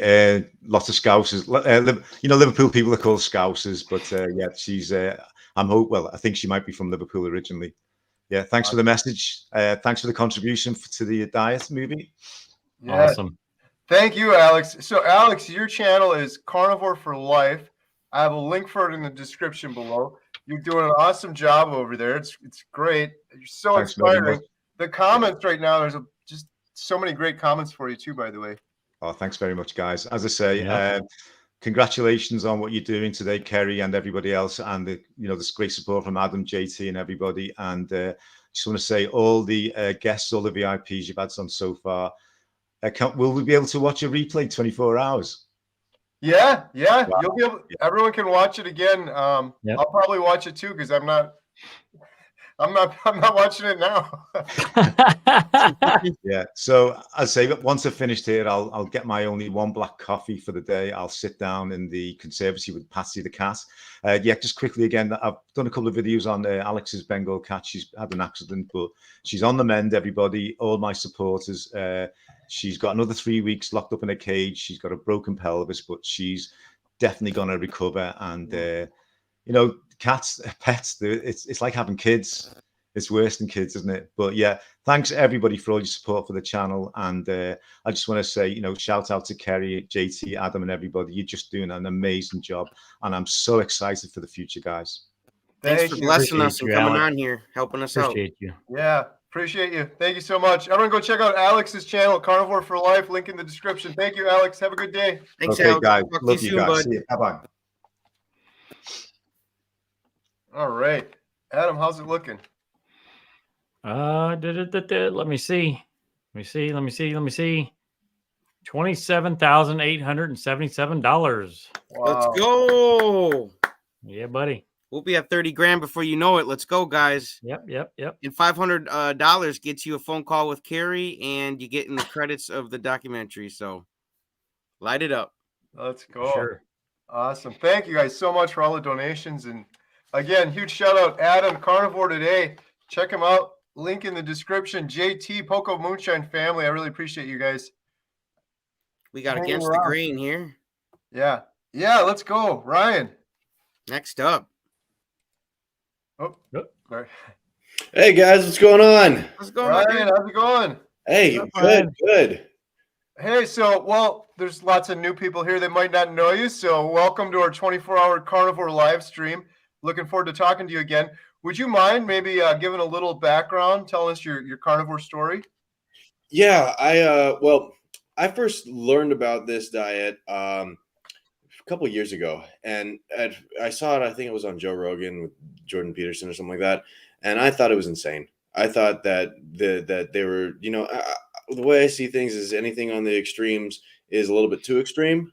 So I went, there's no way that I'd do that. Well, come December of last year, December 2022, December 2nd specifically, I jumped on the scale and I saw a number that I never thought I'd see ever in my life. It said 286.6.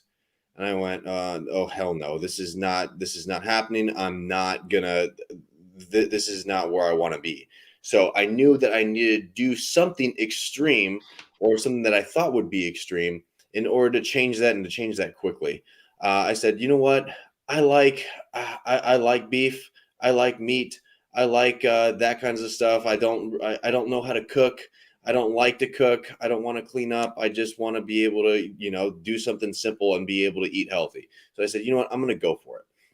And the first, I did it wrong because I just went and I went from eating all the junk to eating strictly beef. I didn't eat anything else especially the first 2 months. I ate beef, salt, and water. That's literally it. I don't like eggs. I didn't eat eggs. That was it. The first 2 weeks were really tough on me because I didn't do any research. I said, you know what? Hey, eat meat. That's what I'm going to do. They were really tough.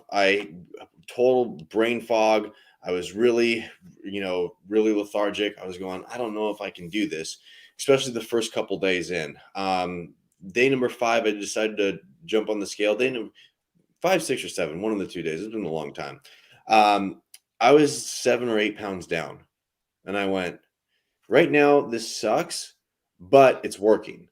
So, you know what? I go from 286.6 to 279. That was a big, mental thing for me to say, you know what? I'm going to keep going. I'm going to keep doing this. And I said, okay, keep pushing forward. 2 weeks go by. It was like a light switch hit to where everything was clear. Everything was nice. The brain fog went away. And I went, I feel great. And 2 months in, lost 40 something pounds. 6.5 months in, I dropped over 100. And today now I'm I jumped on the scale yesterday. I was 180.1, which might be a little bit too small for me. I want to start putting on some muscle. So I'm trying to eat some more. I'm trying to actually double my meat consumption. So that's the gist of my story. That's how, I got involved with this. That's how I said, you know what, made me a believer because seeing is believing, and it's not too extreme. You can do this, and this is the way forward. It's awesome. Love it. It's awesome. But it's really, anybody that's thinking about doing this, anybody that is hesitant, you know what, go for it. Go for it. And the people that have done this, you know what you're doing, Carrie, what you guys are doing is really incredible. The documentary, that is something that, there's something about YouTube. There's something about, little clips here and there, but to do a documentary that's going to be in front of, hopefully millions of people, it has a certain type of authority that I think people will listen to and people will take real seriously. And it's something that, hey, you know what, if this has helped you, you know what, donate to this thing because you owe it. You owe it to, you owe it to the rest of the world to tell people, hey, this is a tool that you can use to start feeling better, to start eating better, and to do what it did for me. That's give my life back. Right. Oh, I appreciate you saying that. Yeah. Absolutely. Well, how's that happen for you, Ryan? Because that's something I noticed too. Like I did this for myself to get my life back, but now it's like so life changing. It's hard not to want to shout it out and tell other people. It seems like there's so many people out there just struggling or suffering or hopeless. Well, I mean, I get it because, with me, I know I run a farm here. I'm busy. I do a lot of stuff. I have multiple different online businesses to where I'm just going. And it's really easy. For me, it was, hey, there's a Dollar General 2 minutes away from my house. I can go down there. I can go pick up a thing of Jose Olay taquitos, which I was doing probably 4 times a week, pop them in the microwave and eat them. And I just ballooned up. I got complacent with myself. I said, hey, I'm doing a lot of work around here. I can eat a little bit bad and I just burn it off. Well, you know what? That obviously wasn't the case. And I mean, I get it. The convenience of it, but I eat 1 meal a day. I mean, when I was doing this for weight loss, I was eating, 1 chuck steak, literally 95% of the time, to where it was 5 minutes on the skillet, 5 minutes eating, and another 2 minutes trying to clean up. Shoot, that was my day. That's what I did, and that's how that was actually one of the most appealing things to me. Number one is the convenience of it, and number two, just the results. That's why I stuck with it. That's why I'm continuing to do with it. Now I got to make some changes now, because I'm to the point to where, like, I'm almost getting too light. I think we talked about this, Carrie, in an email, and thank you for the advice. I'm trying to up my fat more. I'm trying to eat more, because I would like to. I'm 6'3". I'd like to be ideally I'd like to be like 205, somewhere maybe even 220, with just a ton more muscle on me, and I'm feeling great. And I think this is the way forward in order for me to do that. Right. Yeah, I was going to ask you how that's going, because it was so funny, the timing of your email. Basically, what you were saying was exactly what I was feeling. For today is yesterday, because it's 2 a.m. here. Yesterday was my 6-month mark, and for 5.5 months, it was smooth sailing. And I feel bad saying this because I know carnivore is hard for some people, but it was just so easy for me. The first week or two, whatever, that was hard, like it is for most people. But then after that, I didn't even think about it. Sometimes I'd forget to eat. I would just eat a steak here or there. But yeah, right around the same time you emailed me, maybe 2 weeks ago or something like that, I don't even remember, I just got crazy hungry. And then I got like moody, like hangry, which has my mood's been awesome this whole time. And no matter how much I was eating, I just couldn't eat enough. It was the weirdest thing. And then I was thinking about it, where I'm like, well, I did pretty much get down to my goal weight. So my body was, burning off the body fat before. There's not a lot of body fat to burn. And it's like my body's like scared. Like, whoa, I got to get it. I got to get it from somewhere. I got to make up for it. But so you said that. And then my friend Sean, who was hosting with us earlier, he's like, yeah, I'm going through the same thing right now. And he's just eating a crazy amount of food. And I was going to ask Dr. Chaffee that we had on earlier, and I didn't ask him that. But yeah, Sean was just saying, yeah, you're just going to have to eat a whole bunch more. And I'm like, is it going to be like this forever? Is it always this much more? Or does it level out? And Sean's actually doing some coaching now with the Steak and Butter Gang. And they had some protocols for this thing. And they're like, yeah, it's actually common. And there's some things you can do, like something with priming, where you eat a whole bunch of food for a little while and then you level back out. So I'm going to dig into it more. And if I figure it out, I will definitely email you back and let you know what I find. But how's it been for you? Has it stabilized at all? Or are you still starving? Well, I'm still starving, kind of. Yeah. I mean, it's the point to where, like, I'm eating like 3.5-4 pounds a day, and I just can't get enough. Like, I'm a little bit moody. I'm a little bit irritable. My energy level started to dip. It's coming back up.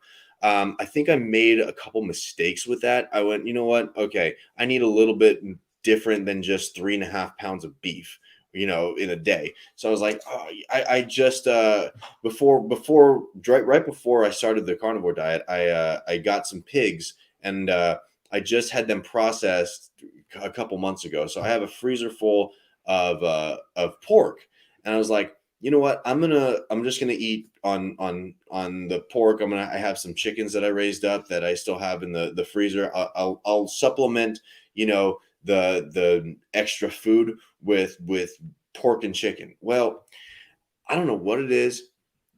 I don't do well on pork. I don't know. I mean, the bacon helped me in the beginning because I think I was missing the electrolytes and I got the salt. So initially it helped me, but I think it has something to do with what they eat. I'm not sure. I don't know anything. It's just a hunch of mine. If you think about it, cows eat grass. I try and primarily do grass-fed, grass-finished. Pork, not so much. They eat corn, soybeans, even the pork that I raise. What's their base? It's corn and soybeans. Does that have something to do with it? You are what you ate, maybe. I just wasn't feeling great off of it. I upped, you know, I'm eating like a steak and like 3.5 pounds of ground beef right now, and I'm starting to feel better. Like my energy level through the roof. I mean, okay, I'll tell you what I did today, and you can see it's 2:42 in the morning for me right now, and my energy's still through the roof. Okay, I went to a CrossFit class. No, I did all my stuff around the farm, which is about an hour and a half of work. Went to a CrossFit class, about an hour and a half of just really high intense training. Went straight from there to do an hour of pickleball. Then went and came back home, did my Airbnb. I had to clean that up because my housekeeper couldn't make it today. Then went on the lake for 4 hours, learned how to do some wake surfing, which was really cool. Moved a bull for my neighbor, the 2,000-pound bull, in this, believe it or not. You don't have to have a cowboy hat in order to move some cows around. Then I went out with my friends because I said, hey, I need you to keep me awake till, you know, I need something to do till 2:30 in the morning. So I'm here. I don't get tired. It's the problem. I went to bed at 4:30 in the morning and got up at 7 last night or this morning. That's what I did. Yeah. So this whole thing, I'm like, I'm gonna be up for 24 hours. I went to bed. I think I woke up at like 3:30 or 4. That was it. I've been up ever since. I couldn't fall back asleep no matter how hard I tried. But yeah, it's crazy. Has your sleeping window changed too? Because mine, it's not stopping. It's just going like this. It's the fewer hours. I usually feel okay, but with this last episode for the 2 weeks where I'm hungry all the time, I feel kind of tired. Well, the last 2-3 weeks, whatever it's been for me, it's been I started sleeping a little bit more. I'd get up a little bit later, but for the most part, like I can get by on like 4 hours a night, like, and I'm good, like real good. Now I do take a rest day on Sundays because that's my football day. Sorry, my dog's in here. I do take a rest day on Sundays. And that's my football day. Who's your football team? I don't have one. I was a big Tom Brady fan. I respect what he's done, and you know, if you read his TB12 book, there's some carnivore stuff in there to where you know he pushes that stuff. But I think this year it's the Lions. You know, I like what they're doing up there in Detroit. I think they're doing pretty well. And you know what? Hey, pretty cool. There's one right here. Yeah, I was gonna say that's awesome. Hey, I got a question. I got a question. Against the grain, can you talk about your YouTube channel name? Like, how did you come up with that? Well, it was originally for the last couple of years. It was Freedom Foods Farm. Okay, and I did a lot of homesteading stuff. I mean, I show off what I've done around the farm. You know, promoting the regenerative agriculture. You know, showing how cows build soil. And it's really the only way forward if you know when we're talking about soil health and the health of the country. So I did that. Then I stopped doing YouTube for about 6 months, and I said that it was right at the same time that I started eating this way. And I said, you know what? I don't want to talk about it. I wanted to show the results because to be honest with you, I didn't know if it was going to work or not, and I didn't want to go and say, oh, I'm going to do this without actually following through and doing it. So I stopped for about 6 months. Then once I was like 80 something pounds down, and I went back to where I'm from in California, and all my friends are going, yeah, you look a lot different. Wow, you look, it's a big change. My face looks different. You can barely even recognize me now. I said, okay, I'm gonna do one video of of about this carnivore diet, and just I'll put it there and I'll get back to my normal scheduled programming. Well, that video blew up, and I felt like almost a calling to where like I need to talk about this more, because this is I don't know the science behind it. I don't know all the ins and outs. Hey, I just know what worked for me, and hopefully what can work for other people too. And I started making more carnivore videos. I released my there's one right there where I released my blood test results, and I just want to share with people, hey, this is definitely a way forward. And against the grain, how did I come up with that? Well, number one, our cows here 100% grass fed, grass finished. They never get an ounce of grain in their life. Don't believe in that. They need to eat grass. Cows eat grass, not corn. I've always done stuff differently my entire life. I went to 6 weeks of college after going to a school where it was 99% of the students went to a 4-year deal. I dropped out, started my own business, did things different, moved from LA, moved out to East Texas to start a farm. Who does that? I've just done everything different. And then, you know what? When this carnivore thing came involved, it was a merge of 3 different, aspects. And I went, what? I got to change the name of this. I got to show people, hey, you know what? Sometimes you need to, one, eat against the grain, live your life against the grain, and just say, screw it, and go the different direction that everybody else is going, because I don't want to end up like everybody else. That's incredible. How many meals a day are you eating? Are you OMAD, 2MAD? One right now. I don't have the time.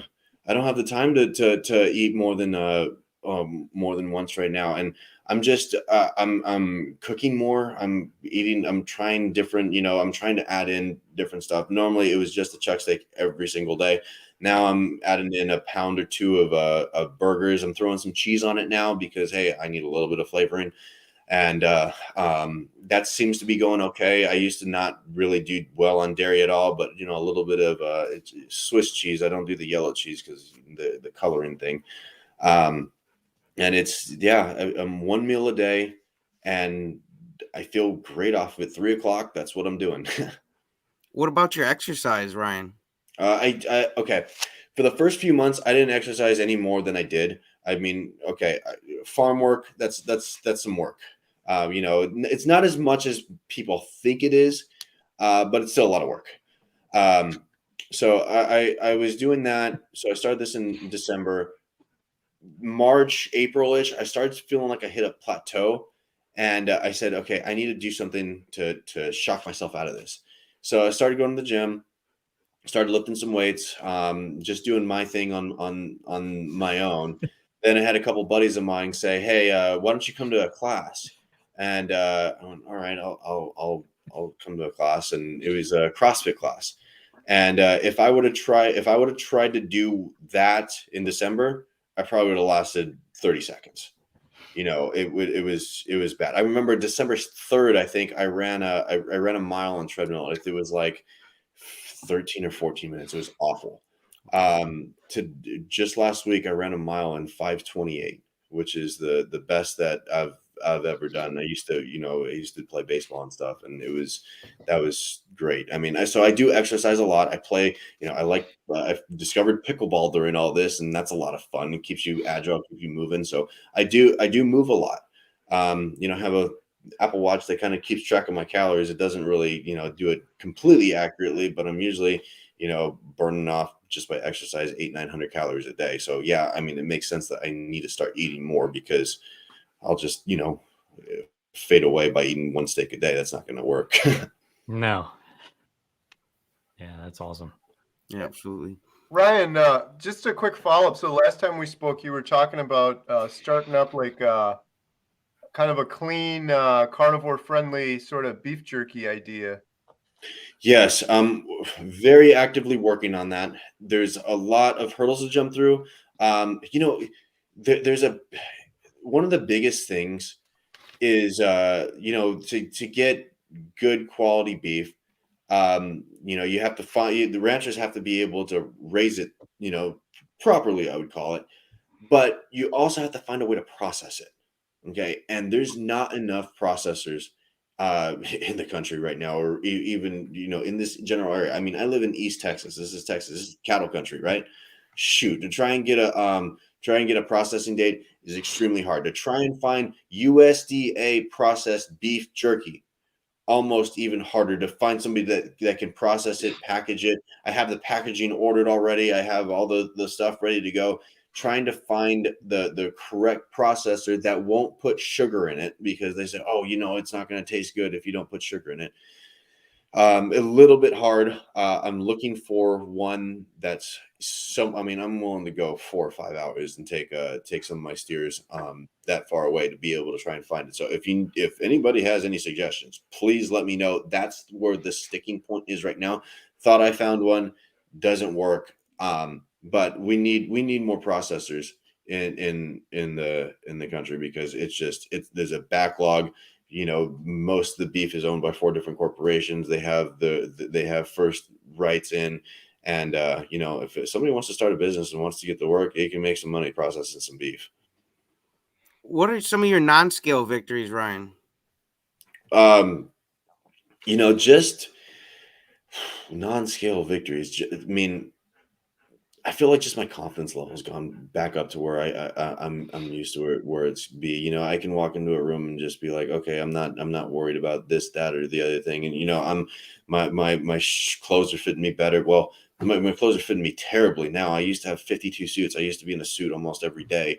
Now 0 of them fit me. That's a problem. I have to go get I have to go get a whole new wardrobe. Some people I had to do that too, my guy. The struggle. That's I went from an XL to a medium. I bought larges, and then I didn't suggesting you guys, if you do buy new size clothes, try them quicker than you think, because you just might skip an extra size. And I literally went from an XL to a medium. Like the large just didn't exist. That's exactly what happened to me. And we know what's hard is to find a medium that's long enough for someone that's 6'3". That doesn't really work too well. But no, I went from an XL to a medium as well. I was a 40 pushing 42 in pants, and depending on the brand, it's like 30, 32 now, which is insane. I have a belt that I special ordered a long time ago. It's a real nice, belt that I can put one of my big Longhorn belt buckles on, right? Shoot, you know how many times I've had to cut that now? No, it's a problem. It doesn't look good anymore, and I just don't want to get a new one because I like the belt. But I'm over there learning how to drill holes with the a drill press belt and everything. I'm not talking. I'm like not kidding. It's about this much difference. Wow. So sleep better, energy way up, the whole 9 yards, and I just feel back to when I was playing baseball, even better than that. So, like, how's it helping you in your personal life? Like, is helping you on the farm? I know you said you were, you were wakeboarding, you said, playing pickleball. Surfing, yeah, today. That was pretty cool. I've never done that before. Got up a few times, fell most of them pretty quickly, but, I'm learning it. And, being in shape makes things easier, makes life easier. I don't make the rules, but they are. If you're in shape, people are going to take you more serious. They're gonna respect you more. They're gonna and this is the path to it. I mean, like I said, I don't make the rules. Who knows if it's fair or not? But hey, play the game, and good things happen. Absolutely. What do your friends and family think, Ryan? Okay, my mom thought I was nuts. Yeah, my mom still thinks I'm nuts. Well, look at you, JT. You got a baking suit on. Yeah, I told you, We're man. She baking. went to clown school with me in the womb, man. So Right. I soaked it in. What can I say? My mom was really concerned about my cholesterol numbers. That's why when I got my blood work done, I was like, "Ha! Look at this. It's perfect." My best friend actually went to school for nutrition, and he was one of the first people that I told that I was doing this, because I kept it really, really quiet. Because I didn't want, what I didn't want is, oh, Ryan, that's not going to work. Oh, Ryan, you shouldn't do that. One, I'm not going to listen to you anyways. So I don't want to hear it. Two, I'll just show you rather than tell you. And he was saying, okay, this might work for like a week or two, and you might drop a bunch of weight, but this is not sustainable. I went, well, you know what? Here I am. This is September. What is that? This 9-10 months in or whatever. I ain't stopping. What does your doctor say? I don't go to the doctor. Oh, I haven't been to the doctor in 15 years. See, well, then you must be. You know your body, man. You know if you were feeling something wild in there, you would take yourself to the ER. But if you're feeling good, Yeah, I mean, if the way I see it is, if you don't feel something wrong, why go? I'm not a big fan of doctors; they're wrong most of the time, anyways. So I do my thing. If I feel bad, I'll try and do something myself and go from there. what's a quick tip you could give someone who's considering trying the carnivore diet? Electrolytes, especially in the beginning. Fat, more fat. You can't get enough fat. Right. More than you think. Well, it's weird because most people, I would say 70% get into this because they want to lose weight, and you want to lose fat, so you're going to put more fat into your body. That doesn't make sense. No, it makes perfect sense because it gets the way I see it is gets your body into a state where it's learning, okay, fat is fuel. And then it goes, oh, there's some fat on you, and guess what? We're going to burn that off real fast, and it's amazing how fast it can drop off. So, and then the number one thing, the number one piece of advice: don't quit. Don't quit, no matter how hard it gets. You know what? You might wake up tomorrow and that light switch might flip like it did for me, like it did for probably a lot of you, to where you start feeling good. So the only way that you fail at something is if you quit at it. So just don't quit. Yeah, man, I'd like to have you on Chatting with Carnivores, so I'm definitely gonna be hitting you up, Ryan. Yeah, please. I love talking about this stuff because it's become a passion of mine. I've always been heavier, and now when people see me, when people are going, whoa, that's not the Ryan that I know. That's not the Ryan that grew up with or seen for years and years and years. I'm in the best shape of my life, like by far. 528 mile, like I would never dreamed of that. Like even my best time was like 6:48 or something like that, which is to shave over a minute off. That's unheard of, especially at 30 now. I feel so old. Oh, you're not old. Do you got any long-term carnivore goals now that you're feeling better and turn everything around? Well, I need to make sure that this is. I'm gonna be real with you guys. I need to make sure that a strict carnivore diet is suitable for me. I might have to go almost ketovore, add in a couple things. Like I was watching a lot of Paul Saladino's videos about adding in some fruit because I feel like I'm having a hard time getting enough calories in me. And I still feel a little bit groggy, a little bit hangry. And, I did eat a couple bananas the other day before I worked out. And was I able to lift more? Yes. I'd like to put on some more muscle. I'd like to, just lose the last tiny little bit of fat that I have left on me. And that's about it, just to be as healthy as I can be for as long as I can be. Yeah, that's my goal, man. Yeah. Awesome. It's always fun talking to you, Ryan. I love your channel too. You got some great videos. I got to check out your the blood work one because my results are almost all in, but I just did my blood work too. So I was going to do a video like that as well. Oh, congrats. Yeah. Well, Everybody's thank you doing so much blood for work. coming on. So people can find you Against the Grain YouTube. I got a link in the description. You got anything else going on you want to shout out? Look out for the beef jerky that's coming. It's going to be soon. I might do a pre-order, get prices down and everything to where I'm doing beef jerky so I can ship it to everybody, and I want to get to a point to where I'm being able to help use this platform to promote the carnivore diet, promote this way of eating, and also be able to promote farms that raise their beef regeneratively, where they're doing the right things, the stuff that's going to really improve everybody, improve the planet, improve our health. So that's what's coming up for me. Work in progress, 1% better every day kind of thing, but we're moving full steam ahead. I definitely want some carnivore jerky when you get it. Yeah, some clean stuff. It's salt and beef only, no sugar, no other BS in it. Gonna get something else to stock in the theater there, Carrie. I know. Yeah, please, Ryan, let me know when it happens. It'll have no carbs too. Yeah, exactly.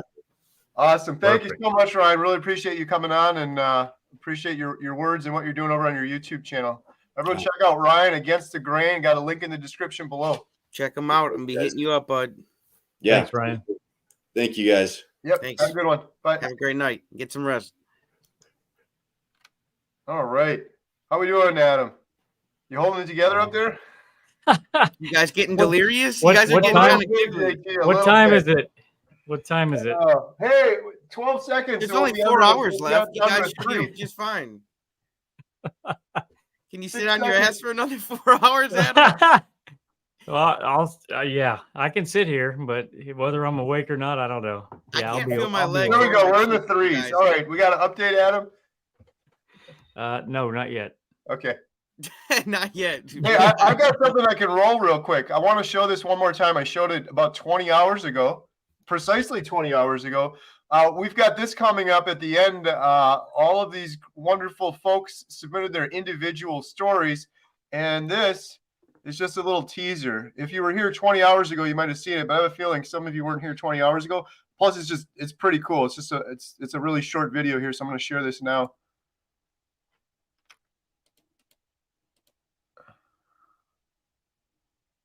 Here we go. Boom.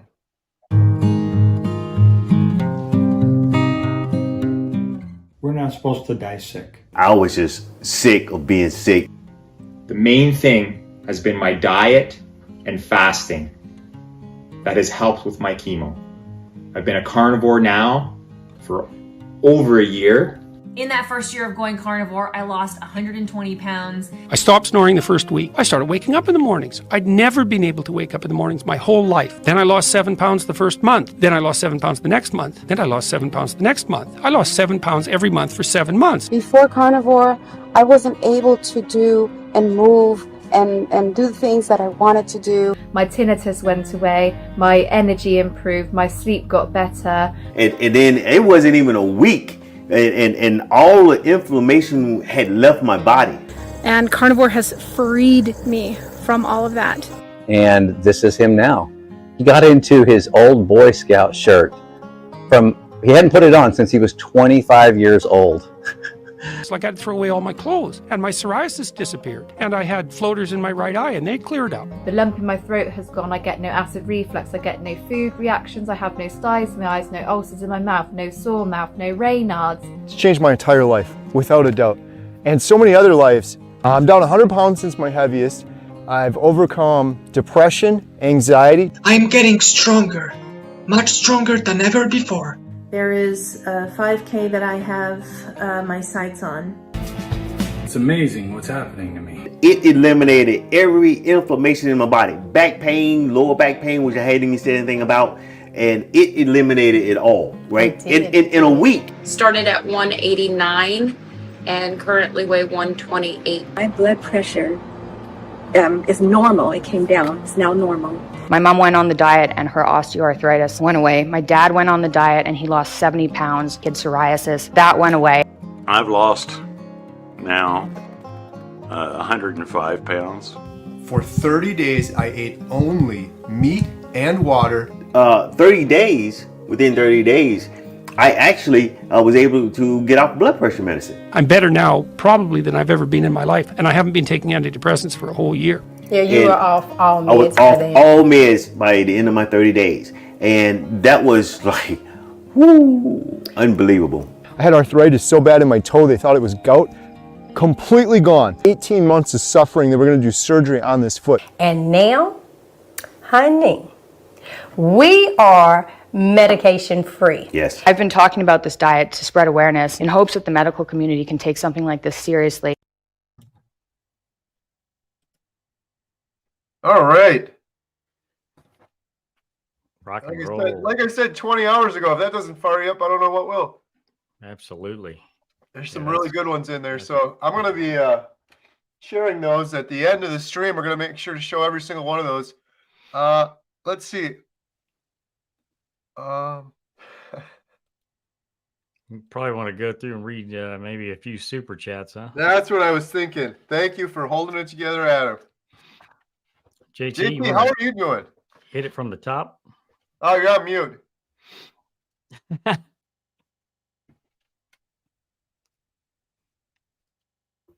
Yeah, that might help if I unmuted. I'm doing great, guys. I came to party. You holding it together? Man, I'm sizzling over here. I'm ready, man. Yes, you are.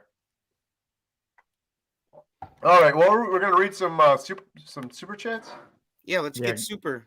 Go all the way to the top. To the top. All right. Oh man. Whoa. We read all these? We got a half an hour. You've got four. Oh, okay. I was gonna say you got 4 hours on the clock. No, we actually well at 3 I don't know if he's coming or not, but at 3 we had Nathan scheduled. The guitar guy? Yeah. We'll see. I can't wait for that. You guys, we're gonna get a live performance soon, so hopefully you guys don't think this is dying down, man. We haven't even got to the bands yet. Here we go. Sharon Newman, $10. Okay, y'all get your spirits back up. We got a long way to go. Smiley face, smiley face, smiley face, steak, steak, chicken, chicken, ham, ham. All right, I'm done. Nice. Annette Mannion, much love and many blessings. Keep talking. You're changing lives. Go. Let's go. Ricky Lee, will the Kilby Life or Terry Least be on the stream? No, we should have. The Kilby Life was on the last stream we had. Mm-hmm. We'll have to do another one at 40 hours so we can fit everyone in because I don't think there was any space. Cool guy. Yes, he's awesome. Pula, did any of you four know each other before Carnivore YouTube? Well, maybe a little bit. JT kind of knew me because he was watching my homesteading channels before I was Carnivore. Yep. I knew. I guess. Definitely. I knew about him, but I didn't know him. I guess you could say. It's not like me and Carrie ever ran across each other until I went to the homestead. Mm-hmm. Awesome live stream. Hello from New Orleans. Have you talked to the Texas boys? Them Texas boys. I ain't talked to them yet. No. These are from a long time ago. Oh yeah, am I the wrong ones here? Or should I just do the super chats? No. You're good. Oh, they're kind of mixed inners. This is my sister. Does anyone not like the taste of true grass-fed beef? That's actually a pretty good question. Anyone? Preference? It has a little bit of a different taste to it. I like them both. I just like beef, man. Yeah. Donate $5. I love it all, Holly. Donate $5 every time Sean eats or drinks something. Wow, these are old. Wow. Carnivore for future. 10 something. Thank you. Appreciate it. Georgios. Adam, help me out here. The best thank you. No, I was just with the name. So Giorgio's. Yargos. Yeah. Yorgos. That sounds better. Yorgos. We'll get it, guys. We'll get it. Was that some people came with tears about the dramatic change? Yeah, emotional. Aldous, did you eat bacon with or without sodium nitrate? I've done both. Yes. False. Teresa Dalton, $10. Keto 8 years, carnivore 1 week, down 8 pounds. Love all the support and great info. Good job. Let's go, Teresa. That's awesome. Michelle, $50. Thank you. Wow. Thank you, Michelle. Bless you. And Melbourne, Australia. Only carnivore friend here is my butcher. Hope to change people's mind around me 30 days in. Let's get you some carnivore friends, Ann. Bacon with nitrates or not, doesn't matter. Doesn't matter to me. Yeah, it doesn't matter to me either. I think a good thing to look up would be Dr. Barry's bacon video. I think he gets into the science of this a little bit more. And I think he said it's pretty much okay. Got a video on everything, don't he? He sure does. Yeah. Rhett Rogers, $50. I believe he's one of the brothers that we had in that video I just showed. Love all you guys are doing. I want to help in a larger capacity. What are the biggest needs and where can you utilize those of us that are on fire for carnivore? Wow, that's a great question. Keep lifting each other up. A rising tide lifts all ships, my guys. Like, support each other, like each other's videos, share each other's videos. Get that YouTube channel. That's Carnivore Brothers. You got your YouTube channel going. Keep up with that. Get the word out for sure. Start networking, do live streams with other people. Ann says, $20. Thank you. You are not alone. I'm in the Adelaide Hills and had to convert my partner just so I was not alone carnivore. By the way, I think I've lost another 28 pounds since I started watching this stream 9.5 hours ago. Well, there you go. Wow. Glad we could help. Tracy Huffman, $5 super sticker. Kathy, title, $25. Julie Hebe just wanted to thank you, Carrie. You've been my inspiration. Oh, love it. Thank you. That's awesome. Melinda, $10. Carnivore 1 year, feeling amazing. Currently doing 75 hard to continue pursuing personal excellence. I hated exercising. Now I feel too good not to. Thank God I learned about carnivore. Me too. Carnivore Nana, super sticker, $5. Thank you. Tracy Levy. It's not much, but I hope this helps. Get the carnivore message out. $20 is a lot. Thank you very much. Tracy. And $14. Thank you so much. Josephine, $2 super sticker. Thank you. Kingdom Way to Keto to Carnivore. We need a carnivore theme song for the movie. Very true. Ooh, we got to hit up Shane and Bill. Yes. Montana Crosses became a new YouTube member. Thank you. Awesome. We're doing a member-only video pretty soon. Yep. You have access to all the members-only posts now. Jammer Travels, the Three Wise Men, Doctors, Baker, Barry, and Chaffee, $2. Yep. Yeah, we had them all on today, didn't we? Well, the 4, we had Hampton on 2. 5, we had Dr. Lisa Wiedemann on. 6, Avadia. 6, Avadia, yeah. Wow. Three wise men, not guys. Right. Right. Carnivorous Dude, $10. You're the dude, man. And Randy Travis will hear Shane and donate to the movie.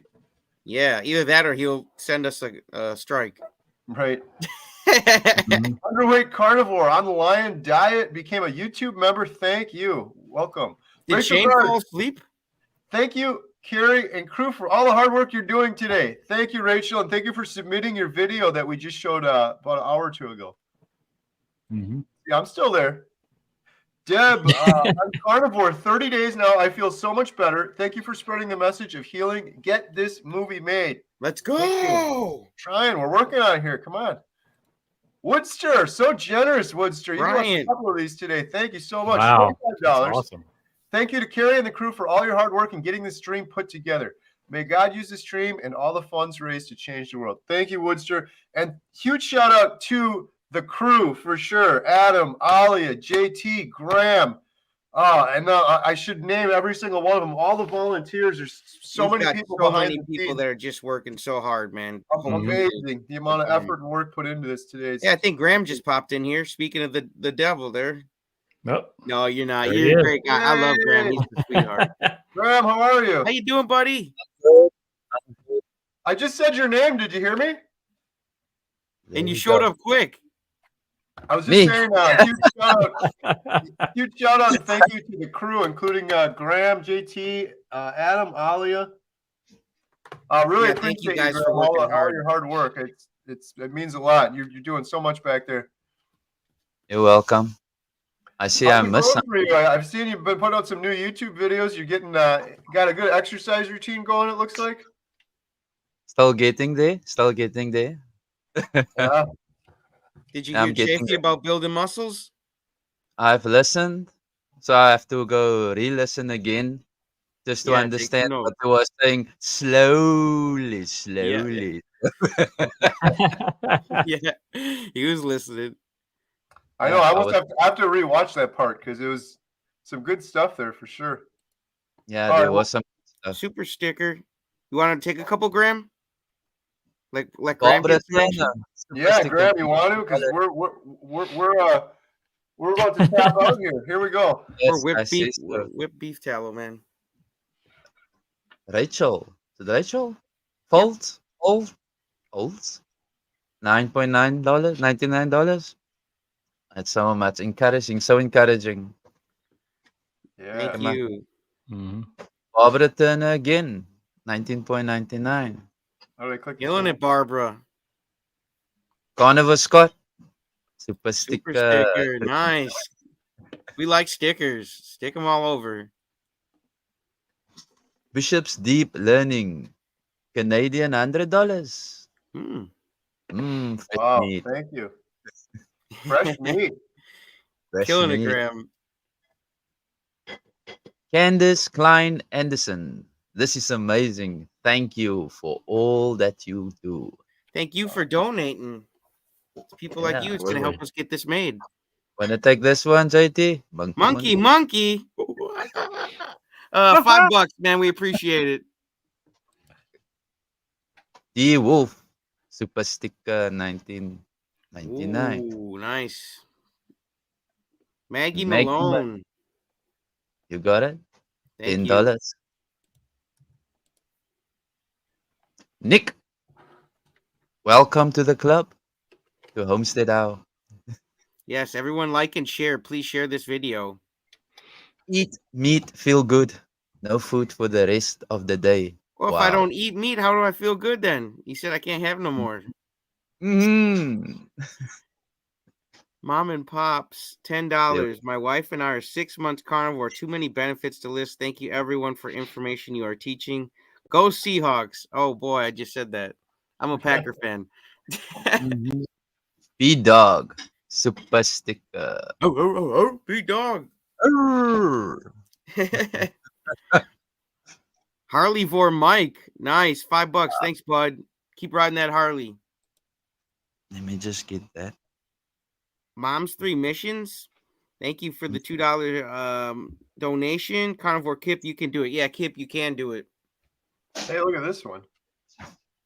Professor Bart. The latest GoFundMe donation. Susan Baker, $500. Wow. Let's go. She's going to get a phone call from Carrie, and she's going to get her name in the credits. Yep. Thank you so much. Awesome. Carrie's going to have to call so many people. He's going to be like, yo, what's up? Thanks for supporting the doc. Right. It's going to be good, man. All you guys are going to get a call from Carrie whenever he comes out of his coma. But when he wakes up. About a week from now. Coming out of the sleep. Yeah, look at that. We got a comment, too, from Professor Bart K. Yep. Heidi hi. Wow. Heidi hi, campus. Heidi hi, campers. Oh, it's Heidi hi. Heidi hi. Laney Top, $20. Super sticker. Thank you. Thank you, Laney. Oh, I know who this guy is. Just checking back in before going to bed. It's nice to see your faces again. Kelly Hogan, my zero carb life. She was awesome. She was a blast. She killed it. Yep. Gypsy Adventures. $5. Thank you. All things Audra, $50. Thank you. Been carnivore 2 years. Best thing I've ever done for myself. Never going back to sad. Down 82 pounds and now coaching carnivore. Hey, good for you. Keep it going. Tracy, $10 donation. Thank you. Theo, $5 donation. Thank you. Family Finding Simple, $10. We love you all. Going to bed. Have fun night. Yeah. Enjoy the bed. Yeah, enjoy the bed. Rub it in. Yeah, right. Randy Allen, $2. Is carbonated soda water on? What? I'm not sure. Is carbonated soda water? I think they're asking if it's okay. I think Dr. Chaffee answered that and said it's pretty much fine. Yeah. You're right. Okay. Oh no, I think we're getting into some Dr. Chaffee questions now. Blood pressure. I'm not gonna be good with these. Could this be due to low blood volume or could it be due to dehydration? Genetically lean, low BMI. Adam, you want to take that one? No, thank you. Dr. Adam? I wish I could. Yeah, I'm sorry, AK the Carnivore. This is more of a doctor one, and the doctors aren't here at the moment. Sorry about that. I would recommend, however, you head on over. Dr. Barry's got a weekly live stream Q&A. I think Dr. Chaffee's doing one almost every week as well, so it's pretty cool. Yeah, they said Chaffee's. Someone said in the comments his were like 3 hours long usually. Oh yeah. Clint, $1.99. Carnivorous dude, $2. Huge shout out to all of you. I have been here. And you're the dude. Don Morrison, $25 donation. Thank you. Hello all, Don from Maine here. Trying to stay awake, but I keep falling asleep. Keep up the good work, everyone. Come on, man. Stay awake with us. We need you. Wake up, everybody. D Wolf, $20. Doctor, my son has had a front lobe TBI. I think we did this one with Dr. Chaffee. Could have been. What's that? Could have been. Yeah, I think we did that one. Yep. Yeah, we did that one too. Yep. I tried to unstar the ones that we already took care of, but some of them we missed. I missed. You're doing good, Adam. I'm not asleep yet. That was when I was taking the picture of him sleeping. I could have sworn there was moments of time both you guys had your eyes closed for quite a while. I was like, oh no, hopefully they don't fall forward. I was looking at the screen like, are my eyes closed or open right now? I can't even tell. They look closed. I saw that. I gotta get Adam set up because my camera's so high up. It's tilted down a little. So even if I'm looking like right here at the screen, it almost looks like my eyes are closed. I'm gonna get you some googly eye glasses, Carrie, and you can fall asleep. There you go. We're getting off track here, but do you do this too, JT or Graham or Adam? When Dr. Chaffee's talking, do you just stare into the camera lens? Dude, he should do like meditations, man, and like guide people through them, like just talk, because he's got a nice soothing voice. He just talks and like you could just keep listening and listening. I enjoyed listening to him. I don't have the attention span. I look at it for like 3 seconds and I'm down looking at the screen, seeing what he's saying. You're thinking about ribeyes and beds. Yeah, a couple of these were Dr. Chaffee's. I remember the Gatto one. Oh, the wolf. Let's see here. My son. Bella, we did Bella. We did the muscle one. I think we're about getting caught up now. Can't miss nobody's, they're paying good money. We want to make sure we provide a service. JL, $10. Julie, $5 super sticker. DC, learning to live, $20. Thank you. David. Wow, awesome. Great story. David. $5 super sticker. Thank you, Susan. Awesome.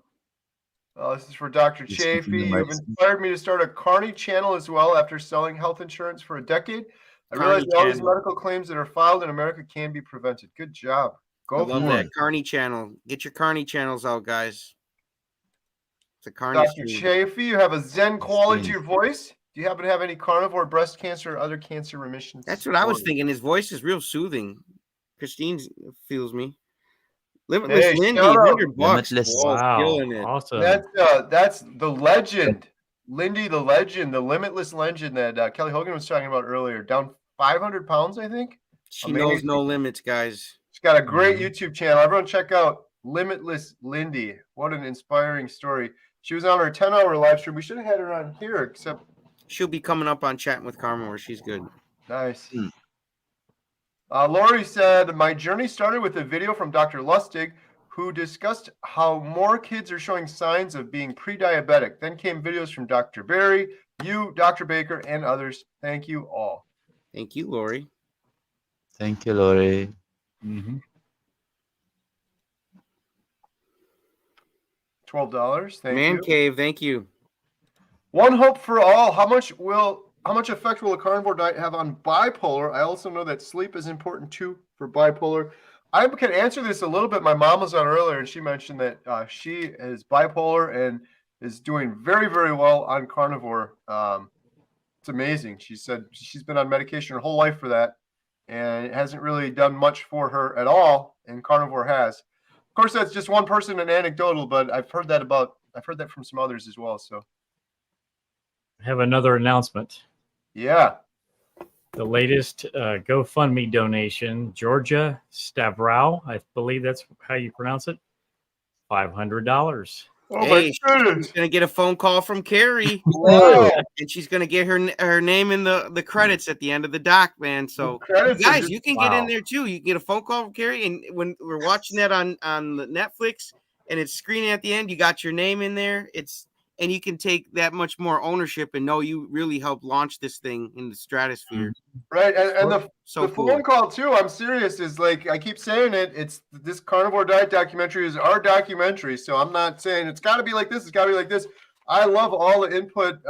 Primal Mike really early on gave me some really good ideas for the documentary that we're kind of running with. So I love it's a great opportunity. Brainstorming if you guys have some good ideas for sure. That's a good idea, Carrie. Yeah. Let Carrie have it. Let them know when you're on the phone call. D Lifestyle Reviews, $24.99. I'm 45 days into carnivore. My main benefit is anxiety, mild depression going away. But after 5 kg loss, I'm a bit stalling, maybe less dairy. Yes, 100%. No more dairy. I promise you.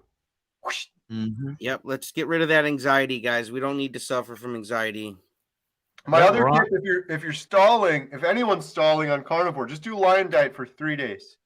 Yeah. You will stop stalling, I promise you. It works.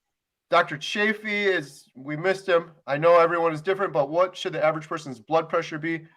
I'm 3 weeks carnivore and mine is 135/85. Adam? Right. Yeah.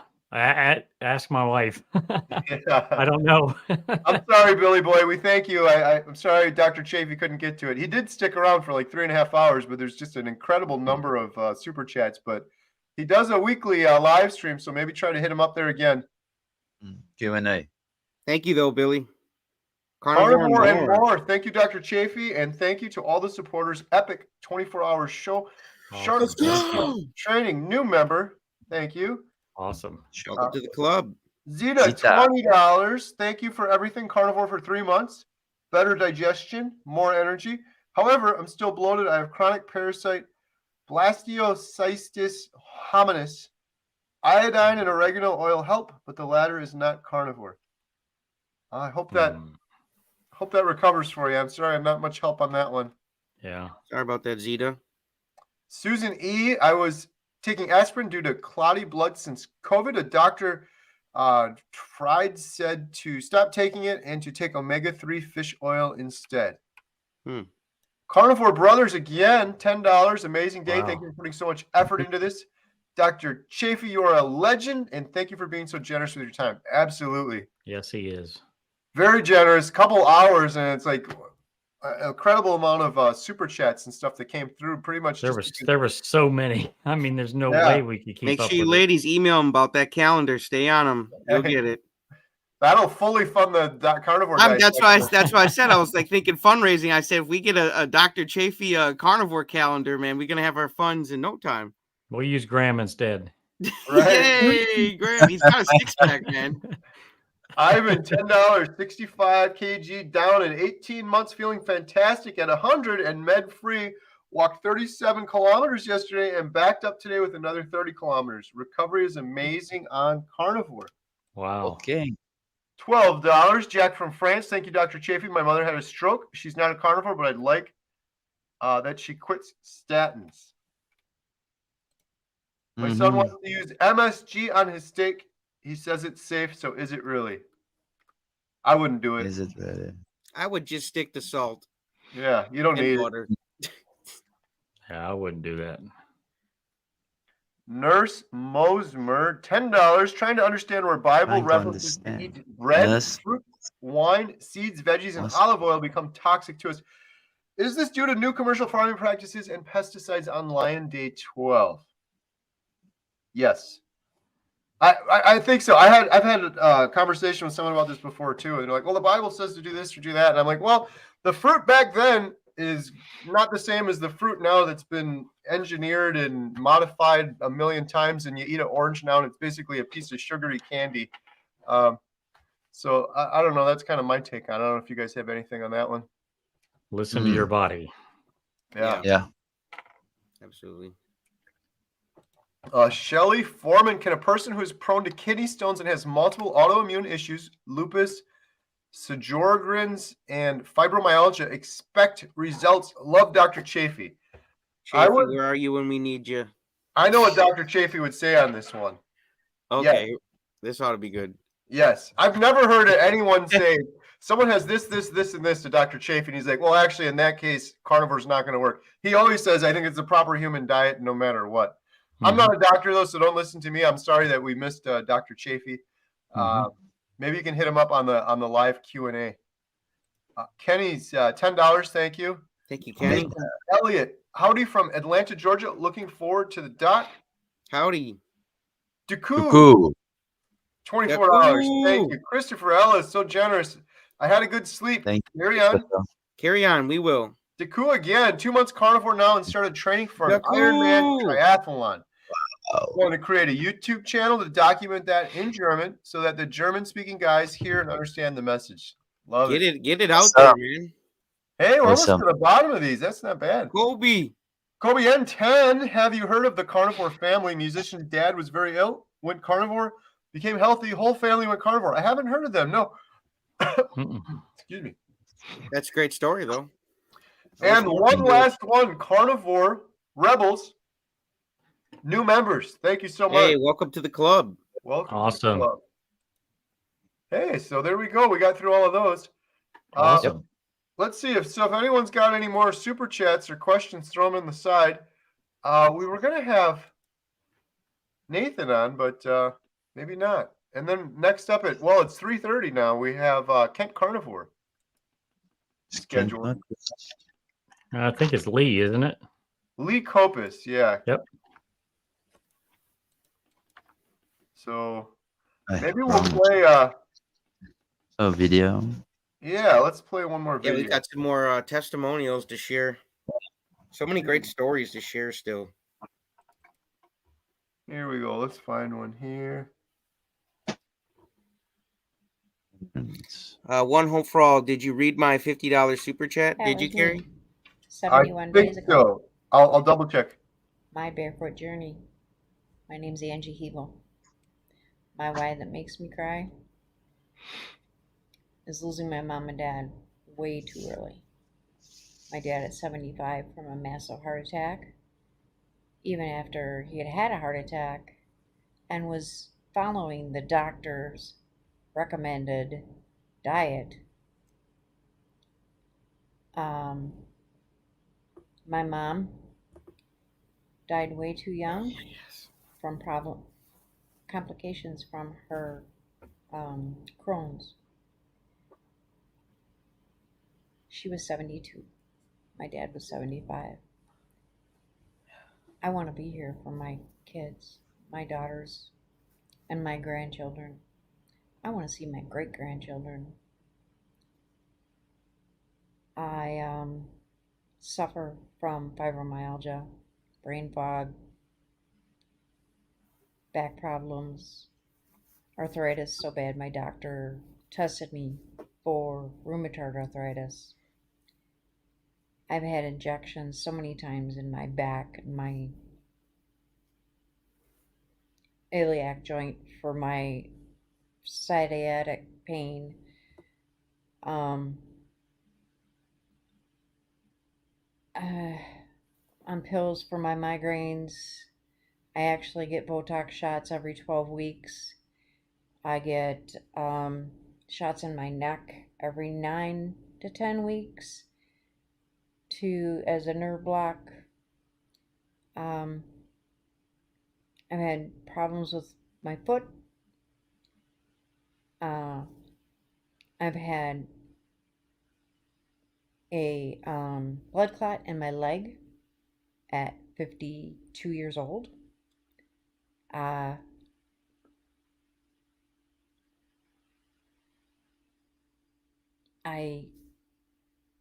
was in pain every day. If I was at a 5 pain scale, which probably would be most people's 8 or 10, I was doing good. I don't do the normal pain meds. My mom was on pain meds, and I have friends that are on pain meds. No.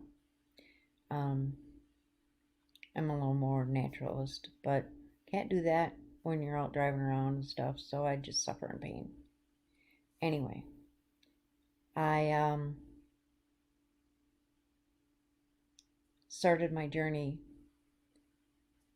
July 1st, encouraged by my daughters. Watched a lot of videos from Carrie, Homestead How. I'm on Lisa Wiedemann's little group, so I get to talk to her every Sunday night. It helps. I love Carnivore Me. Amanda, you're an awesome inspiration. And of course, Bill. I've not met personally, but I have met Carrie personally, and he's just such an inspiration. To get to watch these people every day and be inspired is awesome. I myself am down 49 pounds. I was 252 in that picture. I'm now 202. I am 2 pounds away from Wonderland, and I can't wait. I'm feeling so much more comfortable in my body. So much more confidence. My pain is way down. My foot pain, gone. I am off 2 medications. I'm working on getting some other ones down, taking it slow. But I have so much energy. It is just awesome. I'm getting so much done. Instead of having days where I'm curled up in my chair all day or in my bed all day because I can't move. No bad migraines, usually with barometric pressure. I'd still get a migraine even though I'm on several migraine medications and the shots. Not small headaches, but not anything bad. I don't know. This journey has just taken me so far, and it's going to take me a lot further. I want to go hiking again. I haven't been hiking for I don't know how many years. Many, many years, because I couldn't do it. I want to go and run and play with my grandchildren instead of sit and watch them. I can't wait to get this out to many more people. It has to spread. I want to change my daughter's thinking to get my grandchildren off of all this poison. That would help with their hyperness, but she hasn't realized that yet.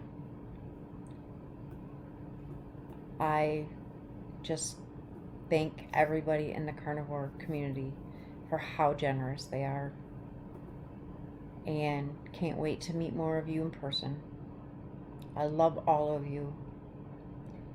Join me on my YouTube channel, My Barefoot Journey. Thank you again, Angie.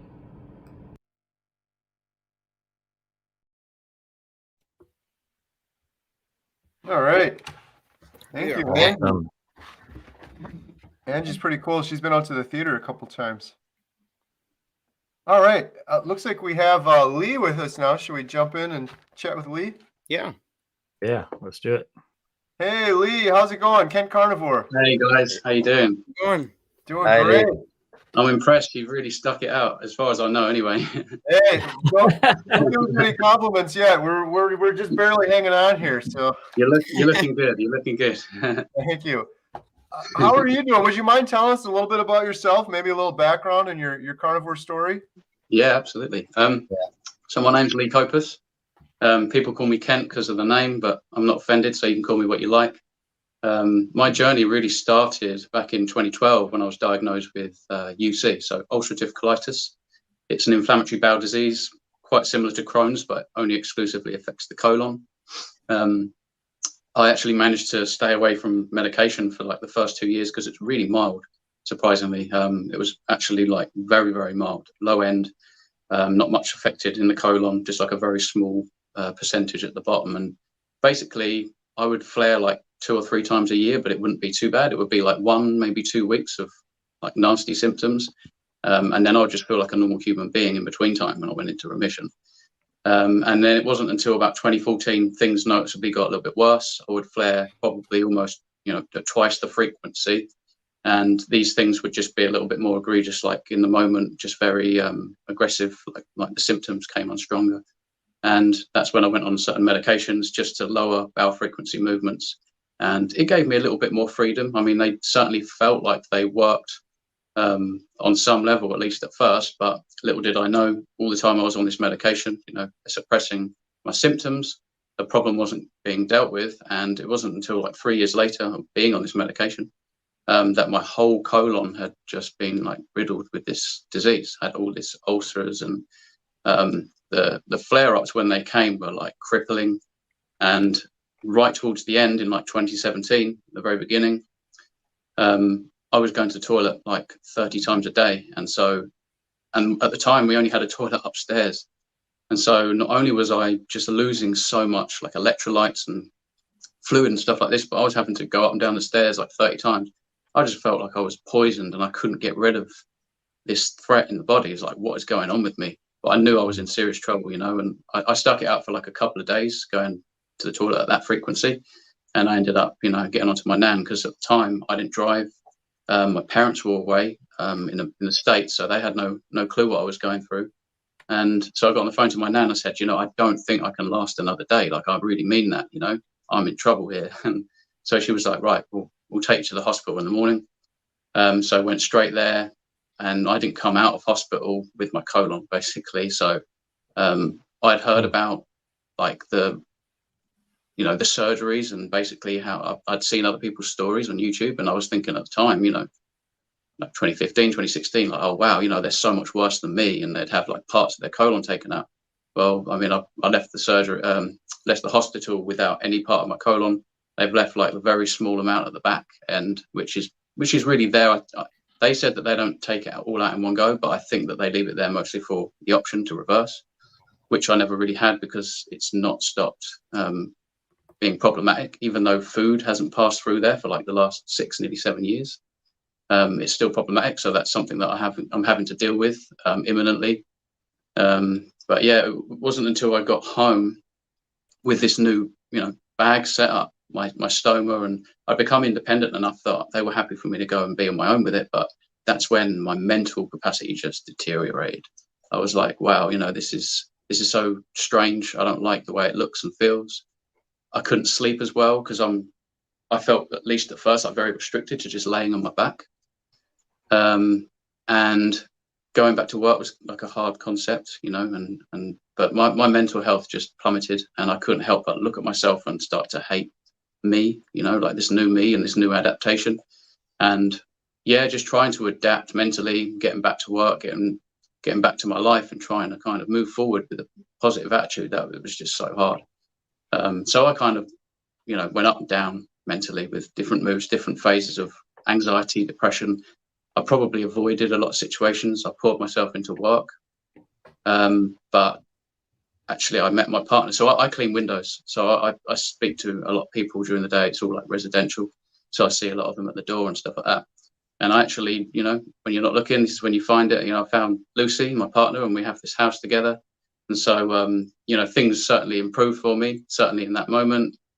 But it wasn't until perhaps a couple of years later that, no matter the, you know, she accepted me for who she was and for who I was, you know. And at first it was like, wow, you know, I felt like I achieved something. Like, wow, I never thought I was going to have this opportunity to actually be in a relationship. Like, who wants to deal with this? You know, I don't want to deal with this. But like depression, you know, things like that you're never safe from it. It came back to haunt me. I don't know if I suppressed it or something, you know, but it came back hard, like, and that in itself was debilitating. That crippled me. And towards the very end, when I say the end, I mean before obviously going carnivore, I was reaching out for help. I really didn't want to go down the medicine route. I know that a lot of people struggle with antidepressants and these drugs. Like, when you go on them, not only are they really egregious on your systems, but it's like anything, you know, you're going to require more over time. They don't ever treat the problem if you come off it. Like steroids, you know, they might work great while you're on them. The moment you come off, it flags, though. Those red flags are still there. And so anyway, I got on the phone. I was hoping perhaps to go down the therapy route. And these people took me through a 45-minute conversation, which I was actually quite positive about. Made me feel really good at the time, you know, talking to a stranger about all these intimate details of my life. And, you know, I don't know what words I can't say, but I mean, I was thinking pretty dark, and, you know, at the end, it got pretty scary, pretty real. If I had the house to myself, I'd come home from work and no one was in here. It was like, that's when I would just freeze and paralyze, because it's like I could just be myself. I felt like no one was watching. And so I just froze at the door, and I couldn't even enter my room and sit on the chairs. I just didn't know how to cope. Like, it was so crippling. And anyway, these people that I called, they never got back to me. And so, like, days passed, weeks passed, and it was actually 2 months. I'd realized before then, like, I'm on my own unless I want to get the ball rolling again. And I actually looked at some things on the drugs, and I was kind of like, do you know, I think I want to find another way. Like, I need to go down some kind of natural route. I've got to figure this out. I've just got to try and, you know, get things together, you know. And it wasn't until 2 months later, after this phone call, I was sitting on the couch and I see Michaela Peterson's anecdote, you know, and that just blew my mind. I was like, that's incredible that she solved all of those issues, but depression was one of them. And that's the only thing that I just wanted to cure my depression. Like, I've been cured of my disease. Technically, that's like the only real cure, you know, to just take your body part out. But that had caused so much, you know, mental deterioration and how I felt about life. I was just like desperate. So I wouldn't recommend everybody does this, but I was just like, right, Lucy, I'm going to do this. I'm going to try this diet.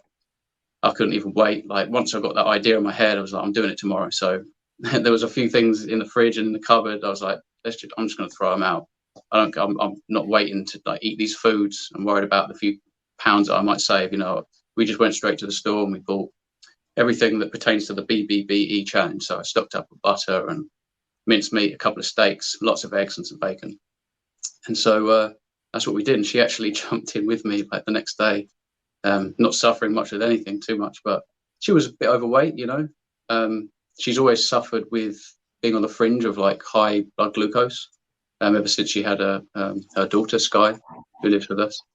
And so, yeah, we both jumped in. And the very next day, my acid reflux just went. So I wasn't even obviously trying to address other problems. I'm like, I just want to solve my mental health. I just want to get out of trouble here.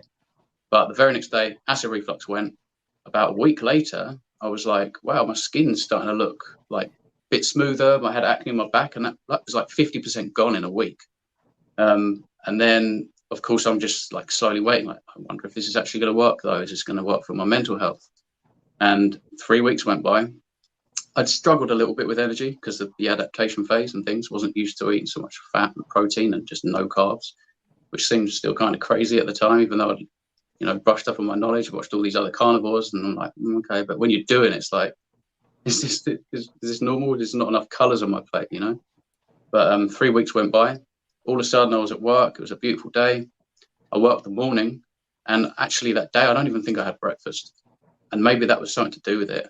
But I just had to pull over and just record my testimony on my phone in my van, because I was just like, holy crap, I feel incredible. Like, I have so much energy. It's like it just happened all at once, you know, like that next day, it was just like my energy came, my mood just was like great. I was smiling. I was like, wow, I feel really, really good. And I just couldn't help myself. Pulled over, recorded my testimony, and the rest is history, you know. I was going to try this for 30 days.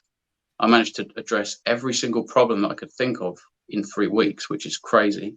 I wonder whether not having a gut may have made for a very quick turnaround and improvement. I don't know. Maybe that's why I didn't affect, you know, because I don't have probably a biome like other people do, right, in the colon. So maybe I got away with going cold turkey. Like, it was a little rough at first, but the contrast between day 1 and day 21 was like, you know, black and white, like crazy difference. I felt like I'd been reborn or something, you know, and I was just hoping like the next day would feel the same and the next day would feel the same. And I surpassed the 30 days, and all of a sudden I'm like, I don't think I'm going to stop doing this. I'm going to keep doing this. So continue to buy, you know, minced ground beef and lamb, and start to like go to different places and figure out where's best to buy certain meats. And I started to get into like the whole, you know, just going to support farmers and butchers. I get really high quality produce.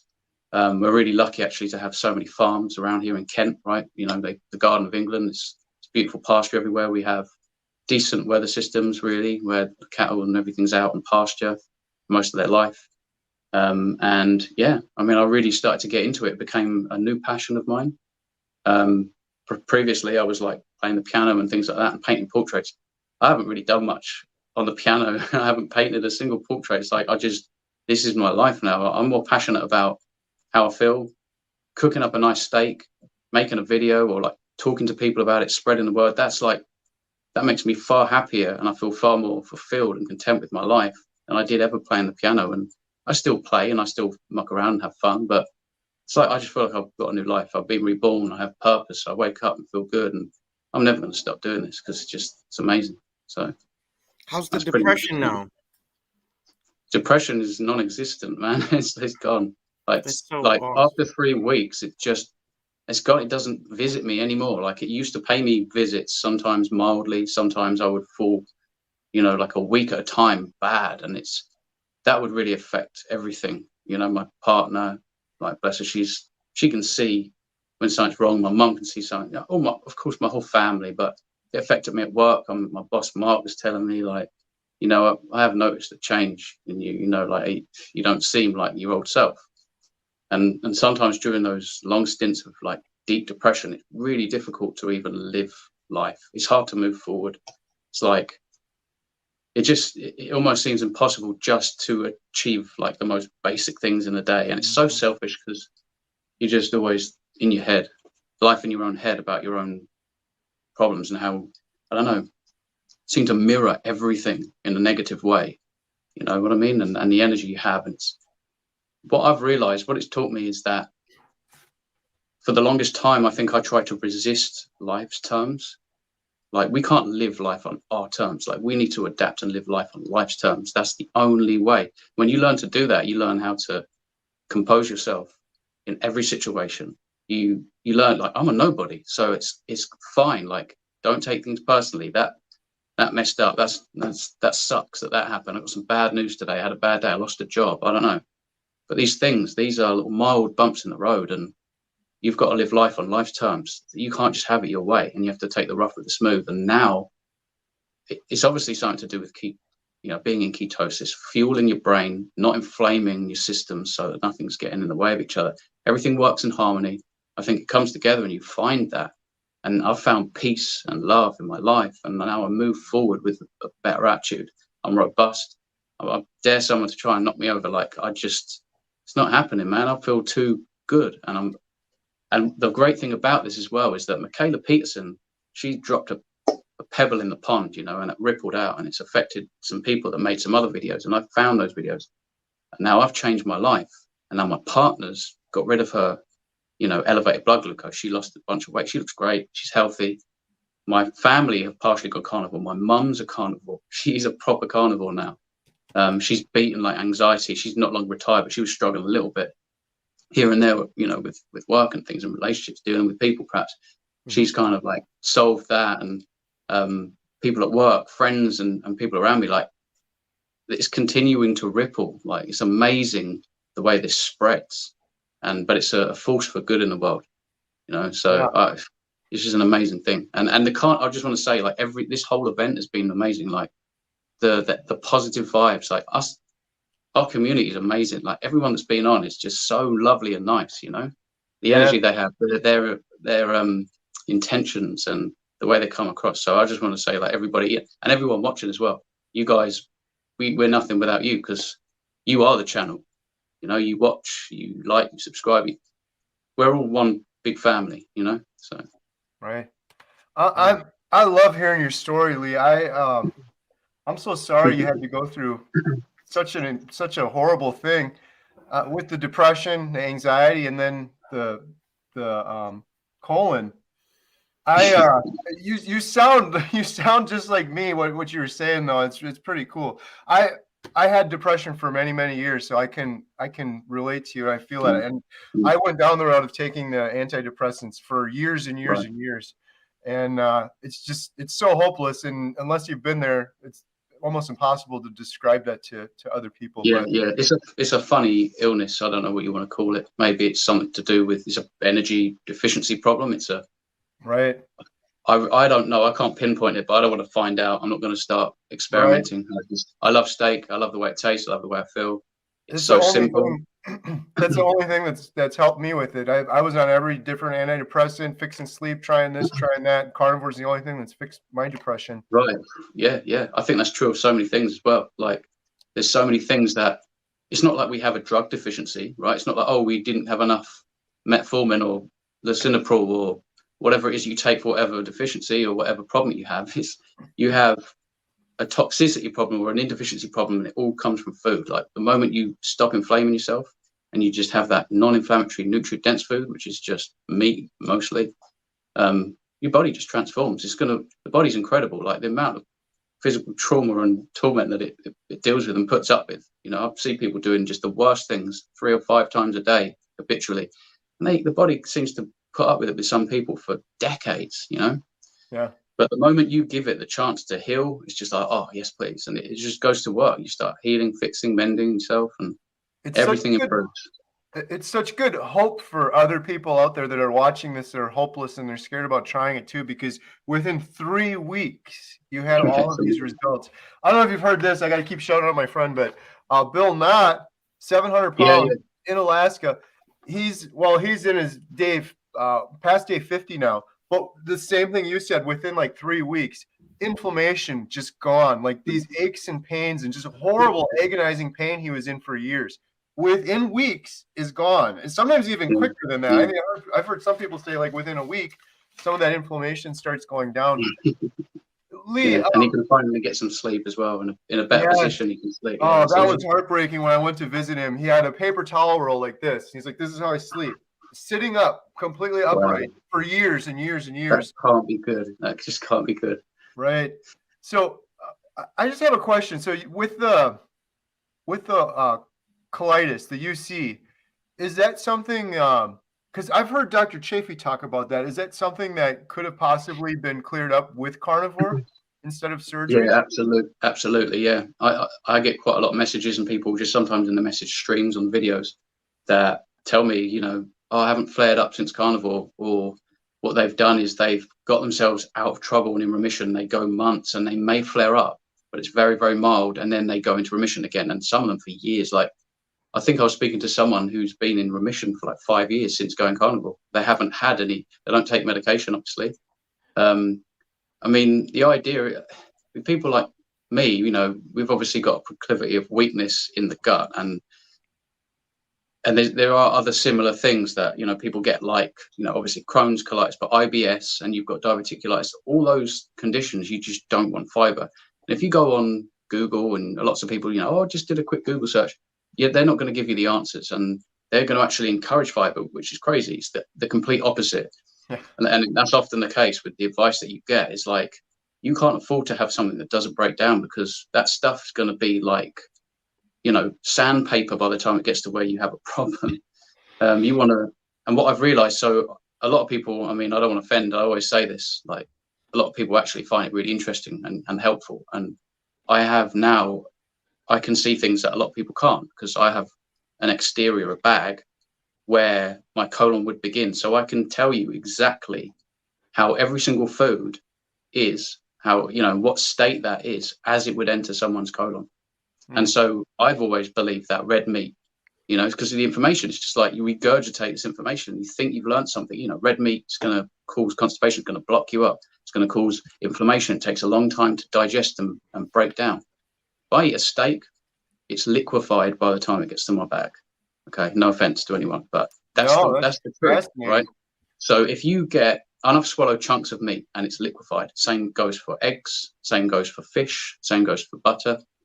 It's not a problem. It's just liquefied. So your body, your stomach acid can completely liberate and digest and nutrify yourself, you know, with animal products.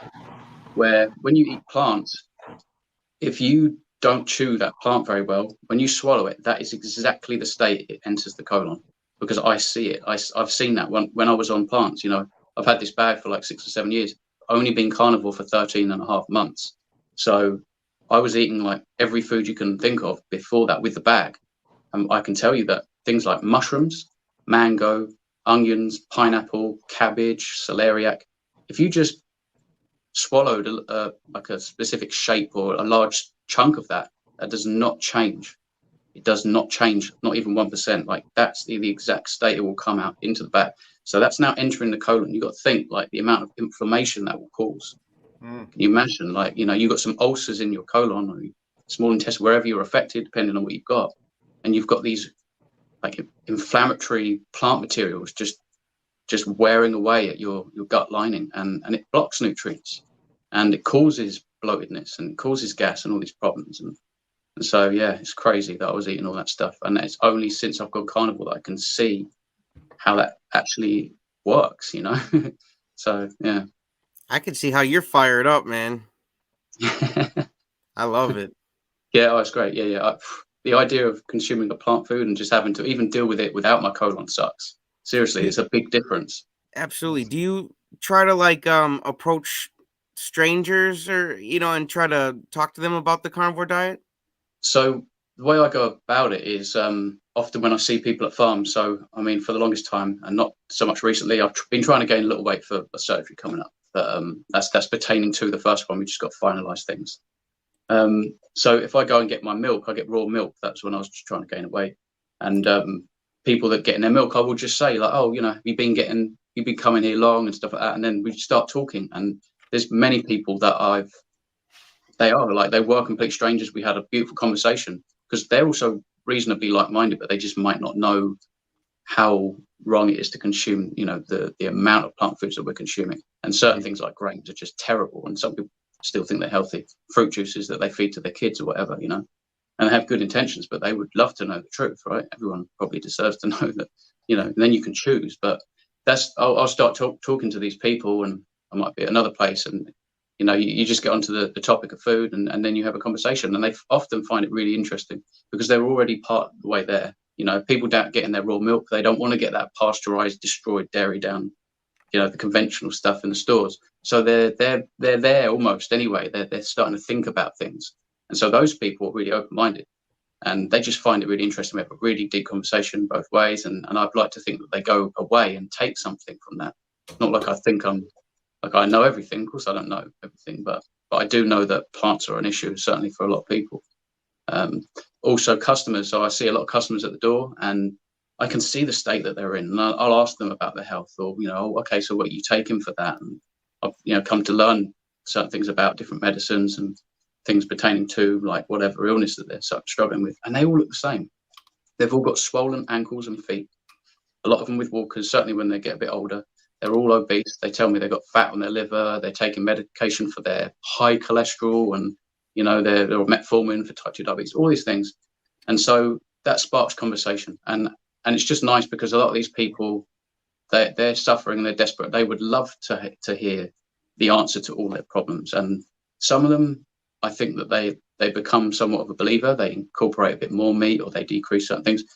But I have had reactions from people where they're just like, what do you mean? That's stupid. What do you mean vegetables are bad for you? What, you know, like I've had seed oils, olive oil. No, olive oil's healthy, you know, Mediterranean, all of this stuff. Like, so I get a mixture, but yeah, I wouldn't approach any complete strangers, you know. I just wouldn't want to come across like pushy or anything like that. But I certainly enjoy talking about it because it's my passion. It's like you're somewhat indulging me, and if I can like continue to ripple, you know, and affect you positively, then that's a great thing, you know. And I have actually spoken to people that have gone carnivore, and they've told me that, you know, my diabetes is gone. My doctor told me, whatever you're doing, just keep doing it. But, you know, they told their doctor, like, I've been eating like 10 eggs and a steak every day. They're like, what? You know, hope you're not putting salt on that. Like, no, add salt, you know. Eat everything they tell you not to eat. Right. It's awesome. Yeah, this is great. I love what you're saying too about the ripple effect. We were talking about that earlier. And like for you, Lee, every YouTube video you do, that's throwing a rock out there, making a ripple. This right here, being on here, this could turn into a big ripple. Well, exactly what you said is so funny because I said the same thing before. I learned about carnivore through Dante from Frig No Freedom. Then I watched Dr. Barry videos. Now my sister's doing it, my other sister's doing it, my mom's doing it, my stepdad's doing it. And now, like, how many people are going to ripple out from those? It's exactly. Like 10 more, 10 more. It's going to be critical mass pretty soon. It's spreading like wildfire. Exactly. It's a great network, isn't it, that we're creating here? Yeah. It's the craziest thing, too, because I've had people say to me, oh, you would have done the same thing if you just got rid of all the junk food and ate plants, which is a whole ridiculous conversation. But I'm like, where are the YouTube videos of people reversing type 2 diabetes on plants, or IBS or colitis or depression or anxiety on plants? I'm not there's many. yeah, there's many like simple arguments you can make. I mean, I get that. Yeah, of course, you're going to feel great if you go onto a vegan diet, whole food diet, when you're coming from highly processed. Of course, you're going to feel great. But 84% of vegans quit in the first year. Yeah. Right? That tells you everything. It's not a diet that's loved by people. It's not a diet that tastes good. It's deficient. Your body cries out for real food. That's why it's, they're abandoning it at such high rates. I think after about 5.5 years is the average that, a lot of these passionate vegans last. Some will last longer based on genetics, epigenetics, and just honestly how inured you are. Like that's quite often the case. You're so loyal, but it's destroying you. Yeah, you're still going to be loyal because you bought the propaganda, or I don't know. I think another thing as well is like you get attacked. Like they call you a bad vegan, or like you never were a vegan. Like the moment you fail, and it's like you didn't fail. You're about to succeed by abandoning the diet that failed you. You didn't fail; it failed you. Right? It didn't work. Right. So I feel like a lot of these vegans, they're scared to be attacked by their following or their peers, the people around them that are vegan, and so they're almost like loyal to the cause that's destroying them, which is crazy. It's crazy. Right. That's very true. Yeah. Well, Lee, this has been great. I wish we had more time to do this, but if you ever want to do another video together, I'd love to talk to you more. Absolutely. I love your YouTube channel too, by the way. I love your editing. Really cool. I highly suggest everyone check it out. Appreciate it. And I just is that like you do editing for a living or something? Because the videos you're putting together, the Jordan Peterson one you did was awesome. Right, nice one. Appreciate it. Yeah. It takes a long time, but I do enjoy it. There's something about tidying it all up and it coming together. It's quite satisfying for me. Yeah. Takes a lot of time though, right? But I'm with you on that. It's the longest process. Yeah, I'm like, I should probably start editing these so much, And my equipment isn't great, so I would love to expand a little bit and invest in some better equipment because, it make the process faster. I could also handle larger files, and there's probably better software out there where I can make a bigger impact. Yeah. Well, thank you so much for sharing your story. You're fired up and passionate, and inspirational. Everyone, go check out Carnivore on YouTube, and I got a link in the description below too. Thank you so much, Lee. Appreciate it. One. Sure. Appreciate it. Appreciate you guys. Awesome. Have a great day. Thanks, Lee. You too. Take care. Take care. All right, that woke me up. Fired up. Let's go. I was wondering when you'd wake up. There we go. Wake up, Buttercup. Adam, how we doing? Adam, awake? Suck it up, Buttercup. It's awake. $29,177. Let's go. We still got like 5 hours left. Wow. For you, there's 5 hours left. 2:53. All right. Well, it looks like we got Jonathan here. Should we bring Jonathan in? Yep. Jonathan, how are you doing?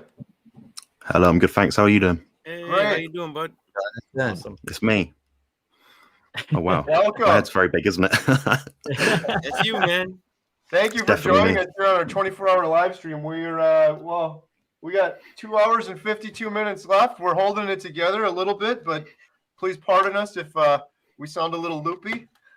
It's been my a pleasure, while. Yeah, you've done very well so far, I think. I'm impressed by your endurance. I don't think many vegans could keep up with this. Right. Thank you. Appreciate it. So, would you mind maybe telling us a little bit about yourself and how you found carnivore? Sure, yeah. So my name's Jonathan, as you'll see on the screen. I'm 28 years of age. I'm probably one of the apparent youngest people in the carnivore community online in terms of like YouTubers. I kind of made this channel, I felt obligated to do it. So my channel is Carnivore Muscle. I found that there's a lot of young people out there, especially on the increase, that are suffering with illnesses, bad symptoms, from things that would otherwise be prevented, or cured at least. So I'm trying to get to the younger sort of audience by talking about nutrition in the realms of fitness, building muscle, losing fat. So I'm trying to get people hooked on it through there. So I'm trying to approach it from a slightly more unique angle than some other people, but it's trickling along slowly. So when I started, a bit like Lee actually, so I started with, that was just on, I sort of very little equipment, next to nothing. I had like 200 British pounds on me or something. I bought the cheapest from like a pawn shop, a laptop I could get. Didn't have a microphone, didn't have headphones. I just recorded stuff and see what I could do. I didn't have the confidence at the time to really make better videos. I think as I've progressed through the diet, I've been a bit more stoic, a bit less anxious, a bit more confident, a bit less shy maybe. And it's become second nature to me now. So like this doesn't cause me any anxiety at all. So for those of you that might not be aware, you probably haven't come across my channel yet. I was diagnosed with autism at the age of 21. With that there's a lot of comorbidities associated with that. So that's digestive issues, depression, anxiety. I've got something called synesthesia, asthma, eczema, the lot, you name it. Now, I wanted to speak a bit today about the depression, anxiety side of it, because I've got a much larger platform to speak about in this instance. So if people want to know more about me when it comes to like bodybuilding, losing fat, head over to my channel, subscribe there. But I'm going to try and keep this talk, if I can, about the mental health side of it. I think that people on the autistic spectrum are almost hidden online, if that makes sense. So you'll often hear about like very confident, extroverted people out there saying about things, great weight loss journey, things like that. But it's a very small niche. But I think the people that stand to benefit from the most from the carnivore diet, outside of obviously people that are an end of life care, perhaps something like that, I'm gonna say the best representatives for that, the best kind of the people that almost deserve the diet the most for themselves are the people that have neurodiversity. So for people that don't know, the average autistic person, statistically speaking anyway, lives for about 16 years less than their neurotypical counterparts. So for me, that's quite shocking. So their starting point before the diet, before any other health issue, is less than the average person. I think a lot of that is due to like elevated stress hormones. You just age faster. Your body has a lot more to deal with on the kind of psychological level, if that makes sense. Now, how that comes into the carnivore diet, I'm going to say it omits all of the anti-nutrients, all the things that we know are detrimental to the atypical brain. So that's things like oxalates. Casein as well is actually one of them, but some people do tolerate it fine. There's heaps of other things as well. Pretty much any plant chemical can interfere with brain focus and processing. So for me, the carnivore diet's been very helpful. Now, I started in February 2020, on the 2nd February. I think it was like a Tuesday or something. It was a weird day. I just thought, sod it, I've had enough now. Now, I dabbled in this diet about the age of 15, 16. So I wanted to get into shape for a bodybuilding competition. Little did I know I didn't eat enough fat. I didn't realize this was a diet. It wasn't a thing back then, 10, 11, 12 years ago, it wasn't a thing really. People did it, but it wasn't known really. So I just thought, we'll cut back, just get to, the meat, a tiny bit of fat. So tuna and eggs, 5 months, got quite lean, but I didn't feel much better. But I did notice that my digestive function was a lot better. So that told me, okay, something here is working. Then I kind of went through my depressive, anxious, late teens, early adulthood kind of stage. And I found that I started to add in more and more carbs. So I became so hyper-focused as a autistic bodybuilder on building more muscle. So I began to eat more and more. So I got up to 1,000 grams of carbohydrates a day for months and months on end. So an astronomically large amount of food. And I found with that, it's probably been toxic to my body, or it has, at least I know, but I can't really prove it. So what we know about that is it ages you faster. So I'm 28 years old. I've been told to look about late 30s apparently. But I'm trying to reverse that right now by following a sort of sensible diet. And yeah, I seem to be doing well. Things are on the up. Probably the most noteworthy thing for me with this diet has been the fact that 8 days post spinal fusion surgery in December last year, I was able to exercise. So that meant I could do, with my Zimmer frame back then, I could do some stuff, do some dips, push-ups against it on an incline. So I tried to do some sort of like half squat sort of variation, but it wasn't very good. But most people couldn't move for the first 2 to 3 months. Most people let it up in bed for that long. So it told me my inflammation is appropriate. I didn't need quite as many meds as a lot of people did. Most people were getting through like 2 bottles of morphine. I think I had 1. So yeah, the healing stuff, when you let your body do what it needs to do, you just get some of it. So for me, it's really impressive. Now, the other thing I think about the carnivore diet is quite useful is that people often think it's the diet and that's everything. So you get a lot of people in this sort of area and they'll be like, okay, what diet I need to do? What macros do I need to do? What food? What meat? How often do I eat? All this sort of extra stuff. I think the most important thing is just to be as strict to the diet as you can. And that's something I've noticed myself. If I can keep well above 95% adherence rate, then I feel so much better. So it is a lifestyle change. It's not something you do, get a result, then hop off, really, I don't think. But getting back to the point, I think a lot of the benefits people have are in the area of the ancestral tenets. So emitting blue light, appropriate light exposure throughout the day. So I've got a little red light thing here. It's morning here right now. It's 10 o'clock, but I find it calms me down a lot. So for me, it's a useful kind of thing to add, like a little hack. So as much as I like to sort of say the diet has done everything, I think these other little subtle hacks made a difference as well. So going to bed on time, grounding. If it's warm outside, I can eat my food outside, have breakfast, lunch, dinner, even better. So that's kind of where I'm at now. So yeah, 3.5 years into carnivore dieting, I think 1,320 on 23 days or something. And it's pretty effective. So how did you hear about the carnivore diet, Jonathan? Sure, yeah. So it's funny actually. So I was working at a vegan health food shop. And I was managing that place. And you know what it's like when you go to these places, so I partly got more interested in it because I had a lot of health issues and I wanted to supplement my way into better health. I realized that wasn't the case. Some supplements are useful, but for the most part, they're not going to fix a bad diet. What I noticed around me was anecdotes of people on the vegan diet or vegetarians, plant-based people, and they weren't getting better. They're aging every time I saw them. If they're coming in for their monthly shock of seeds or whatever it was, or like B complexes. So told me, we can supplement all you want, but if your diet isn't aligned the correct way to produce a certain health outcome, there's no way in hell you're going to get better.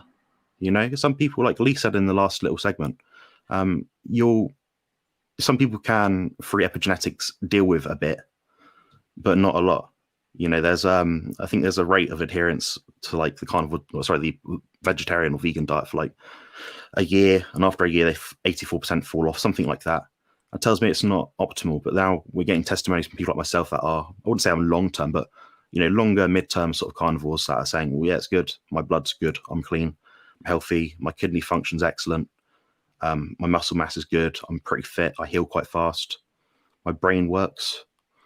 So for me, someone that had a chronic fatigue for the last 14 years and couldn't previously, spend 10 hours a day online making videos, communicating with people, consulting people. Is that your favorite change? The lack, like now that you don't have the fatigue anymore?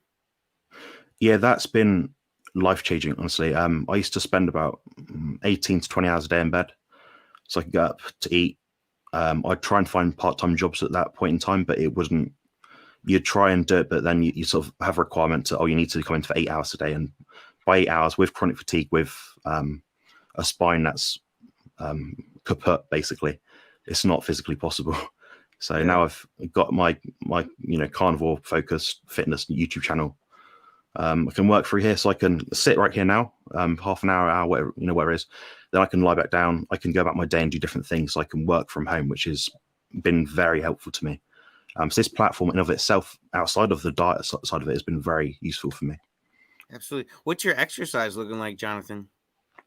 Yeah, so I train between 3 and 4 days per week now, 6 to 10 total sets, no warm-ups, no cardio activity, just because I can't really do any right now. I train pretty intense, train to usually at least isometric failure. So we're talking, I maintain my physique right now or build it slightly on about 3 hours per week, maybe 4 sometimes. Wow. So that ain't bad. Yeah. So I used to train 15 hours. That's crazy. Jonathan, what's been your biggest challenge on carnivore? I think sifting through the information. So for me, I've obviously listened to people that have been doing it for a longer period of time, people that are, well-versed in nutrition, people that have been experiencing it. And at the start, I thought, okay, you need to go on your chronometer app on your phone, MyFitnessPal, whatever, look at your nutrition and hit 100% everything. So I was trying to do that when I first started. I think that was the biggest mistake I made. In that your body's requirements change all the time, which is obvious.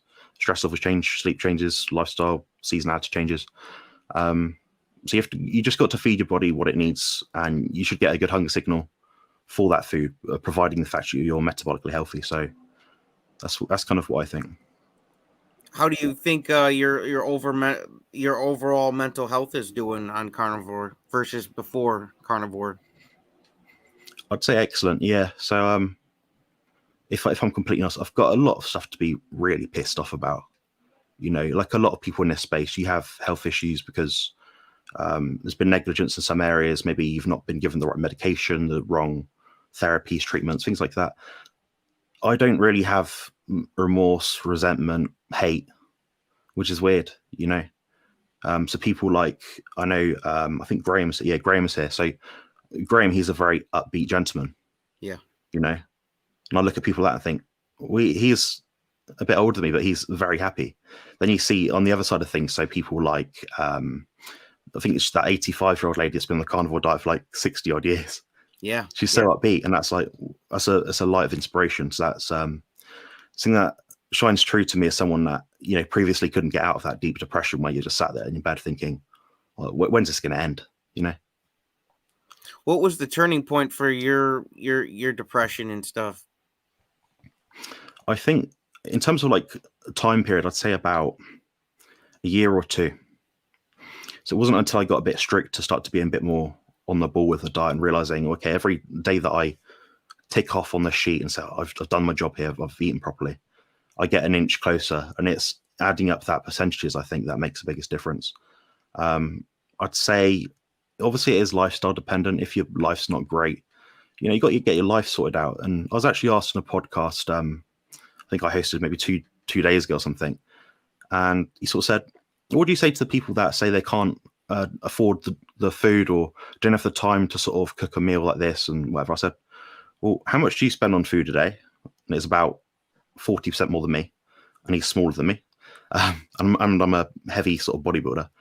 Then I sort of said, "How long do you spend cooking each day?" And it was, again, more than me. And I was like, you do have time. This isn't something which is inapproachable. So would you suggest the carnivore the diet is affordable compared to other diets? Like you're buying stuff out of boxes, you know, these other diets? Yeah, well, that's the thing, isn't it? You buy a big box of cereal. What's that nowadays? Over here, it's like £3 or £4 British pounds, maybe like $5. Well, I could buy 2 pounds of ground beef for that. And that's going to give me about 2 meals or something. So that tells me it's not sustainable and infinitely more nutrition as well. Like we look at these cereal boxes, oh, it's fortified with this. Okay, well, if it is so nutritious, why does it have to be fortified? And what particular isomers of all these vitamins and what variations of these minerals are inside this food? Assuming it's a food, but I don't really agree with that. So yeah, it's not bioavailable, if that makes sense. So yeah, the diet itself has been so much more effective, and it doesn't cost time, everything. I can tell you're thinking, man. I like the way your gears are moving with the carnivore. I can see it's got you doing good. Yeah. Hey, Jonathan, so you've done a lot of YouTube videos, like what 351 YouTube videos, and you've had a lot of really interesting carnivores and other people on there. Is there an interview that really stands out, or someone that you spoke to that's really memorable for you? That's tricky. I did more at the start of my YouTube career, if it were.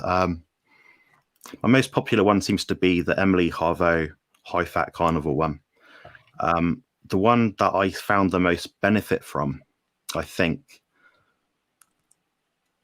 I'm gonna have to say any of the Bart K ones, honestly. But Bart K has been very helpful for me in terms of me on a personal level on my YouTube.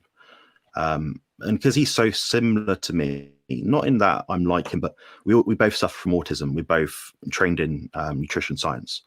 We both have a bit of exercise, you know, sports, things like that. So for me, that's been probably the most useful eye-opening for me. So I kind of say, well, he's someone who's done it. You know, now I'm trying to pick his brain to work out what I need to do in the future and how I can apply it to my clients. I think everything he says is pretty much bang on. So that's been for me. Any of his interviews I've had, I have him on every month. Most weeks he's on my channel on a video, so they're ones to look out for. What tips would you give like a beginner starting carnivore? I'd say transition slowly. I think I help a lot of people transition to carnivore diet. I've probably spoken, at least consulted with about 300 or 400 of them at this point. I'd say the key point is transition over 4 to 8 weeks. The way you might do that is eliminating one of your meals every week to be a carnivore to a carnivore kind of style meal. So your breakfast is no longer eggs on toast, it's eggs and bacon, for example. then just do that every few weeks. If you want to be a bit more precise, you can drop carbs by 20 grams, increase fat by about 10 grams. That'll work as well.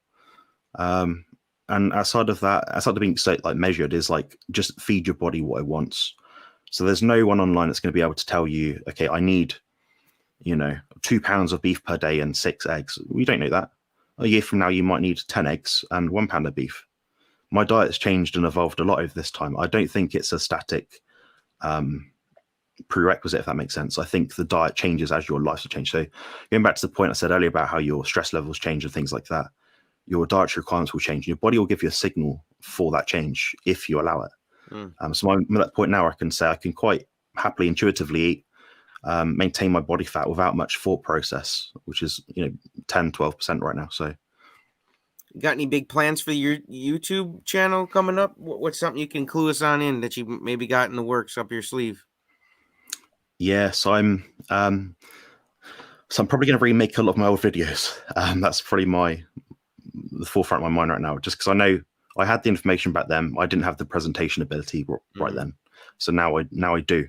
I have better equipment, better setup, so I can do it a bit better. So you'll see a lot of the older stuff, the same information, just repackaged, repurposed.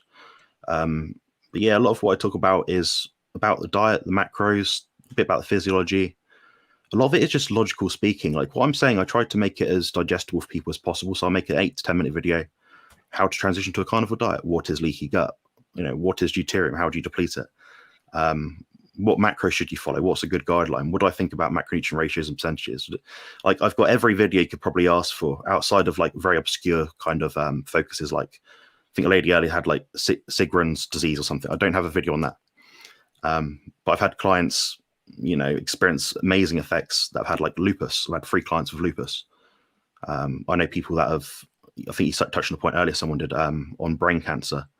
I met Andrew Scarborough and he's been in remission of brain cancer for nearly 10 years now. So amazing. There's so much to go into. I'm trying to keep it in that niche right now of like building muscle, losing fat. So I think there's enough people out there right now that can talk about, the benefits of the carnivore diet. I'm more working at the end of that funnel, the people that have got through it and like, okay, I've put my health status into a good position right now. Okay, I want to get in better shape. I think as much as non-scale victuals are useful, I think everyone wants to look in the mirror and be happy. Absolutely. That's the common. I don't know anyone that doesn't really care, to be honest. So there we go. That's where I am. Weightlifting, building muscle, man. You're on carnivore. You're killing it, Jonathan. There's a few of us. Yeah. Jonathan, are you gonna continue with the exercise videos? Building muscle? Because I saw one. Yeah, they're not as frequent as your ones, Graham. Yours are pretty cool, to be honest. I'd like to, but they are quite tricky to set up. It'll take me about 5 hours to make a 10-minute video. Wow.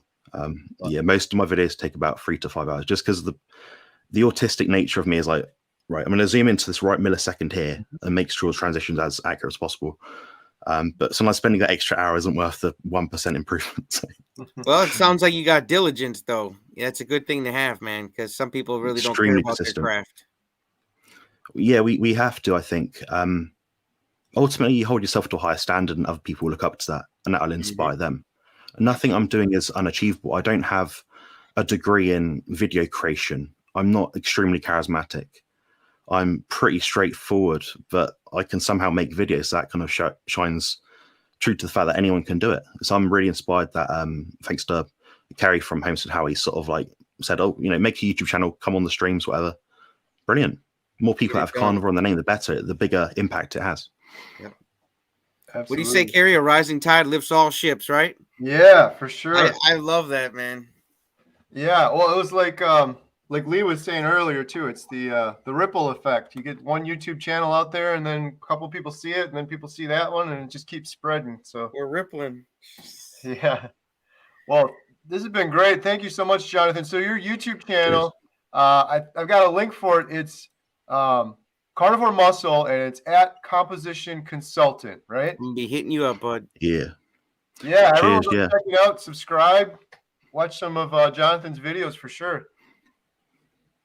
Excellent. Yeah, thanks for having me on. I won't keep you guys too long. I think you've got Michael Mason on next. I think he's another British or UK carnivore. Yeah, I think we have one. We have Rick Rick next. next, and then Rick, Mike yeah, last. Rick before him. Yep. The 40-year JT, ask him about the carnivore. ducks. Yep. Ask him about the ducks. Seriously. Yeah, Oh, yeah. He loves. I got these here for Rick. That'd do the job. Oh, Rick, want to grab something now? All right, cheers, guys. Thanks very much for having me, and take care. And thank you very much for what you're doing for this live stream. It's much appreciated. Absolutely. Yes, thank you, Jonathan. Thanks Thank for you helping coming on. We appreciate it. and Have a supporting. great day. See you, Jonathan. All right. I'll be right back. Graham, how's it going? I'm good. I'm good. Yourself? I see you trying to keep it up. What's that? I see you trying to keep your eyes open there. Yeah. They're staying open a little bit. I ate so much food today. It's incredible. I had well, I don't know if you saw earlier, but this company sent me some steaks for free to try them. I'm not an affiliate for them or anything, but they were very good. I'm very thankful they sent them to me because I ate all of them. They sent me. I had 2 ribeyes earlier.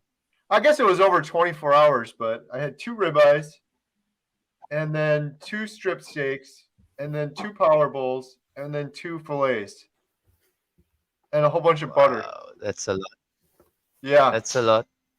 I've been But really hungry at this lately, moment, and then yeah, this is a lot of stuff. So gotta eat to stay awake. Oh, we got Rick. Yeah, bring him in. Let's go. Rick, how's it going? Oh, pretty good. How's it going, bud? Spaceman Rick. Hey. Mine's got his little floaties on, so he doesn't have a bad day swimming. This was a present I got from a friend of mine. It's actually a candle, believe it or not. But hey, it's a duck. I'll put Rick, thank you for joining us here on our 24-hour live stream. It wouldn't be legit without having the original carnivore on here. I hope you're doing well. Oh, I'm good. Even though I've been through the whole thing, as you've probably seen. I've made comment after comment. So, oh man, I love you, Rick. Man, you've been up right with us, man. I figured that if Carrie can do it, I can do it. Especially considering how long I've been on carnivore, and I really don't get tired. This is the funny thing. I was starting to think you went to bed. I didn't hear from you for like a little bit there. I had some computer issues. All my hair is old. So I had to shut it down for a while. I put it in the refrigerator, and then I brought it back out. I suppose it was on for a couple hours, right? Oh, I mean, it's been on since this morning. What was it, 8 o'clock? It starts up, and I'm like, okay. And I had to work in the morning, but after about noon, I've been here the whole time. I haven't really moved from this spot. So you talk about getting up off the couch. Well, I've only done that to eat and go to the bathroom. Oh, it sounds like what we're doing here. Yeah, I've been glued to the screen all day, asking for donations, interviewing people.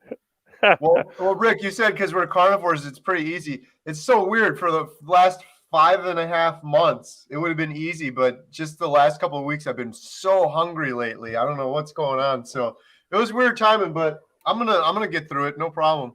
Mike has been here too since the beginning. Well, you know what it is.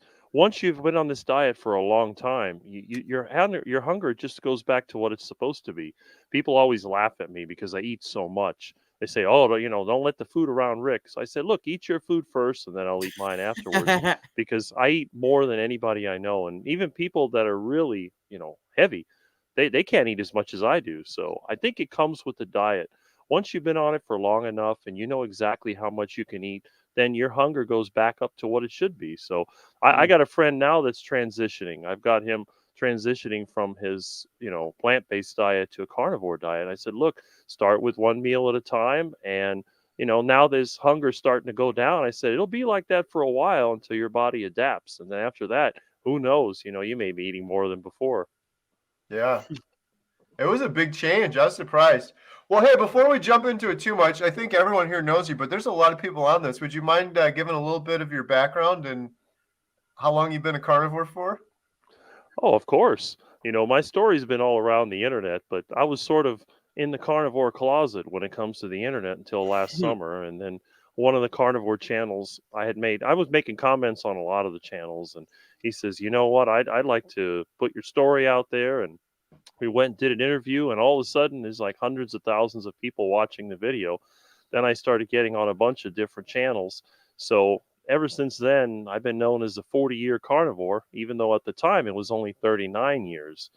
I started the diet in a different way than most of you. I mean, most of you started the diet because you had health issues or you were overweight. Actually, I always believe that being overweight is, a result of a health issue. So, obviously, if a person has aches and pains and they're overweight, whatever, that's a problem. But in my case, it was different. And, I actually have a picture that I found, and I haven't really shared it that much, but it was from my junior high yearbook, which is the picture that was taken like 5-6 months before I started the carnivore diet. Really? And it shows the story. The girls and everybody else were bigger than me. I looked like somebody, a couple of years younger than everybody else. So it was just a frustration. I was a kid that was small and picked on all the time. And, I didn't have much confidence or anything. I thought, you know what, I'd rather just be dead. So, of course, I'm not the kind of person that would harm himself willingly. That's not the way I was brought up. But I thought about, what would be a good way to go? And hey, I figured the best way to go would be to have a heart attack. Because, on TV, if you've ever watched Sanford and Son, that the Fred Sanford goes, Elizabeth. So I thought, hey, what a great way to go. Instead of somebody doing something to themselves that's not good, just have a big heart attack and you could be in front of everybody and they'll all watch you fall on the floor like that. And, it's over. So you go out with a bang. I thought, hey, how could I have a heart attack? Well, the easy, and then I don't know. Another thing I was thinking about is when I was a kid, they used to have Time magazine commercials. I don't know if you remember. They always said, I think it was "This is Time" and you were there or whatever, and they'd show all the different ads. And I clearly remember, after I started the diet, they had this ad, and I used to see it in the grocery store, and it said something about like heart disease, and it had bacon and eggs, like a frowning face. So, and everybody was saying low fat, low fat, low fat. I thought, okay, what's the worst thing I could do? Eat as much meat and fat as possible. Then on top of that, my dad was always into health food. He used to read Prevention magazine. He was always talking about healthy whole grains. When I was growing up, they gave me granola and whole wheat bread and all this stuff. And I said, you know what? I'm going to do the opposite of what they told me to do. I'm going to have, eggs for breakfast. I'm not going to eat that stupid oatmeal or, that ridiculous bread. I mean, the duck food, and that's the other thing. Oh, look at the ducky. Oh, I love duckies. I tell everybody I'm just a big old quack. That's just the way I am. But it was. You grow bananas too. Oh yeah, well, I grow bananas and I love bananas. He's got more bananas than a movie monkey, guys. My front yard and backyard look like a jungle. It's crazy. and my vegan friends and even my non-vegan friends, they line up for the mangoes, the papayas, the bananas, even the tomatoes that I grow. Everybody's crazy for that. How'd you get a green thumb when you're a carnivore? Well, ever since I was a kid, I like plants. I don't know what it is, but I was always fascinated that you could take this little seed and put it in the ground and it would grow. And next thing you know, you have all this stuff that, you could eat or an animal, look at the ducky, an animal could eat. And then, I was just one of those kids that didn't like a lot of things. I was more into meat and dairy than anything else. So a lot of times they'd give me the healthy foods, healthy food. I remember disgusting things like cooked carrots. Oh, I to this day, just the thought of it makes me want to throw up. It's disgusting. And then all the peas and the green beans, and I thought to myself, how can anybody eat this nasty stuff? It is terrible. It's like why would you eat this nasty stuff when you could just have a boiled egg instead or a piece of meat? And that was the thing. Ever since I was a kid, the meat is what I liked. I wasn't into any of that other stuff. And I was one of the few kids that wouldn't even eat candy because I didn't like it. I never understood the appeal of candy and especially chocolate. Ugh. It looked like something that came out of the rear end of an animal. You have these like little things dipped in chocolate. It's like something like the chocolate was just disgusting. I thought, man, how could you, and then, chocolate milk is like, what is that? Poop water is nasty. All this stuff is just nasty. And then somebody has a birthday cake and a nasty cake with all that sugary crap on it and all this. It's just terrible. I don't know. I couldn't understand it. And to me as a kid, you know, there was just the barbecue place is what I always like. You know, you go by Flynn's Dixie Ribs and you smell that delicious barbecue. I mean, even the Burger King at that time, which is down the street, smelled good because it's meat that's cooking. And on the weekend, you know, people have their barbecues and it's just, you love that smell. To this day, you know, I can't resist a good barbecue. How many meals a day are you eating, Rick? I eat 3 meals a day, as I always have. Wow. And how many pounds of meat would you say you're eating per meal? Right now for breakfast, I have, I'll have about 1 pound of usually either ground meat or some kind of tough steak along with 6 eggs. And then for lunch, it's going to be about 2 pounds of meat. Usually lunch is either some kind of ruminant meat like beef, but it can be chicken, it can be fish, it can be iguana, it could be anything. So it's usually about 2 pounds of meat. And then for dinner, that'll also be somewhere around 2 pounds of meat. And, you know, either meal, there may or may not be some dairy, which is usually homemade yogurt. And that's pretty much all that I eat. You know, if you open my refrigerator and freezer, you'll see there's just a bunch of meat and a little bit of dairy. Well, I saw you in the comments. You were talking about eating peacock. I have eaten peacock once. I only did it once because I had a friend that had a serious peacock problem. The neighborhood he was living in, it was down there in the Redlands, and the stupid peacocks were they were scratching up the car. They were taking over. So I thought, you know what? I'm going to get the head peacock, and I'm going to take him away. The head one? Oh, no. Yeah, you know, it wasn't easy catching them because those things, first of all, they're faster than they look, and they can fly really well. But we set up a trap. Yeah, we set up a trap. And they make this sound like, I mean, it's horrible. I can understand when you live, it's a nightmare with all that noise. And then, you know, they're protected. No, they're not protected because they're invasive. And it just came down to, you know what, let's just trap the thing and relocate it. Well, I trapped the thing, and then where am I going to relocate it to? Oh, you got to get rid of it. And the thing was aggressive anyway, so he didn't quite make it, so he made it about as far as my kitchen. And how was it? What does peacock taste like? It was surprisingly delicious. You know, it tastes almost like turkey, but I don't really like turkey. Yeah, it's somewhere between Muscovy duck and turkey. It has a more beefy flavor. It's actually quite good. You know, that's one of the best kept secrets of poultry. Peacock is delicious. Huh. Rick, was that one of the weirdest things you've eaten? I guess weird is a relative term because, as you know, I routinely eat iguana, and some people would think that's weird. So, have you tried to juice an iguana? No, but I'm thinking about doing it for a video. The problem is my blender is too small. You know, I was thinking about that Saturday Night Live sketch they had back when I was a kid. They had Dan Aykroyd, the Super Bassmatic 76. Remember that? I thought about getting a little iguana and putting it in there and, you know, juice it up. I got so many laughs for my vegan parody video. It's so funny, you know. Now, how do you grab the iguanas?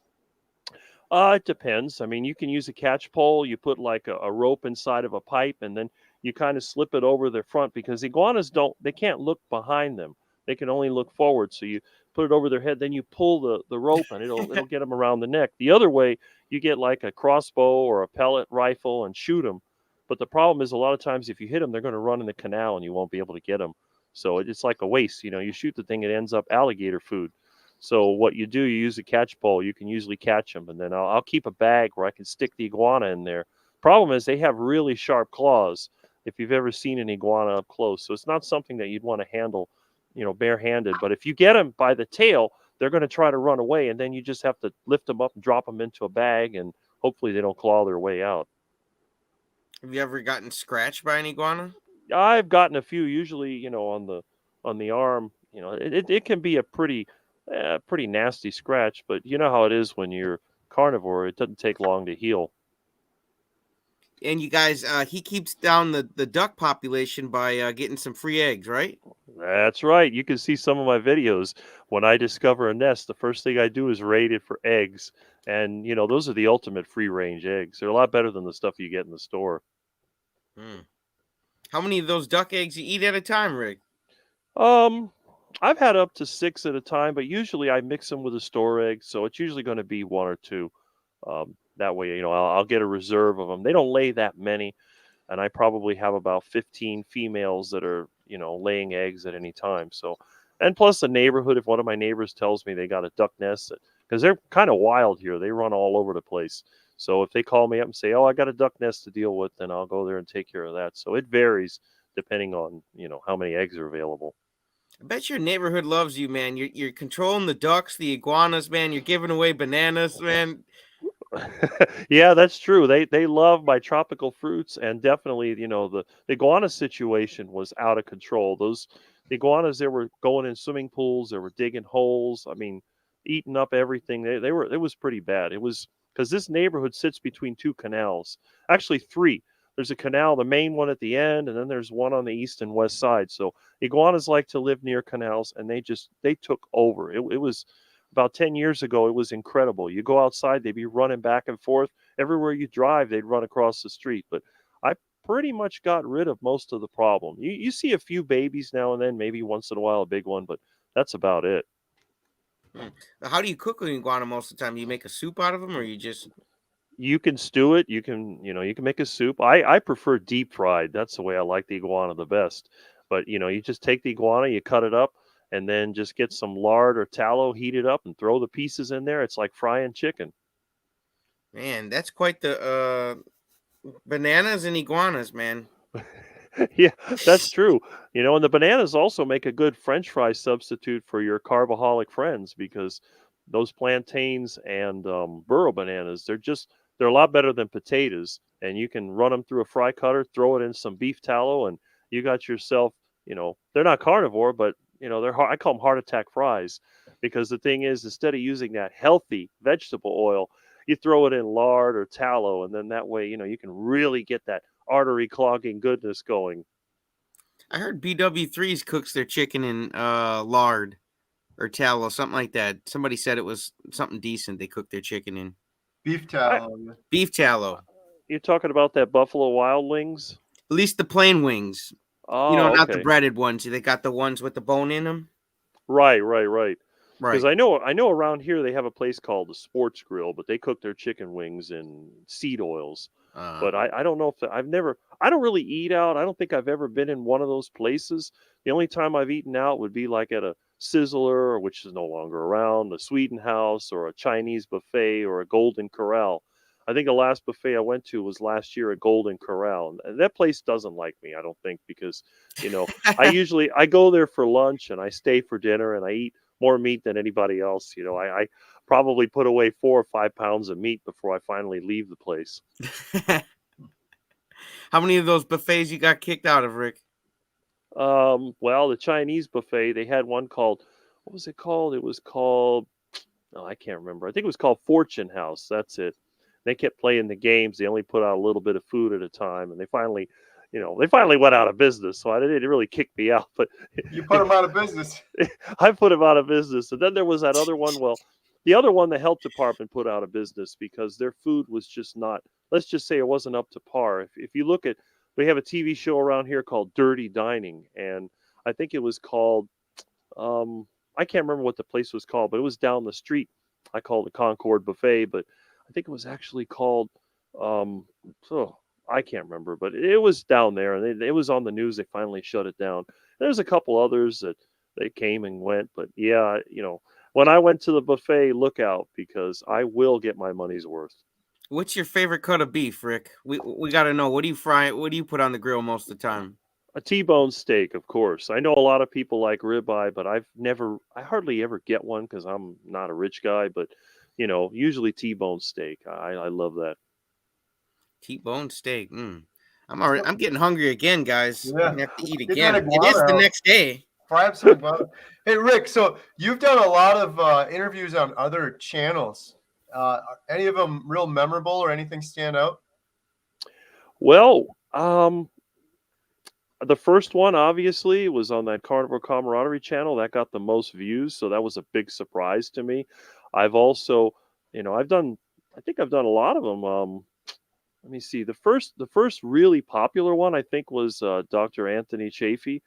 because I got a lot of new people interested in me because of that. And then, I've also had, a lot of the newer YouTube channels that have popped up, they've used me as the first interview. I mean, look, even Ellie's Can we channel. pop his YouTube channel link into the comments for people because they're asking? I have it in the description. I'll throw it in the comments too. I just threw it in the description.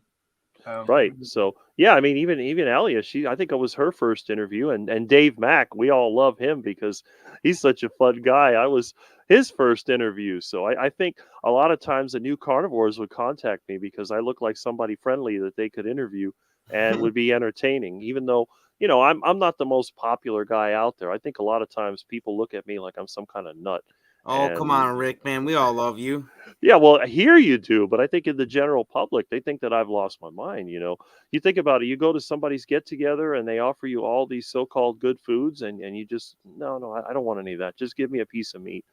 In fact, a couple days ago, I went to a get together and they have all these wonderful so-called foods. And they said, well, don't waste your time with Rick.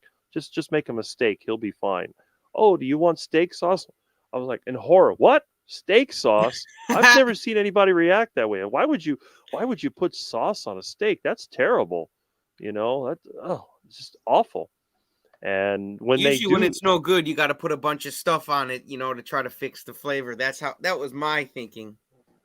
And that's it. And I've been chomping away on cheap steak, and people laugh at me always chewing on this thing. I said, I enjoy the chewing effect. You're over there, you get one of those chuck steaks or you get a top round. I usually get top round because it's the cheapest, and you're chewing on this thing and it's like a shoe leather or whatever. I don't care. It's still flavorful and I enjoy it.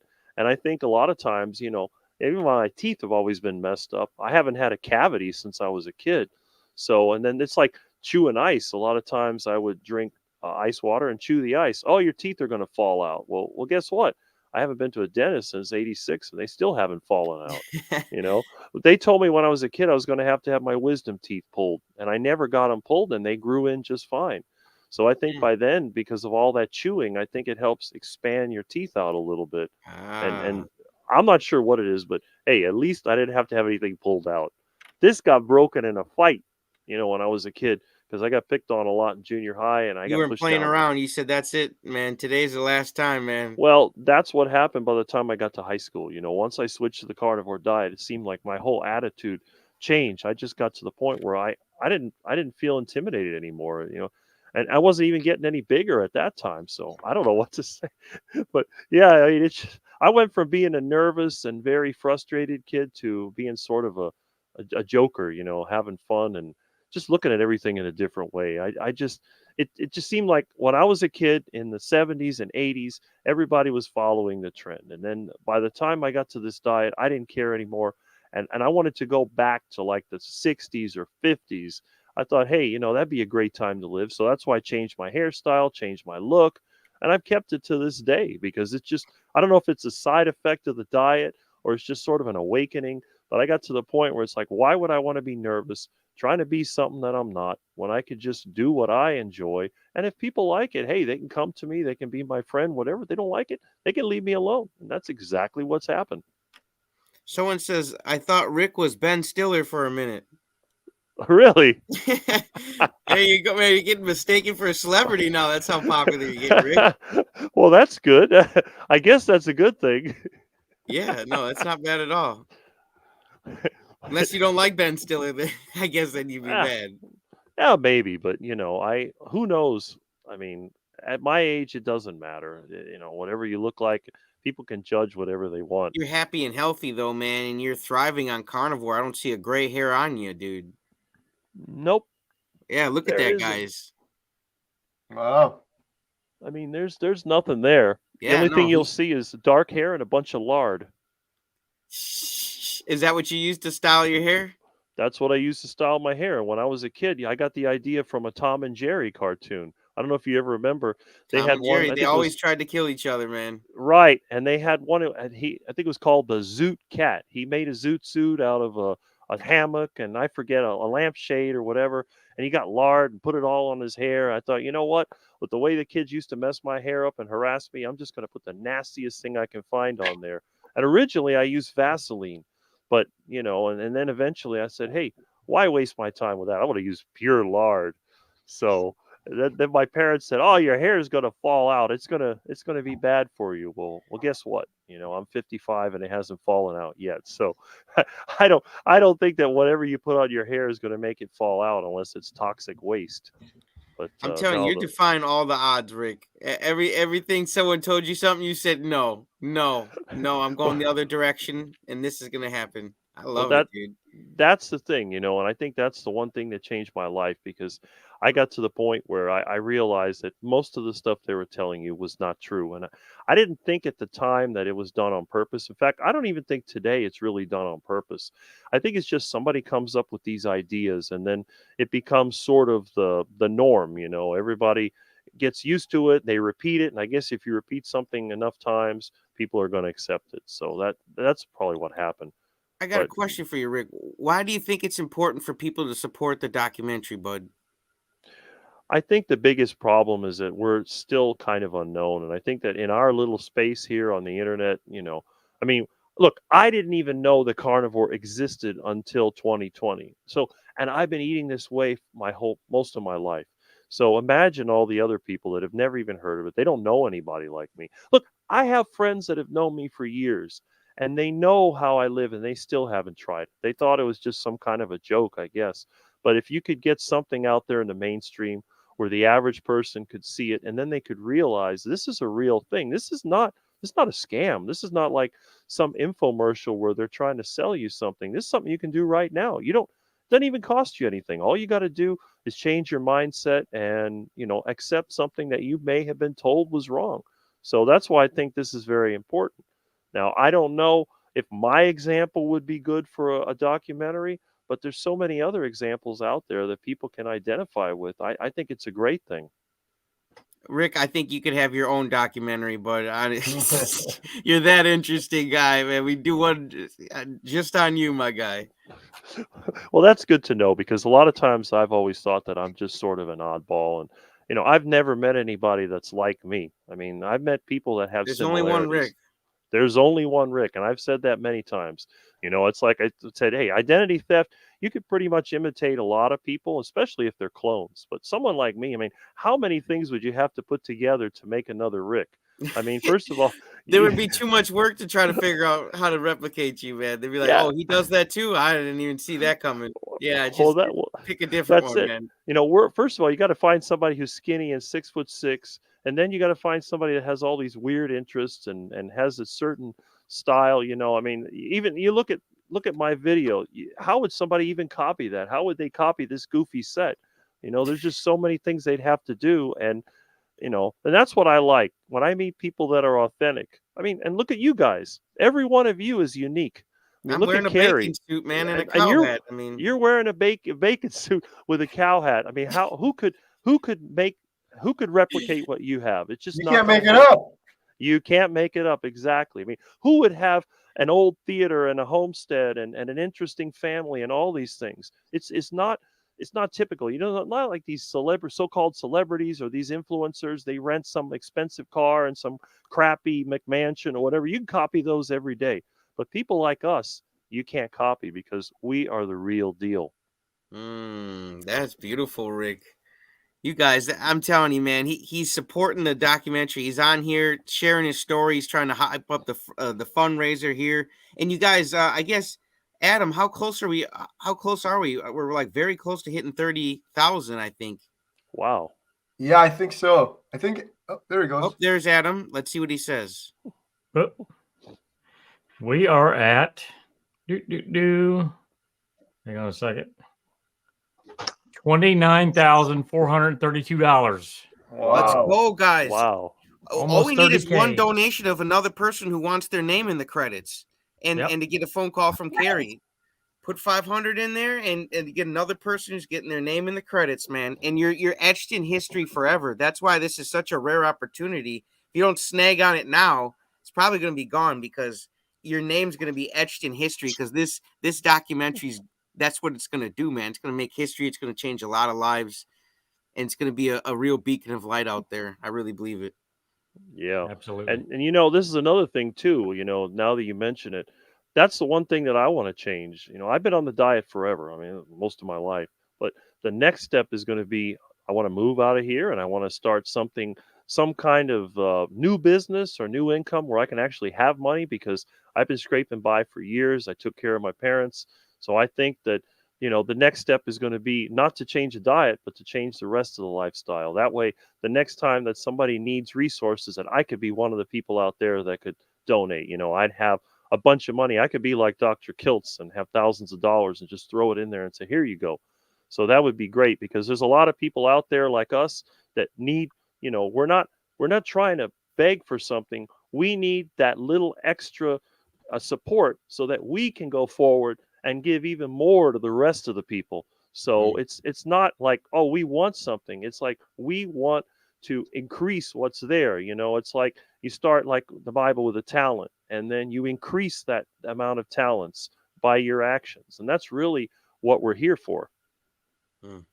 I love that. Yeah. And if we increase what we're already doing now, we're just going to keep adding momentum, and we're going to help more and more people, because each day that ticks by, man, unfortunately, we're losing soldiers, man, every day in this battle. Really is true. Yeah. Rick, have you ever thought about getting a duck named Morty?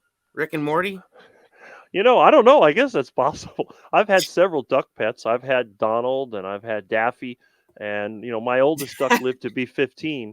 And then one day he just died. And I believe it was a heart attack, because when I dissected him, there was definitely, you know, the blood vessels are weak. I think he had an aneurysm. But, I mean, how long can a duck live? 15 years? It's like, yeah. And with all the meat that he ate a lot of that meat that they used to throw out at the Winn-Dixie. So, hey, I said, he died of a heart attack. And I laughed about it. Hey, someone's got a quick question, Rick. Where do you get your beef tallow before we go? Usually what I do, I just get fat from either the grocery store or a couple of other places that I know, and I just put it in a crock pot and render it myself. There you go, Carnivore Nana. That's a tip from the 40-year carnivore. We got Michael Mason coming up next. Man, that flew by, Rick. Of course. You know, when you put me on a channel, you know the time's going to go by, because we're going to have fun. It's not going to be boring. It's not going to be the usual monotone. It's always something different. We're talking ducks, iguanas, and Tom and Jerry. Where else can you get it, guys? Where else can you get it? Rick. Well, that's it. You know, and it's just like a comedy relief. It's you got comedy relief and information at the same time. I'm not as funny as your buddy Russ over there, but hey, at least today I don't have a space shuttle mic. No, you're back on Earth, man. I love it. Right. Awesome. Thank you so much, Rick. We appreciate you. A pleasure being here. Email me, bud. I'll talk to you later. Okay. Everyone, check out Rick's channel. I got a link in the description. Charger Mopar. All right. Email me, bud. I will. Okay. All right. See you, Rick. All right.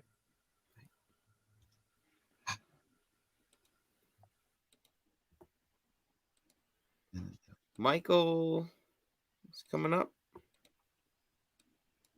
Michael. Hello. Hey, Michael. Mason Survival Protocol. How are you? I'm good. How are you? Doing well, thank you. Thank you for joining our 24-hour live stream. We're getting down there now. We're under 2 hours. We're a little. Have you been up all night?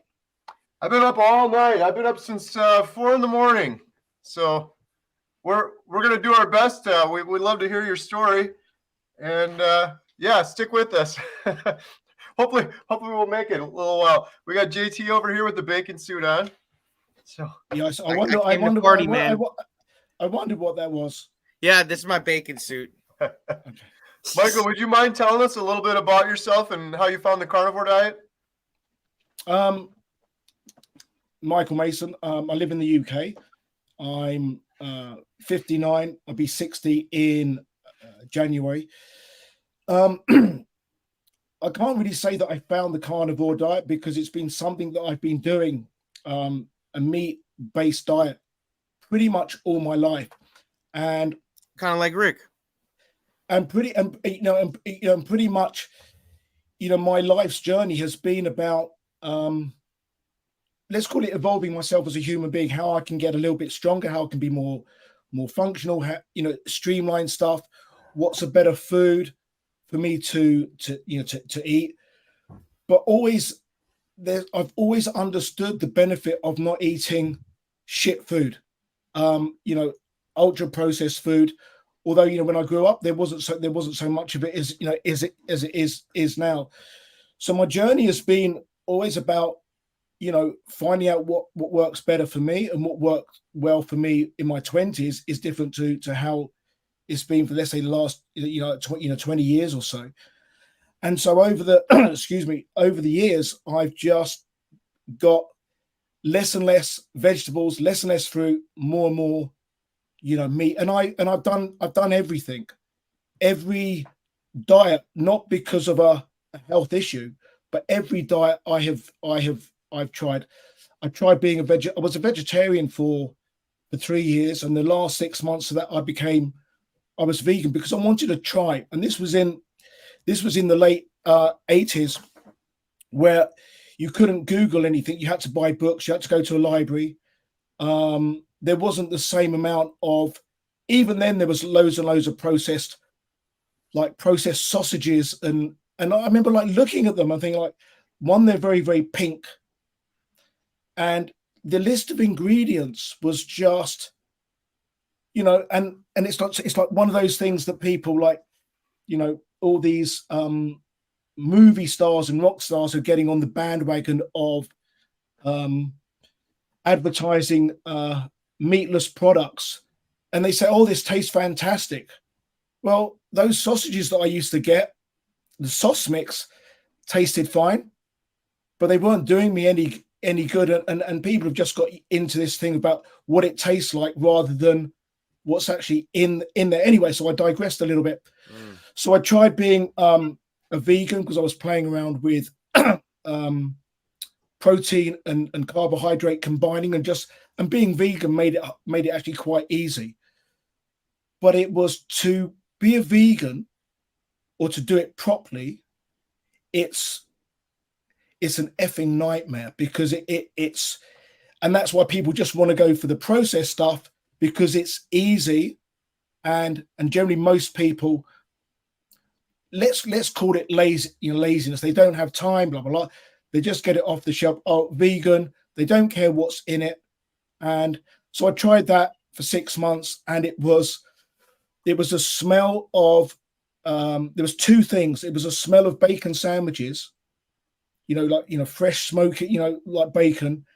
And my mum used to make these fried fish balls, you know. I think, you know, in America they call it gefilte fish, but this is fried fish balls. She used to cook them in beef lard. This was then, and just the smell was just. I thought, I've had enough of this. I've got to go back. And so that was my journey into. That was in the late 80s, and then it's just been a progression of just trying things. What works for me better. I've always been very active. I'm a coach a lot of different things. And, you know, I just, you know, I knew when going through this whole process of trying different things, you know, the zone diet, well, as long as the blocks accounted for the you can still eat shit because it had a number. And I thought, that doesn't work, even though loads of CrossFit people were doing it. So people follow that. And then, you know, paleo. And paleo was great because it meant that you could make things like fruit crumbles, not with sugar, but you make it with agave syrup, because that's paleo. Loads of nuts and things, and more agave syrup and coconut oil and stuff like that. And it was just fantastic. However, that's not very good, because you still stuff your face full of it. It's still, so I knew sort of like, okay, this is paleo, but cavemen wouldn't have been eating blueberry crumble because it's made with agave syrup or maple syrup or silver birch syrup, or you know, or whatever. So I've tried lots of things, but for me, you know, eating meat, I knew as a kid, eating meat made me feel really, really good, strong. And so really my journey has just been just evolving it and defining it. And I haven't come from a place where I've been, let's call it metabolically sick. So for me, it's just been about, you know, and I think, you know, Dr. Ken Berry sort of like, you know, the proper human diet. And then, you know, 20, 30 years ago, we didn't have all these names for things. So we just like, well, what are you having for breakfast? I'm having steak and eggs. No one said to me, oh, you're a carnivore or anything like that. It's like, that's what, having steak and eggs, having bacon and eggs, having salmon and eggs, you know, a high protein diet. So a little bit of a digression, but that's my let's call it intro into the well-being of the human. Yeah, you're just like naturally into it, and we're just testing things, trying things out, almost like an elimination diet. Almost, you were eliminating things, right? Well, I mean, I think you said it. You know, you said it perfectly. Just, you know, wanting to naturally adhering to a natural diet. You know, I remember quite clearly the time when, you know, back in the 70s, my mother went from having butter to having margarine and the things that we have here, because it was like, butter is bad, you know, eat this. And I, you know, and as a kid, you know, carnivore or not carnivore, we all love, you know, buttered toast, I think. You know, there's something, you know, you get good bread, you know. And I remember just having, you know, like butter, and then it going to this thing called, I can't remember what it was called, flour or something like that. I'm thinking like, this doesn't taste the same. It doesn't spread the same. It doesn't have the same. It just didn't have the same sort of like feeling. But I remember that you know, that time when she went from butter, and then as a kid, you don't know what, you know, it's like you just go along with it. Yeah, it's like butter's bad, but then here, try this thing that looks like butter, and we want you to treat like butter. I can't believe it. I can't believe it's not butter, because it's not fucking butter. Yeah, you know, and they got these burgers they're made out of plant, but they're like, it tastes like meat. Well, if meat is bad, why are you trying to make something like meat? You know, if butter's bad, why did you make margarine that's just like butter? It does. Well, that's that's the interesting thing, is that if you're, and I understand people's viewpoint on, you know, on the environment and about animals, etc., and the welfare of animals. We must save the animals. They should blah blah blah. I understand where they're coming from, but why then have a vegan product called bacon or called hamburger or called meat, and it looks the same, it tastes the same, but it's made with plants? Why would you without getting and I try to leave the controversy to other people who are far better at it than me, but it's almost, and I'll probably lose a load of followers for this, or maybe I'll gain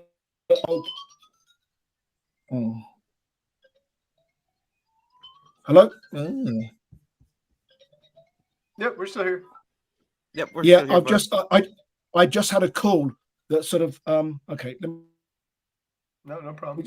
So it would be like almost like a pedophile would use a doll. I mean, there's just weird sort of like, it's just weird sort of stuff, you know, with that. So for me, it feels perfectly natural. I feel good. I just, yeah, I mean, I just feel pretty amazing. I mean, with what I do, how I eat, how I train. What are you eating in a week? Pardon? What are you eating during a week? What does a week's worth of eats look like for you? Well, I generally eat just twice a day. That works for me. Just you know, I was playing around with that type of protocol, you know, a long time ago, and it just seems to work for me. I find not eating in the morning is really I just find that works for me very, very well.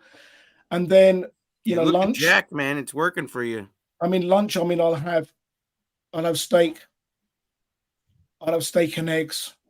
I'll have steak and more steak. I'll have steak and bacon, and you know, I make my own jerky and I have a whole load of that because it's delicious and I can't stop eating it. And then come sort of dinner, it'll be pretty much the same. I grind my own beef, so I go to local butchers. I get different sort of cuts. I make my own beef pates. I cook that up, just really, really delicious. I render my own tallow, so I get beef suet. I get really, really good butter. So everything that I try to do is that, and but I try to get the best, not necessarily the most expensive, the best that I can, the best that I can afford from local farms, from people that I actually know, that I go in and say, "Hi, Jake." So you're looking pretty jacked, man. What are you doing for exercise? So, I mean, I've always been training. I've been doing martial arts since I was a kid. I was a professional ski coach, strength and conditioning coach, and I've always worked out. I mean, my workouts now are different. I called it sort of like smart training. So for me, training is a big part, but not necessarily the part that you go completely crazy with. Or I've got to train. I just like to move. I walk the dog a lot. I've got a dog. So what's your dog's name? Wolf. Wolf. Wolf. That's carnivore. Yeah, he's a Czechoslovakian wolf dog. So they were bred with wolves and German Shepherd, and he has a raw diet. He'll be 8 next month. He's as healthy, and when people see him, they say, "How old is he?" Say 8. Oh, he looks really good. He's not fat, is he? No. He gets a lot of walks, but he's fed really well. And interestingly, you feed him carnivore? Yeah. He's only ever had that. What do you now for people who don't feed their dogs carnivore and don't know how? What do you feed your dog, and how much do you feed him a day of it? So he's 37. You'll have to work it out in pounds, but he's 37 kilos. So he gets, depending on it, around 1.5 kilos of meat a day. Now with dogs, it's generally sort of like fairly sort of specific. Excuse me. Is that you have 80% muscle, 10% bone, 10% organ, and that's like a good all round sort of like mix. I get it from a company that supplies that. You can beef, right? Not chicken. Yeah, there'd be some chicken, there'd be some duck, there'd be some lamb, but it's and I would just urge anyone who has a dog to feed them, because they're just so much. He doesn't go to a vet. He doesn't get the illnesses that other dogs have, and he's just very, very fit and content. And interestingly, I was at the pet store the other day, and I was looking at some of the pet treats, because one of the things that I'm going into business, like producing my own jerky in the UK and having carnivore treats for dogs. And I was looking at the dog pet ones, and it was made in China. And the list of ingredients again it had peanut oil, it had peanuts, it had canola oil, it had hydrolyzed soy protein with the meat, and you're just thinking, like, no wonder your fucking dog is sick. Yeah, I don't even know what that stuff is. You know what I'm saying? Dogs don't eat that. It's like you said earlier, the further away you get from natural, just stay natural. That's all you got to do. It's so simple, but we go further away from it. I think I heard Dr. Anthony Chaffee say they did a study or something on dogs, and when they were strictly carnivore, they lived like 10 years longer on average, something like that. Yeah, that's damn near doubling a dog's life. Yeah. If they live 10 to 12 years, I mean, you're talking, I would love to double my dog's life. Right. Michael, could you tell us more about the Mason survival protocol? I've seen a lot of guys with the shirt on. I've got a general idea, but just for the audience. So the name was really just come about from it's me. It's the essence of it's the essence of what I do. The food that I eat, the way that I cook it, the training that I do, the breath work that I do, but also the experience that I've got in coaching literally thousands of people over the years, from little kids, big adults, military, a whole spectrum, different cultures, which was what I was doing when I was as a ski coach in Switzerland.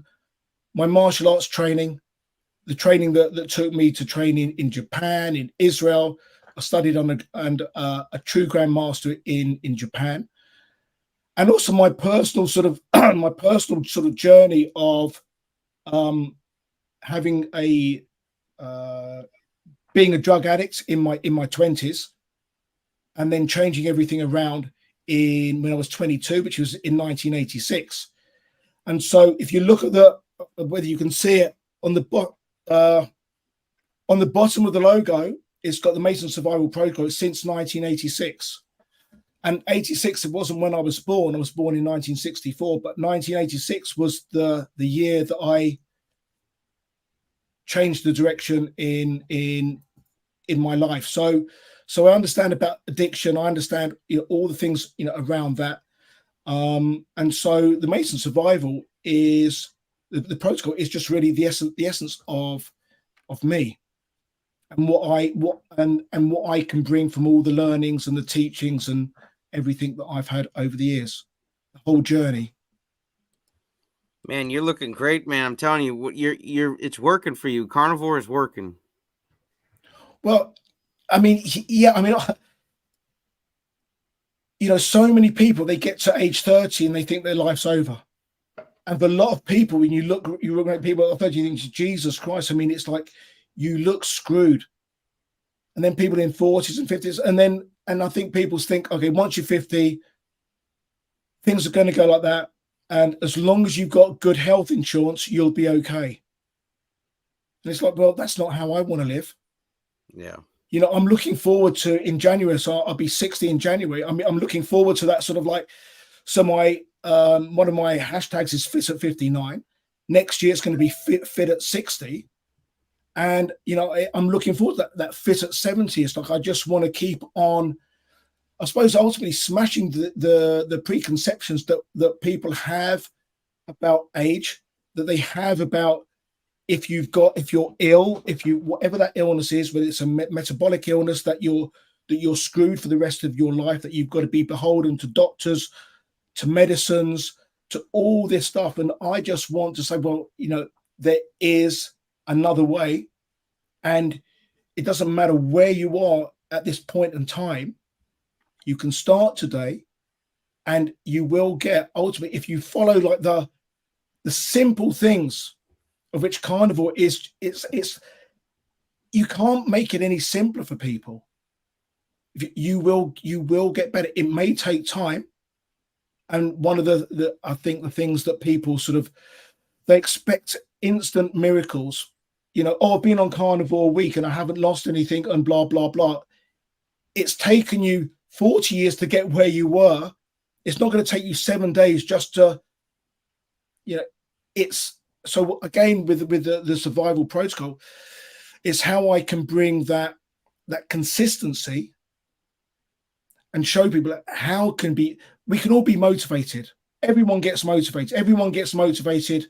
New Year's, January the 1st, right? I'm going to not drink. I'm not going to drink.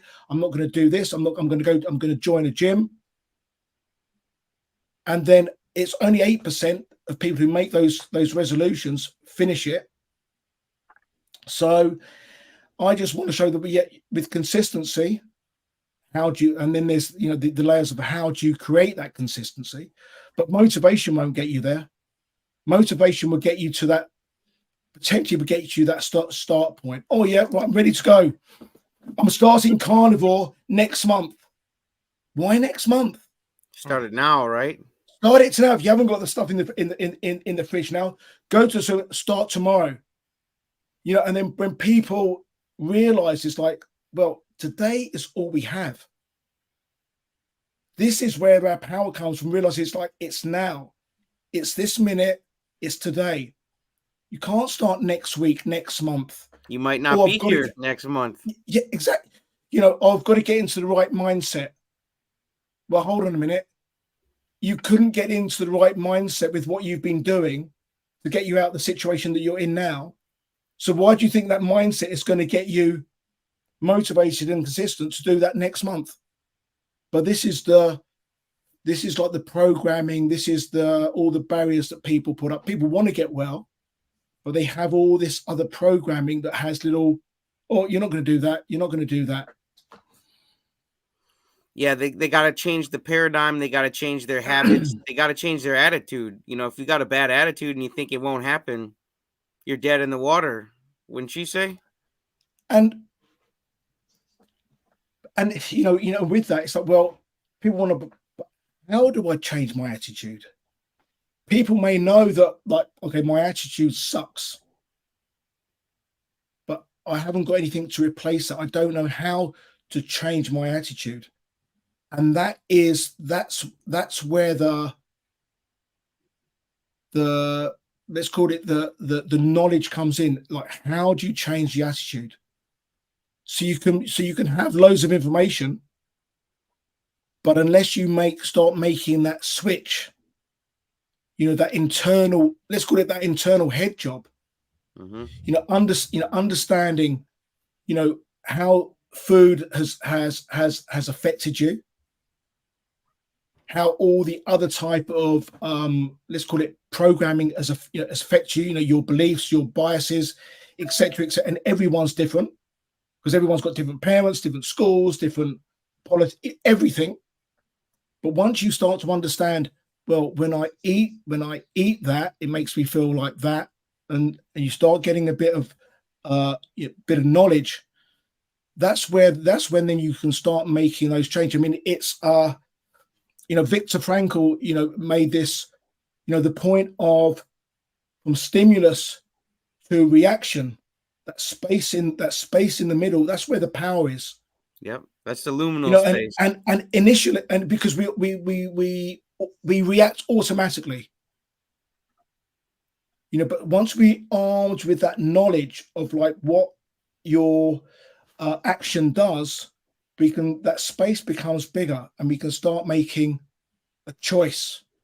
Because at the moment when you're in, let's call it active addiction with, let's say with food, you don't have a choice. You know, but once you start seeing what it's doing and what you can do, then that space starts to open up.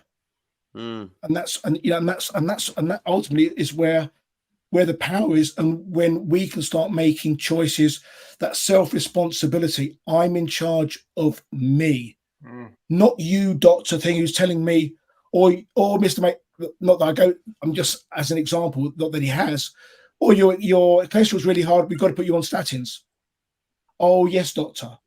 Mm-hmm. I was brought up with my parents going to the doctor coming round for everything, and he used to write out these prescriptions. My dad had a private doctor, and he used to come round on a Sunday morning with this little doctor's bag, you know, writing out a prescription. What do you need, Harry? That's my dad's name. Oh yeah, that. Or what do you need, like that? Or what do you need? Oh yeah, what do you need? And that's it. And my parents were born in the time. Parents were born in the time where the doctor is like the top tier of, that's it. Oh, doctor this and doctor that. Oh, doctor said this and doctor said that.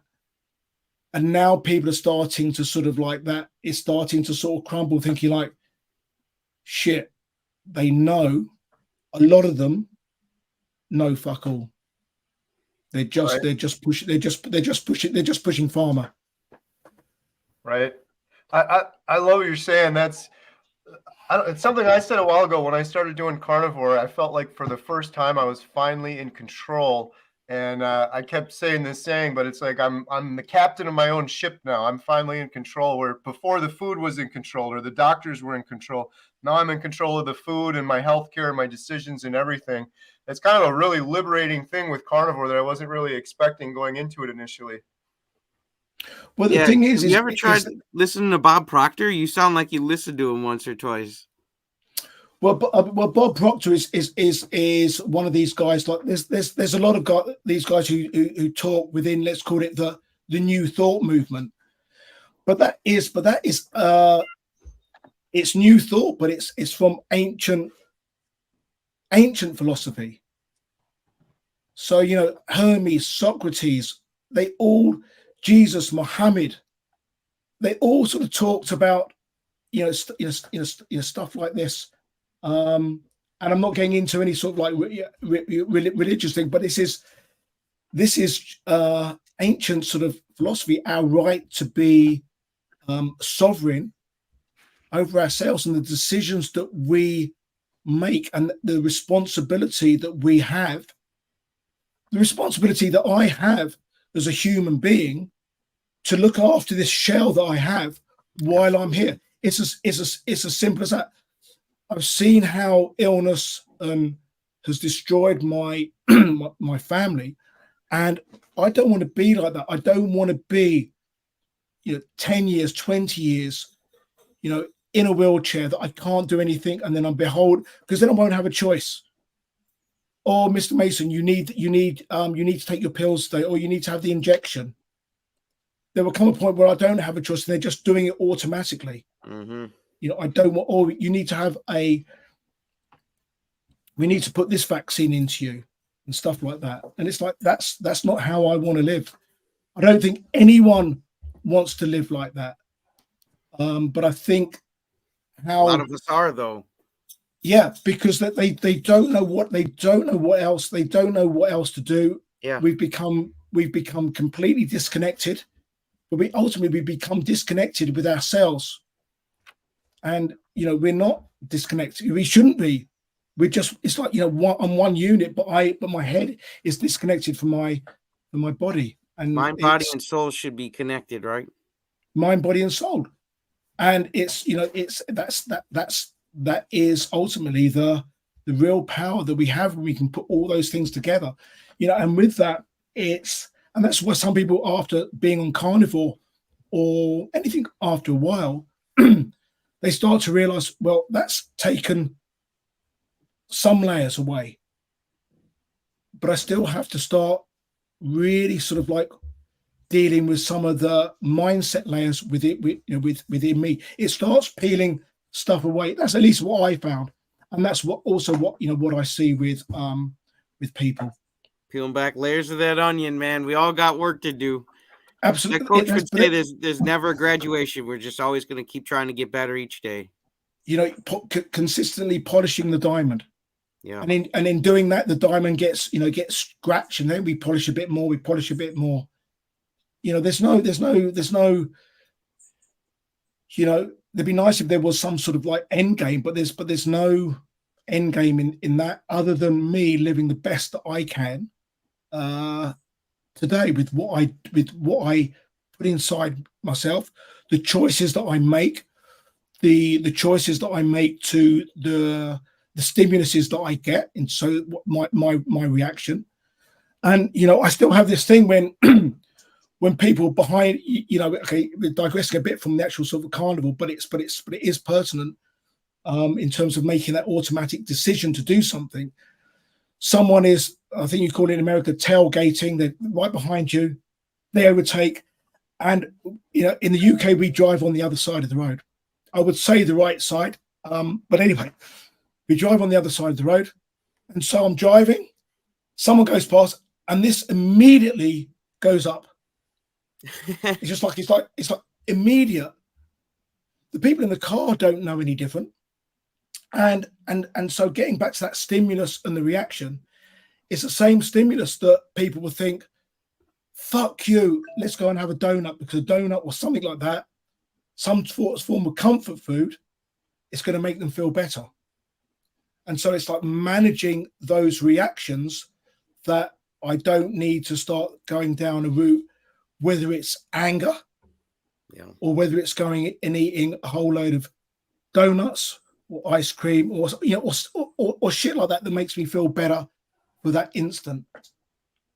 Yeah, no, I agree with you, man. I could listen to you talk all day, dude. Yeah, me You're too. awesome. I wish we had some more time. Unfortunately, we got to wrap it up. So Michael Mason, the Mason Survival Protocol. Where can we send people? I have your YouTube channel listed, but do you have a website or something you want us to shout out? So I don't really use YouTube that much, but on Instagram, I'm Mason Survival. Got it. So they can find me on that. Cool. I'll share that in the description. I got it right here. Mason Survival Instagram. Awesome. Thank you, Michael. Really appreciate your time. I really appreciate you. I wish we had more time to hear you some more, but we'll send people over to your Instagram for sure. I'll hit you up, Michael. Nice to talk to you. Yeah. And well done and congratulations. Well done for everything you're doing it, because the more people that know about this, the more people that think, shit, there is a way out. There's hope. And that's the goal. Yeah, there's so many hopeless people out there, and they don't need to be. Yeah, absolutely. Man, you were awesome, dude. Thanks. Thank you. Thank you. Have a good one. All right. Who's up next? Mr. Russell Banks.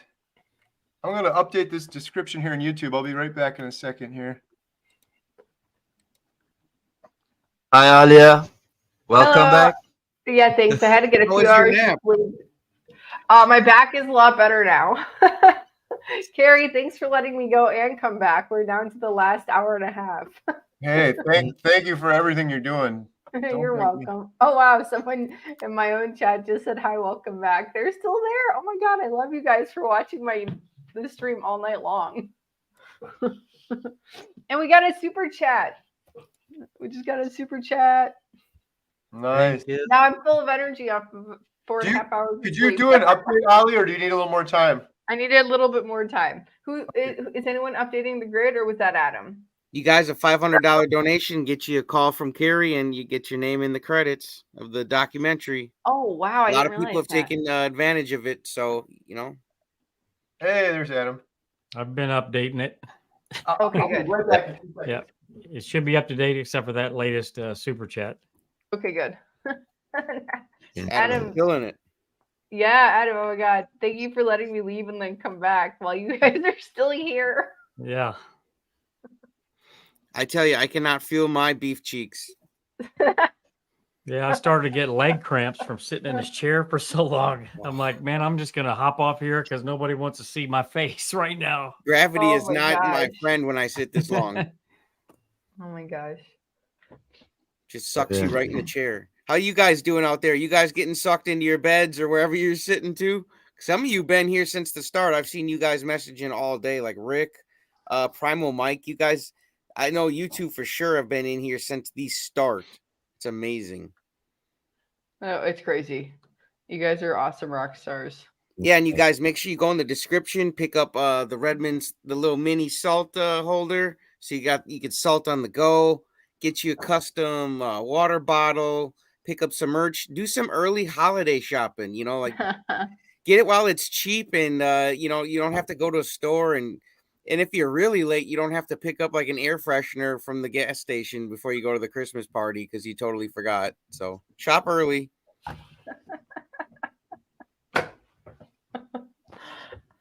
Oh my gosh. Oh my gosh. I just got the latest one on there, Alia, so it's all up to date.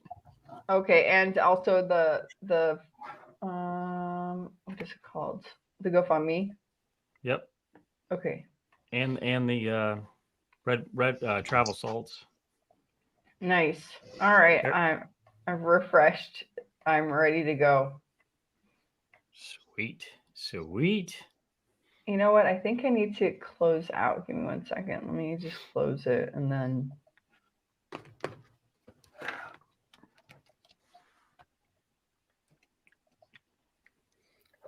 What do we got on the clock there, Carrie? 121. Wow. Oh There's a 1 on there. There's 2 1s. Wow. It's too wild.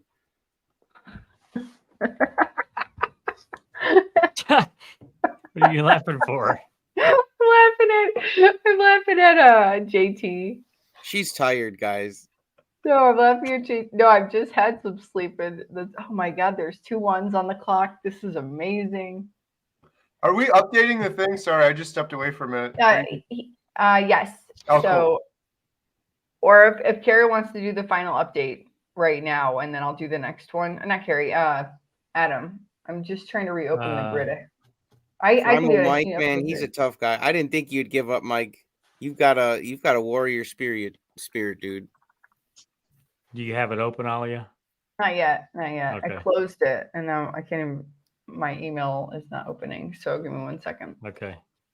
Because I can't share my screen because for some reason, Apple, when I screen share, it changes the resolution on my laptop to the resolution of the iPad. So, okay. So you can only see like half of the spreadsheet. That's weird. Yeah, it is weird. It's very annoying.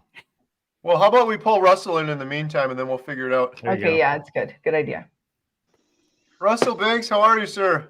Hey, I'm great. How are you? How you doing well. How you doing, Russell? Russell. Good to see you. So, it's been a while since we spoke, but there's a lot of new people on here. Could you maybe give us a little bit about your background and your carnivore story? Yeah, I started on August the 5th, so it's been around 6 weeks or so. And so far, I'm down 40 pounds, and I feel a heck of a lot better. I'm off of several medications already, so I'm on the right road. Awesome. So it's How did you find carnivore? I've been since August 5th. I started. So that's. How did you hear about it in August? Well, my brother has been on and off of it for a few years, and he had sent me links to both Carrie's site and Dr. Barry, and he would email me, YouTube videos here and there. So he had been planting the seed for a while, and finally one day I picked it up and looked at it, and I said, I'm going to do it. And I did it the wrong way, like everybody always talks about. I just went completely carnivore overnight and paid some of the consequences for that, but it's all going better now. So rough first couple days? First couple of weeks. Yeah. What's your favorite part about carnivore so far?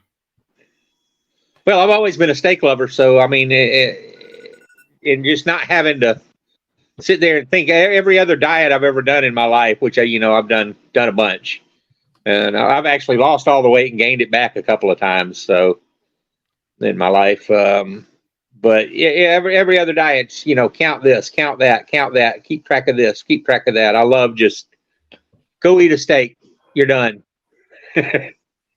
So even though you're eating like I feel like even though like you're just eating beef, butter, bacon, eggs and stuff, at least for me, some people might be like, well, that's so restrictive, that's all you eat. I feel like it's less restrictive because I don't have to worry about what I'm eating all the time.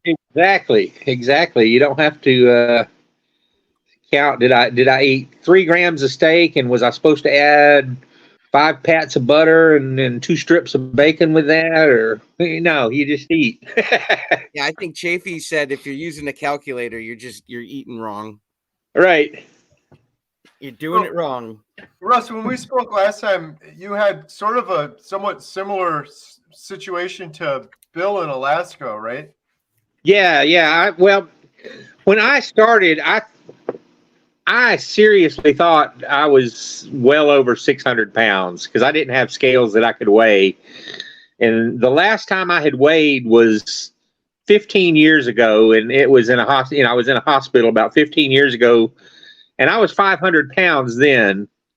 So I'm thinking, I had to have put on at least 100 pounds since then, and that's what I was thinking. And I ordered some scales off of Amazon that went up to 660. And honestly, I was afraid when I stepped on them, I was going to be over that. But to my great surprise, when I stepped on them, I was actually right at 500. So I had a little bit of a head start that I didn't think I was going to have.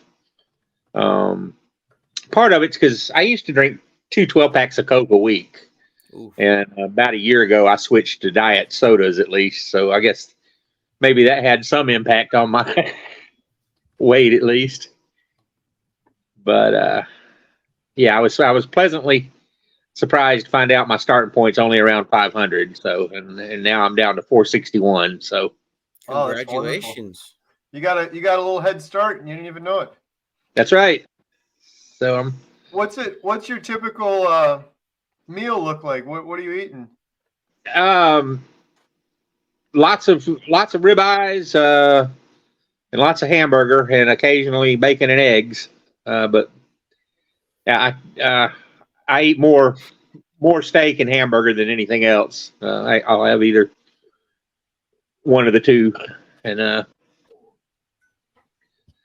I'm typically eating 2 meals a day right now. I was actually doing 3 at the start, and two just seems. I did the priming with the steak and butter gals group. You're primed up. I primed up, and that was much, and so I just eating when I'm just hungry. It seems to level out at about 2 meals a day, sometimes 1. I did 1 the other day and didn't even realize it. Anybody else in your family doing carnivore? Besides, you said well, my brother's. Yeah, he's doing it. He lives a good ways away, so we talk on the phone a lot, but we don't see each other much. But we do talk almost every day. So yeah, he's doing it. He's lost a pretty good bit too. He kind of stalled out there for a little bit, staying at the same weight, but he's still doing the diet, so it'll come off. What does your doctor say? Have you talked to your doctor? Yeah, she said it's not sustainable. You can't do that. And I said, well, can we agree that what I've been doing so up to this point is not healthy? She said, yeah. I said, okay, well, you just did my blood work. Check my blood work in 6 months, and then we'll talk. Oh, yeah. Remember, she works for you, man. You don't, Yeah. She does. She doesn't run your life. You run your life. So yeah. you can always get a new doctor if you feel like you need one.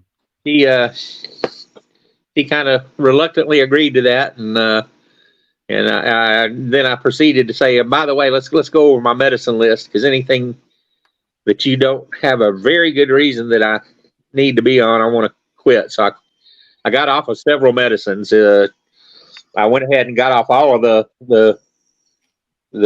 psycho medicines because I have had depression in the past, but actually, and it had pretty well gone away since before carnivore, but I was still taking the medicine. So I was like, get rid of these. I read my Bible every day, and that takes care of the depression. And this diet's just going to boost it. So, no, that's great. We all got to have something that I think that helps us. If it's the Bible, then definitely stick to it. Like, we need to set ourselves up for success. I think too many of us are putting booby traps. We're leaving chips in the house or something. We're setting ourselves up to fail. I had the fortune of I've joined a great church fairly recently, and when I started this, several of the guys from the church came over and emptied my house of all carbs. I said, if it's not beef, bacon, butter, or eggs, throw it away, give it away, do something with it, just get it out of my house. Would you suggest other beginner carnivores just throw away all the temptations? Absolutely. That removes a big stumbling stone. Fortunately, that's one of the times it's good that I live alone, because if you live with a spouse or somebody else that doesn't want to jump on the diet with you, you're kind of stuck keeping someone around. But in my situation, it was easy, just get rid of it all. Russ, so when we spoke last time, you haven't left your house in a very long time. Is that right? It's been about 7 years. Wow.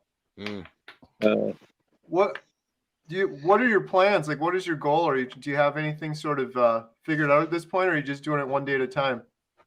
Pretty much just one day at a time. At this point, my church took up a collection. They were going to buy me a motorized wheelchair, so that I can't even go see doctors or anything right now, because the ambulances won't, because of COVID, won't take you anywhere except to the hospital. And that's the only way I really have. I can't really get in a normal car, I couldn't last time I tried. I don't think it'll be very long before I can again. But yeah, they had taken up a collection to get me a motorized wheelchair, and the insurance has been, playing games. So I haven't gotten it yet. But the whole point of the wheelchair is I was going to go see a bariatric surgeon. And I'm so glad I started this before I did that. I think God may have blocked up that wheelchair to keep me from that mistake, because there's definitely no need for a doctor to cut inside of me. All I got to do is eat steak, bacon, and butter. I'm glad you found Carnivore. I mean, otherwise, who knows what they would be suggesting to you? No doubt. So I'm happy about that. Now the wheelchair would allow me to do a lot of other things that I can't do right now, and until I get to a point where I can do them without it. But I really think, staying on the carnivore is going to take care of that sooner rather than later. What are you doing for exercise? Are you doing like resistance bands, or are you just what are Yeah, you doing? that's pretty much about all I've got right now. And it's just now standing up from my desk is getting to be less and less of a problem. But it's still not the easiest thing in the world. I still have to use a cane or a walker to walk, but I use a cane mostly, because the walker's too bulky to use in my little apartment here, or duplex. Yeah, you got to do what you got to do, man. But what's your favorite cut of beef? Ribeye for sure. Ribeye. You ever had Buckeye steak? I haven't. I've been hearing a lot of people compare it to ribeye. What do you guys think in the comments? You guys ever have chuck eye steak? All we order is parts of the chuck, so I'm sure I've had chuck eye. We usually order the entire chuck, so it's in there. And what's funny about that is only one part of it is too hard to eat. Like one little part of it we haven't figured out how to cook, but everything else is fine. Now I have been getting what Kroger calls chuck steaks, but because they look a lot like a ribeye. They're fairly marble, but they're a lot tougher. But they're cheap, so I've been eating a few of those, but not chuck eye. But they just call them chuck steaks. Russ, you mentioned the Steak and Butter Gang coaching. Is that something you're doing regularly?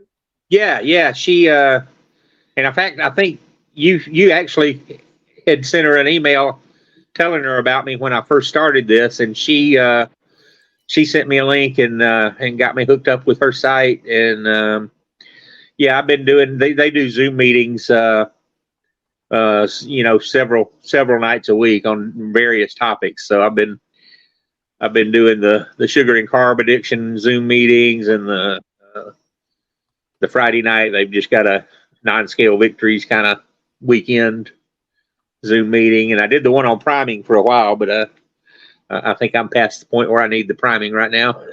What's your favorite non-scale victory? If you were just mentioning it. Just the ease of getting up out of my chair, really. And I have a chair in my kitchen that I had been afraid to sit in because I nearly fell every time I went to get out of it. And I'm able to sit in it without any problems again now, so I can sit in the kitchen and cook my steaks and whatever. It's the little things like that I think people take for granted. Definitely. Yeah, because I definitely, I couldn't stand over the stove long enough to cook fry eggs and bacon and stuff, but I can sit there while it fries. Getting it done, you guys. We shouldn't find excuses, man. Like Sean says, find solutions. Yep. But everything just is getting a little easier every day, and that's all I'm asking. Absolutely. Just keep headed in the right direction. Sounds like you're heading in the right direction. You feel like you are with Carnivore? I do. I've had one slip up, and I did exactly what Dr. Barry told me to do. He said, when you fall off the wagon, he says, just the next thing you eat, make it beef, bacon, butter, or eggs. So that's what I did, and moving on. Good on you. That's what I'm eating now, man. Beef, butter, bacon, and eggs. It feels good. I got my bacon on here, so I can't get enough of it. I've actually been up so long, guys. My bacon is wilting here. It won't even stay up anymore. It's just flopping over. Russ, so you have a YouTube channel, Grateful Carnivore.